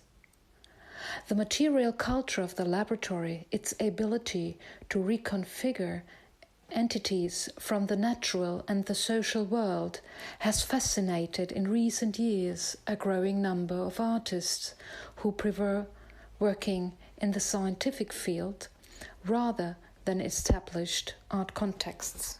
Yeasts are tiny microscopic fungi. We all know baker's yeast, like this tube here that consists of billions of single cells. These cells have the exceptional ability to take up sugar and convert it to alcohol and carbon dioxide. This makes bread dough rise, and it converts malt into beer. There are, however, thousands of other yeast species out there in nature, and we are just about to understand their special abilities and to utilize them in biotechnology. Fermentation is the ability of the yeast to uptake sugar and then convert it to alcohol and carbon dioxide. So what we know from yeast evolution is that the fermentation ability evolved with the first fruits more than 100 million years ago. And to study this evolution directly, of course, fossils would be the perfect material, but unfortunately we don't have the fossils from an ancient yeast. But what we can do is to reconstruct the genomes of different yeast species, different fermenting yeast species, and then we can replay the evolution in the lab to understand how the fermentation evolved. My project is about rebuilding this evolution in the lab and try to figure out the first step in the yeast evolution during a fermentative metabolism. There are thousands of different yeast species in nature, many of which we still don't know about. They share a high genetic diversity and they occur basically everywhere in nature. We can find them on soils, we can find them on rocks, we can find them in lakes and even in the deep sea and insect guts, and also on trees and plants basically. Now if we want to isolate a new yeast species, we can take one of these cotton swabs and take a sample from this tree. We streak it on growth medium to cultivate all the microorganisms from this tree, and in the next step we would actually isolate the yeast cultures and identify them. We cultured the different microorganisms. We can try to isolate yeasts, such as, for instance, this yeast species. This is a novel strain of a yeast species which is able to eat methanol, a simple alcohol, and we call it Commagatella puffi, which was formerly known as Pichia pastoris. I am an industrial microbiologist working on microbial chemical production for, let's say, a sustainable future of our societies. Yeasts have been the first microorganisms cultivated on really large industrial scale. Of course, alcohol was the first major industrial product. First of all, for human consumption. But now we are interested in alcohol also as a key green chemical and as a fuel. Yeast has an exceptional efficiency to produce alcohol and has an exceptional speed. And this is, of course, of high commercial interest. because we want to do things efficient and quickly. Nowadays, we can use synthetic biology to switch the product pattern of our microorganisms. So in our lab, we are working on lactic acid as a product instead of ethanol. Lactic acid can be used to produce plastic, polylactic acid. This is a very sustainable plastic which is biodegradable and can be produced essentially from sugars, which means it is environmentally friendly. What makes me really enthusiastic about industrial microbiology is that we can use these tools to fight climate change. So carbon dioxide in the atmosphere is one of the major problems of our times. And burning petroleum, using petroleum, is the cause for all of this. And using microbiology, so these very tiny organisms which we can hardly see, gives us a possibility to fight that and to base our society on, let's say, a completely new foundation. Baker's yeast produces carbon dioxide, which makes the bread rise and champagne sparkle. However, we have created exactly the opposite, a yeast that can eat carbon dioxide. We took the yeast cell's native metabolic pathway for converting a simple alcohol called methanol as a starting point. This pathway is similar to the so-called Calvin cycle in plants, which can assimilate CO2. With the help of synthetic biology tools like CRISPR, we have changed the metabolism of this yeast in a way that it can take up CO2 and in a way that it makes all new yeast cells and all they produce out of CO2. We hope that one day this yeast will contribute to fight the climate crisis by making animal feed or bioplastic out of this greenhouse gas. Every animal has to be fed with a certain ration of feed, and this has to contain a certain amount of protein. Yeah. And the protein normally comes from soy products, but it could also come from microbial sources such as microorganisms or such as yeast. And our yeast can live on carbon dioxide, and that's the whole idea behind this, that we turn CO2 into an animal feed product. So this whole idea that you can channel CO2 into the biomass, it requires that the cell is made out of CO2. So all the cellular intermediates also come from CO2, and these intermediates you then can also channel into various bioproducts. I came to the project Fermenting Future by Anna Dimitriou and Alex May. They asked me in the year 2018 if I would join the project and if I have ideas how to develop it further. I met afterwards at their first residency in March 2019 Professor Ditar Matanovic and also Anna and Alex in the lab. And afterwards we developed more scenarios where we can go into different media with the core questions of the different fields.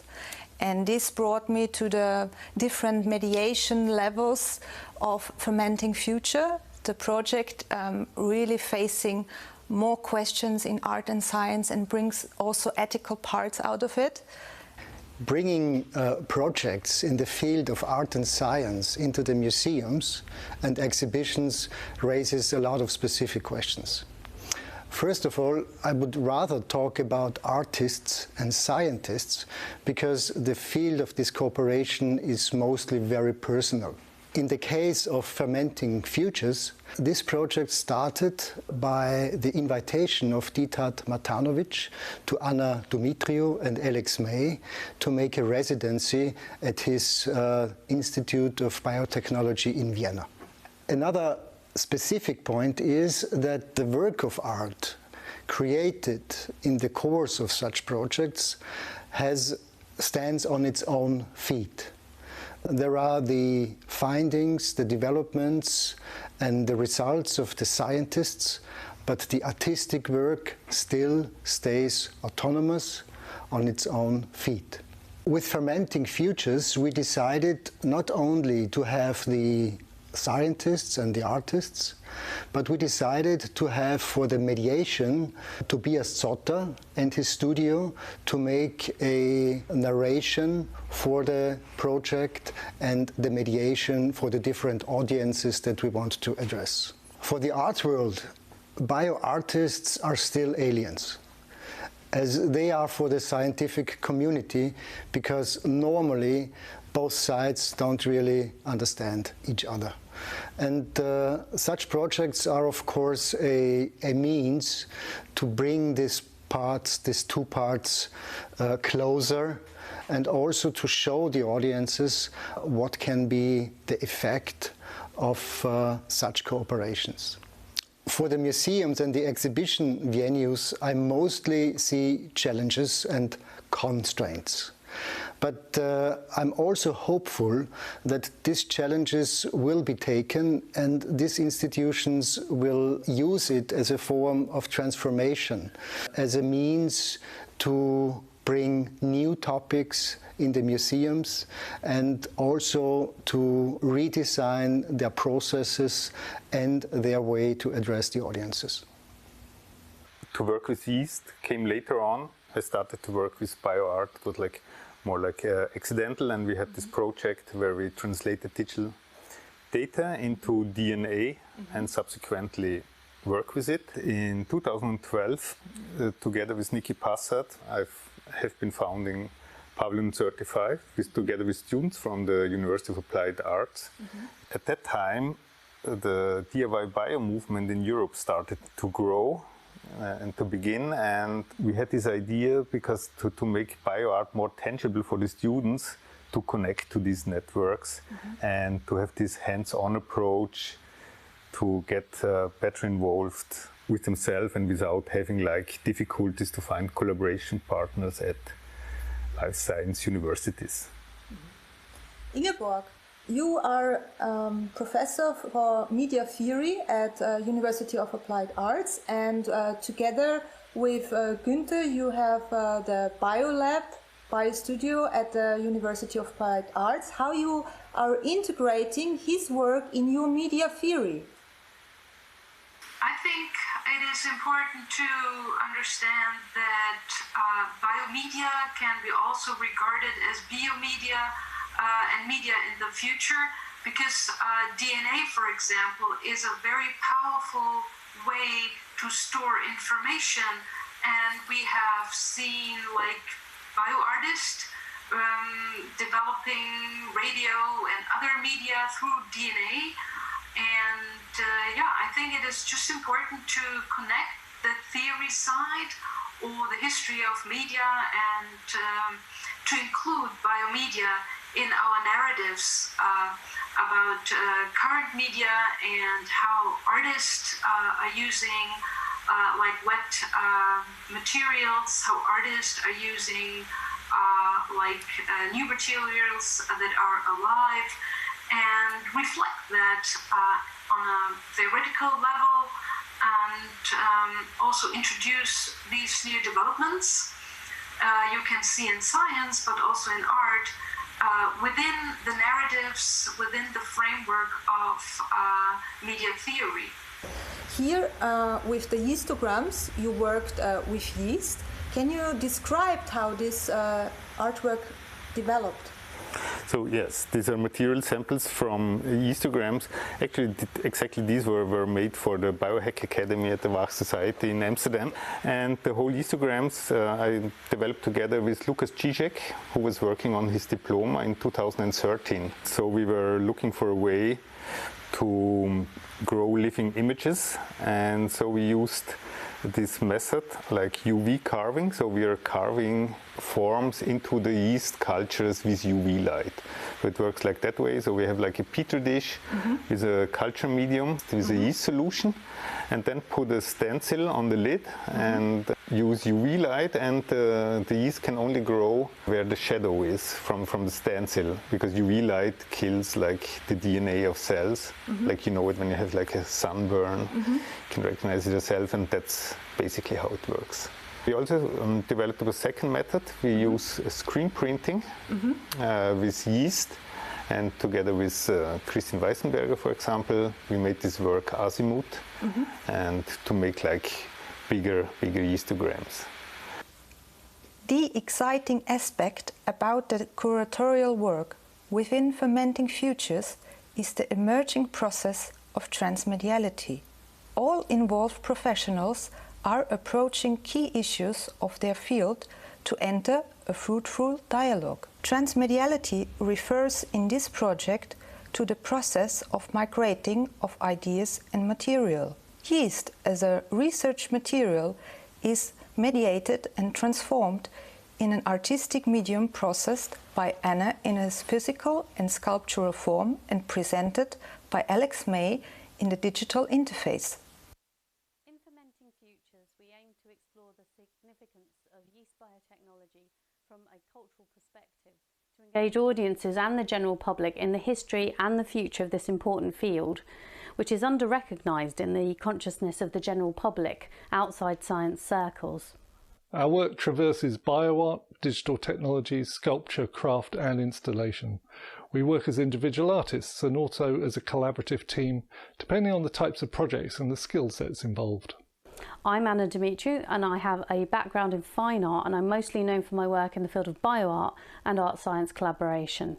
And I'm Alex May. My background is in programming and my art practice focuses on the cultural and societal impact of digital technologies. Yeast has played an enormous role in human evolution. From leading to the establishment of human settlements, it has shaped our understanding of the past through bioarchaeological interventions in historical sites, and is an important workhorse in the lab in innumerable research directions. The central work in the series is entitled Fermenting Futures. It explores and physically contains a biotechnologically created yeast that can capture carbon in the atmosphere, transformed to create biodegradable plastic for 3D printing. The work brings together various areas of yeast research and points towards efforts in biotechnology to mitigate the issues of climate change and plastic pollution. We worked with a yeast called Pichia pastoris, which was originally found in the sap of a chestnut tree and is the subject of focused research to capture carbon in the atmosphere. Scientists in the lab have used genetic modification techniques and directed evolution to create a yeast capable of capturing carbon and producing animal feed from it. Other researchers in the team at Boku are working with another species of yeast called Saccharomyces cerevisiae, using similar techniques in order to make it produce large quantities of lactic acid to make polylactic acid, also known as PLA, which can be used for 3D printing plastic filament. And in its unadulterated form, it's rapidly biodegradable in composting. The artwork combines these two biotechnologies to create a yeast that in effect simultaneously captures carbon and outputs plastic, or at least a key ingredient, lactic acid, which can be polymerized to make PLA plastic, building on existing research around the lab. In the early stages of the residency, we worked with scientists in the lab to learn to undertake the CRISPR modification of the yeast. However, during the COVID-19 lockdown, we were unfortunately not able to visit the lab, but we are excited to learn that the researchers have continued to progress with the directed evolution to improve the lactic acid tolerance of the Pichia pastoris. The concept of the work is to think about the core environmental pollution issues of the planet and explore the ethics and the aesthetics of using yeast biotechnology to confront these global problems, as our atmosphere chokes with carbon and our seas clutter with plastic. In essence, the project can be seen as potentially solving one problem, carbon capture, whilst creating another, producing plastic. And these kind of paradoxes are something art can help us reflect on. In fact, though technically feasible and working in terms of proof of concept, the output of lactic acid is as yet very small, but it has the potential to be increased with further work in the lab. Another work in the series is the bioarchaeology of yeast, which investigates the field marks of yeast on antiquities, works of fine arts and sites of cultural heritage as habitats for extremophile fungi known as black yeasts. The work explores these biodeteriorative microorganisms as objects of aesthetic appreciation in themselves. We produced 3D photogrammetry scans of black yeast colonies which had been allowed to grow in culture for many months and form complex morphological structures that we can 3D print and cast into physical sculptures. As the residency progresses, we find ourselves on a journey of discovery about the past and future of yeast. We are attempting to repeat Anthony van Leeuwenhoek's first experience of observing yeast in 1680 using a replica historic microscope and reading Guillemon's seminal book, The Yeasts. We are continuing to shadow contemporary researchers at the cutting edge of synthetic biology, even if we have to do it remotely during the pandemic lockdowns. The final installation will include a broader series of works including wall-based textile pieces dyed with pigmented yeast, incorporating waste materials being explored as ecologically beneficial sources of food for yeast, as well as investigations of the relationship of fermentation, bread and human settlement, and the abilities of yeast to swap its gender. We consider it important to incorporate the actual modified yeasts and materials from the laboratory processes in the artworks. Their presence, even in a killed form, tell a story, and the artworks become authentic secular relics of the sublime laboratory process that transforms living cells and enable new functions. Through our transdisciplinary methodologies, we are aware of the importance of ethics and health and safety in terms of the works, and we are tenacious in finding solutions that allow our works to be exhibited safely in public settings such as museums and art galleries. We hope that the project enables a sense of awe and curiosity in yeast biotechnology that scientists in the field are of course very familiar with, but that isn't normally accessible to non-scientists. The project aims to welcome audiences into the research and enable them to reflect on the history of yeast and what the future might hold, taking a holistic approach that opens up a space for reflection and debate. I have seen Anna's work. I contacted her and I could see clearly that her approach and Alex's approach match exactly this idea to work together on a project and develop and create something new based on the input of both sides. With what we see is very, let's say, similar and complementary in the approach. It's this kind of open mind to the new and to the unexpected and the creativity process. This is one thing that has changed for us because we are forced to loosen ourselves from some constraints that we have. But now we realize that we need to do them to let's say, shape the entire picture.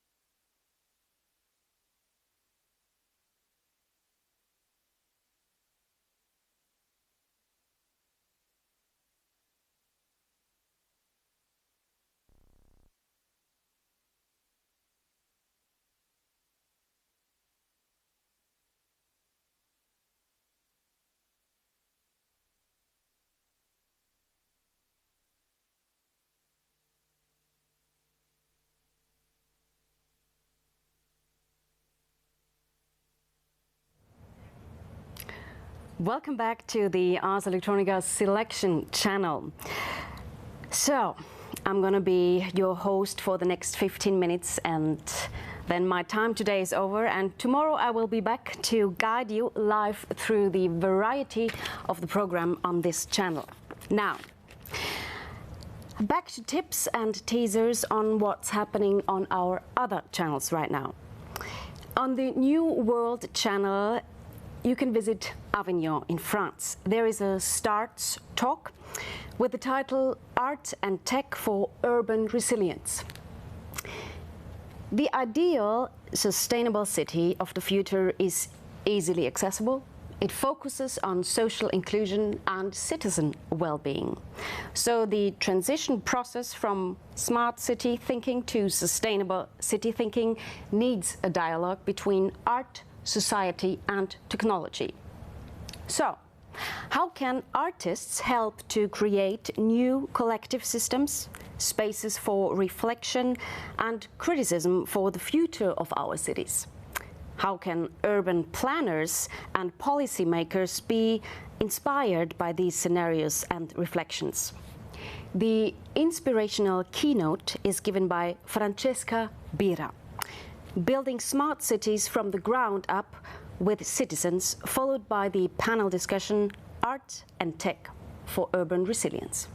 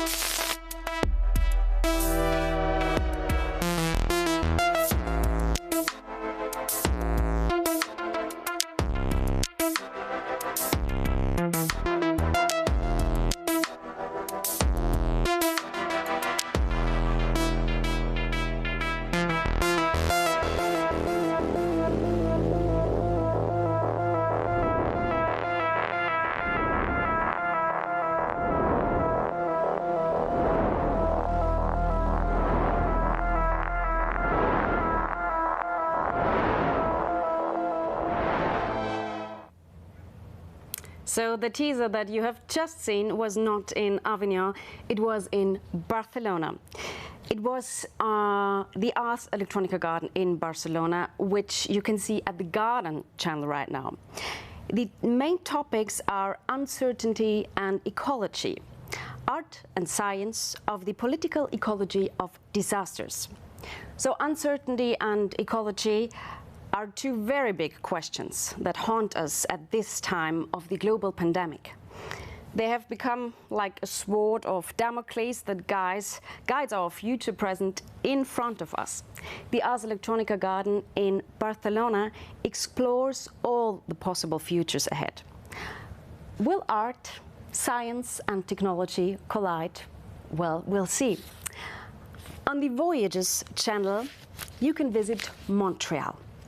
This is a live talk with the title Emergence and Convergence, Art as Prophetic and Responsive. In this live conversation, Cheryl Sim, the managing director and the curator at this Foundation for Contemporary Art, And artists from the exhibition Emergence and Convergence will discuss their work. This meets at the intersection between the self, the digital technology, the built environment, and the natural world. We are going to go to the Ars Electronica garden, Space Garden now. CADAF. CADAF is the Contemporary and Digital Art Fair in the US. And CADAF presents Anne Spalter and Sofia Crespo. These are two female artists working with AI technology. So Spalter and Crespo explore current socio-economic issues, including, of course, the COVID-19 and ecological uncertainty in their work. They allow us to see everyday events from a machine's perspective. The artists invite the viewers into these very new worlds where beauty and technology collide.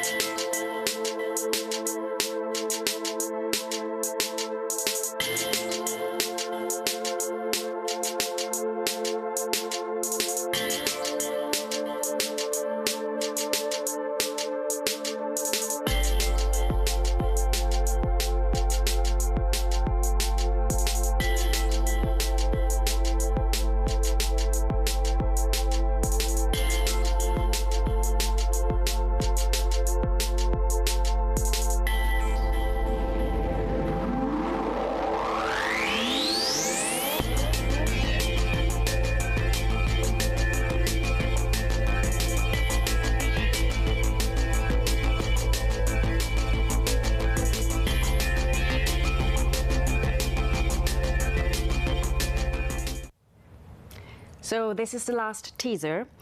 It's for the Pre-Ars Electronica Cyber Arts 2020. And the Pre-Ars Electronica is considered the world's most important showcase of excellence in digital media art. This exhibition is an excellent platform from which to observe current developments and trends in our digital age. The selected works are an example of the social dynamics and issues that are dominating today's discourse.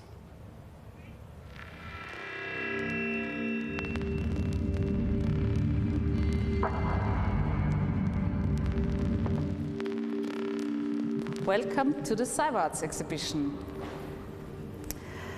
We are right now in the space where the category of the digital communities is presented. It's a category which is not on art, but it's dedicated to social engagement and sometimes answers of communities, sometimes even without any digital device. This year I was responsible for the presentation of the Digital Community Project. We have invited a designer for this special area. We wanted to draw attention to the complexity of the topics that are negotiated in these projects with a specially developed color concept. Each color stands for a topic, for example, yellow, collaboration and network, red, knowledge transfer, and so on. Every visitor gets a color code and therefore he can understand the project in its diversity. This is a short extract of the jury statement.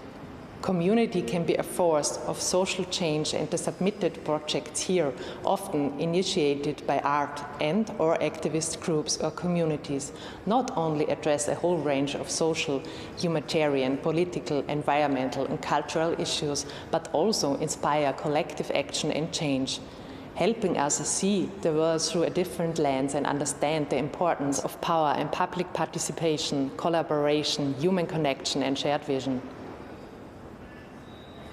This year's Golden Nika goes for the first time to an anonymous group, Hong Kong citizens, who have been organizing the pro-democratic protest since 2019. Be shapeless, be formless, be able to adapt to any situation, be water. The motto of the award-winning protest movement, known also from Bruce Lee, goes back to the ancient philosophy Lao Tzu.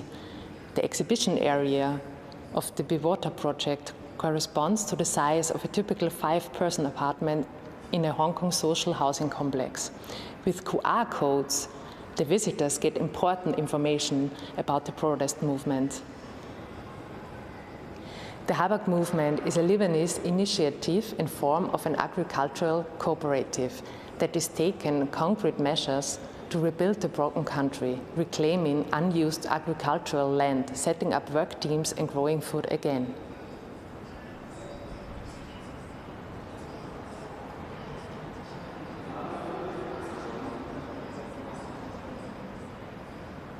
Algorithmic Justice League is an organization that combines art and research to increase public awareness of the social dangers of AI. Algorithms have become essential elements of our daily lives in online searches, in rating systems and smart devices or bots, but also in banking, healthcare, and so on. However, the systems that are developed are never neutral, which means that algorithms may be biased and discriminatory. My heart smiles as I bask in their legacies, knowing their lives have altered many destinies. In her eyes, I see my mother's poise. In her face, I glimpse my auntie's grace. In this case of deja vu, a 19th century question comes into view. In a time when Sojourner Truth asked, "Ain't I a woman?"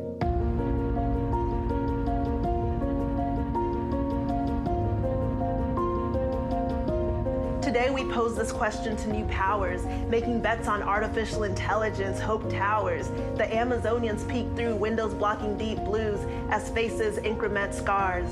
Old burns, new urns, collecting data chronicling our past, often forgetting to deal with gender, race, and class. Again I ask, ain't I a woman? And one of my favorite projects is Indigimoji.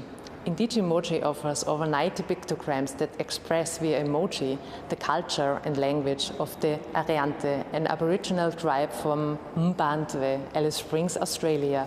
So the project takes care that the language of the indigenous population is passed on to the younger generation and lives on the digital space.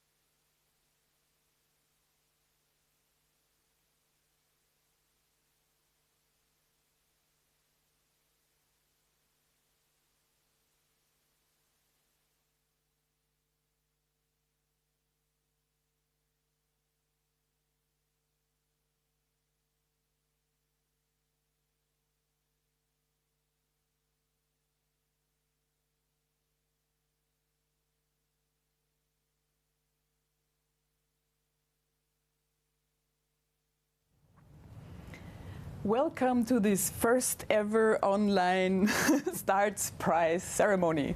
I am Carla Spilutini. I am the producer of STARTS Prize here at Ars Electronica, and I'm here in the studio with our artistic director Gerfried Stocker, and with our very special guest Olga Kiseleva, and we have another special guest who will join us via an online conference, which is Andrea Ling. And why don't I just directly head the word over to you? Thanks. Don't waste some time, it's precious. So maybe a short introduction to what the STARTS Prize is. It's a really wonderful initiative of the European Commission that started more than 5 years ago.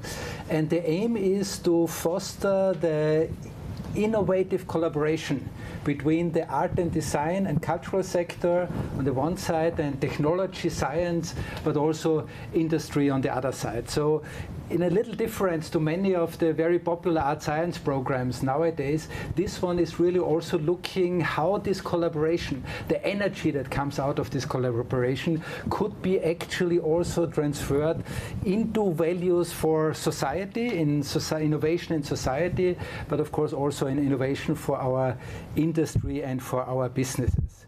And we have really wonderful examples every year of projects that are arriving to this competition. We have a huge international group of advisors and nominators who send us also, or who are scouting for us, interesting projects. And then the jury has 3 to 4 days to go through all these projects and select the winners.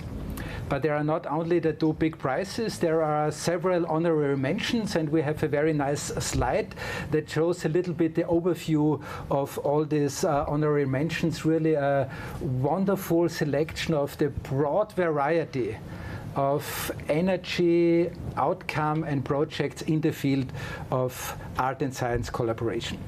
The prizes, there are 2 prizes, each 20,000 euros, and 1 grand prize of the European Commission is for artistic exploration. And this year it goes to Andrea Ling, and I'm very happy that Andrea is here with us. I think you're in Canada at the moment. Yes, I'm in Toronto. Yeah. Yes, wonderful. Thanks for also taking into account the time delay and joining us here in this award ceremony, in this online award ceremony. The procedure is like this. We have a short video that we will show to our audiences, and I would like to ask you directly to use this time of the video to explain a little bit about your project. Okay, please. Sure. So are you playing it now? Yes, please start. Okay, perfect. Okay, so my project is called Design by Decay, Decay by Design, and it's a series of artifacts that exhibit design decay. And they were done for Ginkgo Bioworks Creative Residency on how to design a world without waste. And so as an architect and a designer, I recognize that most of what I create will ultimately go to landfill. And so if that's the case, I need to design waste that I can live with, and to try to design it as nature does, not only as the product of breakdown and destruction, but as inputs for renewal and construction. And so the project's done in collaboration with Ginkgo scientists, and it tries to organize decay using enzymes, fungus, bacteria, and other biological decomposing and composing matter at the same time. And so by mediating decay through things like species selection, control of environmental conditions, and nutrient templating, I'm actively pursuing a guarantee that the mechanisms of constructive renewal, in this case biological renewal, will be embedded into the physical world that we make. Wonderful. I think it's really exciting type of also research that you are doing. It's of course a very important aspect in terms of design, of architecture, to really change the paradigms that these new materials can be utilized. So of course important question would be, from your perspective as an expert in this field, how long will it take until these ideas really can start to change our reality? I mean, right now, I think there's several different institutions that are trying to do research into living material systems and trying to do it at scale. It's super hard to actually, try to grow a building. And so like the time scale, I don't know, like 30 years before we can see this in implementation. Construction is notoriously slow to change. Architecture, like if one of my old supervisors was showing a slide where construction techniques from the 1940s are the same techniques that we're using in 2020. Yeah. And so that's like 80 years and it hasn't really moved. And so it's one of these industries that is so slow, but even more so this industry needs this kind of inspirations. I think it's such a great idea just to think about what it means that buildings can grow sometime. And I think the really important part is anyway not for you as an artist and designer to speed up the process of industry, but to make these wonderful stories, these ideas, to create these ideas that can be so inspiring. So how do you judge this? Is the flow of inspiration rather going from technology towards art and design, or from art and design towards the technology? I think probably more the latter, because, well, I mean, it's cross-pollinated, right? And so, you know, my hope for this project, you know, to flow into technology is to really push industries to look at their relationship with production and consumption and disposal, right? And to really push them into potentially uncomfortable territory where they're looking at ways of making things that are not necessarily so industrially efficient or, you know, profitable in the short term, but looking at ways that might be sloppier and slower, but ultimately much more restorative and sustainable. And so, like, trying to ask through these technologies, you know, ask industry, you know, do you want to be a company that will last another 20 years doing the things that you continue to do and causing all these problems? Or do you want to be a company that can last, you know, persist for another 100 years, you know, adopting some of these new strategies, I guess. Yeah, really great. I think this is exactly what this grand prize for artistic exploration is all about. The appropriation of new technologies and scientific possibilities by the artists, leading to new visions that is driving our desire to bring these ideas into reality. And thank you very much for this wonderful project. You will get your award a little bit later, but in between we are looking to the second grand prize of the STRATS prize this year. It goes to Olga Kiseleva, and it's the grand prize for innovative collaborations. And before we talk a little bit about, we see the video, and I'm very happy that Olga is with us here, and please explain in 1 minute the core of your project, please. So this project is about to protecting of biodiversity and about helping plants and especially trees to survive in our difficult world. We are working on this project since more than 10 years already, traveling all around the world and wondering to don't have a very big ecological footprint. We created a system which allow us to communicate with trees at distance and also to leave the tree communicate together across continents. So this is quite exciting process, and thanks to this, people can really feel trees are alive like us.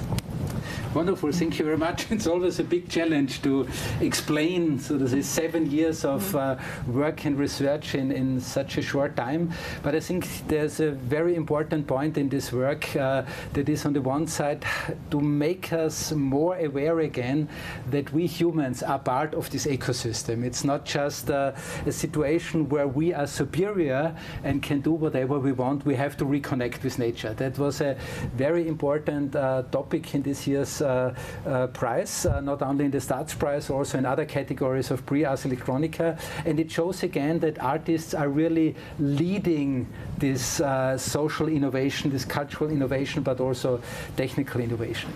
One important point of this, of course, is, and I think you are really very, very experienced. I mean, since so many years, your work is in this intersection of research, of design, of art, but also, of course, working with complex companies and industry to be able to realize the project. This is a very difficult situation because basically different cultures are clashing with each other. The culture of art, the culture of science, the culture of industry. How do you manage to stay afloat with your ideas in these circumstances? Thank you very much for this question. In fact, it is the art and science collaboration, like any interdisciplinary collaboration, it is a special topic. We even had one PhD wrote about the methodology of this collaboration, and it was more than 500 pages only about how to collaborate. And finally, I think the key words are respect and interest each to other, because even if we work together with companies, with scientists, with philosophers sometimes, we can have a very different methodology and very different goals. But going forward together, we grow up our skills and our force, and finally we can have different kind of results. The results in the art field, but also some results in the science field or field of economics, and even in the field of geopolitics. Just yesterday we had the news from one of the part of this project, because we've worked since few years already with Israeli and Arabic scientists on the restoration of a very old, like 2000-old tree, which doesn't exist no more, and which used to be a native tree for Negev desert. And this is a palm tree making dates, and this tree can grow up in the desert without wasting the water of Jordan River. And just yesterday we knew then the first tree gave fruits. So it is an artistic victory, but also the scientific and geopolitical one. I think that the really interesting part is that one could say, anyway, this is a research project, but it appears, I think, also in the work that Andrea is doing, it needs the artist to drive this idea and to also maybe focus the attention of science and society into this direction. And therefore, both of you get the big awards of the European Commission. This is actually the wonderful trophy that Belgium artist Nick Irving has been designing. So Andrea, your trophy is already on the way from Brussels directly to Canada. So this is the trophy for Olga. And officially hereby I send the trophy through this online connection all over the globe. Thanks again so much for participating with your project, and yes, congratulations again. And the same, of course, is for Olga. The trophy is yours. You can actually pick up the trophy. I don't touch it, so that we stay corona safe as possible. And I hope also you will enjoy to have this trophy. And I hope for both of you it will be a good boost for your work. But I hope also that the prize of the European Commission will help to bring the topics that you are interested towards a larger audiences. This is what we are doing also here at the Ars Electronica Festival. Carla has prepared a very nice exhibition where the audiences here in Linz for the next days can watch your project, but all of this also is being documented online, so all the world now can enjoy your projects. Thanks to all of you. Thank you, everyone. I have a short message, so please stay tuned on this channel, because up next there is a really nice artist talk of Anna Riedler and Caroline Sinders, two of our resident artists from the AI Lab projects at our collaboration partner, the Edinburgh Futures Institute. So, see you. Thank you. Hi, I'm Caroline Sinders. I'm a collaborator with Anna Riedler, and we are artists in Ars Electronica's AI lab that's partnered with the Edinburgh Futures Institute, a group out of the University of Edinburgh. And we are working together to unpack a variety of different areas around artificial intelligence, especially looking at speculative fiction and research around climate change, around creating with artificial intelligence. I'm Anna Ridler. I'm an artist and researcher based in London. I'm working with Caroline, and in this talk, we're really going to think about and explore kind of how the metaphor of gardening can be useful when thinking about creative AI, and what it means to work with this, work with machine learning, both as kind of a process and a material. My name is Oisin Mackay. I'm a lecturer in machine learning at the University of Edinburgh. And I guess broadly, I'm kind of interested in questions around maybe what I would call human in the loop machine learning. So that's aspects of like, how do we take communities of experts and build artificial systems by extracting knowledge from them, but also how do we build artificial systems that can impart knowledge onto experts, so to teach those people. And I'm kind of been interested in these questions in domains such as applying these tools to biodiversity monitoring, for example. So how can we build AI systems that we can deploy out into the real world and help us understand the impacts of climate change, and hopefully be able to then offer us some path towards solutions based on this kind of rich data we can collect. Great.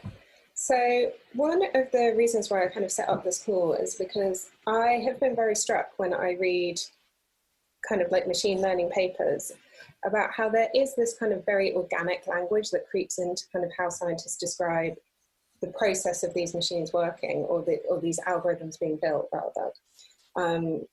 From kind of like ideas from the very, like even kind of very simple phrases and words like random seed, kind of progressively growing, all of these kind of words and metaphors seem to creep in to kind of like create this idea that it is this organic thing and there is this very natural process. And I wonder whether that is something that you kind of agree with, is a way of kind of like thinking about these kind of like algorithms. Yeah, I think you brought up some interesting analogies, because there is, at a very surface level, there's these kind of fun terminology kind of points of reference. So there's a concept of like seeds, like you said, growing. There's even like pruning. So we could find and mine all this literature and find all these kind of connections from a language point of view. I mean, I think there's some truth to what you're saying, this notion that there's like this organic process, because ultimately, we're talking about the limits of what we can do now in science. And so there is inherently this discovery process. There's a creativity towards that, to being able to, understand what's possible and pushing new ideas. I think that the other thing, though, that we shouldn't forget is, these are, ultimately algorithms and so on, models that are rooted in, scientific or mathematical rigor, in the sense that it's, there is kind of like, there is formalism that underpins all of that. And so the analogy takes us so far, but it maybe doesn't necessarily describe the full richness of the field. Yeah, no, I totally agree. But I think it's interesting that kind of like there's kind of like almost a shift with this technology to kind of like these more natural metaphors, rather than when you look at kind of like the early kind of like terminology that was used when the internet was kind of first being kind of like talked about, and it was all this very kind of like infrastructure type words like information superhighway, and kind of like that kind of like those kind of like metaphors kind of like captured it as a very kind of man-made built kind of infrastructure idea. Whereas I think that what I find quite nice about these metaphors that are being kind of constructed around machine learning with these kind of more natural gardening ones is that it does evoke this organicness and kind of make these links back to the kind of like that kind of ideas around it. That's it. Yeah. I mean, not to even get pedantic, but that's something I've always been interested about too. Even the different descriptors of machine learning, like a neural net in reference to a very specific organic style of matter inside of the human brain, right? Or artificial intelligence, often then presented as like in comparison to like natural intelligence or like human intelligence, right? It's always sort of seen as a sort of counterpoint. But I think kind of like one of the things that we were talking about before was kind of like ideas around growing versus tending when kind of thinking, especially in regards to data sets and data sets not being static, or not necessarily being static, and the idea that you need to kind of constantly kind of look after and kind of tend to these kind of things, which again for me really evokes the idea of kind of like a gardener. And I think there are lots of parallels perhaps between like the artist being a gardener, and that's something that I'd like to come back to later in the conversation. But you know, you're not necessarily kind of like that there's this kind of element of care and element of attention to something that you can kind of like predict but never know what will come out of kind of like what you're working with. Yeah, there's certainly this concept of like the gardener, in the sense that there's this like figure that's kind of standing there, you know, pulling the levers or pruning the bushes, that kind of, you know, kind of knows which way things should be going and guides that, and their experience kind of helps that process along. But obviously they're not necessarily fundamentally in control of every aspect of it and where it will go. Yeah, and this sort of reflects on an article I wrote many years ago in 2016 that was a provocation for designers and technologists working in bigger companies. So those not necessarily in the research field. And something Anna and I have talked a little bit about, which is this idea, the provocation was, do we need something like I described as like a data ethnographer? And I mean that extremely, extremely metaphorically, in the sense of those that are working with machine learning. Should there be this new form of job where it's someone's effectively the expert in the data set that you're using? And that can also mean expertise in like what are adjacent data sets that are not used. So if you are using artificial intelligence to create prediction models or simulations, maybe around tree growth in a city, understanding first understanding like what's inside of that data set, how many years it spans, were there major events within those years that were captured? Was there a drought? Was there unusual snow or not unusual snow, for example? And then recognizing that there is adjacent data not captured, for example, the history of gentrification. So how would you sort of model around that? And I think this kind of idea that data is really activated, that it's not this static brick or building block, it's not a wholly complete thing you put into something, but that it's coming from real life and the real world. And that as you're sort of like generating and looking at outcomes from, you know, whatever model and system you're using, that it's coming at times from the data set, and that you need to sort of know all of the ins and outs of it and really understand how the data shifts and moves depending upon sort of what questions are asking it and what exactly the model is designed to do. And it's really this kind of activative engagement almost. It's not the way we think of technology, which is put in something and get an output, right? It's much more involved. Yeah, it's a great point. I mean, I guess I would make one meta point as well, which is it's interesting for me to think about data in that way, because often kind of as a researcher, we're kind of maybe slightly like closed-mindedly just grabbing the data set that's on the computer, the easiest one to download, and we use that to run our models. We're not necessarily thinking about like the data set itself inherently and the problem that it contains. It's more like it's a means to an end to show that my algorithm is better than your algorithm and so on. So I think that's where we've kind of seen the limits of that thinking, because clearly we've created data sets that inherently have these holes, these biases, and we're unaware of those biases, and that has caused big consequences. And so I think what you describe, you can see the value and the role that might have in a kind of, you know, a real world deployment or an industrial setting where we need to be able to understand the limitations of what we train on. You know, and I think for both of us, kind of like that idea of a data set is very much kind of like a very core part of our practice whenever thinking about kind of making a project with machine learning. And so in that sense, kind of like it is the seed of the kind of project. It is the thing that kind of germinates the entire output, that whatever that might be. And kind of like, and it is kind of like, it ends up being like almost like the DNA of the project, that, you know, you can kind of go back and you can trace kind of like where things came from and why certain kind of like, why the model might end up producing certain things and not producing other things, by kind of like really kind of like deconstructing what goes into the data set. And I've always found it that there is this kind of very strong link for me, kind of, because I've done a lot of projects around kind of like the natural world and machine learning. Project that I did a couple of years ago around tulips, where I kind of took 10,000 photographs of tulips and then categorized them.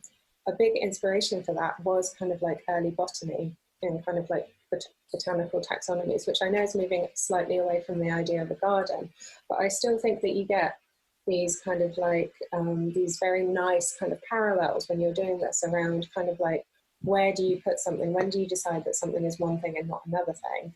When you start to kind of do all of this stuff yourself. And one of the things that I found most difficult when doing this process was color. And then when I did more research, it turns out that Carl Linnaeus, when he kind of like invented his taxonomical structure, he excluded color because he felt that it was too subjective. And I think so you can kind of see, you can trace back this kind of like the problems with subjectivity right back to kind of like these very, very early taxonomies. And they're just still so embedded, I think, with these kind of data structures that you have in data sets now. Yeah, I mean, I think these are great points. And one thing I guess it made me think, and I wonder what you guys think about this, is, you know, I think we're in the era now and maybe leaving the era of like a data set being something that, you know, it sits on my computer and maybe I ask a question of it, or like you said, Anna, and some of your work, like, you know, that's the source of inspiration for what I derive from it. But, you know, going forward, AI is not going to be built on, you know, a data set or two data sets. You know, it's kind of like the question, like, what is the data set that I use to train myself? It's not one thing, it's not one piece of information, it's this huge expanse of a set of experiences that I've had and so on. And so then I wonder, going back to Caroline's point, like, what is the role for a curator there when the source of data is so vast and large and it covers, you know, so much? Like, can we still think about like curating at that point, or do we have to just think more about the AI, the algorithms themselves, and how they'll basically, in some sense, have to like self-regulate or deal with these inherent problems in data? I don't know. I think it goes back to kind of like, I think that is a really good point, because I think for me, like, so much of my practice and so much of kind of how I engage with these systems, with these kind of models and with these algorithms, is kind of going to it through the data set and being able to kind of like pass and understand what's going on by having a deep and intimate knowledge of kind of like what's in the data set. But then when you start to think of kind of like building in kind of like the vastness of all of the data that is available, which I do agree with you, I do think that's coming. It is kind of like, I don't know, like the idea of the garden is turning into the idea of a wilderness where you can't control nature and it's just there, and you just kind of like are accepting of what comes out, maybe, or maybe not.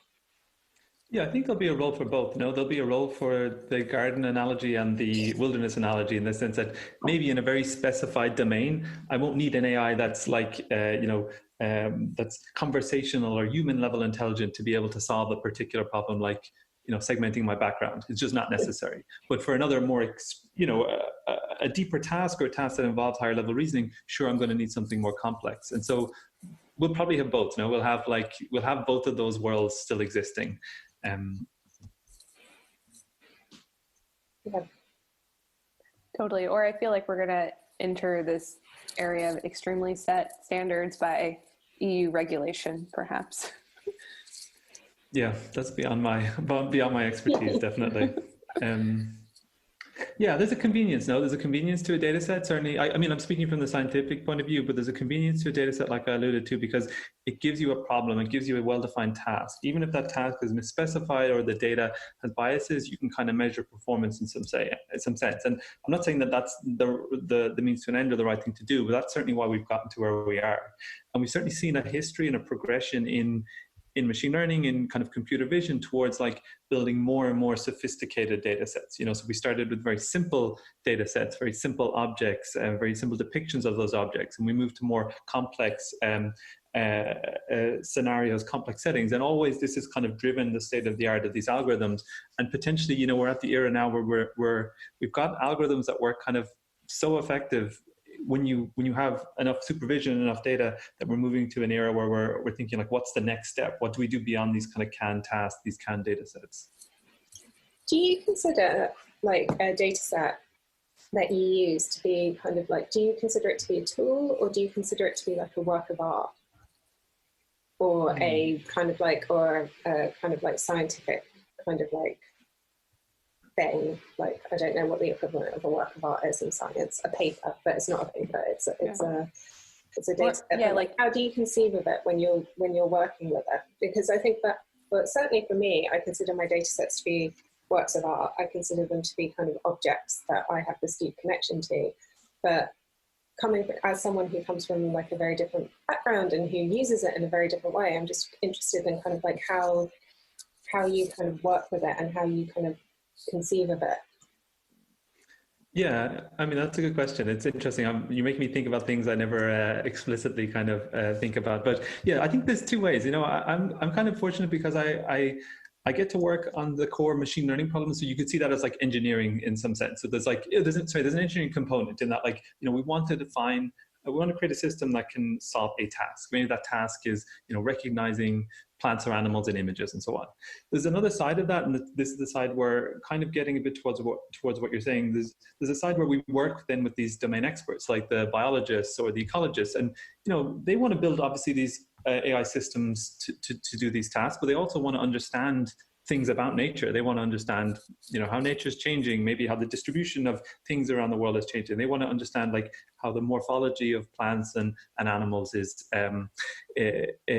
related. And so in that sense, that data for them then is this rich kind of like source of knowledge that they can potentially dip into and find, you know, structure and patterns that they wouldn't at scale that they wouldn't be able to find on the kind of microscopic level. So I think that it's maybe all of the above probably is the answer, but I would imagine, speaking from the kind of like classically machine learning point of view, I would think to some extent people would see that as the data set to some extent as a means to an end. I think it's just interesting because I think both Caroline and I have spent a long time building data sets, and I think you do have a very, very different relationship, I think, to the data set that you make when you kind of like are doing everything yourself, when you're taking all of the photographs, when you're labeling it all, when you're kind of like deciding on definitions, when you're uploading things, when you're kind of cleaning the data set and constructing it. You realize the kind of time and labor that goes into it. And I kind of often find that kind of like, whereas kind of like it's easier to find kind of like on archive, kind of like the time that it takes to construct algorithms and the time that it takes to kind of like make new kind of like leaps in science, because it's all very well documented and authored. The kind of like the work that goes into data sets, I think, is kind of very often hidden and very often anonymous. And that's something that kind of like, I think again, kind of like goes back to that quite nice parallel of the garden and the gardener, and kind of like the way that work isn't very often kind of authored or known. Yeah, I mean, I think, oh, sorry, Caroline, you should jump in.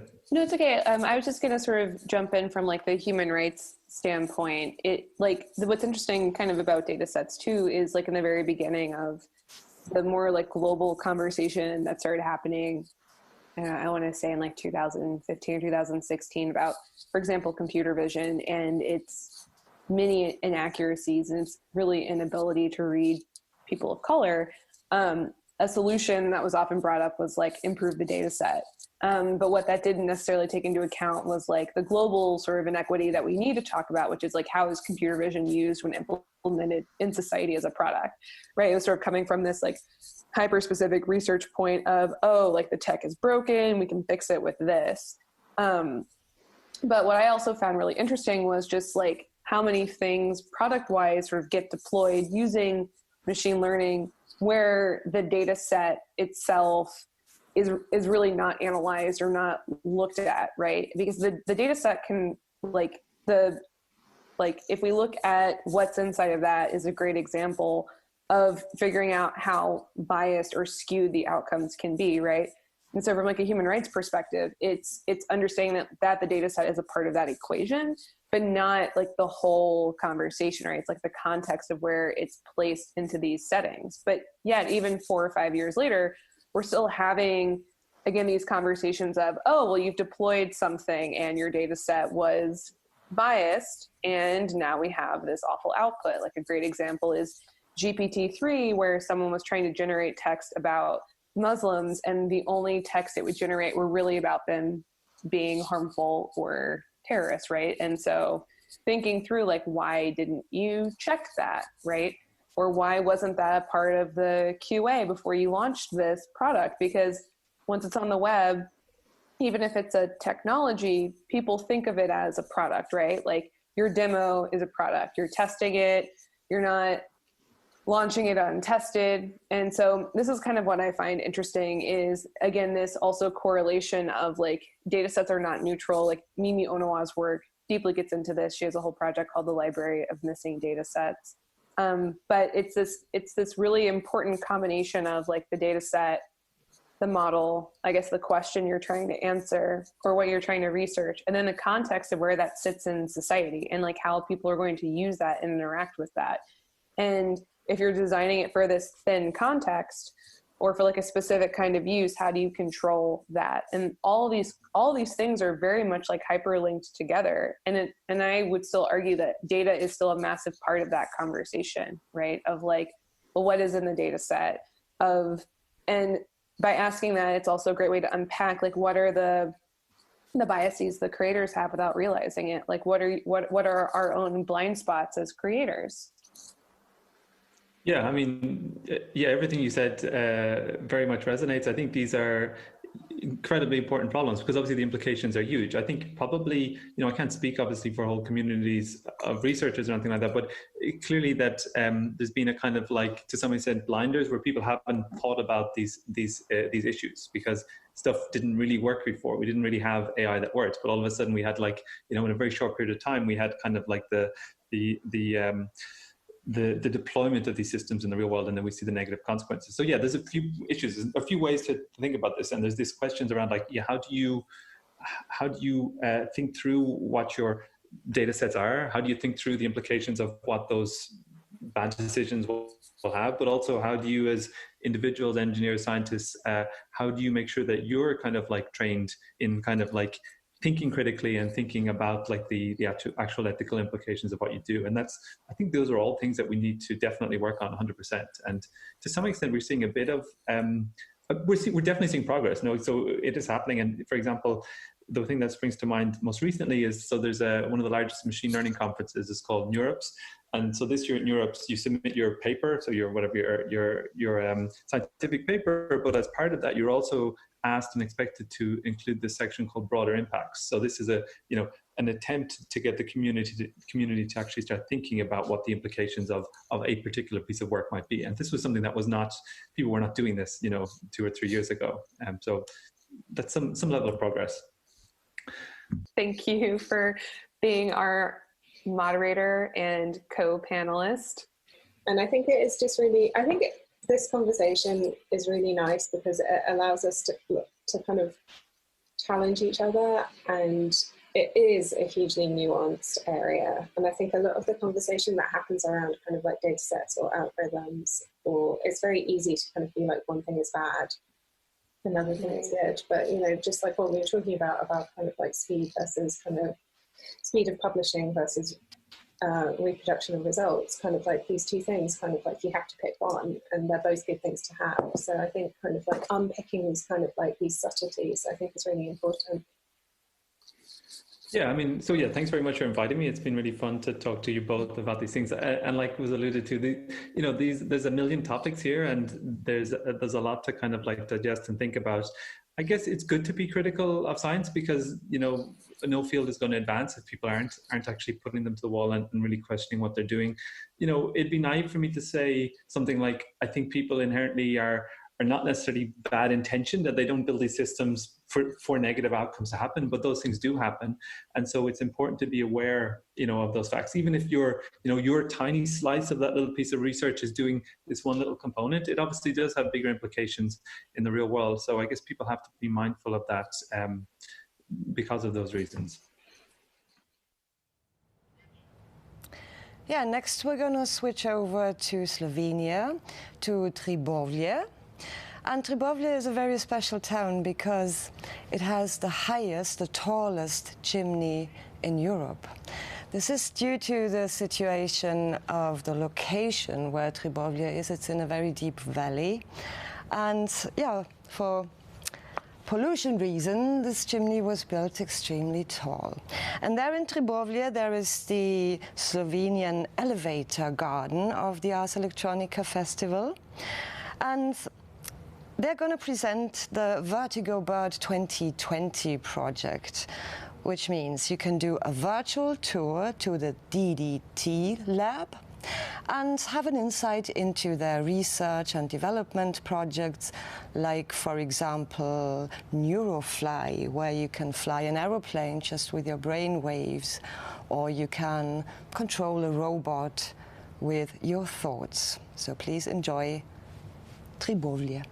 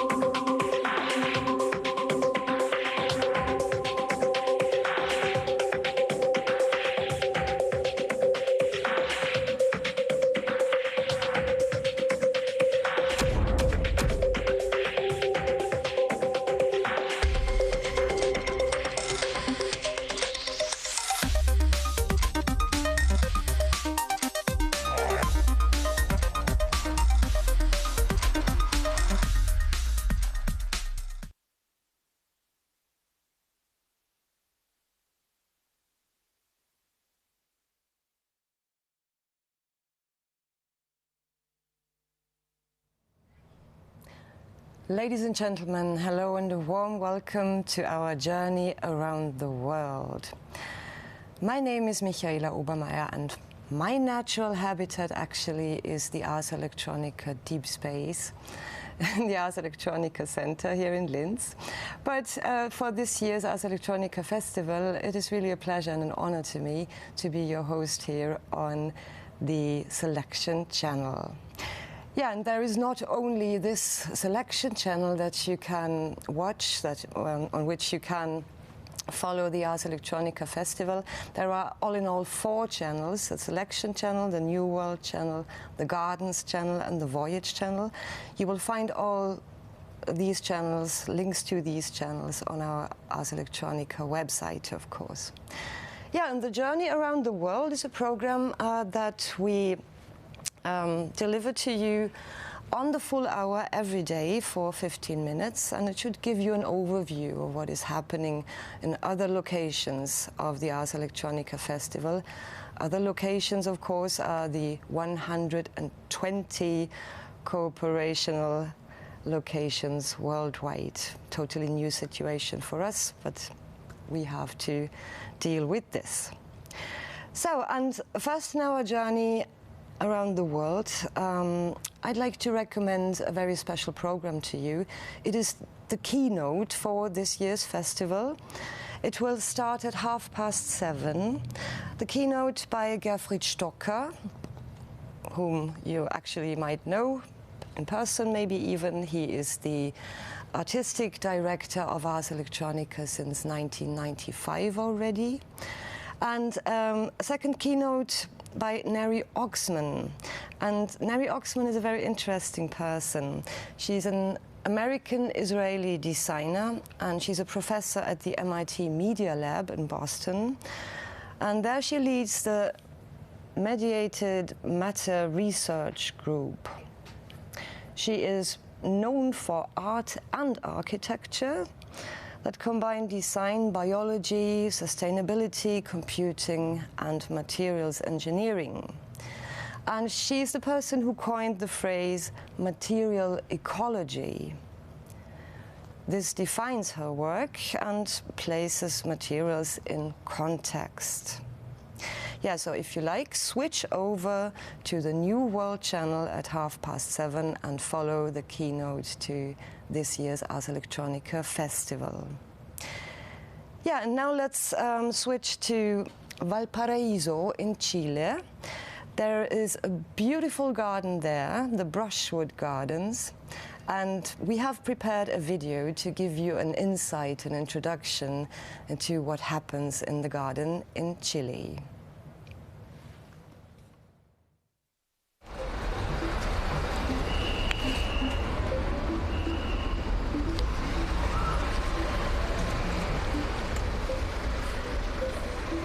Valparaiso Brushwood Garden is an open task to envision a space in which creativity overcomes adversity and precariousness. Growing as brushwoods in the wildlands, creativity always finds new materials to work with, new ways to survive, new forms to communicate ideas and create relationships beyond economic approaches. This is an exercise to conceive an architectural common space for many artworks that symbolize several creative forms of life. Words, images, sounds, letters, gestures. All different sprouts coexist and share a common place that remains stranger and unknown for the official cartographies. Thereby, spaces, ecologies, memories, and resistances are the main concepts in which this virtual space has been conceived and built. Against precarization or any monolithic idea of experience, Brushwood Garden seeks alternatives to imposed mapping forms or ways of inhabiting, always forcibly separated or piled, many of them considered truly brushwoods. This sprouted garden is conceived as a communication spot between all artworks, a place that allows them to live in dignity, opening a possible future for arts and better ways of inhabiting. In this sense, virtual space is an experimental material to conceive new territories.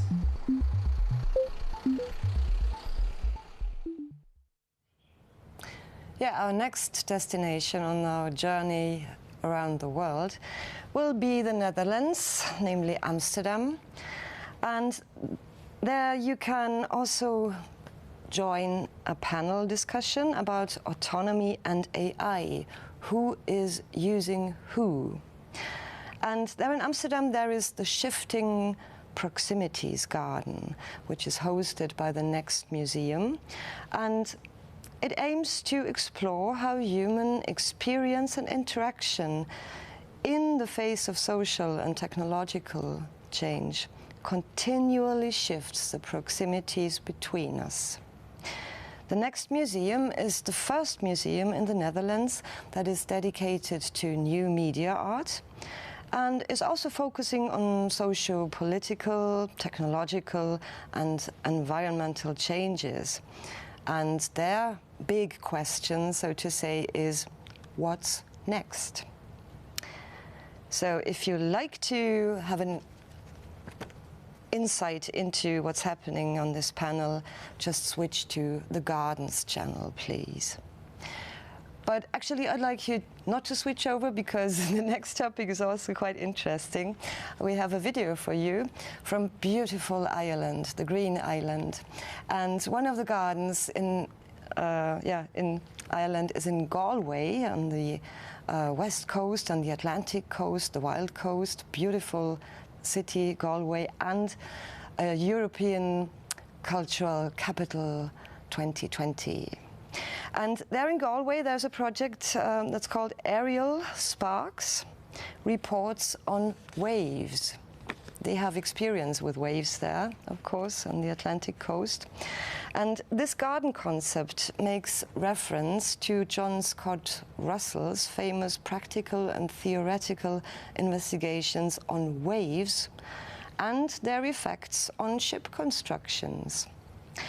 So on a ship tour for curious listeners, you can join the research vessel, the RV Celtic Explorer, on a trip to the Aran Islands just before the shore or in front of the shore of Galway.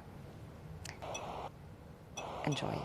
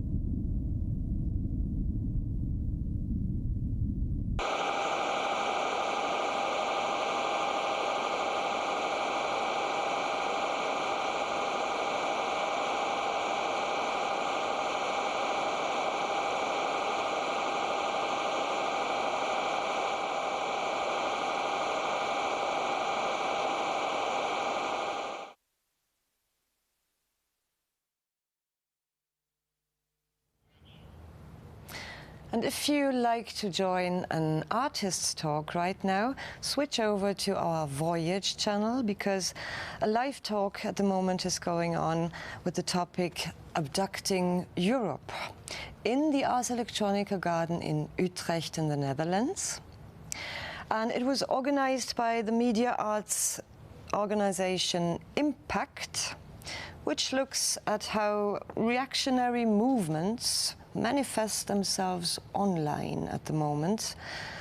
They deal with topics like Europe, myths, youth culture, populism, and arts. If you want to join this, it's now live on the Voyage channel. Yeah, the Ars Electronica journeys are an entirely new format which evolved in the midst of rethinking our Ars Electronica festival. Artists, researchers, and creative producers were invited to prepare video journeys, providing interactive guided tours without the audience's physical presence, because it's simply not possible at the moment, as we all know. And journeys that were realized within the European Regional STRATS Centers project focus on innovation and collaborative practices. And I'm pretty sure that you will probably know about the STRATS Prize. It's the grand prize of the European Commission, which honors projects that demonstrate successful integration of science, technology, and arts. And the next project we're featuring here on our selection channel is On a Journey with Alma by Giulia Tomasello. And she was awarded the STRATS Prize last year. And Alma is quite an interesting project. It is a wearable biosensor designed to monitor vaginal fluids. So that means it's monitoring the most intimate health and well-being of women. And Giulia Tomasello is a designer and co-founder of Alma.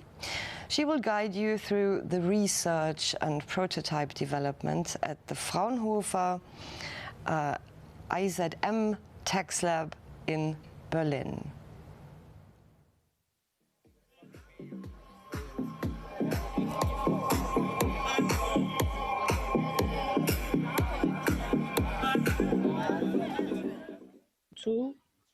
Okay. Contribute 2 GPs and 2 doctors, but again, quite short on the gynecologists and pharmacists as well. And this is your pant, and we're going to try it on and fit it and see how it fits. You turn to the other side, to the other. Here it's better in here. Or maybe it's the same. Yes, maybe here. I cannot imagine having, sometimes if I have a jeans button here, it already bothers me. Tell me which fabric you want. So I would like to try for this with yellow, with some cotton. And where should the cotton be? The whole thing? Should it be double layer, the whole thing? Sometimes it's difficult to grab what you want. What is the differences between something with elastane or something only cotton? Or this is the hydrophilic ones.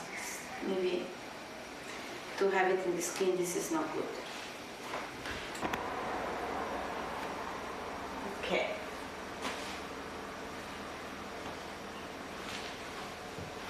Nice. For what I can see, I'm gonna check in the mirror.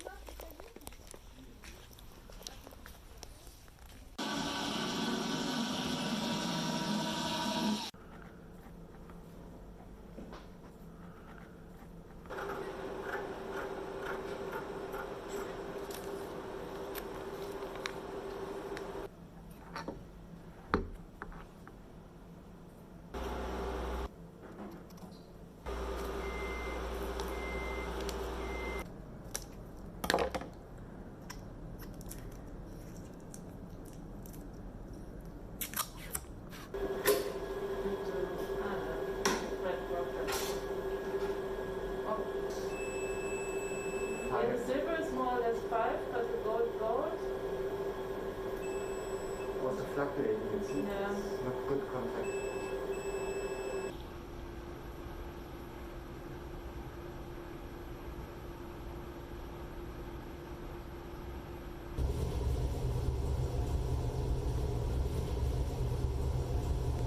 Does your colleague even know how the final product has to be? No, because we never tried this process.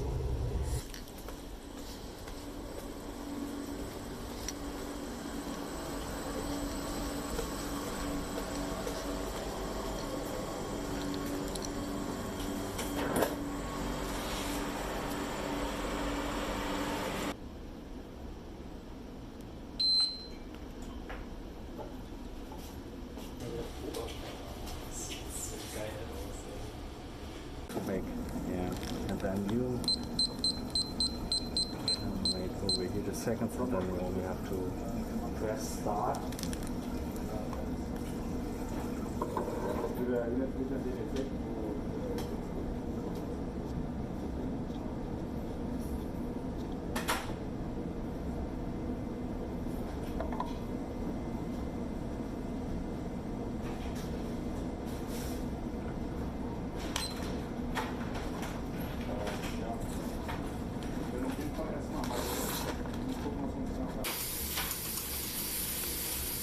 Minuten.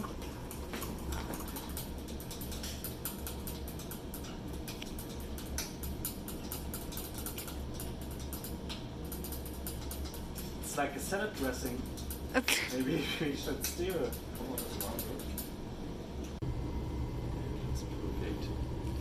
When we should call you? At which point? When it's making boom, but it should be real. Very interesting job that you do. A lot of meditation. This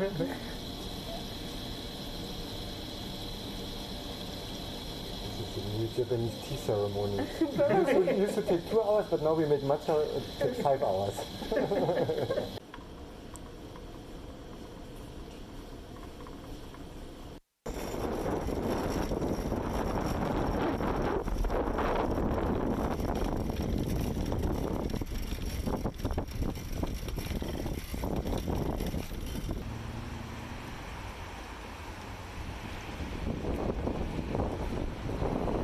Okay, so my idea for today is that we go through the analysis and everything that we have.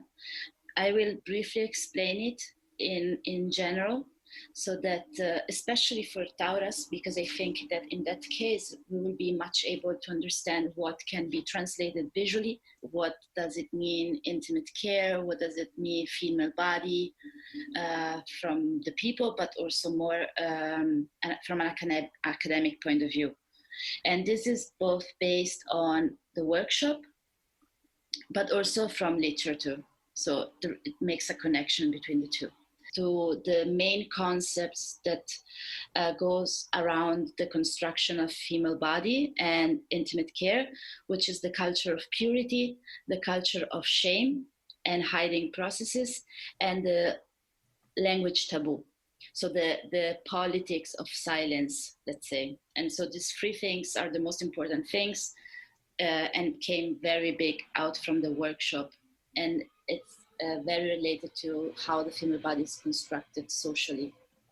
And then we have everything that is more related to education. So how intimate care education is constructed, how sexual education is constructed, and what is the role of more informal education. And by informal, I mean mainly the role of families, peers, everyone that is not considered institution. And as final thing, we have something that I will group in the sense of well-being. One thing is related to the body, and in this case, body well-being comes with body consciousness, and then everything that is more related to the mental well-being that is still related to the body. So there is a connection between mind or mental well-being and the body. And so these are the four main groups that we have here. If we go in detail in this, So everything that is here came from the workshop, and this is why we have the quote. But I have reference to say, okay, this is also said in the literature. So, but the main thing here is that these insights can explain a bit what happened, generally speaking, when we want to touch the topic of intimate care, female bodies, sexual education, and everything, like menstruation education and everything as that. The first thing, I wanted to understand what is the meaning of intimate care. If we go to the workshop or we go speaking with females and they have to give an idea of or a meaning of intimate care, what they will say. And the first thing that came out very strong from the workshop is that there is a strong connection between intimate care and sexual health. And the reason why, first of all, it seems stupid, but it's very important, is because in the female body, and not only, of course, they share the same space, meaning the vagina. So if my intimate care and my sexual relationships share the same space, of course, I can see an immediate connection between the two. From the female point of view, is more about if because sex can lead to infections and diseases, and because sex is not so well, we're not so well educated regarding sex.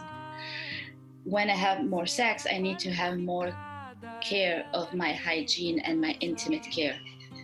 From the social point of view, when there is a taboo and a stigma, it means that because you are having sex relationships, you are dirty and you need to clean yourself. And not only from the physical point of view, but also more from the soul, spiritual point of view.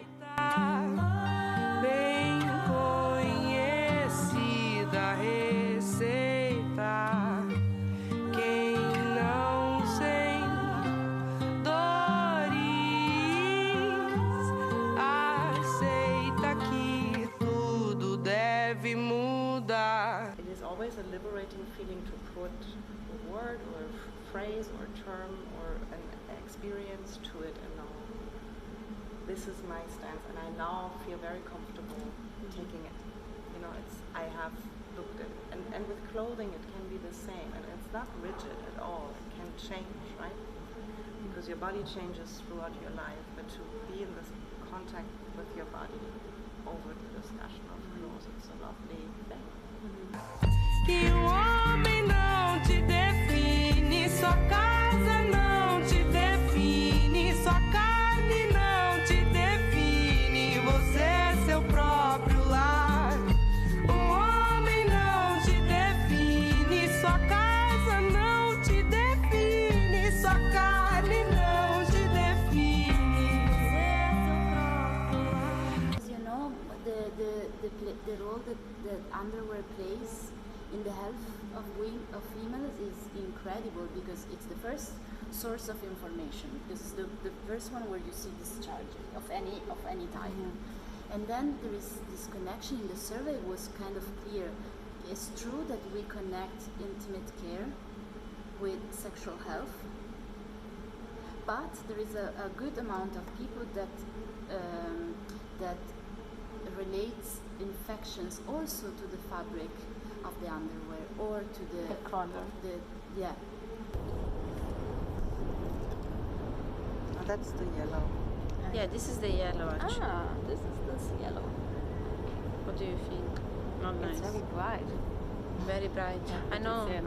Yeah, we are just gender inclusive. So one thing that it's like a pocket. You know, it looks already like a pocket. So you could have it like a pocket to slide in, and maybe even it wouldn't have to snap, or only, you know, at a very specific point, and it could sit in there, and then you could pull it out from, you know, you kind of have a pocket here and pull the whole thing out. So these are the three parts we have to connect with. The sensor part, the conductive track, and the wisp nut.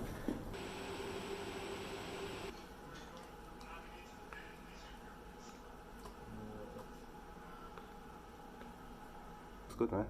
Okay, so like this is not touching the glass. Okay.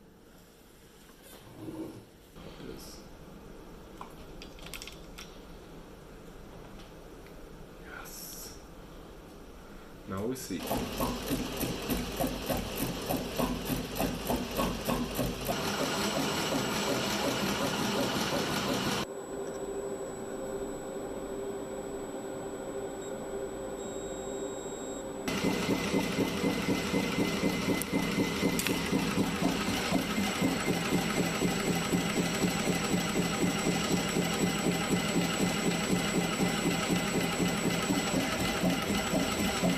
Really good. But still. So this is the same with this another antenna. We are off on with like 300 gigahertz. Like you can't see which component is what, but of course I see like the structure. Super sensitive, no? It creates energy, no? Because like it won't, like it will work with this kind of antenna, but in the end like we need to have like a coil antenna or like a patch antenna. But that's what I think, because if we have it like this, we need a stable connection for the antenna, I think. But you could put more pins here, basically, and then have a 3D printed thing on top, basically, over it. So you have like, you connect it to it and press it in. So you have like this kind of, just click it in and can snap it out again. Ta-da!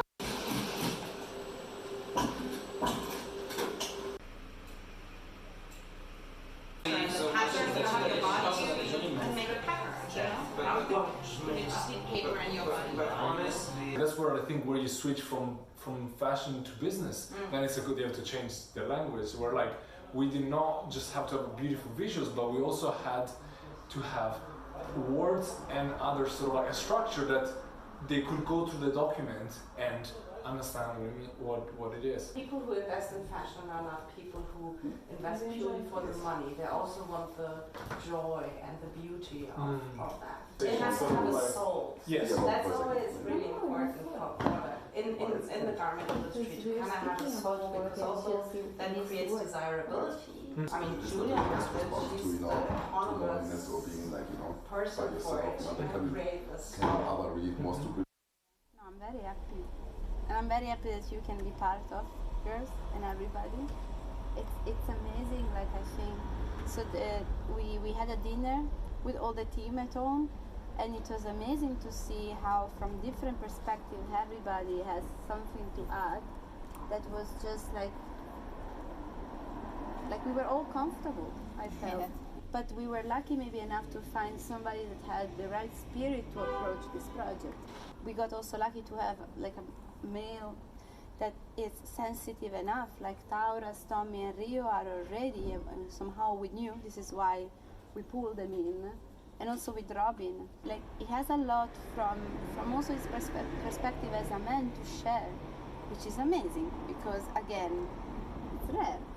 As if it's rare from a female to be so open to talk about as you two are, we met and we are, and Silke as well has a word inside to share all the time. So good job everyone. We are really fast, I feel, and energetic. There is a lot of and I feel from the midterm we had a lot of conversations also with the Fraunhofer team. And we started sharing a lot from that point on. True. And that created, actually, I could see that. Everybody wants to be part of the conversation now. Yeah. Everyone has something to say here, so that's amazing. This is why this book, I think it's important, because then you have the material, it's everything in there, and you can say, okay, here.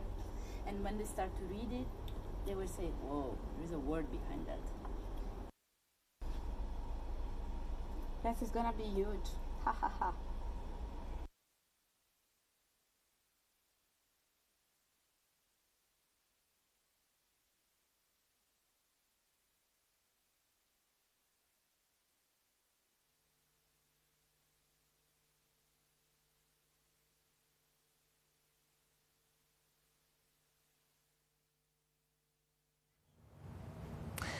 Yeah, Alma, a great project by Giulia Tomasello, and a big thanks to all the women who participated in developing Alma. So, and now that we have traveled to so many places already during this day, let's come back to Linz, to the Kepler University campus and the Kepler's Gardens exhibition. And the next video will take us on a tour and introduce us into several projects here in Linz. And Martin Honzig and Christel Bauer will guide through this program.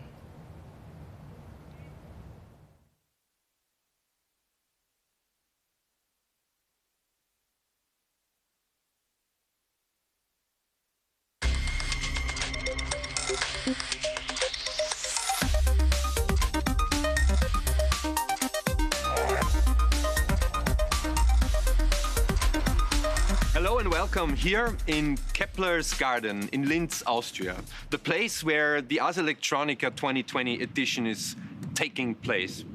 We would like to introduce you and invite you in a little journey where we want to show you the main elements of this year's festival. The main elements are different parts of exhibition projects. We have the STRATS prize winners, the best what this combination of art and technology for the benefit of society can offer. Then we have the projects coming from the university. And besides this, we have a garden exhibition of an incredible range of artworks that are exhibited, not inside, but outside. Yes, and many, many different aspects are there to find. One main aspect is Create Your World, which is the festival for the younger generation. What they are going to do there is not to exhibit in the traditional sense. They are actually exhibiting themselves. They are using this festival in this time of a pandemic to meet for a social gathering. And then we have the LIT projects, a collaboration between the local institutions and creatives, artists from outside. With those, we want to show that there are alternative ways for creating innovation. Exactly, and then the garden exhibition. So this is the third part of the trias of those exhibition projects. And they give an additional, not just an aesthetic aspect, but also quite a humoristic one. When you walk through the parks, when you meander around the buildings, and you find artwork that highlight very ecological topics, very pressing ones, but also have a charm in the way they introduce those topics. And as a as the last part, actually, we have an insight into our online festival, into the world of the more than 120 partners. Yes, and yeah, back to the place. This all is happening in quite a wonderful place. If you remember back where the last edition took place, in the cool environment of this post-industrial, post-city, we landed now in a wonderful environment, close to nature, close to the elements, close to rain, and we hope you enjoy this.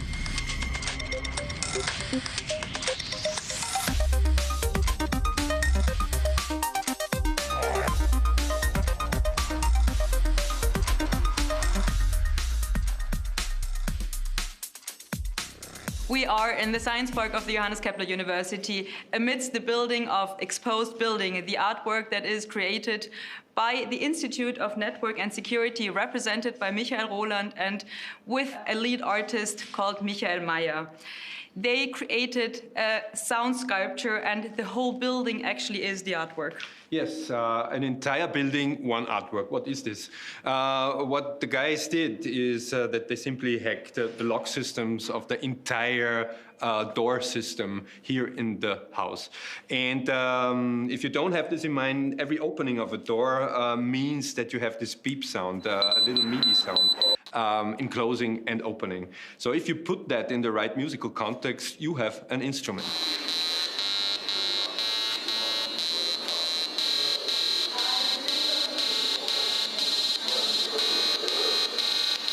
This is not just a playful instrument, what we have in front of us. It is also very critical but poetic insight into the world that surrounds us with technology, it is an insight into the topics of privacy. Exactly. And the interesting part is that you can create, of course, this beeping sound, but they were able to not just hack the logs, but actually find out that those logs have different sound qualities and thereby really create an instrument, an orchestra, when you walk through that building that you can experience.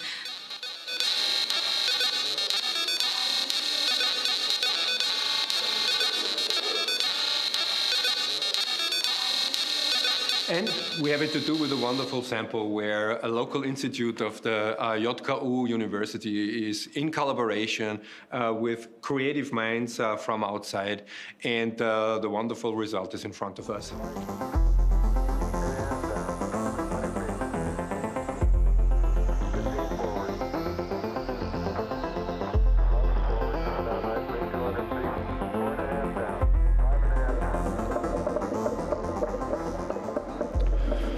So we are here on the next step of our journey through the Kepler's garden, through our curated exhibition here on site in Linz. This is Science Park 1, another place that is actually a place for the many, many different institutes the JKU University has. We meshed this area up curatorial-wise with art projects that are kind of in a counterbalance or are in dialogue with the local institute's research topics.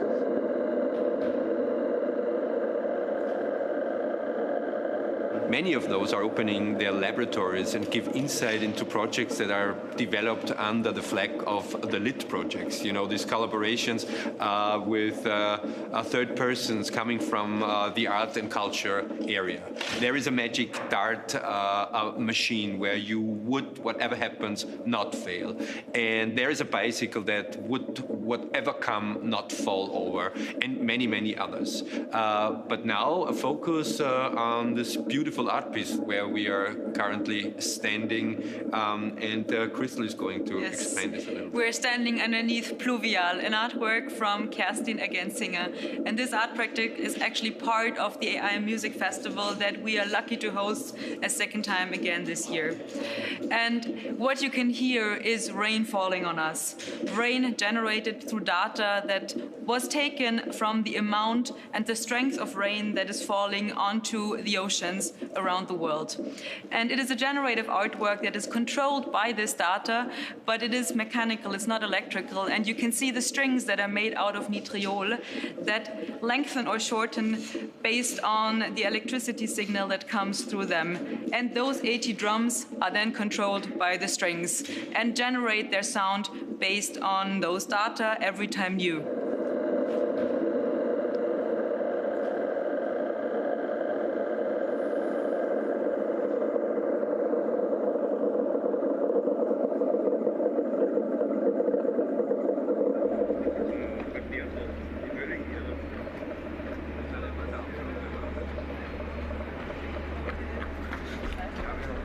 We are now on our way back from Science Park 1 and Science Park 2 and make a stop here underneath the bridge. Underneath the bridge we have positioned rather provocative and interesting project from actually the STRATS Prize. And it is about Paolo Sirio, who is a very well-known artist in the legacy of Ars Electronica, especially of the pre-Ars Electronica. He's a Golden Nika winner there. But being presented here within the section of the STRATS Prize actually gives it the project and the artist also a completely different legacy, especially looking at the topic that is represented here.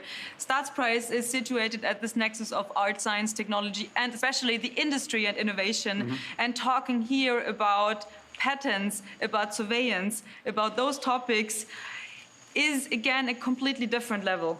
It's a different level, and as Paolo Sirio has always been a complete different level, a specific category where with his critical mindset he always was able to put exactly the finger on the point where us as citizens we give in a rather uncritical mindset our data into social software, into Facebook and so on and so on. Exactly. And he is raising his voice and his finger to create awareness about ourselves and our privacy.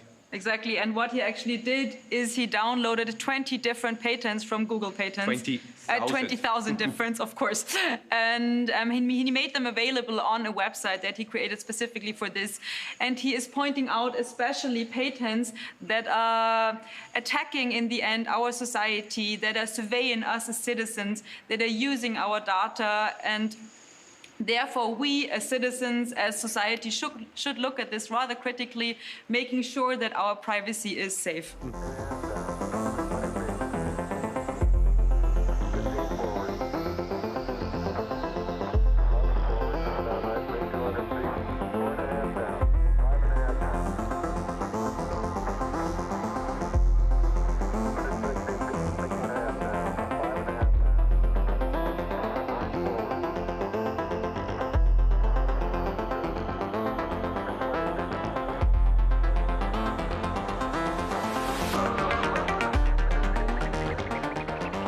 So we are here on the next stop on our journey, on our tour through the Kepler's garden. It is the so-called Louis. What we have around us is actually the natural circumstances, the habitat of media art needs. Darkish, silent, cool. Behind us, there is a nice sample of an art piece from a local artist. Her name is Marlene Reichel. And Crystal, will you introduce us? Well, it's a morphing tree, as you can see. And the artwork very much reflects on this idea that should we believe what we always see? Should we believe of kind of the reality that we are confronted in? Or should we actually think about changing some of those topics?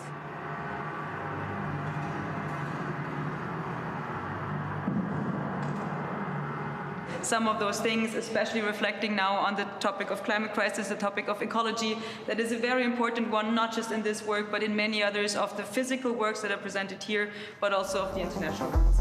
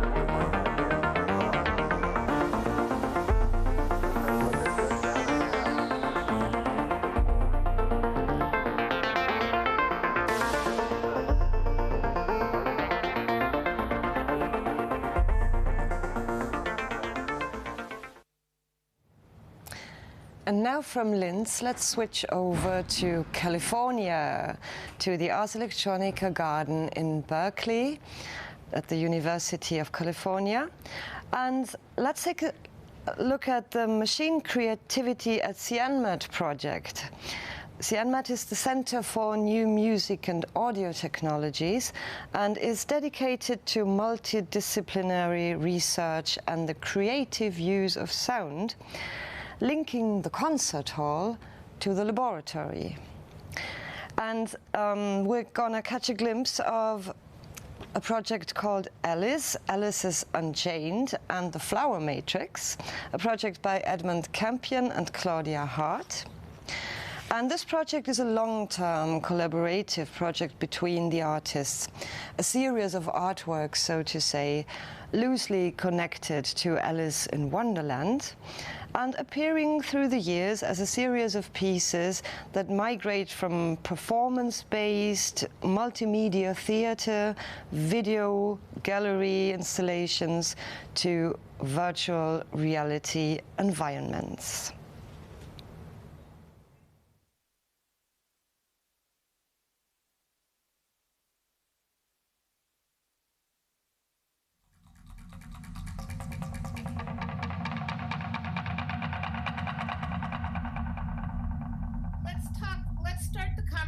By talking a little bit about the history of the ruins and how we got there. So we have worked together really since 2011. We've known each other since 1989, but we started collaborating, I would say, in 2011, and really seriously when we did the Alices.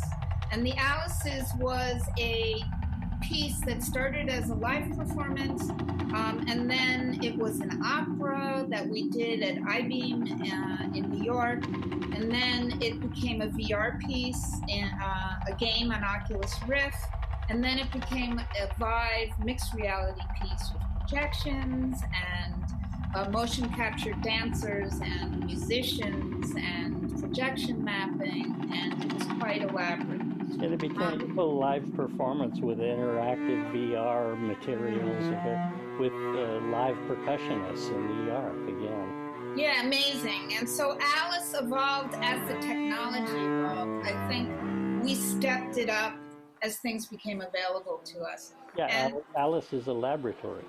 Yeah, she's SynMat in a way. Like even though Alice is totally, and all our work is very poetic and not typical research-driven work, it's certainly a laboratory.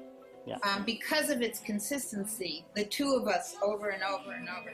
So in the beginning, Alice is very text-driven. I used a little bit of Lewis Carroll's original Alice. I used the spamming software, not spamming, it was plagiarism. I plagiarized the voices and changed them over and over until it became crazy and irrational, and then handed those voices over to you, and you processed them and used them as a musical instrument.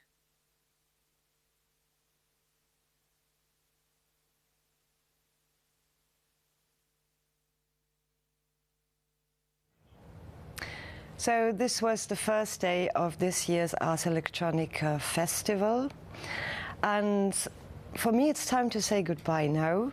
It's nearly 8 o'clock, it's getting dark outside here in Linz. I don't know how it is there where you are watching it. And yeah, tomorrow we will start at 10 o'clock again. And please take a look at our program, at the festival program on our website. Take a look at the channels. You will find so many interesting projects there. And just, yeah, as a good night, farewell, I have something special for you from the Ars Electronica garden in Rome by an artist that is very, very well known here at the Ars Electronica, a project called Transient Impermanent Paintings by Quayola. Goodbye.